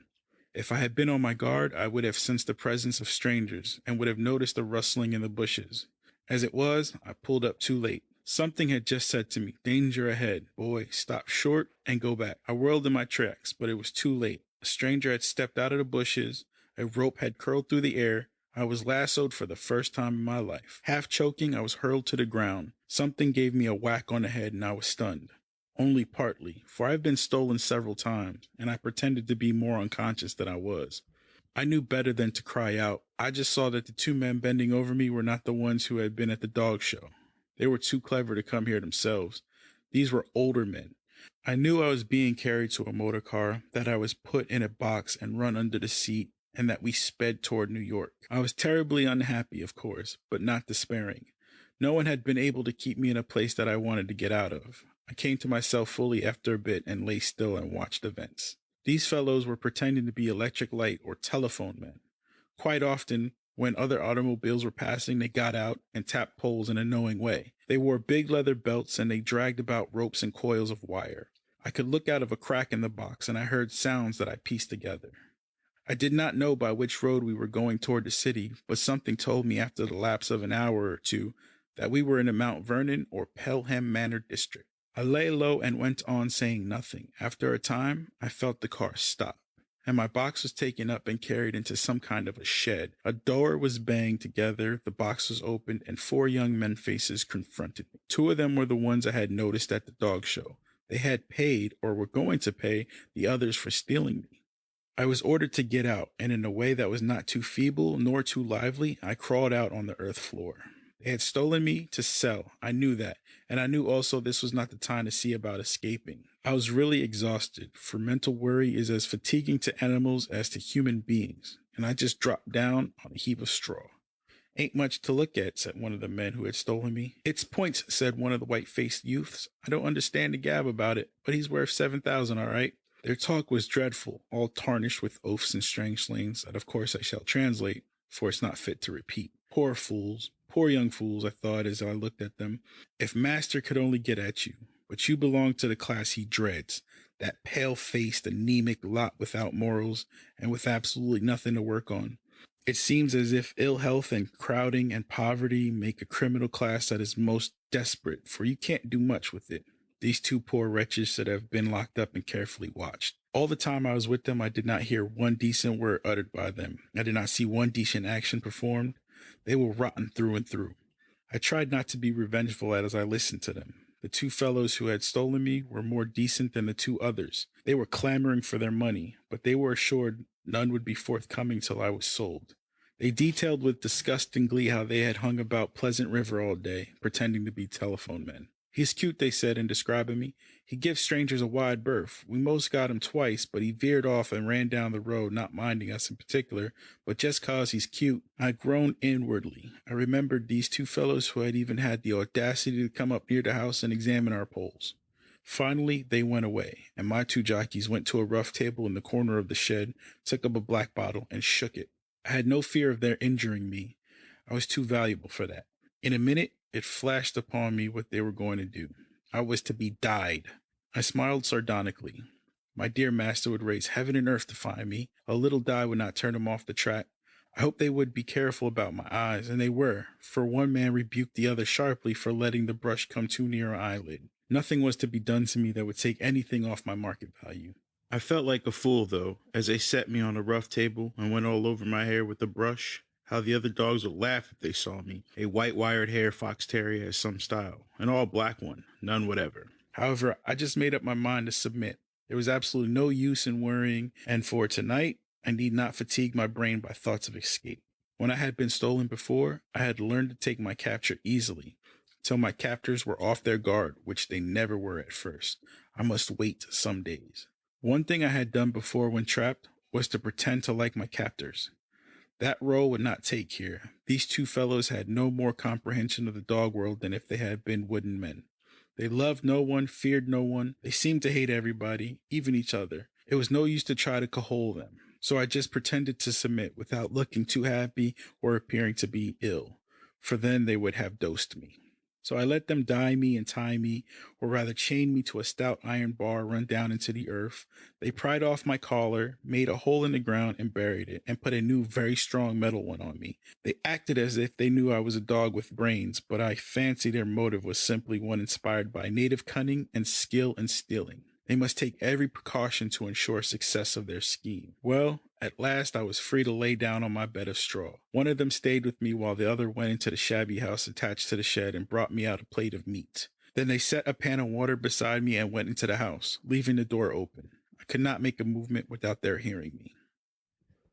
End of chapter 26. Recording by Catalino Rodriguez on the web at catalinorodriguez.com.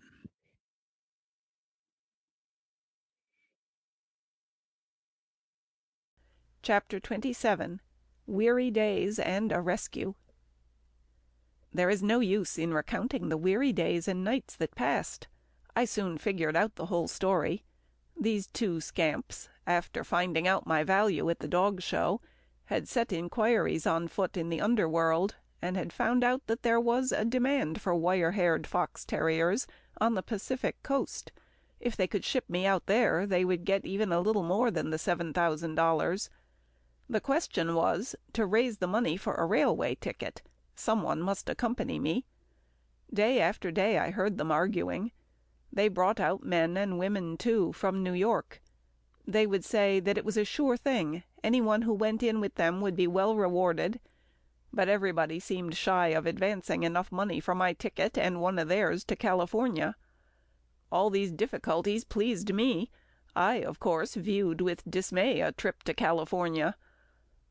Unfortunately for me, a day came when a middle-aged man, who was the leader of a gang of forgers, seemed to fall in with their scheme.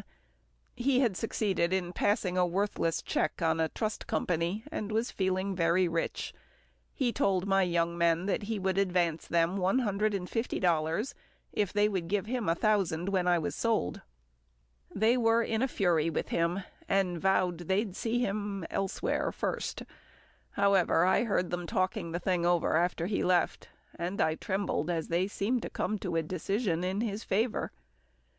I knew from their talk that my dear master was advertising me much more extensively than they had ever imagined he would, and that there were a great many uncertainties connected with selling me, even in so far away a place as California.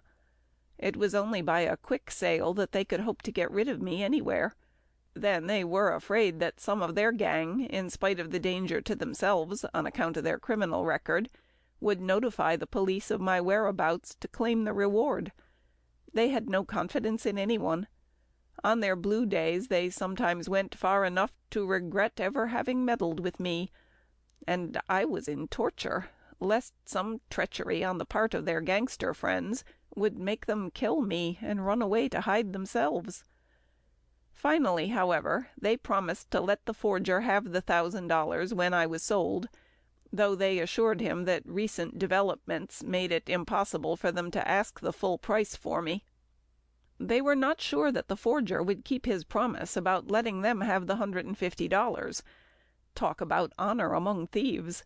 The criminal world, as I heard about it from my corner in the shed, is dishonourable, untrue, frightfully selfish. There is no such thing as honour in it.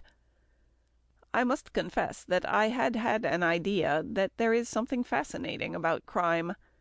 The night Master and Mr. Bonstone went to New York to warn the police about the planned burglary of the jeweller's store, I had been secretly disappointed when they let Mr. Johnson follow the affair up and we went home.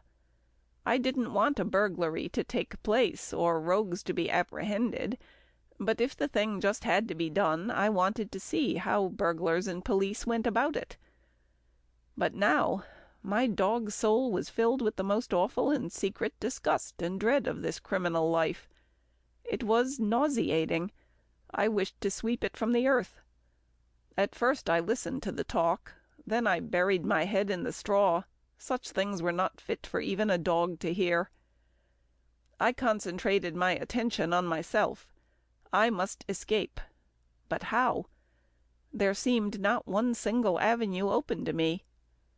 I had always had a theory that no man and no dog can be put in any place so tight that he can't get out of it. But I seemed to be in such a place now. I could think of absolutely nothing to do. The scheme of these young villains was a very simple but a very cunning one. By instinct and habit they were natives of the very downest part of New York. They had brought me to the country to escape the keen eyes of the New York police, who, as I have said before, are, in spite of the criticism they receive, a pretty fine body of men. The paler of the villains posed as a victim of tuberculosis. His brother, who was not his brother at all, had hired this tumble-down cottage as a place for him to breathe fresh air and recover in.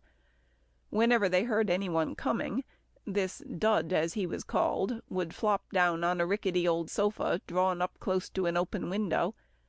I was his devoted black dog, kept for company, while his brother, who was a hard-working baker, was away in New York. He had to be a baker, for his flabby hands never could have belonged to a man who worked out of doors. This pose was very clever, for it brought them in lots of food. A good, kind clergyman told some of the ladies in his congregation about the poor, sick young New Yorker who had such a bad cough, and they came often and brought nourishing things to eat. How my blood boiled when I saw these nice women driving up in their cars and sending their servants in with dainty dishes for these two rapscallions, who ate them and grumbled because there was not more wine in the jellies. To add to my misery, the dear old widow who owned the Lady Gay cat found out about her needy neighbours, and came quite often with little bowls of custard. My first impulse when I saw her was to spring to my feet and bark wildly. However, I lay down again. She would not recognize me. I was a black dog now. The cat would know me, but then the cat never came with her, and even if she had, at a hint of recognition from anyone, I would be spirited away. So I had to content myself with wagging my tail violently whenever she appeared, and I always got a kind pat on the head. One day, when I was terribly weary from my long confinement, and was quite a bit downcast, for I did not see how I was ever going to get away, I became desperate. A beautiful old lady with a high-bred manner was standing in the cottage, which was a one-room affair, talking to Dud, who was prone on the sofa, coughing in a hollow way. I began to wail softly, and she turned round, and looking out in the shed at me, said, "I should think you would have your dog in here for company. The room is cold, for you have only a feeble fire. He could lie on the sofa and keep you warm." The lady had been there before, and I knew she liked dogs, for she wore a little button with "Be kind to animals" on it. Dud was too cunning to be caught. "I often have him in here, ma'am," he said. "I just put him out there before you came." "Let him loose," she said. "I would like to see him run about." "He's tired," said Dud. "He was running all morning." He was watching her face as he spoke, and he must have noticed a flash of suspicion, for he added hastily, "Perhaps he does want to come in. I'll try him for a while. He likes to lie behind my back." And getting up, he limped out to the shed. I was trembling with anger at his lies. He unfastened my chain and took me in his arms. His face was hateful as he bent over me. I would have to pay up for this. He was holding me, apparently in a loose grasp, yet his left hand gripped one of my hind legs till it felt as if it were caught in the jaws of a trap. I might have known better than to do what I did, but I didn't. I made an effort to get to the kind lady. Her face made me wildly homesick, for it reminded me of my dear mistress and Mrs. Bonstone. Then I was unutterably tired and heartsick. 3 weeks had passed since I had been shut up with this vermin of manhood. I tried to spring toward her, but my leg caught in the trap.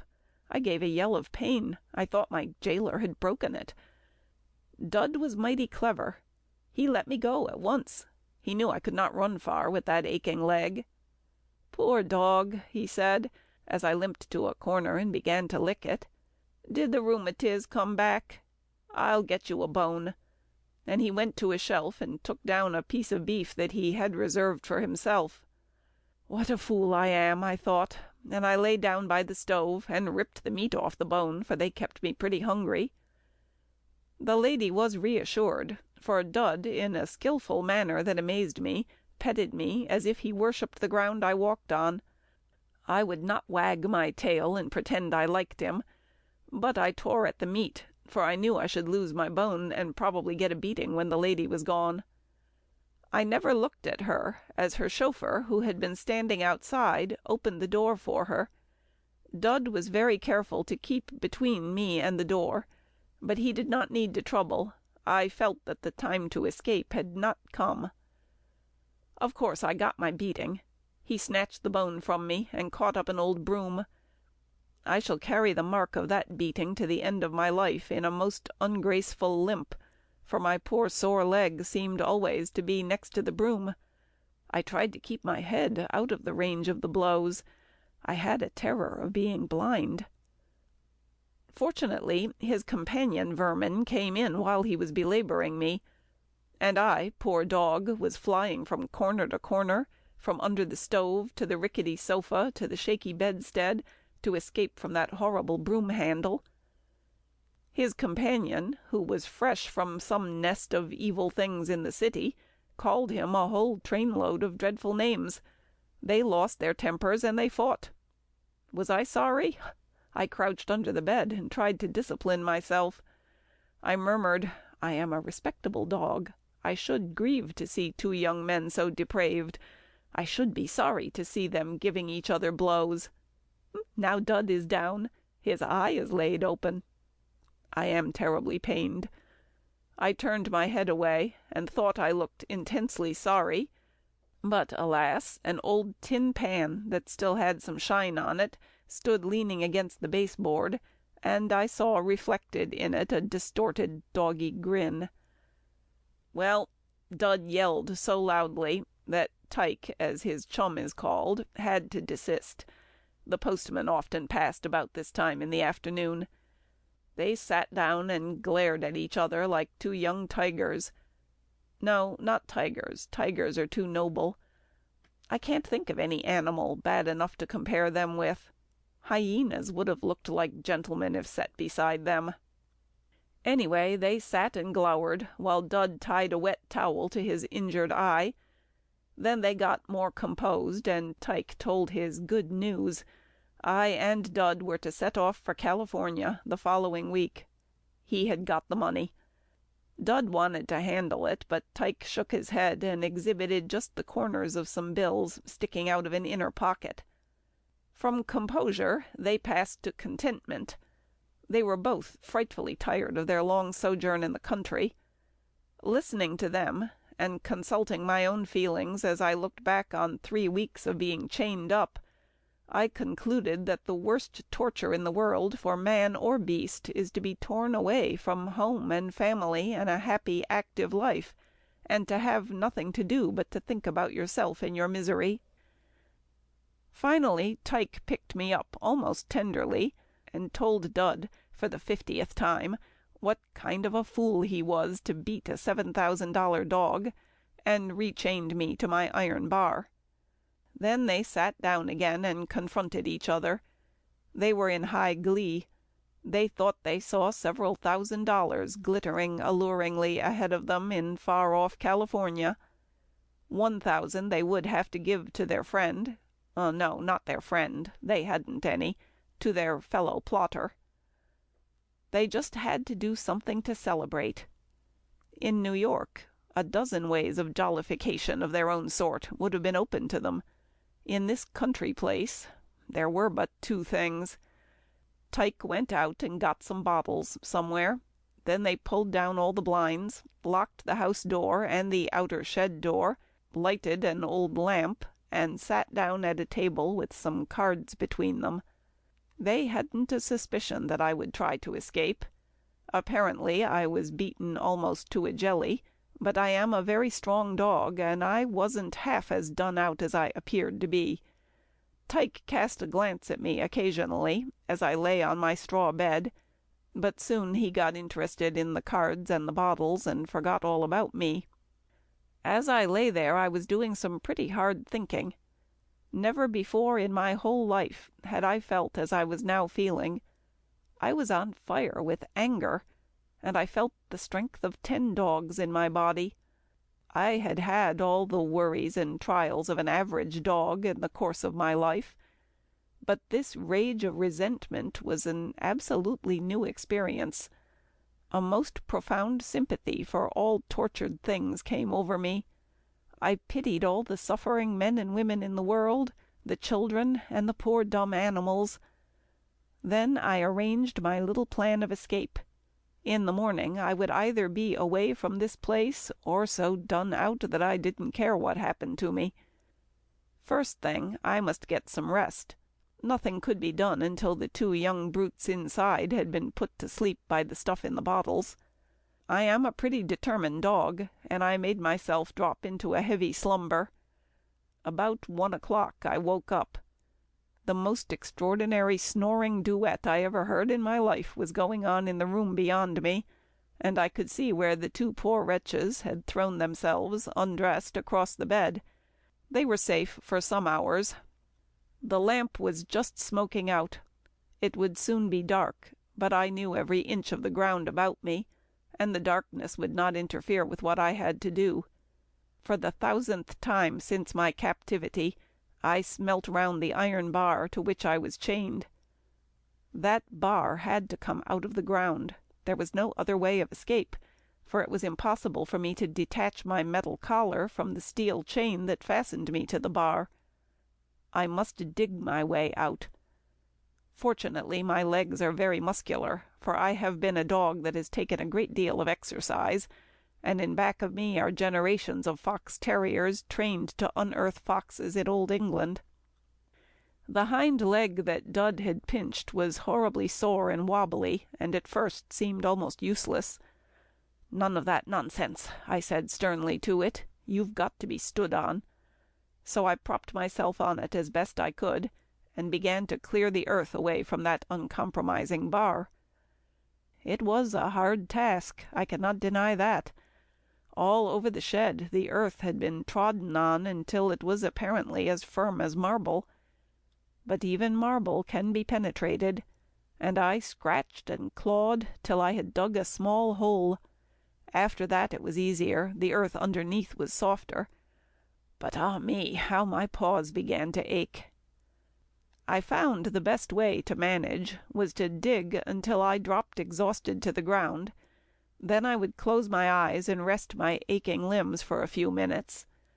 Just as soon as possible I would get up, prop myself firmly on my one sound leg, rest the tender one gingerly on the earth, and start digging again. When the first faint streaks of daylight came filtering through the broken boards of the roof, I had got the bar uprooted, and had begun to tunnel under the boards of the shed wall. My strength was almost gone. I had to take long times of resting and short ones of digging. My claws were all worn off, and my paws were bleeding. I had to set my teeth and think of master and mistress and all my beloved friend dogs to enable me to keep to work. Once I thought I was done for. One of the sleeping beauties in the room got off the bed, floundered about, and acted as if he were coming out to call on me. My first thought was to spring up and try to cover the hole I had made with straw, but that would have been an impossibility. I lay still and wondered what was going to happen next. Tyke, for it was he that was stirring, had the will but not the power to get to the shed, and falling into a heap on the floor, he went to snoring again. I tried to get up and go on with my work, but it seemed as if I were paralyzed. "Oh, for a stimulus," I muttered. "My limbs are dead." And just here something happened that was little short of miraculous. It seems a far cry from that shed to a little black cat in New York more than 2 years before, but it wasn't. The Lady Gay cat that I had befriended, and who belonged to the good old widow Gorman, was named Molly. In common with all pussies, she had a habit of night prowling. She was a cautious cat, and after her New York experience she never went far from home. But on this particular night, she told me afterward, something had prompted her to wander further than usual. She was just getting home, for it was near morning, when in crossing the field near the cottage she heard the sound of my digging. It aroused her curiosity, and she came smelling round the shed. She soon caught a suggestion of me, and she mewed excitedly, for she had heard the widow tell about my being stolen from the kind gentleman who used to come sometimes to the cottage. Her voice was the stimulus I needed. I put my muzzle close to a crack in the board wall and squealed gently. "Here I am, Molly." "Are you with the black dog of the sick man?" she mewed. "I am the black dog, Molly," I said. "I'm trying to dig myself out. I'm most dead." "Oh, boy," she said, "how I wish I could help you." "You can," I replied. "Run and get your German police dog. I heard your granny tell the 2 young men that her sons had sent her one to guard her, for they were afraid something might happen to her in your lonely cottage." "Of course," she said. "Good Oscar, he's very intelligent." "Fly," I begged her. "They may wake any time." The little cat scampered away, and soon I heard a few stealthy sounds outside, and then a long indrawn sniff from Oscar, and a stifled woof. He was locating me. The cat had explained the circumstances to him, as they ran along together. He signalled to me to begin at my end of the tunnel. I started digging like a wild dog, and he began tunnelling to meet me. His paws are magnificent, so big and strong, and he had the acute hearing of a healthy dog. He could even hear my heart beating as I worked. In a very few minutes I was down on the earth, crawling on my stomach out through my tunnel into his. I fell on the grass in a heap. Oscar gave me one rapid lick, then ran his nose over the bar and chain. "Come, come," urged Molly, who was trembling with excitement. "It's getting quite light." It seemed still dark to me, for I was almost blind with fatigue. That sagacious dog picked up the bar in his strong white teeth, walked slowly ahead, and I dragged myself after him. That walk to the widow's house was a nightmare of pain.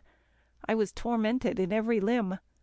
Molly ran ahead and mewed at the back door, and the widow, who was half-dressed only, opened it and stared at us in amazement. "The black dog," she said, "and Molly with him, and Oscar carrying his bar. Goodness gracious, what does this mean?" In the midst of my pain and confusion, I remembered that I must identify myself. I crawled to the corner of the fireplace where she always set my saucer of milk when master was having his cup of tea, for we often called here when out automobiling. I squealed and tried to jump in the air, but tumbled forward instead. Good old Granny was very sharp. She gave me a perfectly amazed look, and then she screamed, "Good London! It's the Granton dog! But black, so black," she added. She dashed to the water bucket, seized a towel, wet it, and began to rub my coat. "It's Di!" she screamed again. "My goodness! My goodness! My goodness!" The dear old soul caught me up, bar and chain, dirty and bedraggled, ran to her own bed and put me on it. Then she flew to the telephone that her boys had given her and called up Central. The girl who answered was called Minnie, and was a particular friend of the old woman's. "Minnie," she gasped, "the police! Quick! It's Granny Gorman speaking. I've found the Granton dog that's been so much advertised. He was over in the cottage by the grove with that sick young man. A man that's bad enough to steal a dog would hurt a helpless old woman. Quick, Minnie!" Mrs. Gorman let the receiver drop, flew to the back door and locked it, flew to the front door and locked that. Then she put down all the windows and locked them. Then she got a bottle of milk and put some in my mouth with a teaspoon. Never again will anything taste to me as that milk did.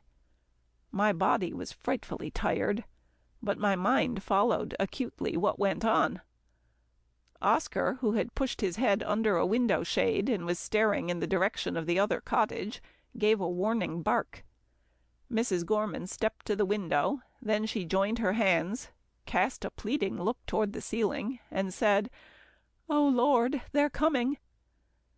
Oscar told me afterward that the sight of those two confused, staggering young fellows zigzagging across the field made him grin.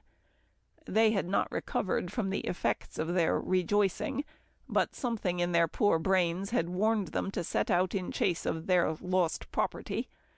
They were following the tracks of the chain which had dragged on the earth, and every time they stopped to look they would fall down. Oscar said afterward that it was a dreadful thing to laugh at drunken men, but he couldn't help shaking his sides over their antics. Soon they got up to the house, and after cutting the telephone wire, they staggered through the garden to the front door. After they had pounded a short time, Mrs. Gorman went to the little hall window, and without raising it, looked out at them. They called her some very fancy names, and ordered her to let them in. "What for?" she screamed through the glass. "You're not in a state to make calls. Go home." "Give us our dog," they yelled, pounding on the door with their fists. "I haven't got your dog," the widow called back to them. Then she realized she had made a mistake. She didn't want them to know that she had discovered that I was the Granton dog. "That good dog doesn't want to live with you," she shouted. "He scratched his way out. You'd better let me keep him." This excited the two young scamps, and they began throwing themselves against the door and kicking it. "You mustn't do that," she exclaimed. "Breaking into a house is a penitentiary offence." Dud and Tyke were pretty well worked up now. They knew their case was desperate. They must get hold of me and rush off to New York. The shock had sobered them, and one of them smashed the hall window with his fist and ran his hand in to unlock the door. "Don't do that," said the widow, much more calmly. "Don't do that." And she threw the door wide open. "Come in." They were a very cunning pair. Dud stood outside while Tyke entered. He came right to the bed, snatched a key from his pocket, and unlocking my collar, released me from the bar and chain, and took me in his arms. "Come, come, young man," said the widow coaxingly. "That dog is afraid of you. Leave him with me." I felt Tyke give a kind of jerk. He had sense enough to know that he should not leave a suspicious person behind him. He wanted to find out what she had in her mind. "I hope in future you will mind your own business," he said roughly, "and not take in a runaway dog." "But I like dogs," she said gently, and as she spoke she laid a hand on Oscar's collar. The intelligent dog stood watching her. At a word he would have leaped on Tyke, and Tyke knew it. "Don't play any tricks with me, doggy," he said in a hateful way, and he half pulled a neat little revolver from his pocket. "Please put that back," said Granny Gorman. "I hate guns." "I'll not hurt you," said Tyke, "if you don't hurt me." "Why should I hurt you?" asked the widow mildly. "I don't know," said Tyke sullenly. Then he went on, "I'm off for home." The widow detained him. "Promise me you'll be kind to that dog in future," she said. Tyke made this promise readily enough, and then he tried to escape. He was reassured in his own mind that the widow knew nothing of the value of the dog in his arms. He found it hard to get away. Mrs. Gorman took him by the sleeve. She poured out a perfect volume of talk about dumb animals and the importance of being kind to them. At last Tyke said rudely, "Lemme go," and pulled away from her. Just as quickly as he pulled away, he shrank back. The milkman, who was a big husky countryman, had just drawn his wagon up before the little garden, and was coming up the walk to the front door with 2 bottles of milk in his hand. From my place of vantage in Tyke's arms, I saw a surprised look flit over the widow's face. Evidently the milkman usually came to the back door. Then, through the half-open door, we all listened to what he was saying to Dud, who stood part way up the walk. "Hello," said the milkman. "How's your cough? You're out early for a sick man." "Better," said Dud in a stifled voice. "I was upset about my dog. Came to get him. He ran away." "Did he?" said the milkman indifferently. Then his eye fell on the broken glass. "Hi," he said in a drawling voice. "Looks as if the widder had been getting gay." "She's all right," said Dud gruffly. "I guess my dog did it. He often rampages round and breaks things." "That medium-sized black feller," said the milkman, "always looks as mild as milk to me." "Oh, he's awful when he gets started," said Dud. "A regular spitfire. That's why we keep him chained. I say, you're not going near the station, are you?" "Yes, I am," said the milkman in a careless way. "Within 100 feet. Want a lift?" "You bet," said Dud. "I'm beginning to feel bad. I guess I'll go up to town and see my doctor." "Jump in, then," said the milkman hospitably, and setting down his bottles he went toward the back of the wagon and appeared to be moving something inside. Dud looked over his shoulder and called out, "Come on, Tyke," and then he started toward the wagon. Oscar and I both sensed the presence of strangers. The milkman was fooling these 2 young men. I watched the hair rising and falling on Oscar's back, and wondered at his self-control, for he sat quietly near the window waiting for orders. The wagon was a big one, drawn by 2 powerful horses. We saw Dud approach the front of it. He was going to take the seat with the milkman, and let Tyke crawl in behind with me. The first one always took the best thing.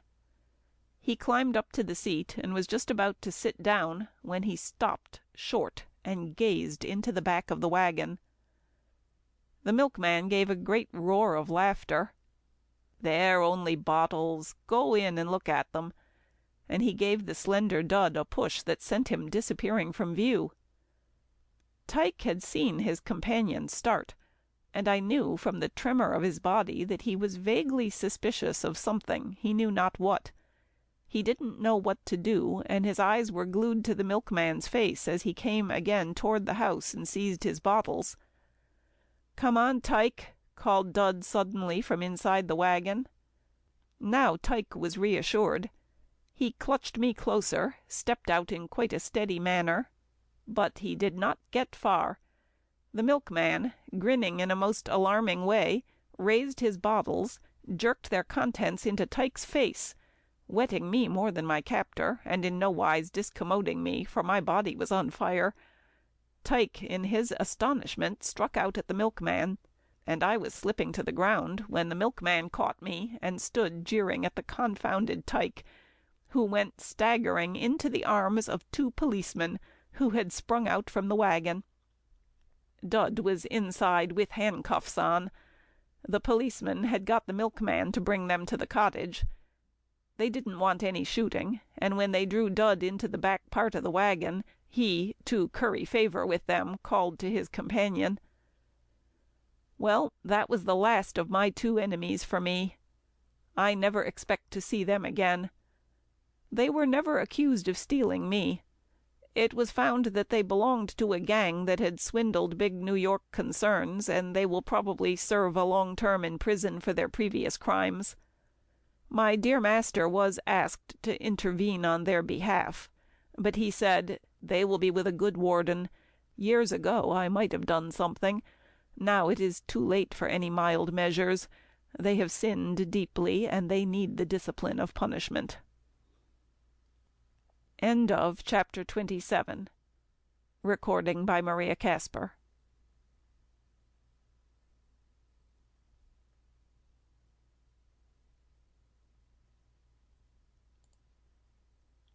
The happiest time of my life.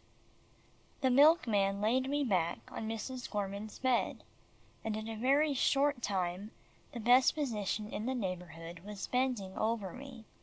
He didn't think it beneath his dignity to be of service to a dog. He put some cool dressing on my wounded paws, bound them up, and told Mrs. Gorman not to disturb me. Then he went away and said he would call later in the day. By that time my dear master had arrived, and was sitting beside me. Shall I ever forget that meeting? Master broke down. "My poor boy, my poor boy," he said, and he took my head between his hands. I was almost delirious with joy. I couldn't stand up, so I just rolled over and over on the bed and kicked in ecstasy. Lie still, boy," he said with tears in his eyes, and he gently pushed me back to my proper position. "My poor little lad, a regular sapper engineer dog, dug yourself out of prison. Well, there's one thing sure, you'll never be in one again. I've bought a pair of police dogs, and they patrol the place day and night. You are a brave little doggie, but you have a good heart, and you don't always know evil characters." As he spoke about German dogs, Oscar came pushing his muzzle toward him. "You grand young animal," said master, fondling him. "I cannot be grateful enough to you. Granny Gorman," and master called over his shoulder to the dear old woman who as of old was making him a cup of tea, "you must do something for your dog when you get your reward." Granny came toward the bed with her brown teapot in her hand. "What reward, sir?" "The reward for finding my boy. The check is all ready whenever you are." She made big round eyes at him, inside her widow's cap. "Why, sir, the police caught those men." "You and your dog found my dog," said master decidedly. "The money is yours." She dropped the teapot in her amazement. "Not $2,000?" "Yes, $2,000, he said. She stood deliberating a long time. Her eyes went to the picture of her deceased husband on the wall, to the framed wreath taken from his coffin, to the photograph of her two boys standing clasping each other in an almost death grip. Then she said very slowly, "You're a rich man, and I suppose it don't seem anything to you, but to me it's a fortune." "I wish it were 10,000," he said heartily. "However, one can't measure gratitude by money. I'm your friend for life." "Sir, that's better than the money," she said with a smile, running all over a wrinkled old face. "If you'll bring that lovely dog of yours to see me sometimes, it'll be better than bags of gold to me." Master didn't say any more, and she didn't. They understood each other. He made her sit down, while he picked up the pieces of broken teapot from the rag mat. Then he came back to me. "You little rascal," he said lovingly. "I believe I'll be a beggar soon, if you keep on. Exhibiting you in that show has dragged me into endless litigation. The pictures and descriptions of you in the newspapers have brought former owners buzzing about my ears like angry bees. I've had to buy you over and over again, and your kidnapping cost me a heap more." I licked his strong hands. My dear master, he would sell his house before he would part with me. Then I looked anxiously in his face. He knew what I wanted, and he began to tell me about home affairs. "Young George has mourned you like a brother," he said smilingly. "He has gone about the house wailing, 'I want my Borsie, I want my Borsie.' And when night came, and you did not appear for your frolic in the nursery, he has often cried with disappointment." "And mistress?" I wondered as I gazed at him. "She has been perfectly upset about you," he said. "And Amarilla, the little dog, is pining away, and looks like a skeleton. We did not know that she was so fond of you. The veterinary says that if you do not return soon, she will die. As soon as I had a telephone message from the police headquarters here, I shouted the news of your recovery through the house, and Amarilla acted like a wild creature. Afterward, for she has little strength, she fell down exhausted." I was terribly excited at this news. I tried to stagger to my feet. I whined and begged him to take me home. "I don't believe it would hurt you," he said good humouredly, "though I forgot to ask your physician." He laughed at me as he said this, and went to the telephone. "It hasn't been mended, sir, since those young rascals cut it," said Granny. "Then I'll run over and see him in my car," said master, and he went to the door. Pretty soon he came back. "It's all right, boy. Come along, we'll go home." Granny Gorman carried out pillows and coverlets, and put a hot water bottle beside me, for the afternoon was cold. Wasn't I a happy dog? Master whistled like a boy as we sped on our way home. I lay as snug as possible on the floor of the racing car, but it seemed a long time before we got to the pleasant river road, although we were going like the wind. However, we came at last within sight of the lights of the avenue. I heard master say, "Hello, Baron Ledger, jump right in. We're open to inspection." And he stopped suddenly. A powerful German police dog stepped in cautiously beside me, and nosed my bundle of wraps. "So," he said in a deep foreign voice, "you are the dogling here. There has been such a stir about. If you run to get stolen again, it won't be at night. I'm on guard then." "Danke," I murmured. "You are a good fellow. I can tell by the sound of your voice." "No compliments," he said gruffly. "Just work, work. Boo hoo, boo hoo." And he howled like a siren. Master burst out laughing and stopped to let him out. "I never saw such zeal," he exclaimed. "You want to be on guard all the time. A short drive would not take up too much time." Baron Ledger, with an exceedingly intense manner, leapt out before the machine stood still, and went on with his work of examining every inch of ground about the estate. "He's a treasure," said master enthusiastically. "Doesn't hurt anyone, but keeps every stranger under surveillance. You other dogs can sleep o' nights now. If any wanderers come, the Baron and his brother police dog will take care of them." I whined to let him know I was listening. and he went on gaily. "There's a great fashion of giving double surnames and handles to dogs and horses' names. You're Boy of Pleasant River now, if it please you. You're too distinguished for just plebeian boy." I gave a kind of dog chuckle. How little I cared what I was called, as long as I was permitted to live with him.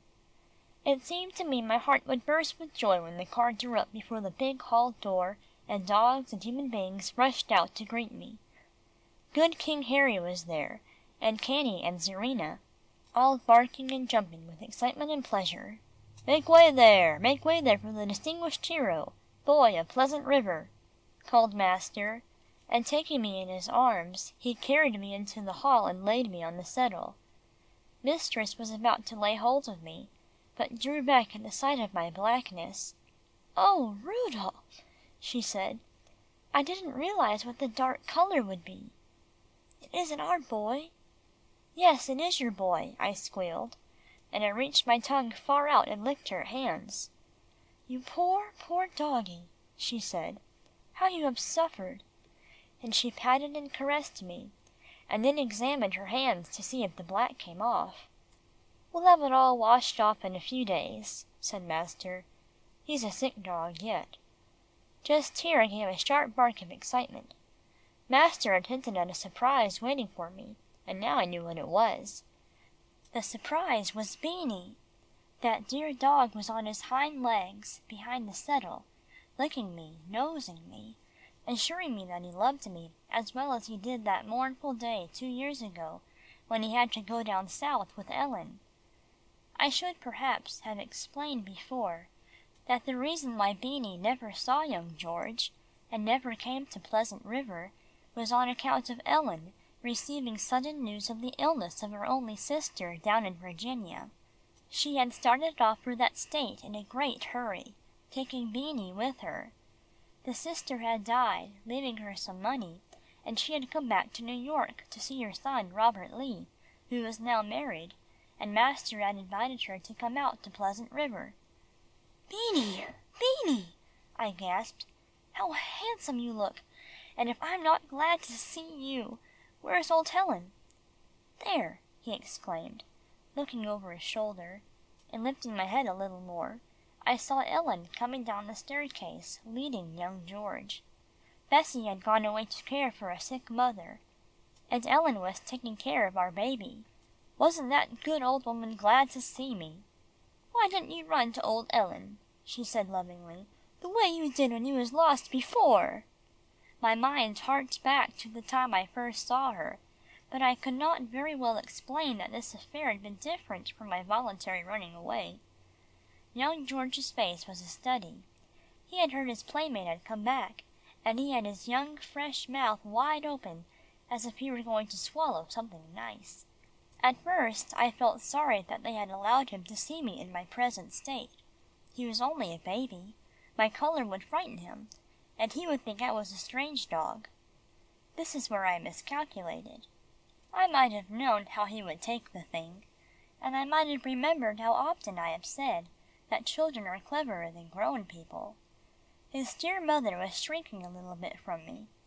George, after getting off the staircase, trotted up to me, and threw his arms round my neck. He didn't hesitate an instant. He knew I was his own Borsie. "Bad man," he said after he had nearly hugged me to death. "Bad man, make Geordie's Borsie brack." And seizing a corner of his little pajama jacket, he spat on it and tried to rub some of my dye off. His mother exclaimed, "How primitive! George, my darling, don't spit on things." "Pittin's easy," he said, and he started to polish me off again, when his father interfered, and promising him the pleasure of properly washing some of the colour off the next day, sent him to bed. As he climbed upstairs, holding tight to Ellen's hand, I heard a gentle noise such as a cat might make, and leaning my head over the settle, saw Amarilla toddling toward me. What a little skeleton! I was terribly shocked.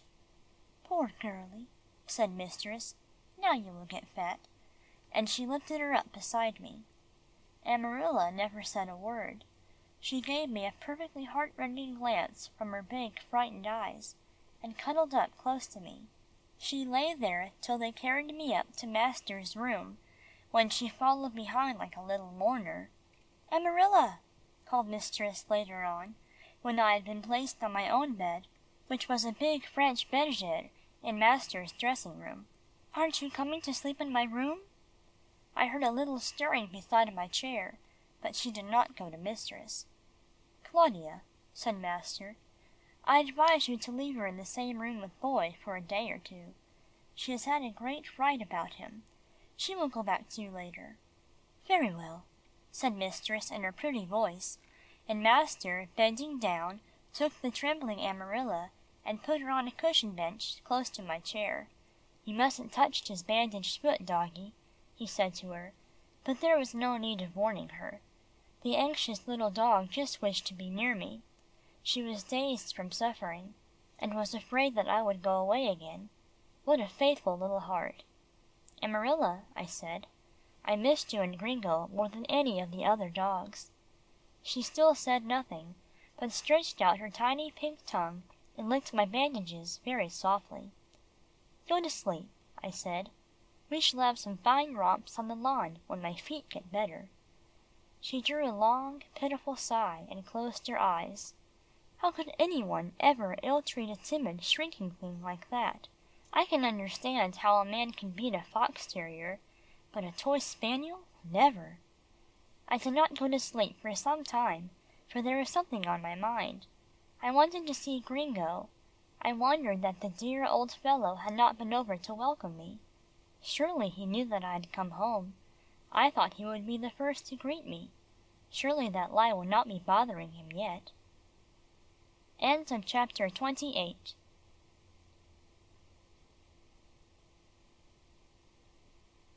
Chapter 29. My Own Dear Home. Bright and early the next morning, I heard a sniffling at master's dressing-room door, followed by a knock. Master opened the door, and there stood Mr. Bonstone and Gringo. They both came toward me, and Mr. Bonstone fondled my head. "Fine boy," he said. "You did some good footwork." Then he began talking to master, who was brushing his hair vigorously with his military brushes. The two men were like brothers. Gringo came close to my chair. "Hello, old boy," I said, and then we stared at each other. There was a most beautiful expression in his dark eyes. "Gringo," I said in a low voice, "you missed me." "I've not a minute's peace since you left," he said. "I've suffered more than you did." "Forget it," I returned hastily. "I can't," he said. "I was a brute. The morning after you disappeared, I went over to Greenland's and got ready Omer. 'Make yourself at home,' I said, and he's been over to our place every day since. And I don't boss the youngsters so much. I have to a bit, seems as if it's in my blood." "You're a great old dog," I said admiringly, "but don't think of the past. We're going to have lots of good times in the future." "So long," he said abruptly. "My boss has to get to town." I watched him rocking out of the room. How the old dog had aged! I was quite shocked. My convalescence was rapid. Not many days later I had my bandages off, and was able to limp about the place. The first day I was strong enough to get up to the orchard. I received what the newspapers called an ovation. It was a lovely day, and not too cold. The dogs formed a circle about me on the snow, and I had to relate the story of my capture. I looked round on their faces. Our Pleasant River dogs, the Greenhill dogs, Reddy Omer, and many other neighbour dogs, and a sudden shyness fell upon me. Gringo was chairman, and to give me a chance to recover, he began to tell how I was caught, and purposely related it in a wrong way. "No, it wasn't like that," I interrupted, and the old dog, with a smile, told me to go on, and finish the story properly. I got excited and talked for an hour. Then we had a jubilation.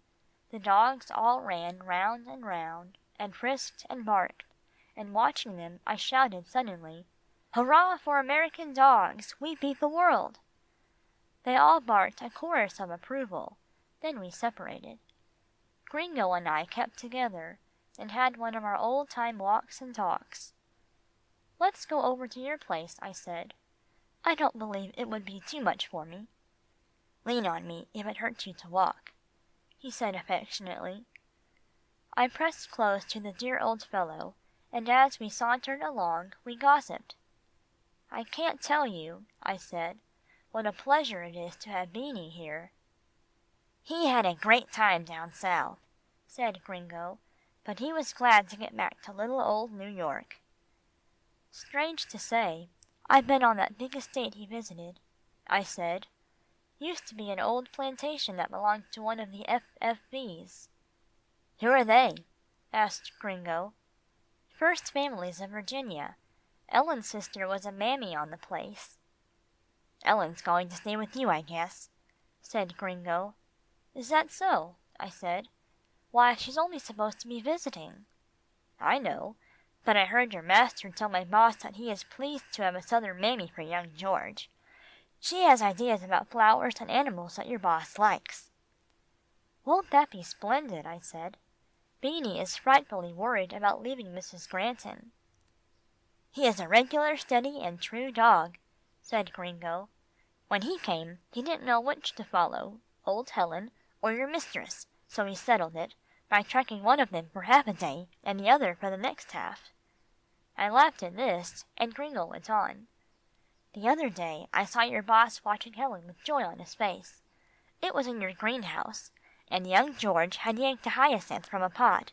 Ellen half cried, and said the poor mother hyacinth had been imprisoned in the black earth, and finally she worked her way out, and shook her curls at the sun, and then George came along and tore her all to bits.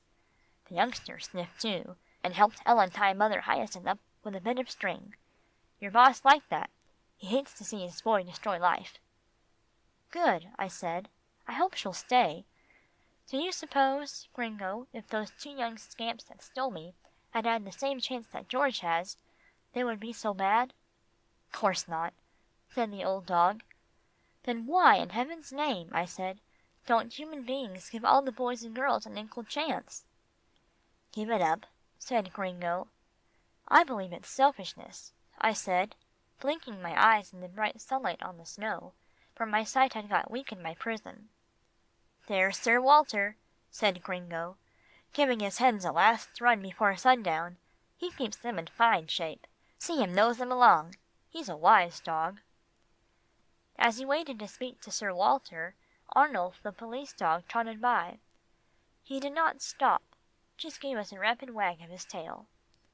Walter Scott gazed after him. "It fatigues me to watch him," he said. "He's never still." "No matter about that," said Gringo. "He's here to keep strangers off the place, and he does it. They used to be always poking about when us other dogs ruled. We were too polite by a long way. We never drove strangers away, unless they were in pages." Sir Walter smiled and said, "I saw him the other day get in front of a woman who persisted in coming up through the open gates. She thought he looked kind, and began to tear ivy from the wall. Arnulf growled at her, but she went on. Then he took her skirt between his teeth and tore it. She was in a rage, and started throwing some ivy in his face. He opened his mouth and bellowed so angrily that she hurried away, looking over her shoulder. Pardon me, I must keep my hens moving." "Come on," said Gringo. "The sun will be going down soon." We went on, via the rock wall, and Gringo hung his head as we passed the place where the two men had lassoed me. "Boy," he said hoarsely, "do you see that spot there, all pressed down?" I stuck my head in the alders, and saw a matted place in the grass, quite free from snow. "I always keep it clean," he said. "I used to sit there when you were gone, and think what a good dog you are, and what an old crosspatch I am." I began to laugh. I was so happy I couldn't help it. "Don't be too humble," I said. "We may have another falling out." Gringo was quite shocked and stopped short. "Why not?" I said gaily. "Fight and forgive and make up. Fight and forgive and make up. That's life." "I don't believe in fighting," said Gringo soberly. "Nor do I," said I. "But if fights come, don't dodge them. Dogs aren't perfect, nor are human beings." "My boss don't fight his wife," said Gringo. "Nor does mine," I retorted. "But sometimes they are just a little sharp with each other. Then they kiss and make up. You and I have kissed and made up. I don't want you to go mourning all your days because you once snapped at me. It was partly my fault. I got on your dog nerves." Gringo grinned at me. Then he said, "You're a comic dog. Trouble runs off you like water off a duck's back. Good land, how I missed you. Come on, let's trot a bit. It won't hurt you." "Cows first," I said, and then we struck Green Hill and I limped into the stable. I loved Mr. Bonstone's Jerseys, and the big fragrant creatures, chewing their cud, boo-hooed at me, for they knew I liked them, and they had heard of my adventures. I went from stall to stall and greeted them, then rejoined Gringo, who was fussing about the stable door because I was so long. "Come on up to see the horses," he said. "I see my boss just going up with an S.P.C.A. man he brought out from the city today." I limped gleefully after him. The green steel stables always reminded me of the Leland Stanford stables in California, which are kept so quiet for the horses, and where they have the same intelligent care as they do here. The S.P.C.A. gentleman was quite old, and he was standing beside Mr. Bonstone, and staring about him with great interest. The stable doors were wide open. Each horse or colt had a good-sized box stall to himself, and every one of them was turned head toward the door, watching Thomas, who was repairing a cement combination drinking fountain in the middle of the stable yard. It was for human beings, horses, birds, and dogs. Something had gone wrong in the foundation, and Thomas was on his knees on the ground, with a pail of cement beside him, and a hammer and chisel. "Thomas," said Mr. Bonstone, "talk a bit to the horses, will you?" Thomas touched his cap, and was about to get up, but Mr. Bonstone said, "Keep on with your work, and call them about you as I have seen you do." Thomas, who was a very quiet but a very intelligent man of English ancestry, said, "All right, sir," and, seizing the hammer, he threw it to one side and called out, "Fernbrook deputy, bring me the big hammer from the tool box." The old gentleman in the big fur coat turned his spectacles in the direction of the stable. Fernbrook, who was a powerful bay horse, was lifting up the bar of his stall with his teeth. Afterward he pounded the whole length of the table with his heavy hoofs, bent over a tool box, took out a large hammer and dropped it beside Thomas. Mr. Bonstone smiled proudly, and the old gentleman said, "Magnificent!" "Dolly Whitehead, bring me my coat," called Thomas, going on with his pounding. A dapper little white mare let herself out of her stall, went up to a hook where an overcoat was hanging, and carried it out to the yard, holding it high so it would not drag on the snow. As she stood dangling it from her mouth, Thomas jumped up and said rebukingly, "Why don't you help her out and put it on me, Fernbrook?" To the old gentleman's surprise, Mr. Bonstone, Gringo, and I had, of course, seen these performances many times before. The two sagacious animals held the coat by the back of the neck, while Thomas slipped his arms in it. "Major Golderay," called Thomas, "I want you." A roan horse, a perfect beauty, came stepping daintily out, Also Duchess of Normandy," said Thomas, "Lady Jane Grey, and poor Polly." The animals all came out and formed a line up before him. "Lady Jane," said Thomas, "where is your friend Joe?" Lady Jane whinnied several times and shook her head in the direction of the barn. "I know he's bedding the cows," said Thomas, "but you go tell him I want him." Lady Jane galloped away, and presently returned with her teeth in the shoulder of the woolen sweater worn by the grinning Joe, who bobbed his head at his employer and guest. The old gentleman began to speak. "This is almost equal to the thinking horses of Elderfield." "Can you state to me," asked Mr. Bonstone, "any reason why an American horse should not have as much brains as a German horse?" "None whatever," said the old gentleman. "Horses, like men, are created equal. Tell me, stableman, what is your system?" "Haven't any, sir," said Thomas. "I treat 'em as if they had horse sense, and I find they've got it." "Cultivation, cultivation," said the old gentleman several times, as he nodded his head. Then he asked, "Can they count?" "Duchess of Normandy," said Thomas. "When is Dicky Bill coming from town?" "Dicky Bill is one of the stable boys," explained Mr. Bonstone. The Duchess was scratching 10 times in the snow with her hoof. "Hilly ho, hilly ho, hilly ho," sounded a sudden ringing voice. We all turned, and there was Dicky Bill, tearing up the asphalt path from the electric car line. He didn't see us, and he rushed into the stable yard, and threw his arm around the glossy neck of the Duchess. "Hello, old girl!" "Just look at that boy's colour," whispered Gringo, "and 6 months ago he was a washed out rag." Dicky Bill was pulling at his cap in confusion. He had just discovered Mr. Bonstone. "You made the Duchess tell a lie," said Thomas. "I told her I was coming back at 10," said Dicky Bill, "but I changed my mind. There's nothing doing in town." Mr. Bonstone put up his head to his face to conceal a smile.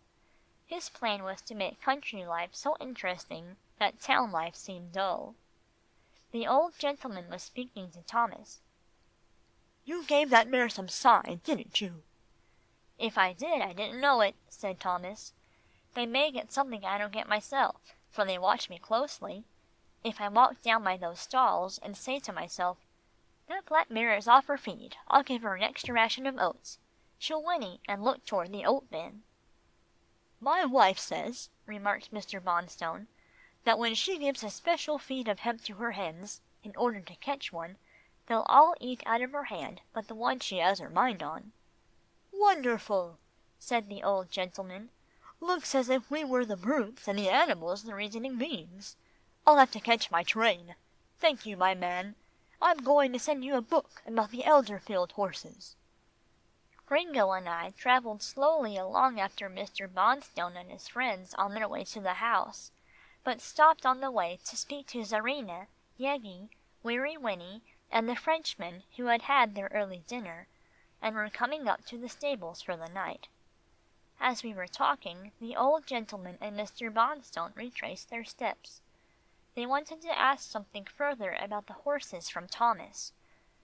The gentleman paused to look at us. "What a jolly lot of dogs," he said. "They're talking just as we are. I wonder what they're saying. Just look at those intelligent faces. They understand us, but we can't understand them." We dogs all gave each other knowing glances.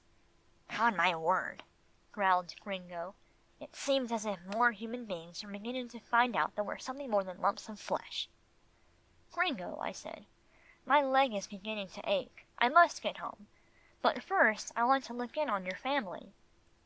"Good night, dogs," we said to the stable bunch, and we went on the way to the Bonstones' big living room, where everybody gathered at this time of day. Old Mrs. Resterton sat in a corner by the fireplace, knitting and talking to an old lady friend who had her chair close beside hers. A nursemaid was bringing in Cyria and the twins from a frolic on the lawn, and Master Carty, who had just arrived from town straight as a major, was helping his young nephew and nieces to take off their wraps. Mr. Bonstone had just got out of her coop at the door.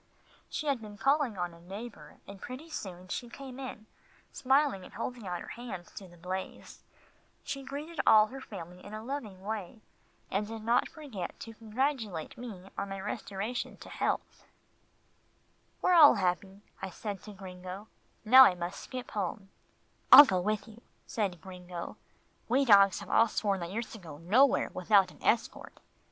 This amused me, and I tried to toss up my head and show off a bit, as we ran out into the hall and down the avenue. I could not, and had to go soberly. "Will you come in, Gringo?" I said when I got out. "Certainly," he said. "I'll stay to dinner with you." I wasn't taken aback. My kind mistress never objects when I bring a dog friend home. Some women are very fussy about entertaining. We went into the library when mistress was alone, looking over the mail that lay on the big table. She had been out walking, and still had on her warm coat and cloth hat. She never wore furs now. "Good dogs," she said absently. "Come close to the fire." And she went on reading a letter. Gringo and I lay down on my hearthstone, and presently in came master from town. He kissed his wife. "How rosy you look," he said. She let the letter slip to the table. "Do I?" she said slowly. "Yes, this life in the country is 1,000 times better for you than the city." "Oh, Rudolph," she said, "I met Stanna just now in her coop. Really that woman is resplendent. She looked like a tropical flower in a glass box. I wish I were half as handsome." "Half as handsome," repeated master in a kind of innocent, wondering way. "Do you really think you're not as good looking as Stanna?" "I don't think it," said mistress almost impatiently. "I know it." Master stared at her in amazement. Mistress burst out laughing. "I really believe, you dear, foolish man, that you think I eclipse Stanna." "I don't think it, I know it," he said decidedly. "The boys in the street don't stare after me as they do after Stanna," she said. "That rejoices me," he said gravely. "I shouldn't care to have them staring at you." Mistress broke into a delighted peal of laughter, and I think was about to embrace him, but she wheeled round and held her arms to young George, who was entering the room, followed by Ellen and Beanie. Beanie, in spite of a warm dog sweater he had on, was shivering with cold, and held his breastbone so close to the fire that Gringo said gravely, "I smell you scorching, Beans." He moved back a bit, and I said, "How you do feel the cold." "Too much FFV," said Gringo soberly. "It does seem cold up here," said Beanie, "after that southern winter air." "Have you been to see Mrs. Waverlee?" asked Gringo. "Yes, she's fine," said Beanie enthusiastically, "and I love Patsy." "Oh, dogs, we're going to stay here. I'm crazy with pleasure. I don't want to go back to New York." We both congratulated him. Then Ellen called him to go upstairs to have his sweater off. Master and mistress went back to the topic of the looks of ladies and gentlemen. "Claudia," master was saying, "if you were to tell me that I wasn't as handsome as Norman, I would understand you." Mistress turned her back on him, and began to gather up her mail from the table. "No one would look at me twice if Norman were in the room," said master. "He's what I call a really handsome man." "Look at Mrs. Granton's shoulders shaking," muttered Gringo. "She thinks that's a joke on my boss." Mistress turned round, her face perfectly convulsed with amusement. "Rudolph," she said, "you old goose." "Gander," corrected master. "Do the animal kingdom justice." "Gander, then," said mistress. "Norman Bonstone can't be compared with you. You are the handsomest man I ever saw." Master gave her a quizzical smile. "It looks as if we're both satisfied, doesn't it?" he said. "I am a very happy woman," she said with emphasis. "I used not to be. I am now." "Isn't much more to be added to that," said Gringo, as the two went arm in arm from the room. It's fine to have all the bosses happy. Makes things easier for us dogs. But who comes here?" "Our unhappy ghost," I said as Amarilla sneaked into the room. "Howdy do, Dogsy," said Gringo amiably. "Do you think I am handsome?" Amarilla hesitated and looked at me in her timid way.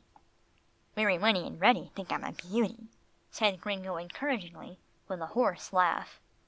"I don't think you're exactly pretty," began Amarilla shyly, then she stopped. Gringo rolled over and over on the hearth rug in his amusement. "Oh, Amarilla, oh!" he said chokingly.